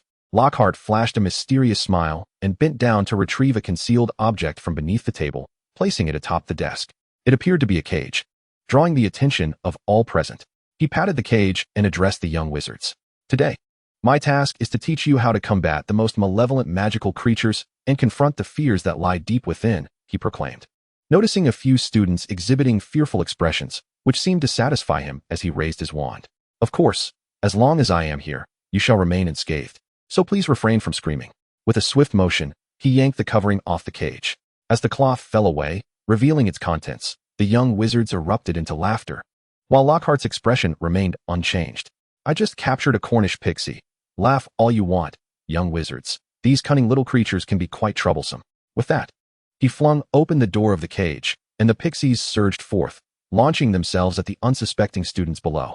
Carola and Hermione, seated in the front row, swiftly evaded their onslaught, while the pixies wreaked havoc throughout the classroom, tearing books into shreds that floated in the air. In the chaos, they were merely pixies. Lockhart observed the pandemonium below with a sense of pride. A few mischievous pixies flitted over to Neville, who longed to hide, and collectively hoisted him into the air, suspending him from the classroom chandelier. He screamed for them to let him down, and upon witnessing the chaos unfold, Lockhart raised his wand and uttered a spell at the wildly fluttering pixies, but to no avail. The young wizards and witches shrieked and bolted from the room, while Lockhart, concealing a smirk, declared, I shall leave this to you. I have faith in your abilities, before hastily exiting the classroom. Ron attempted to cast a spell to drive away the pixie tugging at Carola's hair, only to have his wand snatched from his grasp a moment later. Watching in despair as the pixie snapped it in midair, Hermione, unable to tolerate the antics any longer, swatted at the pixie next to Carola with a hefty book and, in a fit of indignation, drew her wand. Immobulus. The mischievous pixies were all immobilized mid-flight, allowing Carola to finally retrieve her own wand and rescue Neville from his precarious perch. He slumped to the floor, dazedly gazing at the group. Why is it always me? He lamented. Nearby, Ron, his wand broken, wore a woeful expression, insisting that the true misfortune lay with him. Carola, meanwhile, mournfully regarded her disheveled hair. She vowed not to let this pompous Lockhart off the hook. During dinner, Ron remained dejected, unable to even touch his beloved chicken leg, while Carola could easily offer to buy him a new wand. The sight of Lockhart's greasy grin at the head table made her reluctant to let him off so easily. Though conceding that a step back might lead to broader horizons, the more she pondered, the more her anger simmered. Rising abruptly from her seat, she strode purposefully toward Lockhart, drawing the astonished gazes of her companions. Lockhart instinctively beamed brighter, stroking his slightly curled golden hair. Miss Bellamy, what brings you to me? He asked, clearly smitten by her presence. Severus Snape observed the girl's expression, feeling utterly exasperated. What had Dumbledore brought into their midst that could provoke such ire from Carola? Carola flashed him a bright smile, her words tumbling out at 1.5 times her usual speed as she recounted the classroom debacle, emphasizing Ron's broken wand. Snape maintained his usual stern demeanor, though the slight curl of his lips betrayed him. Dumbledore, seated not far away, paused his dessert, leaning subtly in their direction. Carola's voice was hardly subdued, and as the focus of attention among the young witches and wizards, curious glances from the long table were cast her way. Lockhart's smile faltered, and he awkwardly tugged at the folds of his robe. I sincerely apologize for this incident, he gritted out, barely suppressing his irritation. As for Mr. Weasley's wand, I shall compensate him. His declaration, though intended to sound noble, fell flat, with no one seemingly convinced. Carola barely refrained from rolling her eyes. Well, that's splendid. I shan't keep you from your meal, she retorted, turning to flash a smile at a somewhat pleased Snape before seating herself beside Hermione amidst Ron's and the others' admiring gazes. Carola, you're incredible, Ron exclaimed, struggling to contain his excitement. He had been dreading how to explain the broken wand to his mother. Just a small feat, Carola replied with a wave of her hand, signaling him to tone it down. Suddenly remembering Hermione, she cautiously turned to gauge her expression. Hermione broke into a chuckle, playfully pinching her cheek. From his performance in class, it's clear he isn't worthy of my admiration. I truly cannot fathom how he became a professor. It seemed that converting a high achiever's admiration into disdain was all too easy. Without true prowess, Lockhart was ill-suited for his position. Reflecting on the defense against the dark arts teachers, Carola considered that aside from Remus, the others had all been rather dubious. Moody, played by Barty, had indeed imparted some knowledge, but he didn't belong to their side. Upon returning to the dormitory that night, Carola resumed her dialogue with her diary, formulating a clever idea. Tom, did you know about the defense against the dark arts teacher? She began her tirade. Really? I once applied for the position myself, but was turned down, he replied. Carola pouted. It's precisely because you were rejected that this position has been cursed. Otherwise, How could Dumbledore fail to find a suitable teacher? Such a pity. I believe your capabilities exceed Lockhart's, she concurred, teasing him by using the name Tom, which he found rather mundane. Sensing her sincerity through her flattery, he mused, perhaps I could teach you some aspects of the defense against the dark arts. What? You're not in the diary? Carola realized he intended to draw her into his illusion. Indeed, before she could finish writing, she succumbed to unconsciousness. Upon awakening, she found herself in a vast room, facing a tall young man clad in Slytherin green robes. Oh my, what a handsome fellow! Carola internally exclaimed. The youthful Tom stood at the cusp between adolescence and maturity, his glossy black hair and striking dark eyes radiating allure. His pale yet undeniably handsome visage would even make Sirius appear less impressive in comparison. Carola marveled at how such a striking figure could have transformed into a bald, snake-faced apparition. No wonder Bella was so infatuated with Voldemort. He was exceptionally charming. Tom regarded the girl, a flicker of astonishment crossing his features. Her face was exquisitely porcelain, her skin pale and delicate, seemingly fragile, while her rosy lips glistened with moisture and her rare green eyes sparkled with vitality. Such beauty seemed to be a masterpiece crafted by the creator itself, and he found himself reluctant to let her perish. Tom, you are even younger and more handsome than I imagined, Carola declared, taking the initiative, emphasizing the last two words. A shadow of gloom passed over the handsome man's face. He was not fond of his appearance, as it often overshadowed his abilities. Nevertheless, he maintained an amiable demeanor, stepping closer with a gentle smile. You are also more beautiful than I expected, he genuinely complimented, but then added, you claim to be of Eastern descent, yet you hardly appear so. Carola remained unfazed. My father is English, but I was raised in the East. Is that so? He nodded, though skepticism lingered in his eyes. After exchanging pleasantries, he could no longer resist delving into the topic of teaching her some spells. Carola mused to herself, is he going to teach me the killing curse? Yet she smiled and expressed her gratitude, indicating that she indeed required such knowledge. Tom nodded in satisfaction, initiating a lesson in the dark arts. With no third party present, the sole student and opponent was Carola. He began with gentle spells, such as the famously jovial charm, the tickling charm. Expelliarmus. Carola's wand was sent flying from her grasp. He walked over to retrieve it, handing it back to her, signaling her to attack him. With a crisp incantation, Tom's wand was sent flying from his grasp. He did not immediately retrieve it. Instead, he regarded the feigning excitement of Carola with a scrutinizing gaze. It appears you possess quite the talent, do you not? I concur, he mused, as she unabashedly lied, her cheeks unflushed despite having long mastered the spell. Tom found no displeasure in her audacious tone. Rather, he felt a surge of joy. Her personality and aptitude were perfectly suited for becoming his follower, and sensing the solidity of his own soul, it seemed he would soon manifest back into the mortal realm.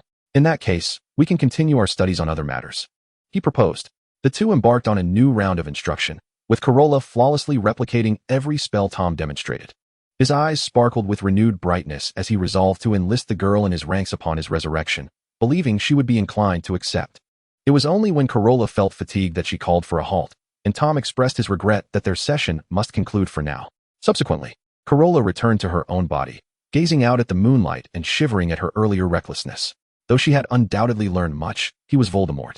If he wished to exert control over her, could she withstand it? Contemplating this, she summoned Jean for the first time at such a late hour, instructing him to seek out any magical artifacts within the Bellamy estate, particularly those concerning souls. Jean did not question her intentions. The former Winter couple had sought numerous methods to reclaim her soul, so such items should exist. Carola felt a surge of hope. As long as she could devise a means to bind or eliminate this spirit, she could then address the remaining Horcruxes. Chapter 63, Conflict.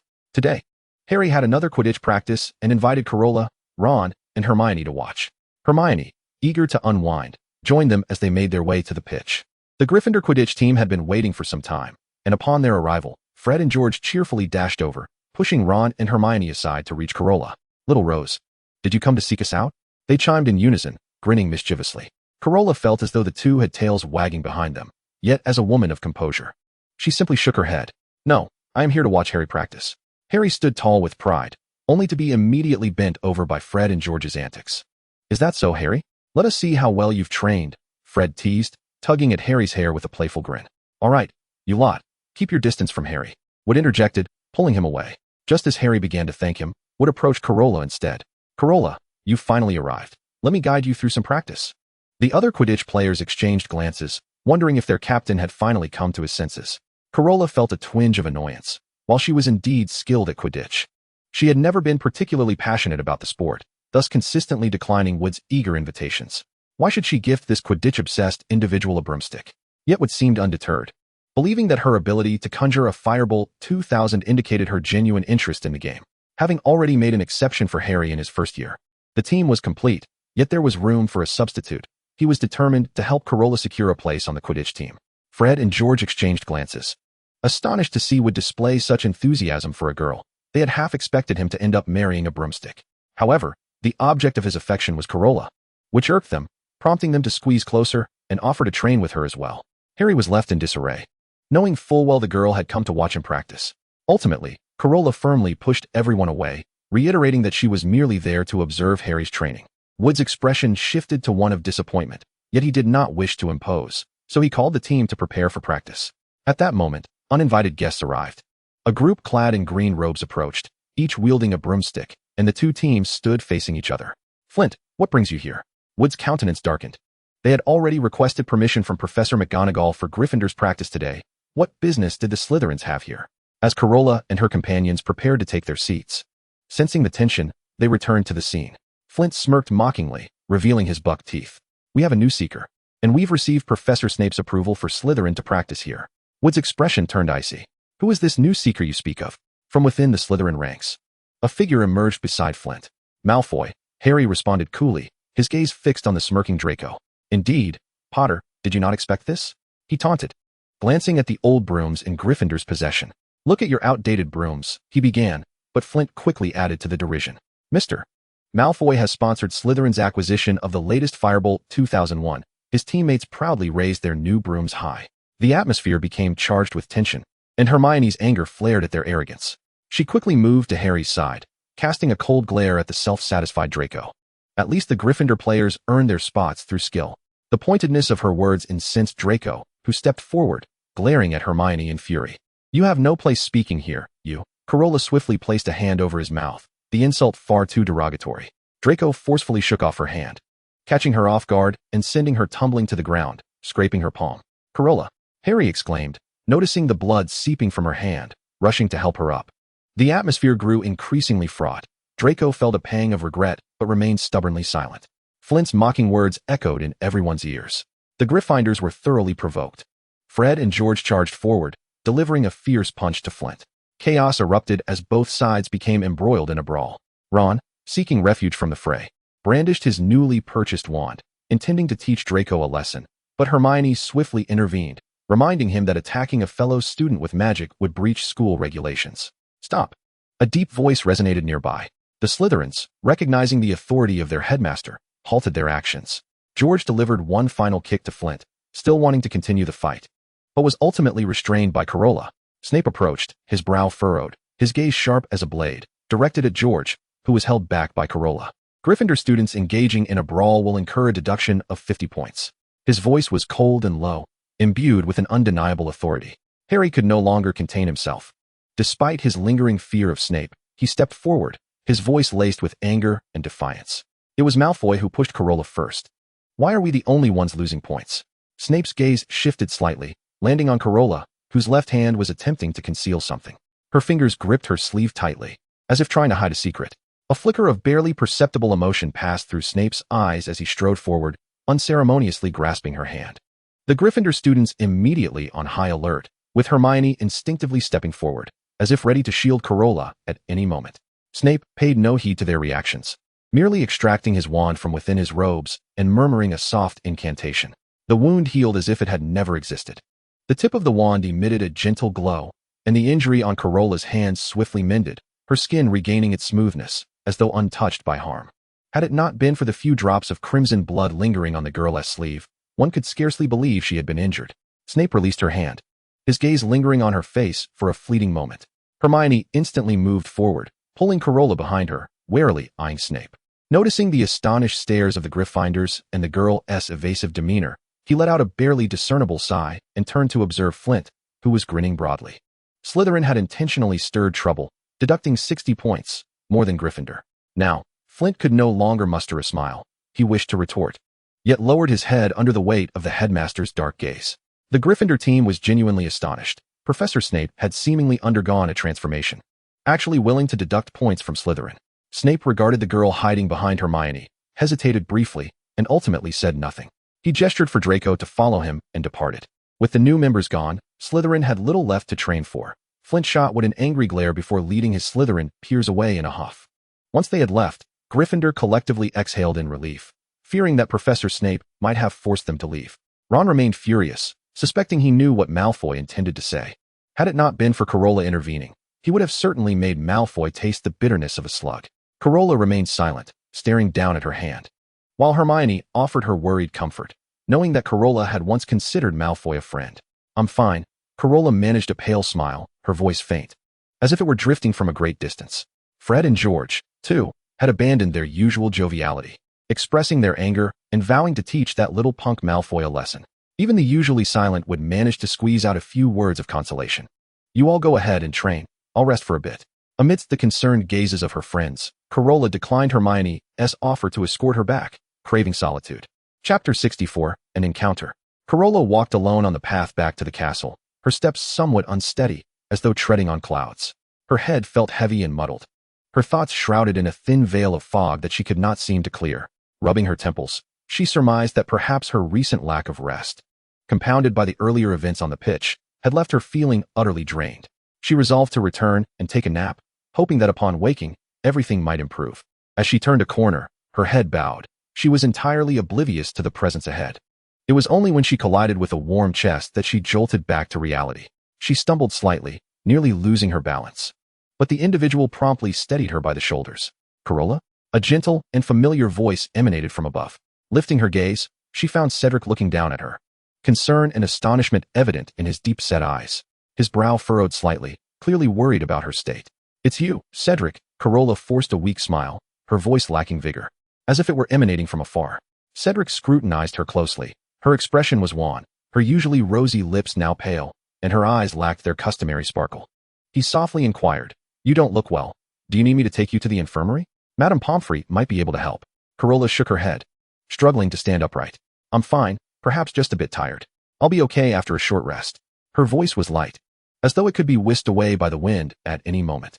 Cedric hesitated, clearly not fully convinced by her words, yet he chose not to press further. He nodded, his tone gentle yet resolute. "All right then, I'll accompany you back. I'm not comfortable with you walking alone like this." Carola did not refuse, merely responding with a soft ahm-ham. The two walked side by side through the castle corridors, their footsteps echoing softly against the stone walls. Cedric walked beside her, occasionally glancing her way, his gaze filled with concern. He attempted to initiate conversation to distract her, but Carola only responded with the occasional word, appearing preoccupied. Upon reaching the entrance to the Gryffindor common room, Carola halted and turned to Cedric, saying, "I've arrived. Thank you for walking me back." Cedric nodded, his gaze lingering on her pale visage. "Rest well. If you still feel unwell, be sure to seek out Madame Pomfrey. Don't push yourself." Carola managed a faint smile, softly replying, "I will, thank you, Cedric." She turned and entered the common room, her figure appearing somewhat fragile. Cedric stood rooted in place, watching her retreat, his brow still furrowed. The girl's stubbornness left him feeling somewhat helpless. He sensed that Carola's condition was more than mere fatigue. After lingering in silence for some time, Cedric eventually departed from the Gryffindor common room entrance, his heart still heavy with concern for the girl. Returning to her dormitory, Carola found the room empty. She approached her bed, slowly sitting down and resting her hands on the edge, gazing down at her toes. The events from earlier on the pitch replayed relentlessly in her mind, washing over her with a wave of exhaustion, as if all her strength had been siphoned away. Lacking the energy to change her clothes, she simply lay back on the bed, pulled the covers over herself, closed her eyes, and soon fell into a deep slumber. Upon awakening, the scenery before her had transformed. An expansive landscape, lush green meadows, and willow trees by the river all indicated that she had crossed over once more. Carola rubbed her temples, feeling as though her head were laden with lead, and touched her forehead, the feverish heat confirming her suspicions of a possible illness. She attempted to move, yet her legs felt as if they were anchored to the ground, devoid of any strength. Her vision began to blur, the scenery before her dissolving like paint in water, gradually becoming indistinct. Carola struggled to remain conscious, yet her body uncontrollably pitched forward, just as she was about to collapse. A figure approached with hasty steps. Regulus Black had initially come here to clear his mind. Recently troubled, he sought a tranquil space to sort through his thoughts. However, As he neared the riverbank, he spotted a familiar silhouette swaying unsteadily in the distance. Upon drawing closer, he confirmed it was indeed Carola. Her complexion was pale, her gaze unfocused, clearly in poor condition. Just as he intended to greet her, Carola suddenly weakened and fell. Startled, Regulus rushed forward, catching her before she hit the ground. The girl felt as light as a feather, yet her forehead burned alarmingly. Regulus, at a loss, scanned the area and noticed a Slytherin boy practicing spells nearby. He called out loudly, and upon hearing the voice, the boy hesitated briefly before approaching. As he drew nearer, Regulus recognized him as young Barty Crouch. "Senior Black, what on earth has happened?" Little Barty inquired, glancing at the girl cradled in Regulus's arms, who appeared to be a Gryffindor. He was somewhat perplexed. The girl's long hair obscured much of her face, but there was an undeniable sense of familiarity about her. "She seems to have fainted." "We must take her to the infirmary," Regulus urged, his tone laced with urgency and evident concern. Little Barty nodded, swiftly stowing away his wand and stepping forward to assist Regulus in supporting the girl. Upon clearly seeing her features, he momentarily froze. Yet, it was not the time for questions. Together, they carefully lifted Carola and made their way towards the castle. Carola's body was limp, relying almost entirely on their support for movement. Her breathing was labored, and beads of sweat dotted her forehead, indicating that her condition was far from favorable. The two boys remained silent, bringing her to the infirmary's entrance. Madame Pomfrey, upon seeing them escorting an unconscious girl, immediately approached. "What happened?" she inquired, directing them to lay Carola on an empty bed. "She suddenly fainted and seems to have a fever," Regulus succinctly explained. Madame Pomfrey nodded, quickly retrieving her wand to examine Carola. Her brow furrowed deeper, clearly indicating that the situation was complex. "Her temperature is exceedingly high, and her magical fluctuations are highly unstable." Madame Pomfrey murmured, "I will need some time to attend to her. You two should wait outside." The boys exchanged a glance before silently exiting the infirmary. Standing in the corridor, Regulus's emotions were tumultuous. He did not understand why Carola had appeared so suddenly. The last time he visited the infirmary to see Sirius, she had been there, only to seemingly vanish into thin air, and now she had re-emerged.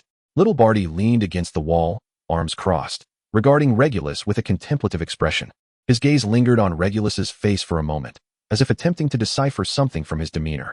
The corridor's dim lighting cast flickering shadows from the wall sconces, illuminating the two boys' silent forms. "Senior, do you know her?" Little Barty finally spoke, his voice low and tinged with a hint of probing. His tone was casual, yet his eyes conveyed an elusive depth of meaning. Regulus did not respond immediately.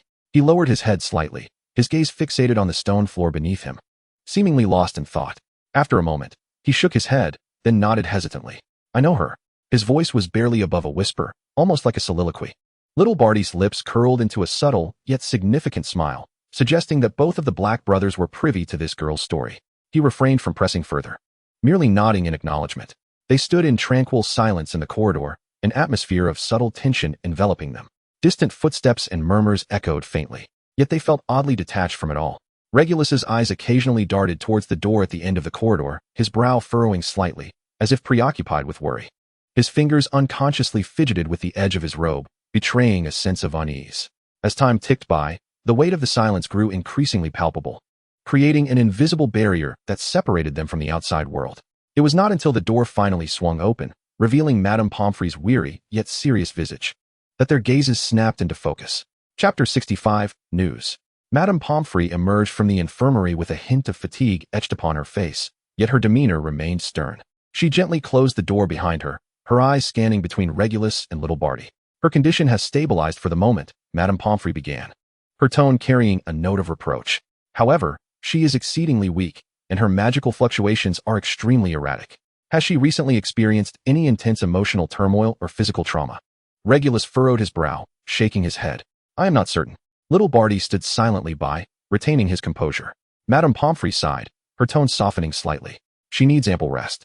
I have administered a fever-reducing potion, but she will require time to recuperate. You may go in to see her, but please do not disturb her for too long."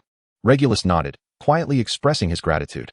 "Thank you, Madame Pomfrey." She waved her hand dismissively and departed down the corridor, leaving Regulus and Little Barty standing at the threshold.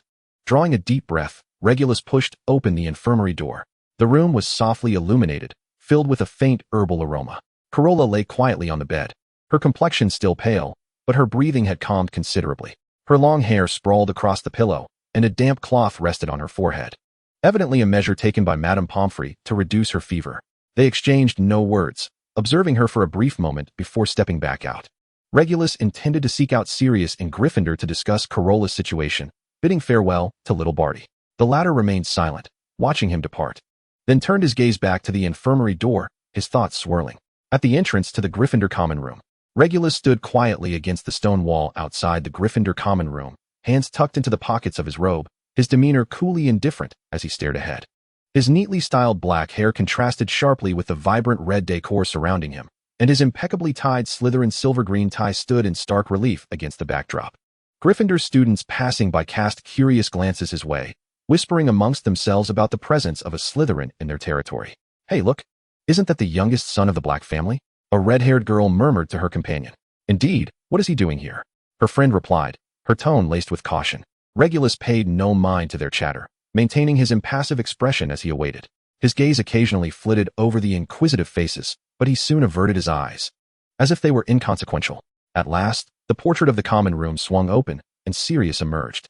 His face bore evident impatience, his long black hair cascading carelessly over his shoulders, and his Gryffindor tie hung loosely around his neck. With hands shoved into his pockets, he ambled lazily towards Regulus. "What do you want?" Sirius's tone was frosty. Regulus had long acclimatized to his brother's demeanor. He lifted his head slightly, lowering his voice to convey his message succinctly. "Carola has returned." The words struck like a bolt of lightning, instantly transforming Sirius's expression from aloofness to shock, followed by barely contained excitement. "Carola? Are you certain it's her?" Sirius's voice brimmed with eagerness, as he had continually pondered when she might reappear since her abrupt disappearance from Black Manor. Regulus nodded, maintaining a calm demeanor. "Yes, she is in the infirmary." Just then, James, Remus, and Peter Pettigrew emerged from the common room. Upon hearing Carola's name, James rushed over, his face a mixture of excitement and skepticism. "Really? Is it truly Carola? You aren't trying to deceive us, are you, you Slytherin?" James shot Regulus a dubious glance, his tone tinged with clear distrust. Remus gently tugged at James's arm, signaling him to temper his words. His gaze bore a hint of resignation, clearly indicating his disinclination for James to ignite unnecessary disputes at such a moment. Sirius's expression softened, and, in a rare display of warmth, he bestowed a smile upon Regulus, albeit one tinged with a lingering distance. "Understood, we'll join you shortly." "You may head back first," Sirius said, his tone imbued with an unusual gentleness. Regulus nodded, refraining from further words. He turned and departed, his steps steady, as if the preceding conversation had left no mark upon him. Yet, internally, he was far from tranquil. He recognized that only when matters concerning Carola arose did Sirius exhibit such expressions towards him. This realization stirred a sense of helplessness within him, though he chose not to reveal it. Once Regulus had left, Sirius promptly turned to James and the others. "Let us proceed to the infirmary and check on Carola." James nodded enthusiastically, volunteering, "I'll inform Lily." Remus interjected, shaking his head to halt him. "Boys cannot enter the girls' dormitory. Best to have a girl fetch her." Although James was somewhat reluctant, he acquiesced. He approached a passing Gryffindor girl, enlisting her assistance in summoning Lily downstairs. Lily had initially been disinclined to descend, preoccupied with her potions assignment. However, upon learning that James had significant news to share, she reluctantly agreed to come down. "Lily," the moment James spotted her at the staircase, he eagerly rushed forward. "I must tell you," he leaned in closer to her ear, softly relaying the news of Carola's return. Lily's eyes instantly sparkled with excitement, her face illuminating with surprise. "Really?" she inquired, her voice laced with anticipation. James nodded confidently, affirming the veracity of the news. "That is splendid. Let us go at once," Lily declared without hesitation. The group unanimously resolved to make their way to the infirmary, just as Sirius's gaze fell upon Peter. He furrowed his brow, as if recollecting something. "Perhaps it's best if you refrain from joining us, Peter," Sirius stated, his tone devoid of remorse. Peter paused, his smile abruptly faltering. He had anticipated finally seeing Carola, especially after her prolonged absence. His memories of her were vivid. The beautiful girl always wore a gentle smile, akin to the sun, warming all who found themselves under her gaze. Yet, since her disappearance, Sirius and the others had invariably avoided his presence whenever she was mentioned. "Why?" Peter's voice trembled slightly, a flicker of grievance flashing in his eyes. Sirius sighed, aware of the difficulty of providing an explanation. Carola had never been fond of them getting too close to Peter.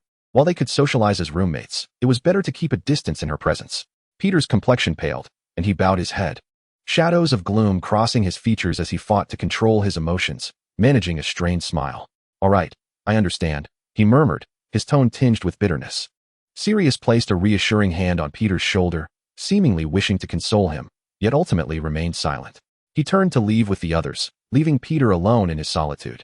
Peter's fists clenched tightly, his nails digging into his palms. A cold glint flickered in his eyes, yet it quickly faded, returning to his usual meek demeanor. He lowered his head and quietly returned to the common room, his heart swirling with unspeakable emotions.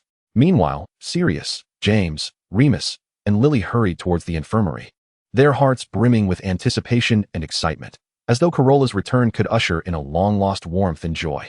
Unbeknownst to them, this event would herald an irreversible change within Peter's heart. Chapter 66, Awakening. The group could scarcely contain their excitement as they strode briskly towards the infirmary, engaged in conversation.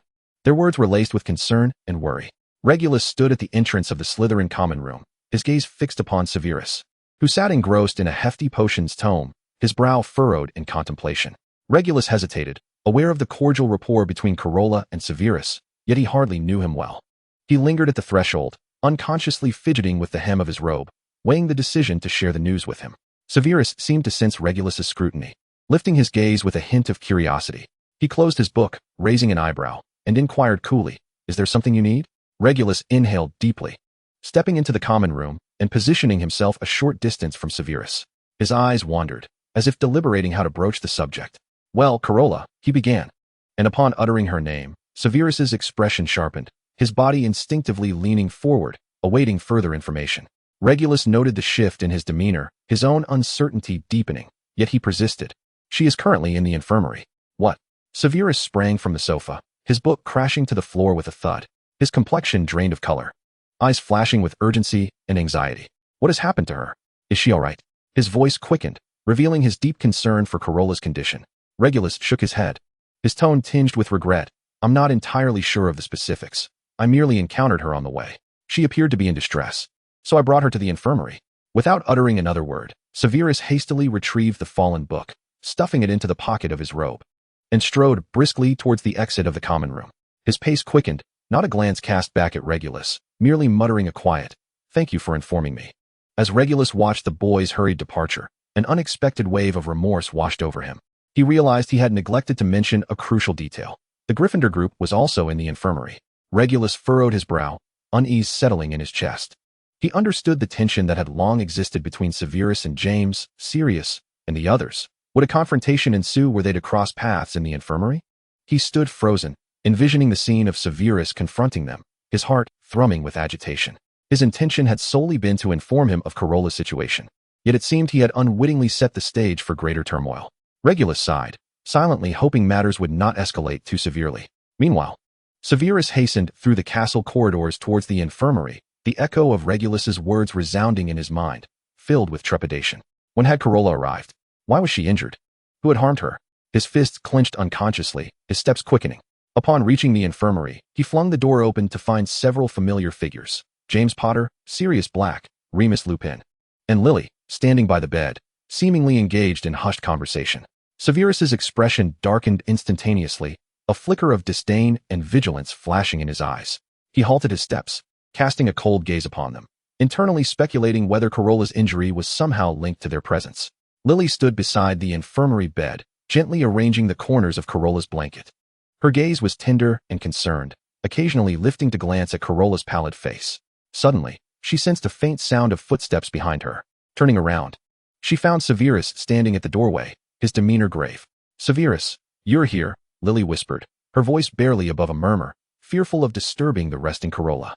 Severus nodded slightly and approached the bedside with measured steps. His eyes fell upon Carola's wan visage, his brow furrowing slightly, a flicker of compassion crossing his features.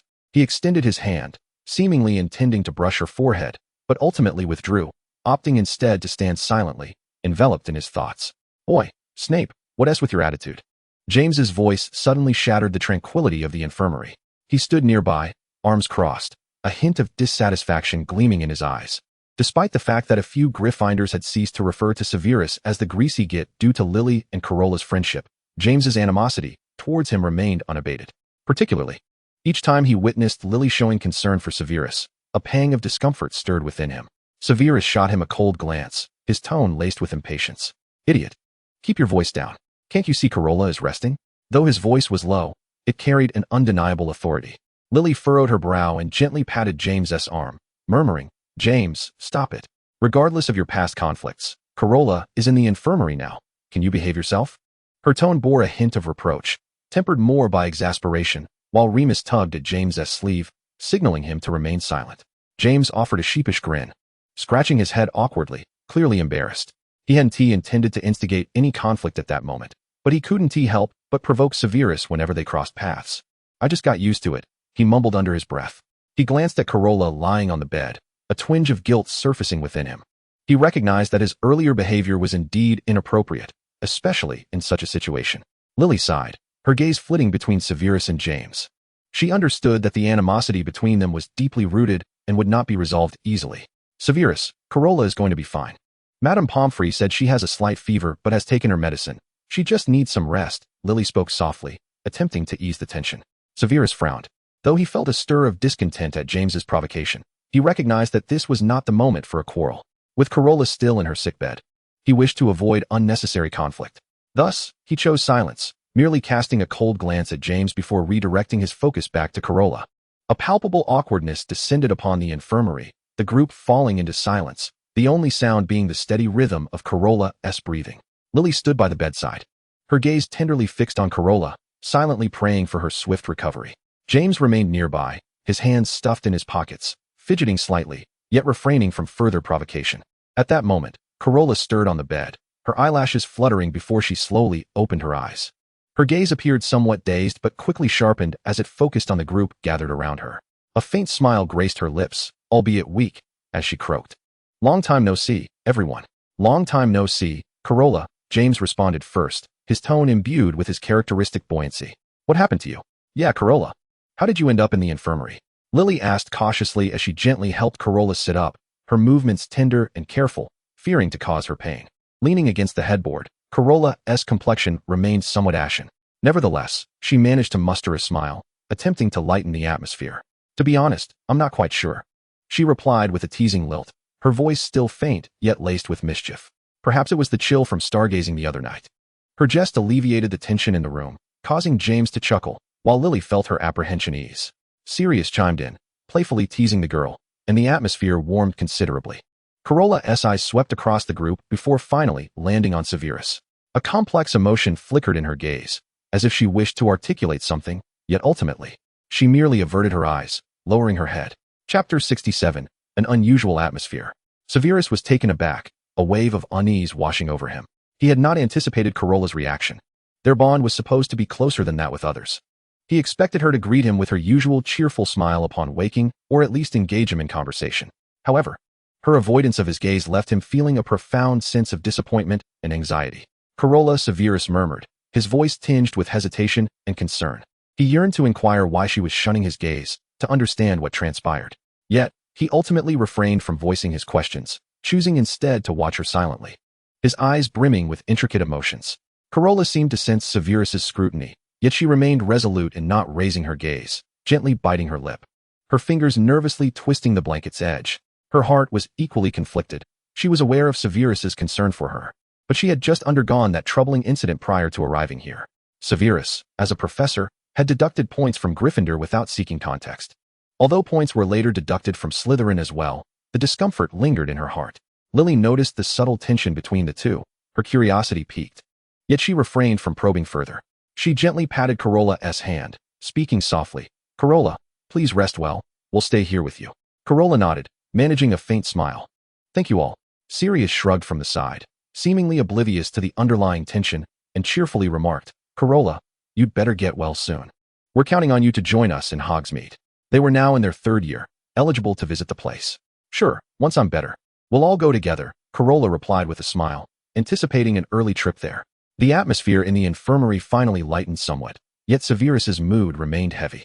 He stood at the bedside, his gaze unwaveringly fixed on Carola, although he was uncertain why she was avoiding his eyes. He found himself at a loss for how to break the awkwardness. At that moment, Madame Pomfrey entered, a vial of potion in hand. She surveyed the group gathered by the bed, her tone serious. "All right, visiting hours are nearly over. The patient needs rest. You can come back to see her tomorrow." Lily nodded, gently patting Carola's hand once more, softly saying, "Rest well, we'll return tomorrow." James waved a hand, smiling as he added, "Take care, Carola. We'll be waiting for you." Severus cast a final glance at Carola, a flicker of intricate emotions flashing across his eyes, before turning away and departing the infirmary. His heart remained laden with uncertainty and disquiet, yet he understood that this was not the moment to probe further. He could only wait in silence for the day when the girl would be willing to open up to him. Remarkably, Carola's recovery was astonishingly swift. Madame Pomfrey stood beside the bedside, clutching a vial of freshly brewed potion, her eyes brimming with surprise and admiration. She gently shook her head, murmuring to herself, "It is truly remarkable. I have never witnessed such resilience in a young witch." Carola sat at the edge of the bed, her complexion having regained its rosy hue, yet her thoughts were far removed from her physical state. Her fingers softly caressed the worn diary resting on her lap, Tom Riddle's name still vividly inscribed upon its pages. She had attempted to write within the diary, yearning to converse with Tom once more, but this time, the diary offered no response. A nascent suspicion began to form in Carola's mind. Her inexplicable fever might be a consequence of Tom siphoning her life force. However, due to a certain temporal dislocation, Tom was unable to continue drawing her strength, which had allowed her body to recover so rapidly. Tom Riddle. Carola bit her lip, her teeth clenched in frustration. The fact that her otherwise robust health had succumbed to fever was undoubtedly his doing, and she resolved to confront him upon her return. Noticing that Carola was nearly restored, Madame Pomfrey gently advised, "Although you are much improved, I still recommend you rest a little longer to monitor your condition." Carola promptly shook her head, a faint smile of resignation gracing her features. "No need for that. Madame Pomfrey, I assure you, I am quite well now. Besides," she glanced at the potion in Madame Pomfrey's hand, the deep green liquid swirling ominously within the vial, releasing a pungent aroma. "That potion is simply dreadful. I have no desire to partake of it again." Sticking out her tongue, Carola swiftly leapt from the bed and snatched her robe. As she made her way towards the door, she called out, "Thank you, Madame Pomfrey. But I truly must be on my way." Madame Pomfrey watched as Carola hurriedly exited, letting out a resigned sigh. She shook the potion vial, muttering to herself, "Is it truly that awful?" However, Carola could no longer hear her musings as she briskly left the infirmary, her mind racing with thoughts of what lay ahead. Madame Pomfrey had informed her that a Slytherin boy resembling Sirius had brought her in. Carola immediately thought of Regulus, being Sirius's brother. Indeed, they bore a striking resemblance. Yet, Madame Pomfrey also mentioned another individual, whose identity she could not discern. Carola resolved to seek out Regulus in the Slytherin common room to clarify who else had come to her aid. However, upon reaching the entrance of the common room, the situation grew somewhat awkward. Clad in the vibrant robes of Gryffindor, she appeared conspicuously out of place within Slytherin territory. Passers-by, fellow Slytherins, cast curious glances her way, some even whispering among themselves, "Look, that Gryffindor girl has wandered into our domain. Is she lost? Or is she here to stir up trouble?" Carola felt a wave of discomfort wash over her, regretting her impulsive decision to come. She had intended to find someone to call for Regulus. Yet the Slytherin students stood at a distance, seemingly unwilling to assist her. Caught at the threshold, she felt anxious and uncertain. Just then, the door to the common room opened once more. Narcissa emerged, her golden hair glimmering under the corridor's light, a hint of perplexity gracing her features. As the prefect of Slytherin, she had heard the commotion outside and decided to investigate. Her gaze quickly landed on Carola. Seeing the Gryffindor girl standing at the door like a lost fawn, Narcissa's lips curved into a slight smile. Carola's eyes brightened upon spotting her, as if she had found a savior. "Upperclassman," Carola exclaimed, rushing to Narcissa's side, her face alight with relief. Narcissa offered a gentle smile, reaching out to stroke Carola's soft black hair, inquiring, "Carola, when did you return? And how is it that you are now a Gryffindor?"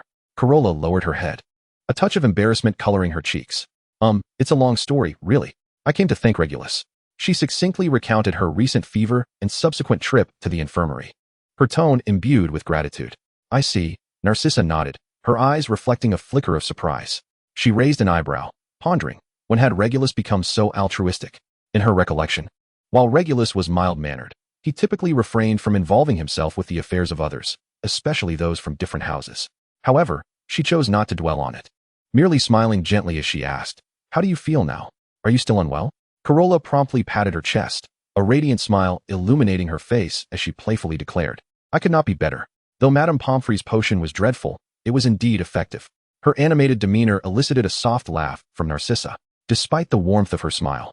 Carola keenly observed a subtle shadow of worry across Narcissa's brow.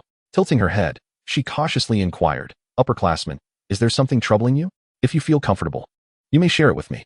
Narcissa was taken aback, unprepared for her emotions to be so easily discerned by Carola. She instinctively touched her forehead, her mind a swirl of complexity. Recently, she had indeed been troubled by issues concerning her sister Andromeda. The rift within their family had deepened, especially with Andromeda's involvement with Muggle-born wizards, inciting the ire of the older members of the Black family. As a family member, Narcissa felt both helpless and worried.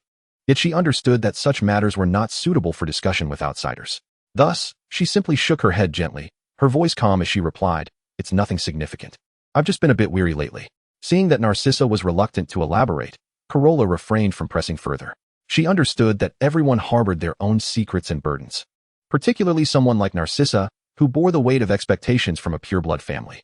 After a moment's contemplation, an idea struck her. She reached into her pocket and pulled out a never-before-worn pearl hairpin. With a flick of her wand and a whispered incantation, the hairpin transformed into a bouquet of pristine white daffodils, glistening droplets of dew adorning the petals, as if freshly plucked from a garden. Carola presented the bouquet to Narcissa, her cheeks tinged with shyness. Holding the flowers before her face, she softly uttered, "For you, upperclassman Narcissa. I hope this brings you a bit of cheer." Narcissa gazed at the daffodils before her, a flicker of surprise and emotion glimmering in her eyes. She accepted the bouquet, inhaling its delicate fragrance, which eased her tense spirits just a fraction.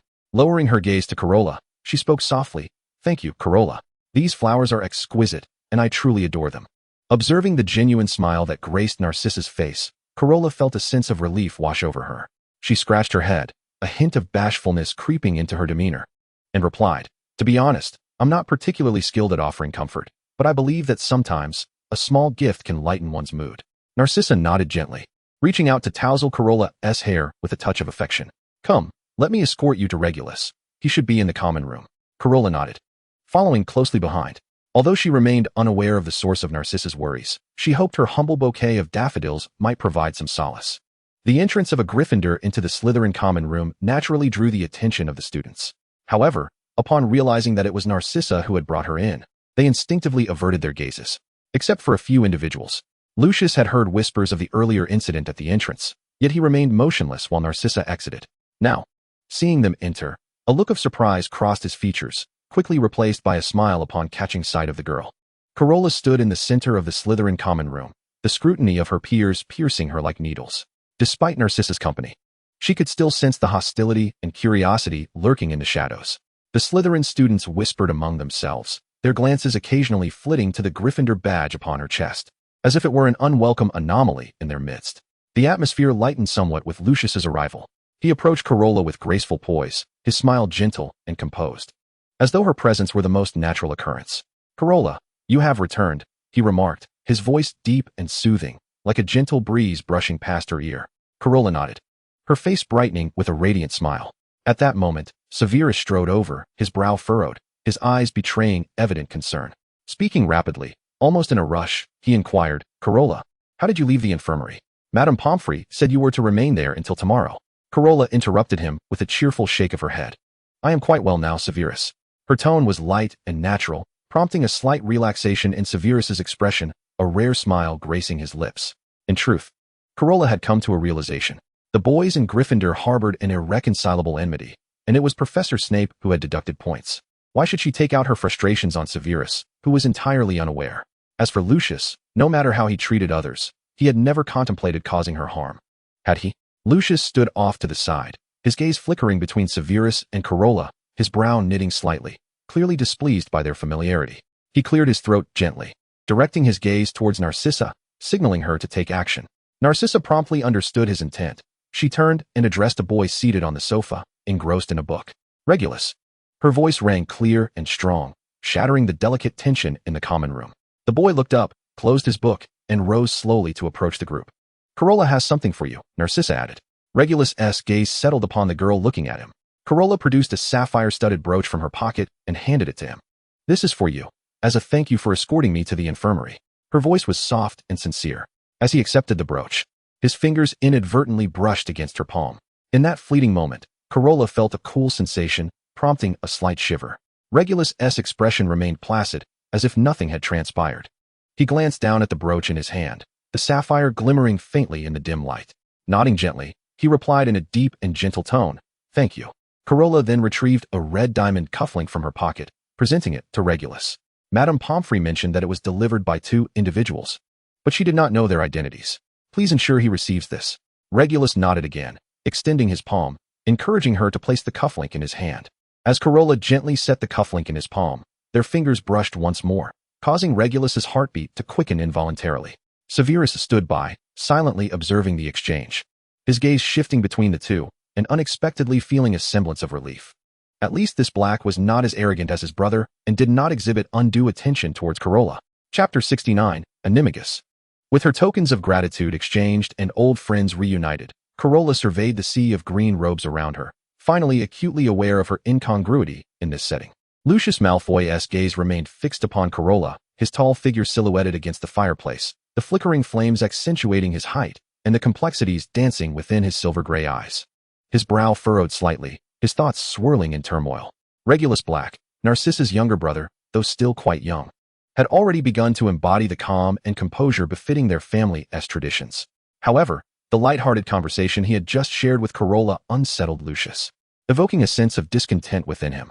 He cleared his throat softly, his voice low and resonant, breaking the brief silence. Carola, since you are feeling well, it would be prudent for you to retire and rest.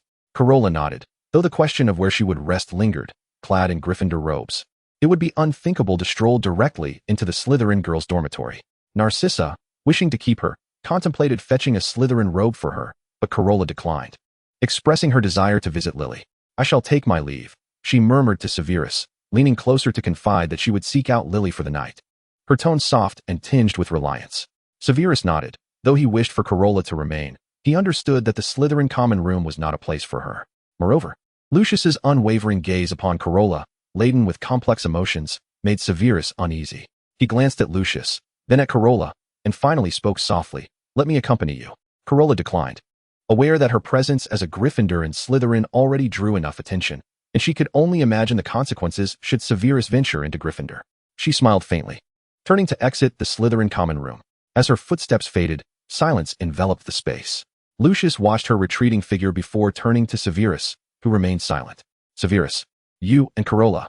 Severus looked up, meeting Lucius's gaze with calm determination. She is my friend, Lucius. Oh, merely a friend?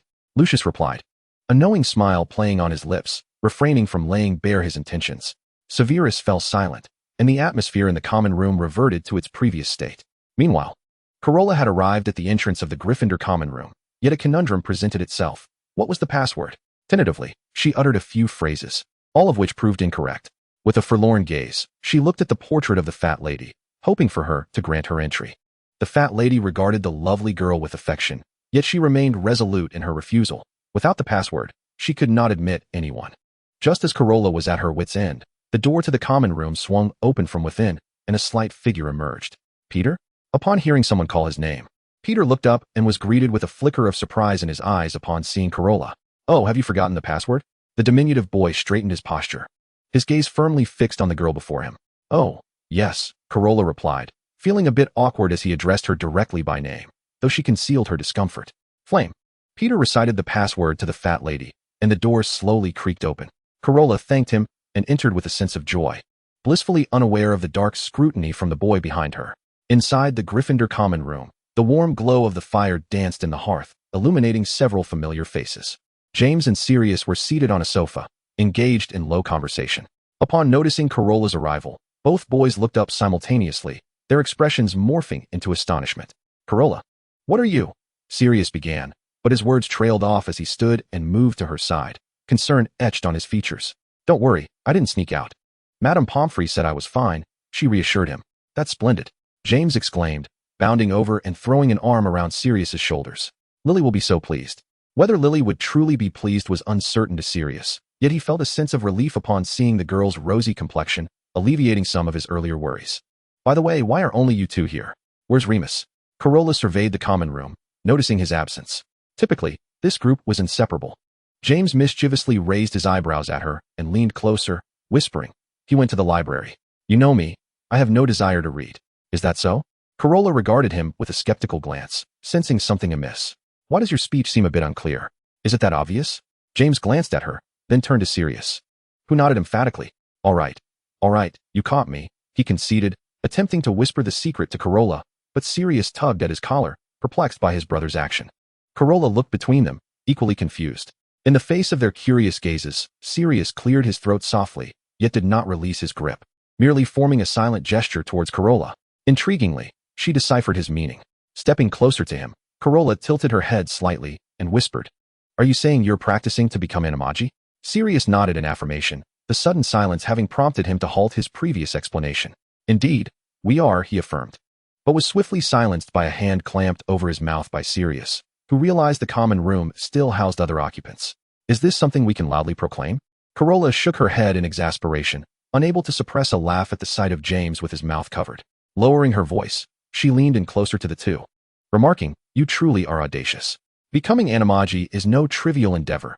If anything goes awry, the repercussions could be dire." Sirius released his hold on James, shrugging nonchalantly.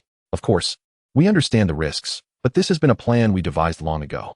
Besides, Remus needs our assistance, doesn't he?" James rubbed his slightly reddened face and chimed in cheerfully, "Exactly. We decided to undertake this for Remus." His enthusiasm bubbled over as he continued. "And don't you think transforming into an animal is incredibly cool? Just imagine if I could become a majestic stag. How splendid would that be?" He was already lost in his daydreams. Carola rolled her eyes at his overconfidence, well aware that James's animagus form indeed turned out to be a stag. She was privy to Remus's secret as a werewolf and understood that James and Sirius were willing to take risks in order to accompany him during the full moon. "All right, I comprehend your intentions, but you must be cautious," Carola urged earnestly. "Especially you, James. Don't be so reckless. Such matters should not be taken lightly." James patted his chest confidently, declaring, "Fear not, Carola. I am a genius. The mere concept of becoming an animagus poses no challenge for me." Sirius raised an eyebrow, teasing, "Yes, genius. Just let us hope your brilliance prevents you from tangling your antlers in a tree during the full moon." James shot him a glare before turning back to Carola. "Carola, would you like to practice with us?" "Absolutely," she replied, genuinely curious about her potential animagus form. There were whispers that it was related to one's Patronus, but as she recalled the creature her Patronus manifested, a charmingly plump long-tailed tit, she couldn't help but chuckle. Who would have imagined such strength would yield a small bird? Contemplating the stark contrast between Remus's transformation into a wolf and the large animals James and Sirius would become, the thought of herself transforming into a small, round bird was simply too delightful to envision. Chapter 70. Just as expected of James. "Wonderful. Now we can commence together." James's voice brimmed with excitement, as though they had already succeeded. Upon hearing his words, both Sirius and Carola instinctively directed their gazes toward his mouth. James sheepishly scratched his disheveled hair, a hint of embarrassment coloring his smile. When Sirius covered my mouth earlier, I accidentally swallowed some." He shrugged, a note of resignation in his tone. They had faced failure several times already. It always happened during meals or while brushing their teeth, leading to an exasperating cycle of starting anew, enduring an indescribable discomfort. The mandrake leaves remained in their mouths for an entire month, neither to be spat out nor swallowed, testing their patience and resolve to the utmost degree.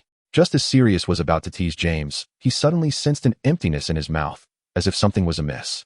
His smile froze, and a grimace overtook his face. Carola, astute as ever, noticed the change in his expression and timidly inquired, "You haven tea?" Sirius nodded begrudgingly, a hint of a wry smile gracing his lips. Upon witnessing this, James became even more animated, as if failure had become a routine occurrence for them. "Haha, then let us begin together. I have a feeling this time we will surely succeed," James declared, raising his fist triumphantly. Carola and Sirius exchanged knowing glances, both harboring the same thought. Truly, this was just like James. Without delay, James dashed back to their dormitory, where they had stealthily pilfered the mandrake leaves during class. Carola settled back onto the sofa beside Sirius, the warmth of the fire enveloping her, allowing her to sink comfortably into the plush cushions. The flames flickered in the hearth, producing a soft crackling sound, casting a gentle glow on Carola's face, accentuating her porcelain skin with an ethereal softness. Sirius tilted his head, observing the girl's languid demeanor, a smile unconsciously gracing his lips. For some inexplicable reason, he was suddenly reminded of a cat he once cared for. This feline would often curl up by the fireplace, basking lazily in the sun, occasionally lifting its head to regard him with those amber eyes. Alas, that serene companionship was shattered when that madwoman, Walburga, discovered its presence, and he never saw it again. With this thought, a shadow of sorrow flickered in Sirius's gaze, a wave of bitterness swelling within him. During those days, he felt an overwhelming sense of helplessness and solitude, as if the entire world conspired against him.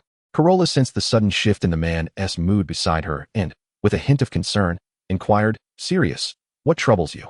Her caring question jolted him back to the present. Meeting Carola's worried gaze, he gently shook his head, signaling that he was fine. He was no longer that powerless boy. Sirius's eyes regained their determination. He silently vowed that he would never allow anyone to harm what he sought to protect. Before long, James came bounding down the stairs, brimming with excitement and clutching several fresh leaves of mandrake. Accompanying him was Lily, whose auburn hair glimmered as she spotted Carola on the sofa and dashed over joyfully. "Carola, James told me you were here, and I thought he was jesting." Lily's voice danced with surprise and playful teasing. They had crossed paths on the staircase, and James had eagerly informed her of Carola's arrival, though Lily had initially doubted his words. The two girls embraced warmly, while James pouted in indignation, muttering, "I wouldn't deceive Lily." However, the two excited girls were oblivious to him, chattering animatedly.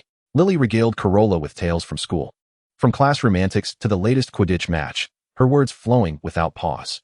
James, feeling dejected, leaned against his friend, seeking some solace.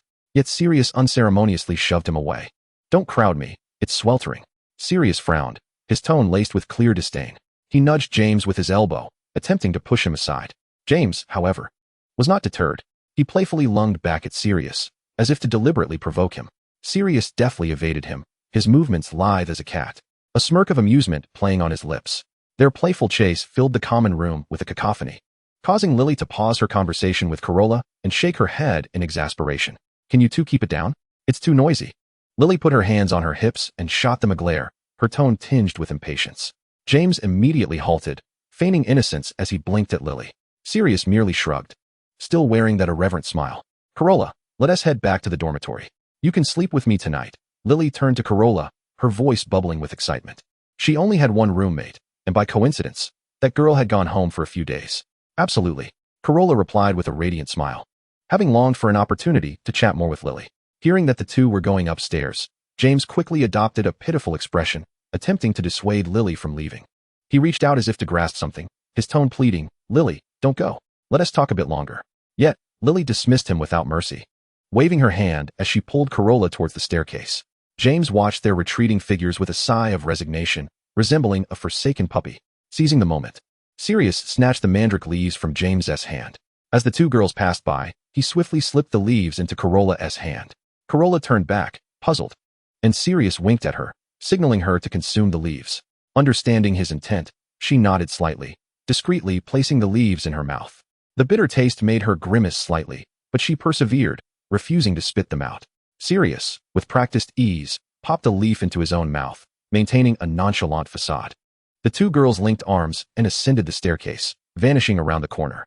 Sirius gazed at their disappearing figures, a complex emotion flickering in his eyes. Before he could ponder further, James's head leaned in again, attempting to nestle against him. "Why do men need to be so close?" Sirius pushed James away with a hint of distaste. James pouted, murmuring in discontent, "You didn't treat Carola like this. Are you interested in her?" Sirius raised an eyebrow, offering no response, merely smiling faintly. He turned away, leaning against the fireplace, his gaze fixed on the dancing flames, his thoughts seemingly drifting elsewhere. Noticing Sirius's demeanor, James ceased his inquiries, shrugged, and settled beside him.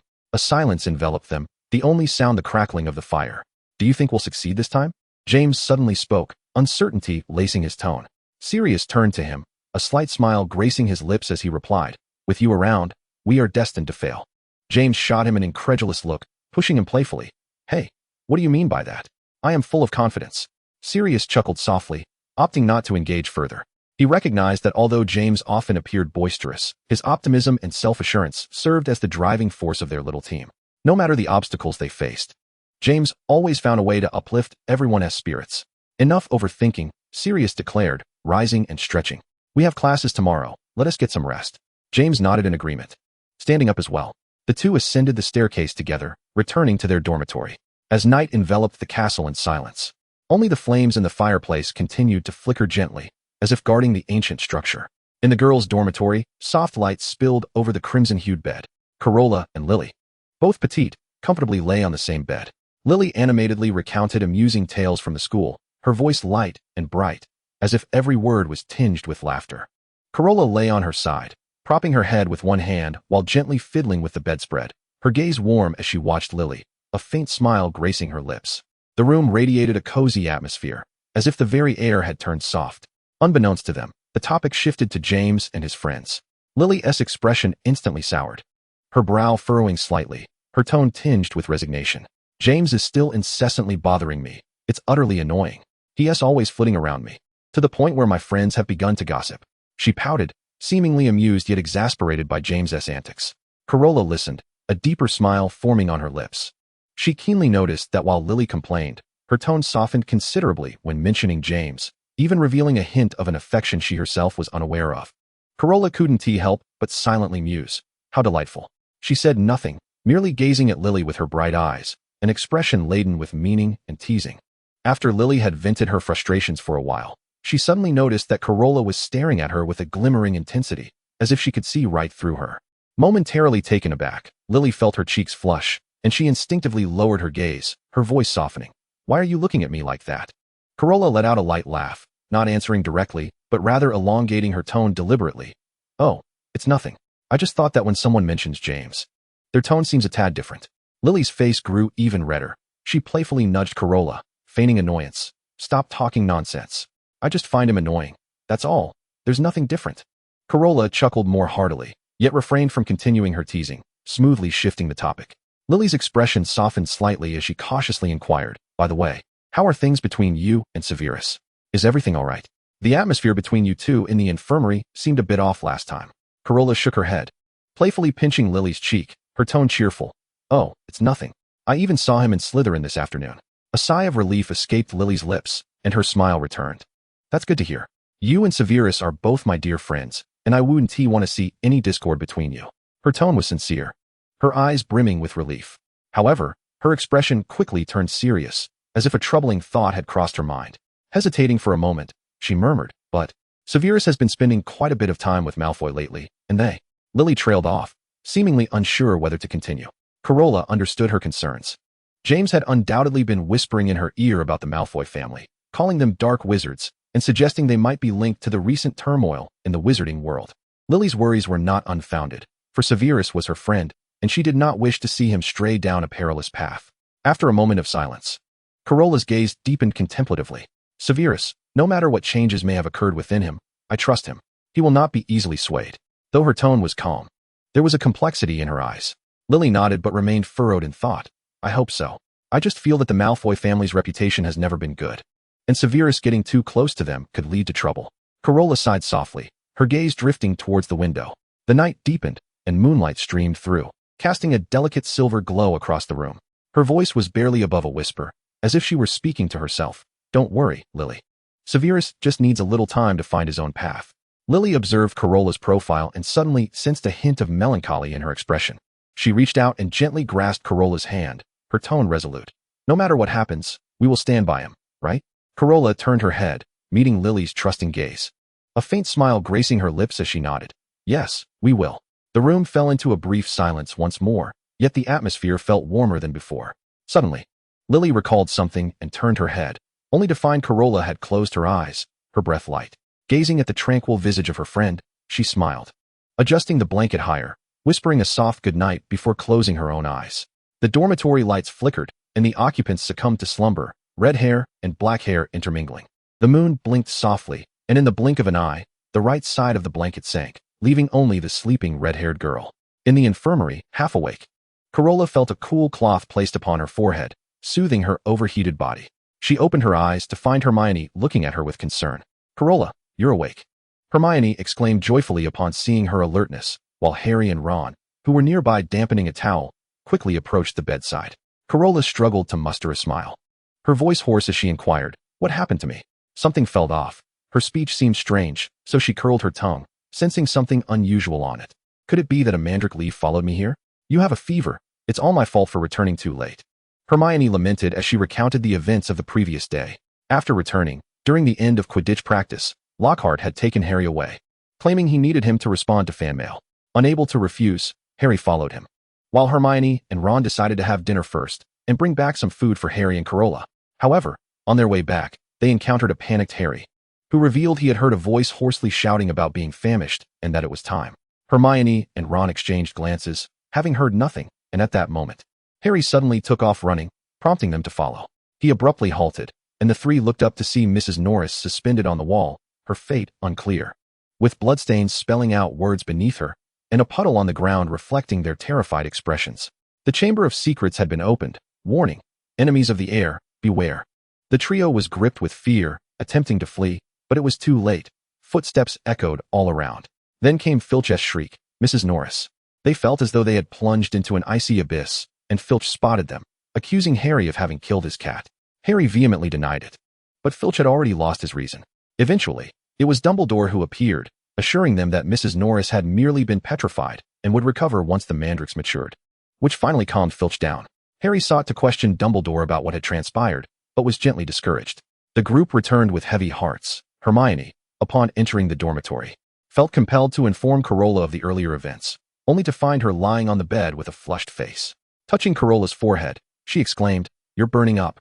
Supporting Carola to the common room, she was relieved to find that Harry and Ron had not yet returned. The two quickly assisted Hermione in bringing Carola to the infirmary. Madame Pomfrey administered a potion, and once the girl's breathing stabilized, she insisted the others leave on the grounds that the patient needed rest. At this, Hermione paused. Her gaze filled with worry as she looked at the pale girl on the bed. Carola was in shock. After returning to the dormitory, she had fallen asleep and then found herself with Lily. If her soul had crossed over, she had been carrying Tom's diary with her.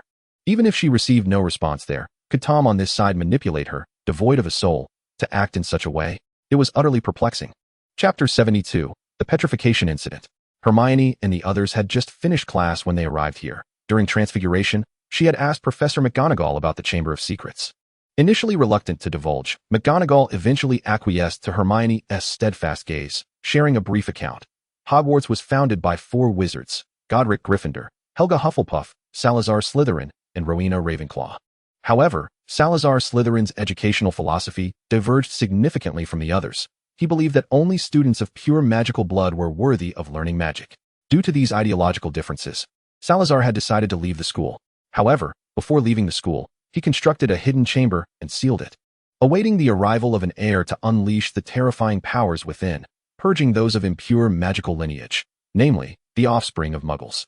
After listening to Professor McGonagall's account, the young wizard of Muggle descent was struck with greater terror, while Hermione pressed on, inquiring about the nature of the entity contained within the chamber.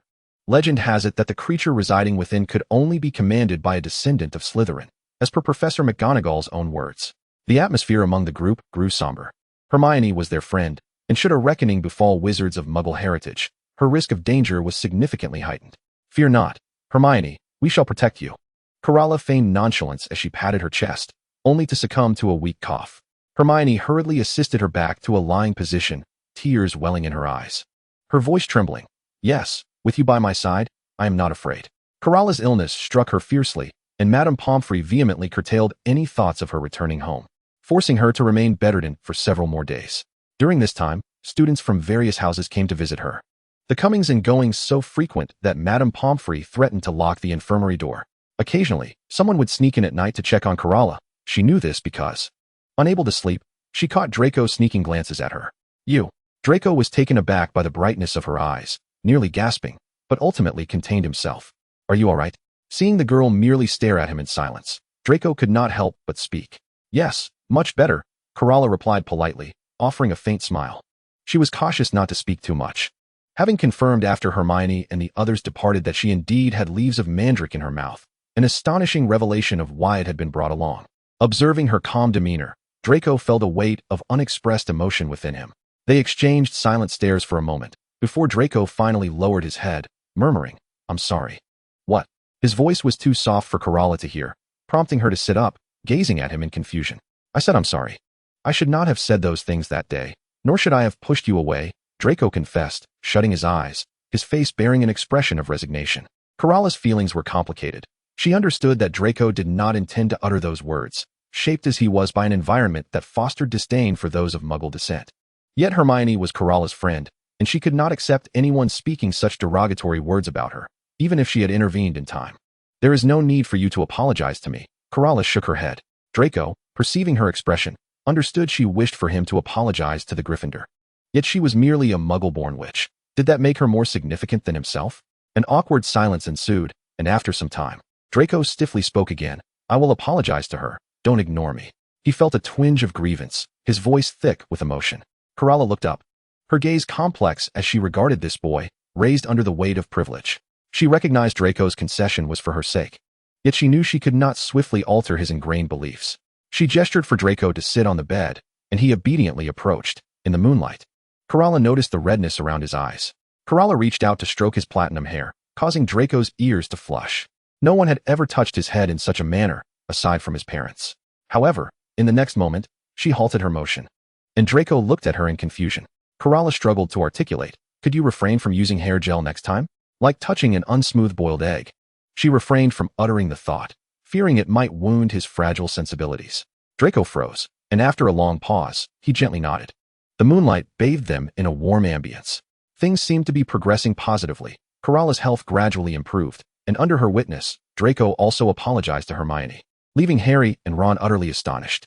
Hermione was equally taken aback, yet she quickly recognized her own need to apologize for her earlier remarks. She should not have accused Draco of gaining entry to the Quidditch team through underhanded means without knowing the truth. Later, she discovered he had been selected.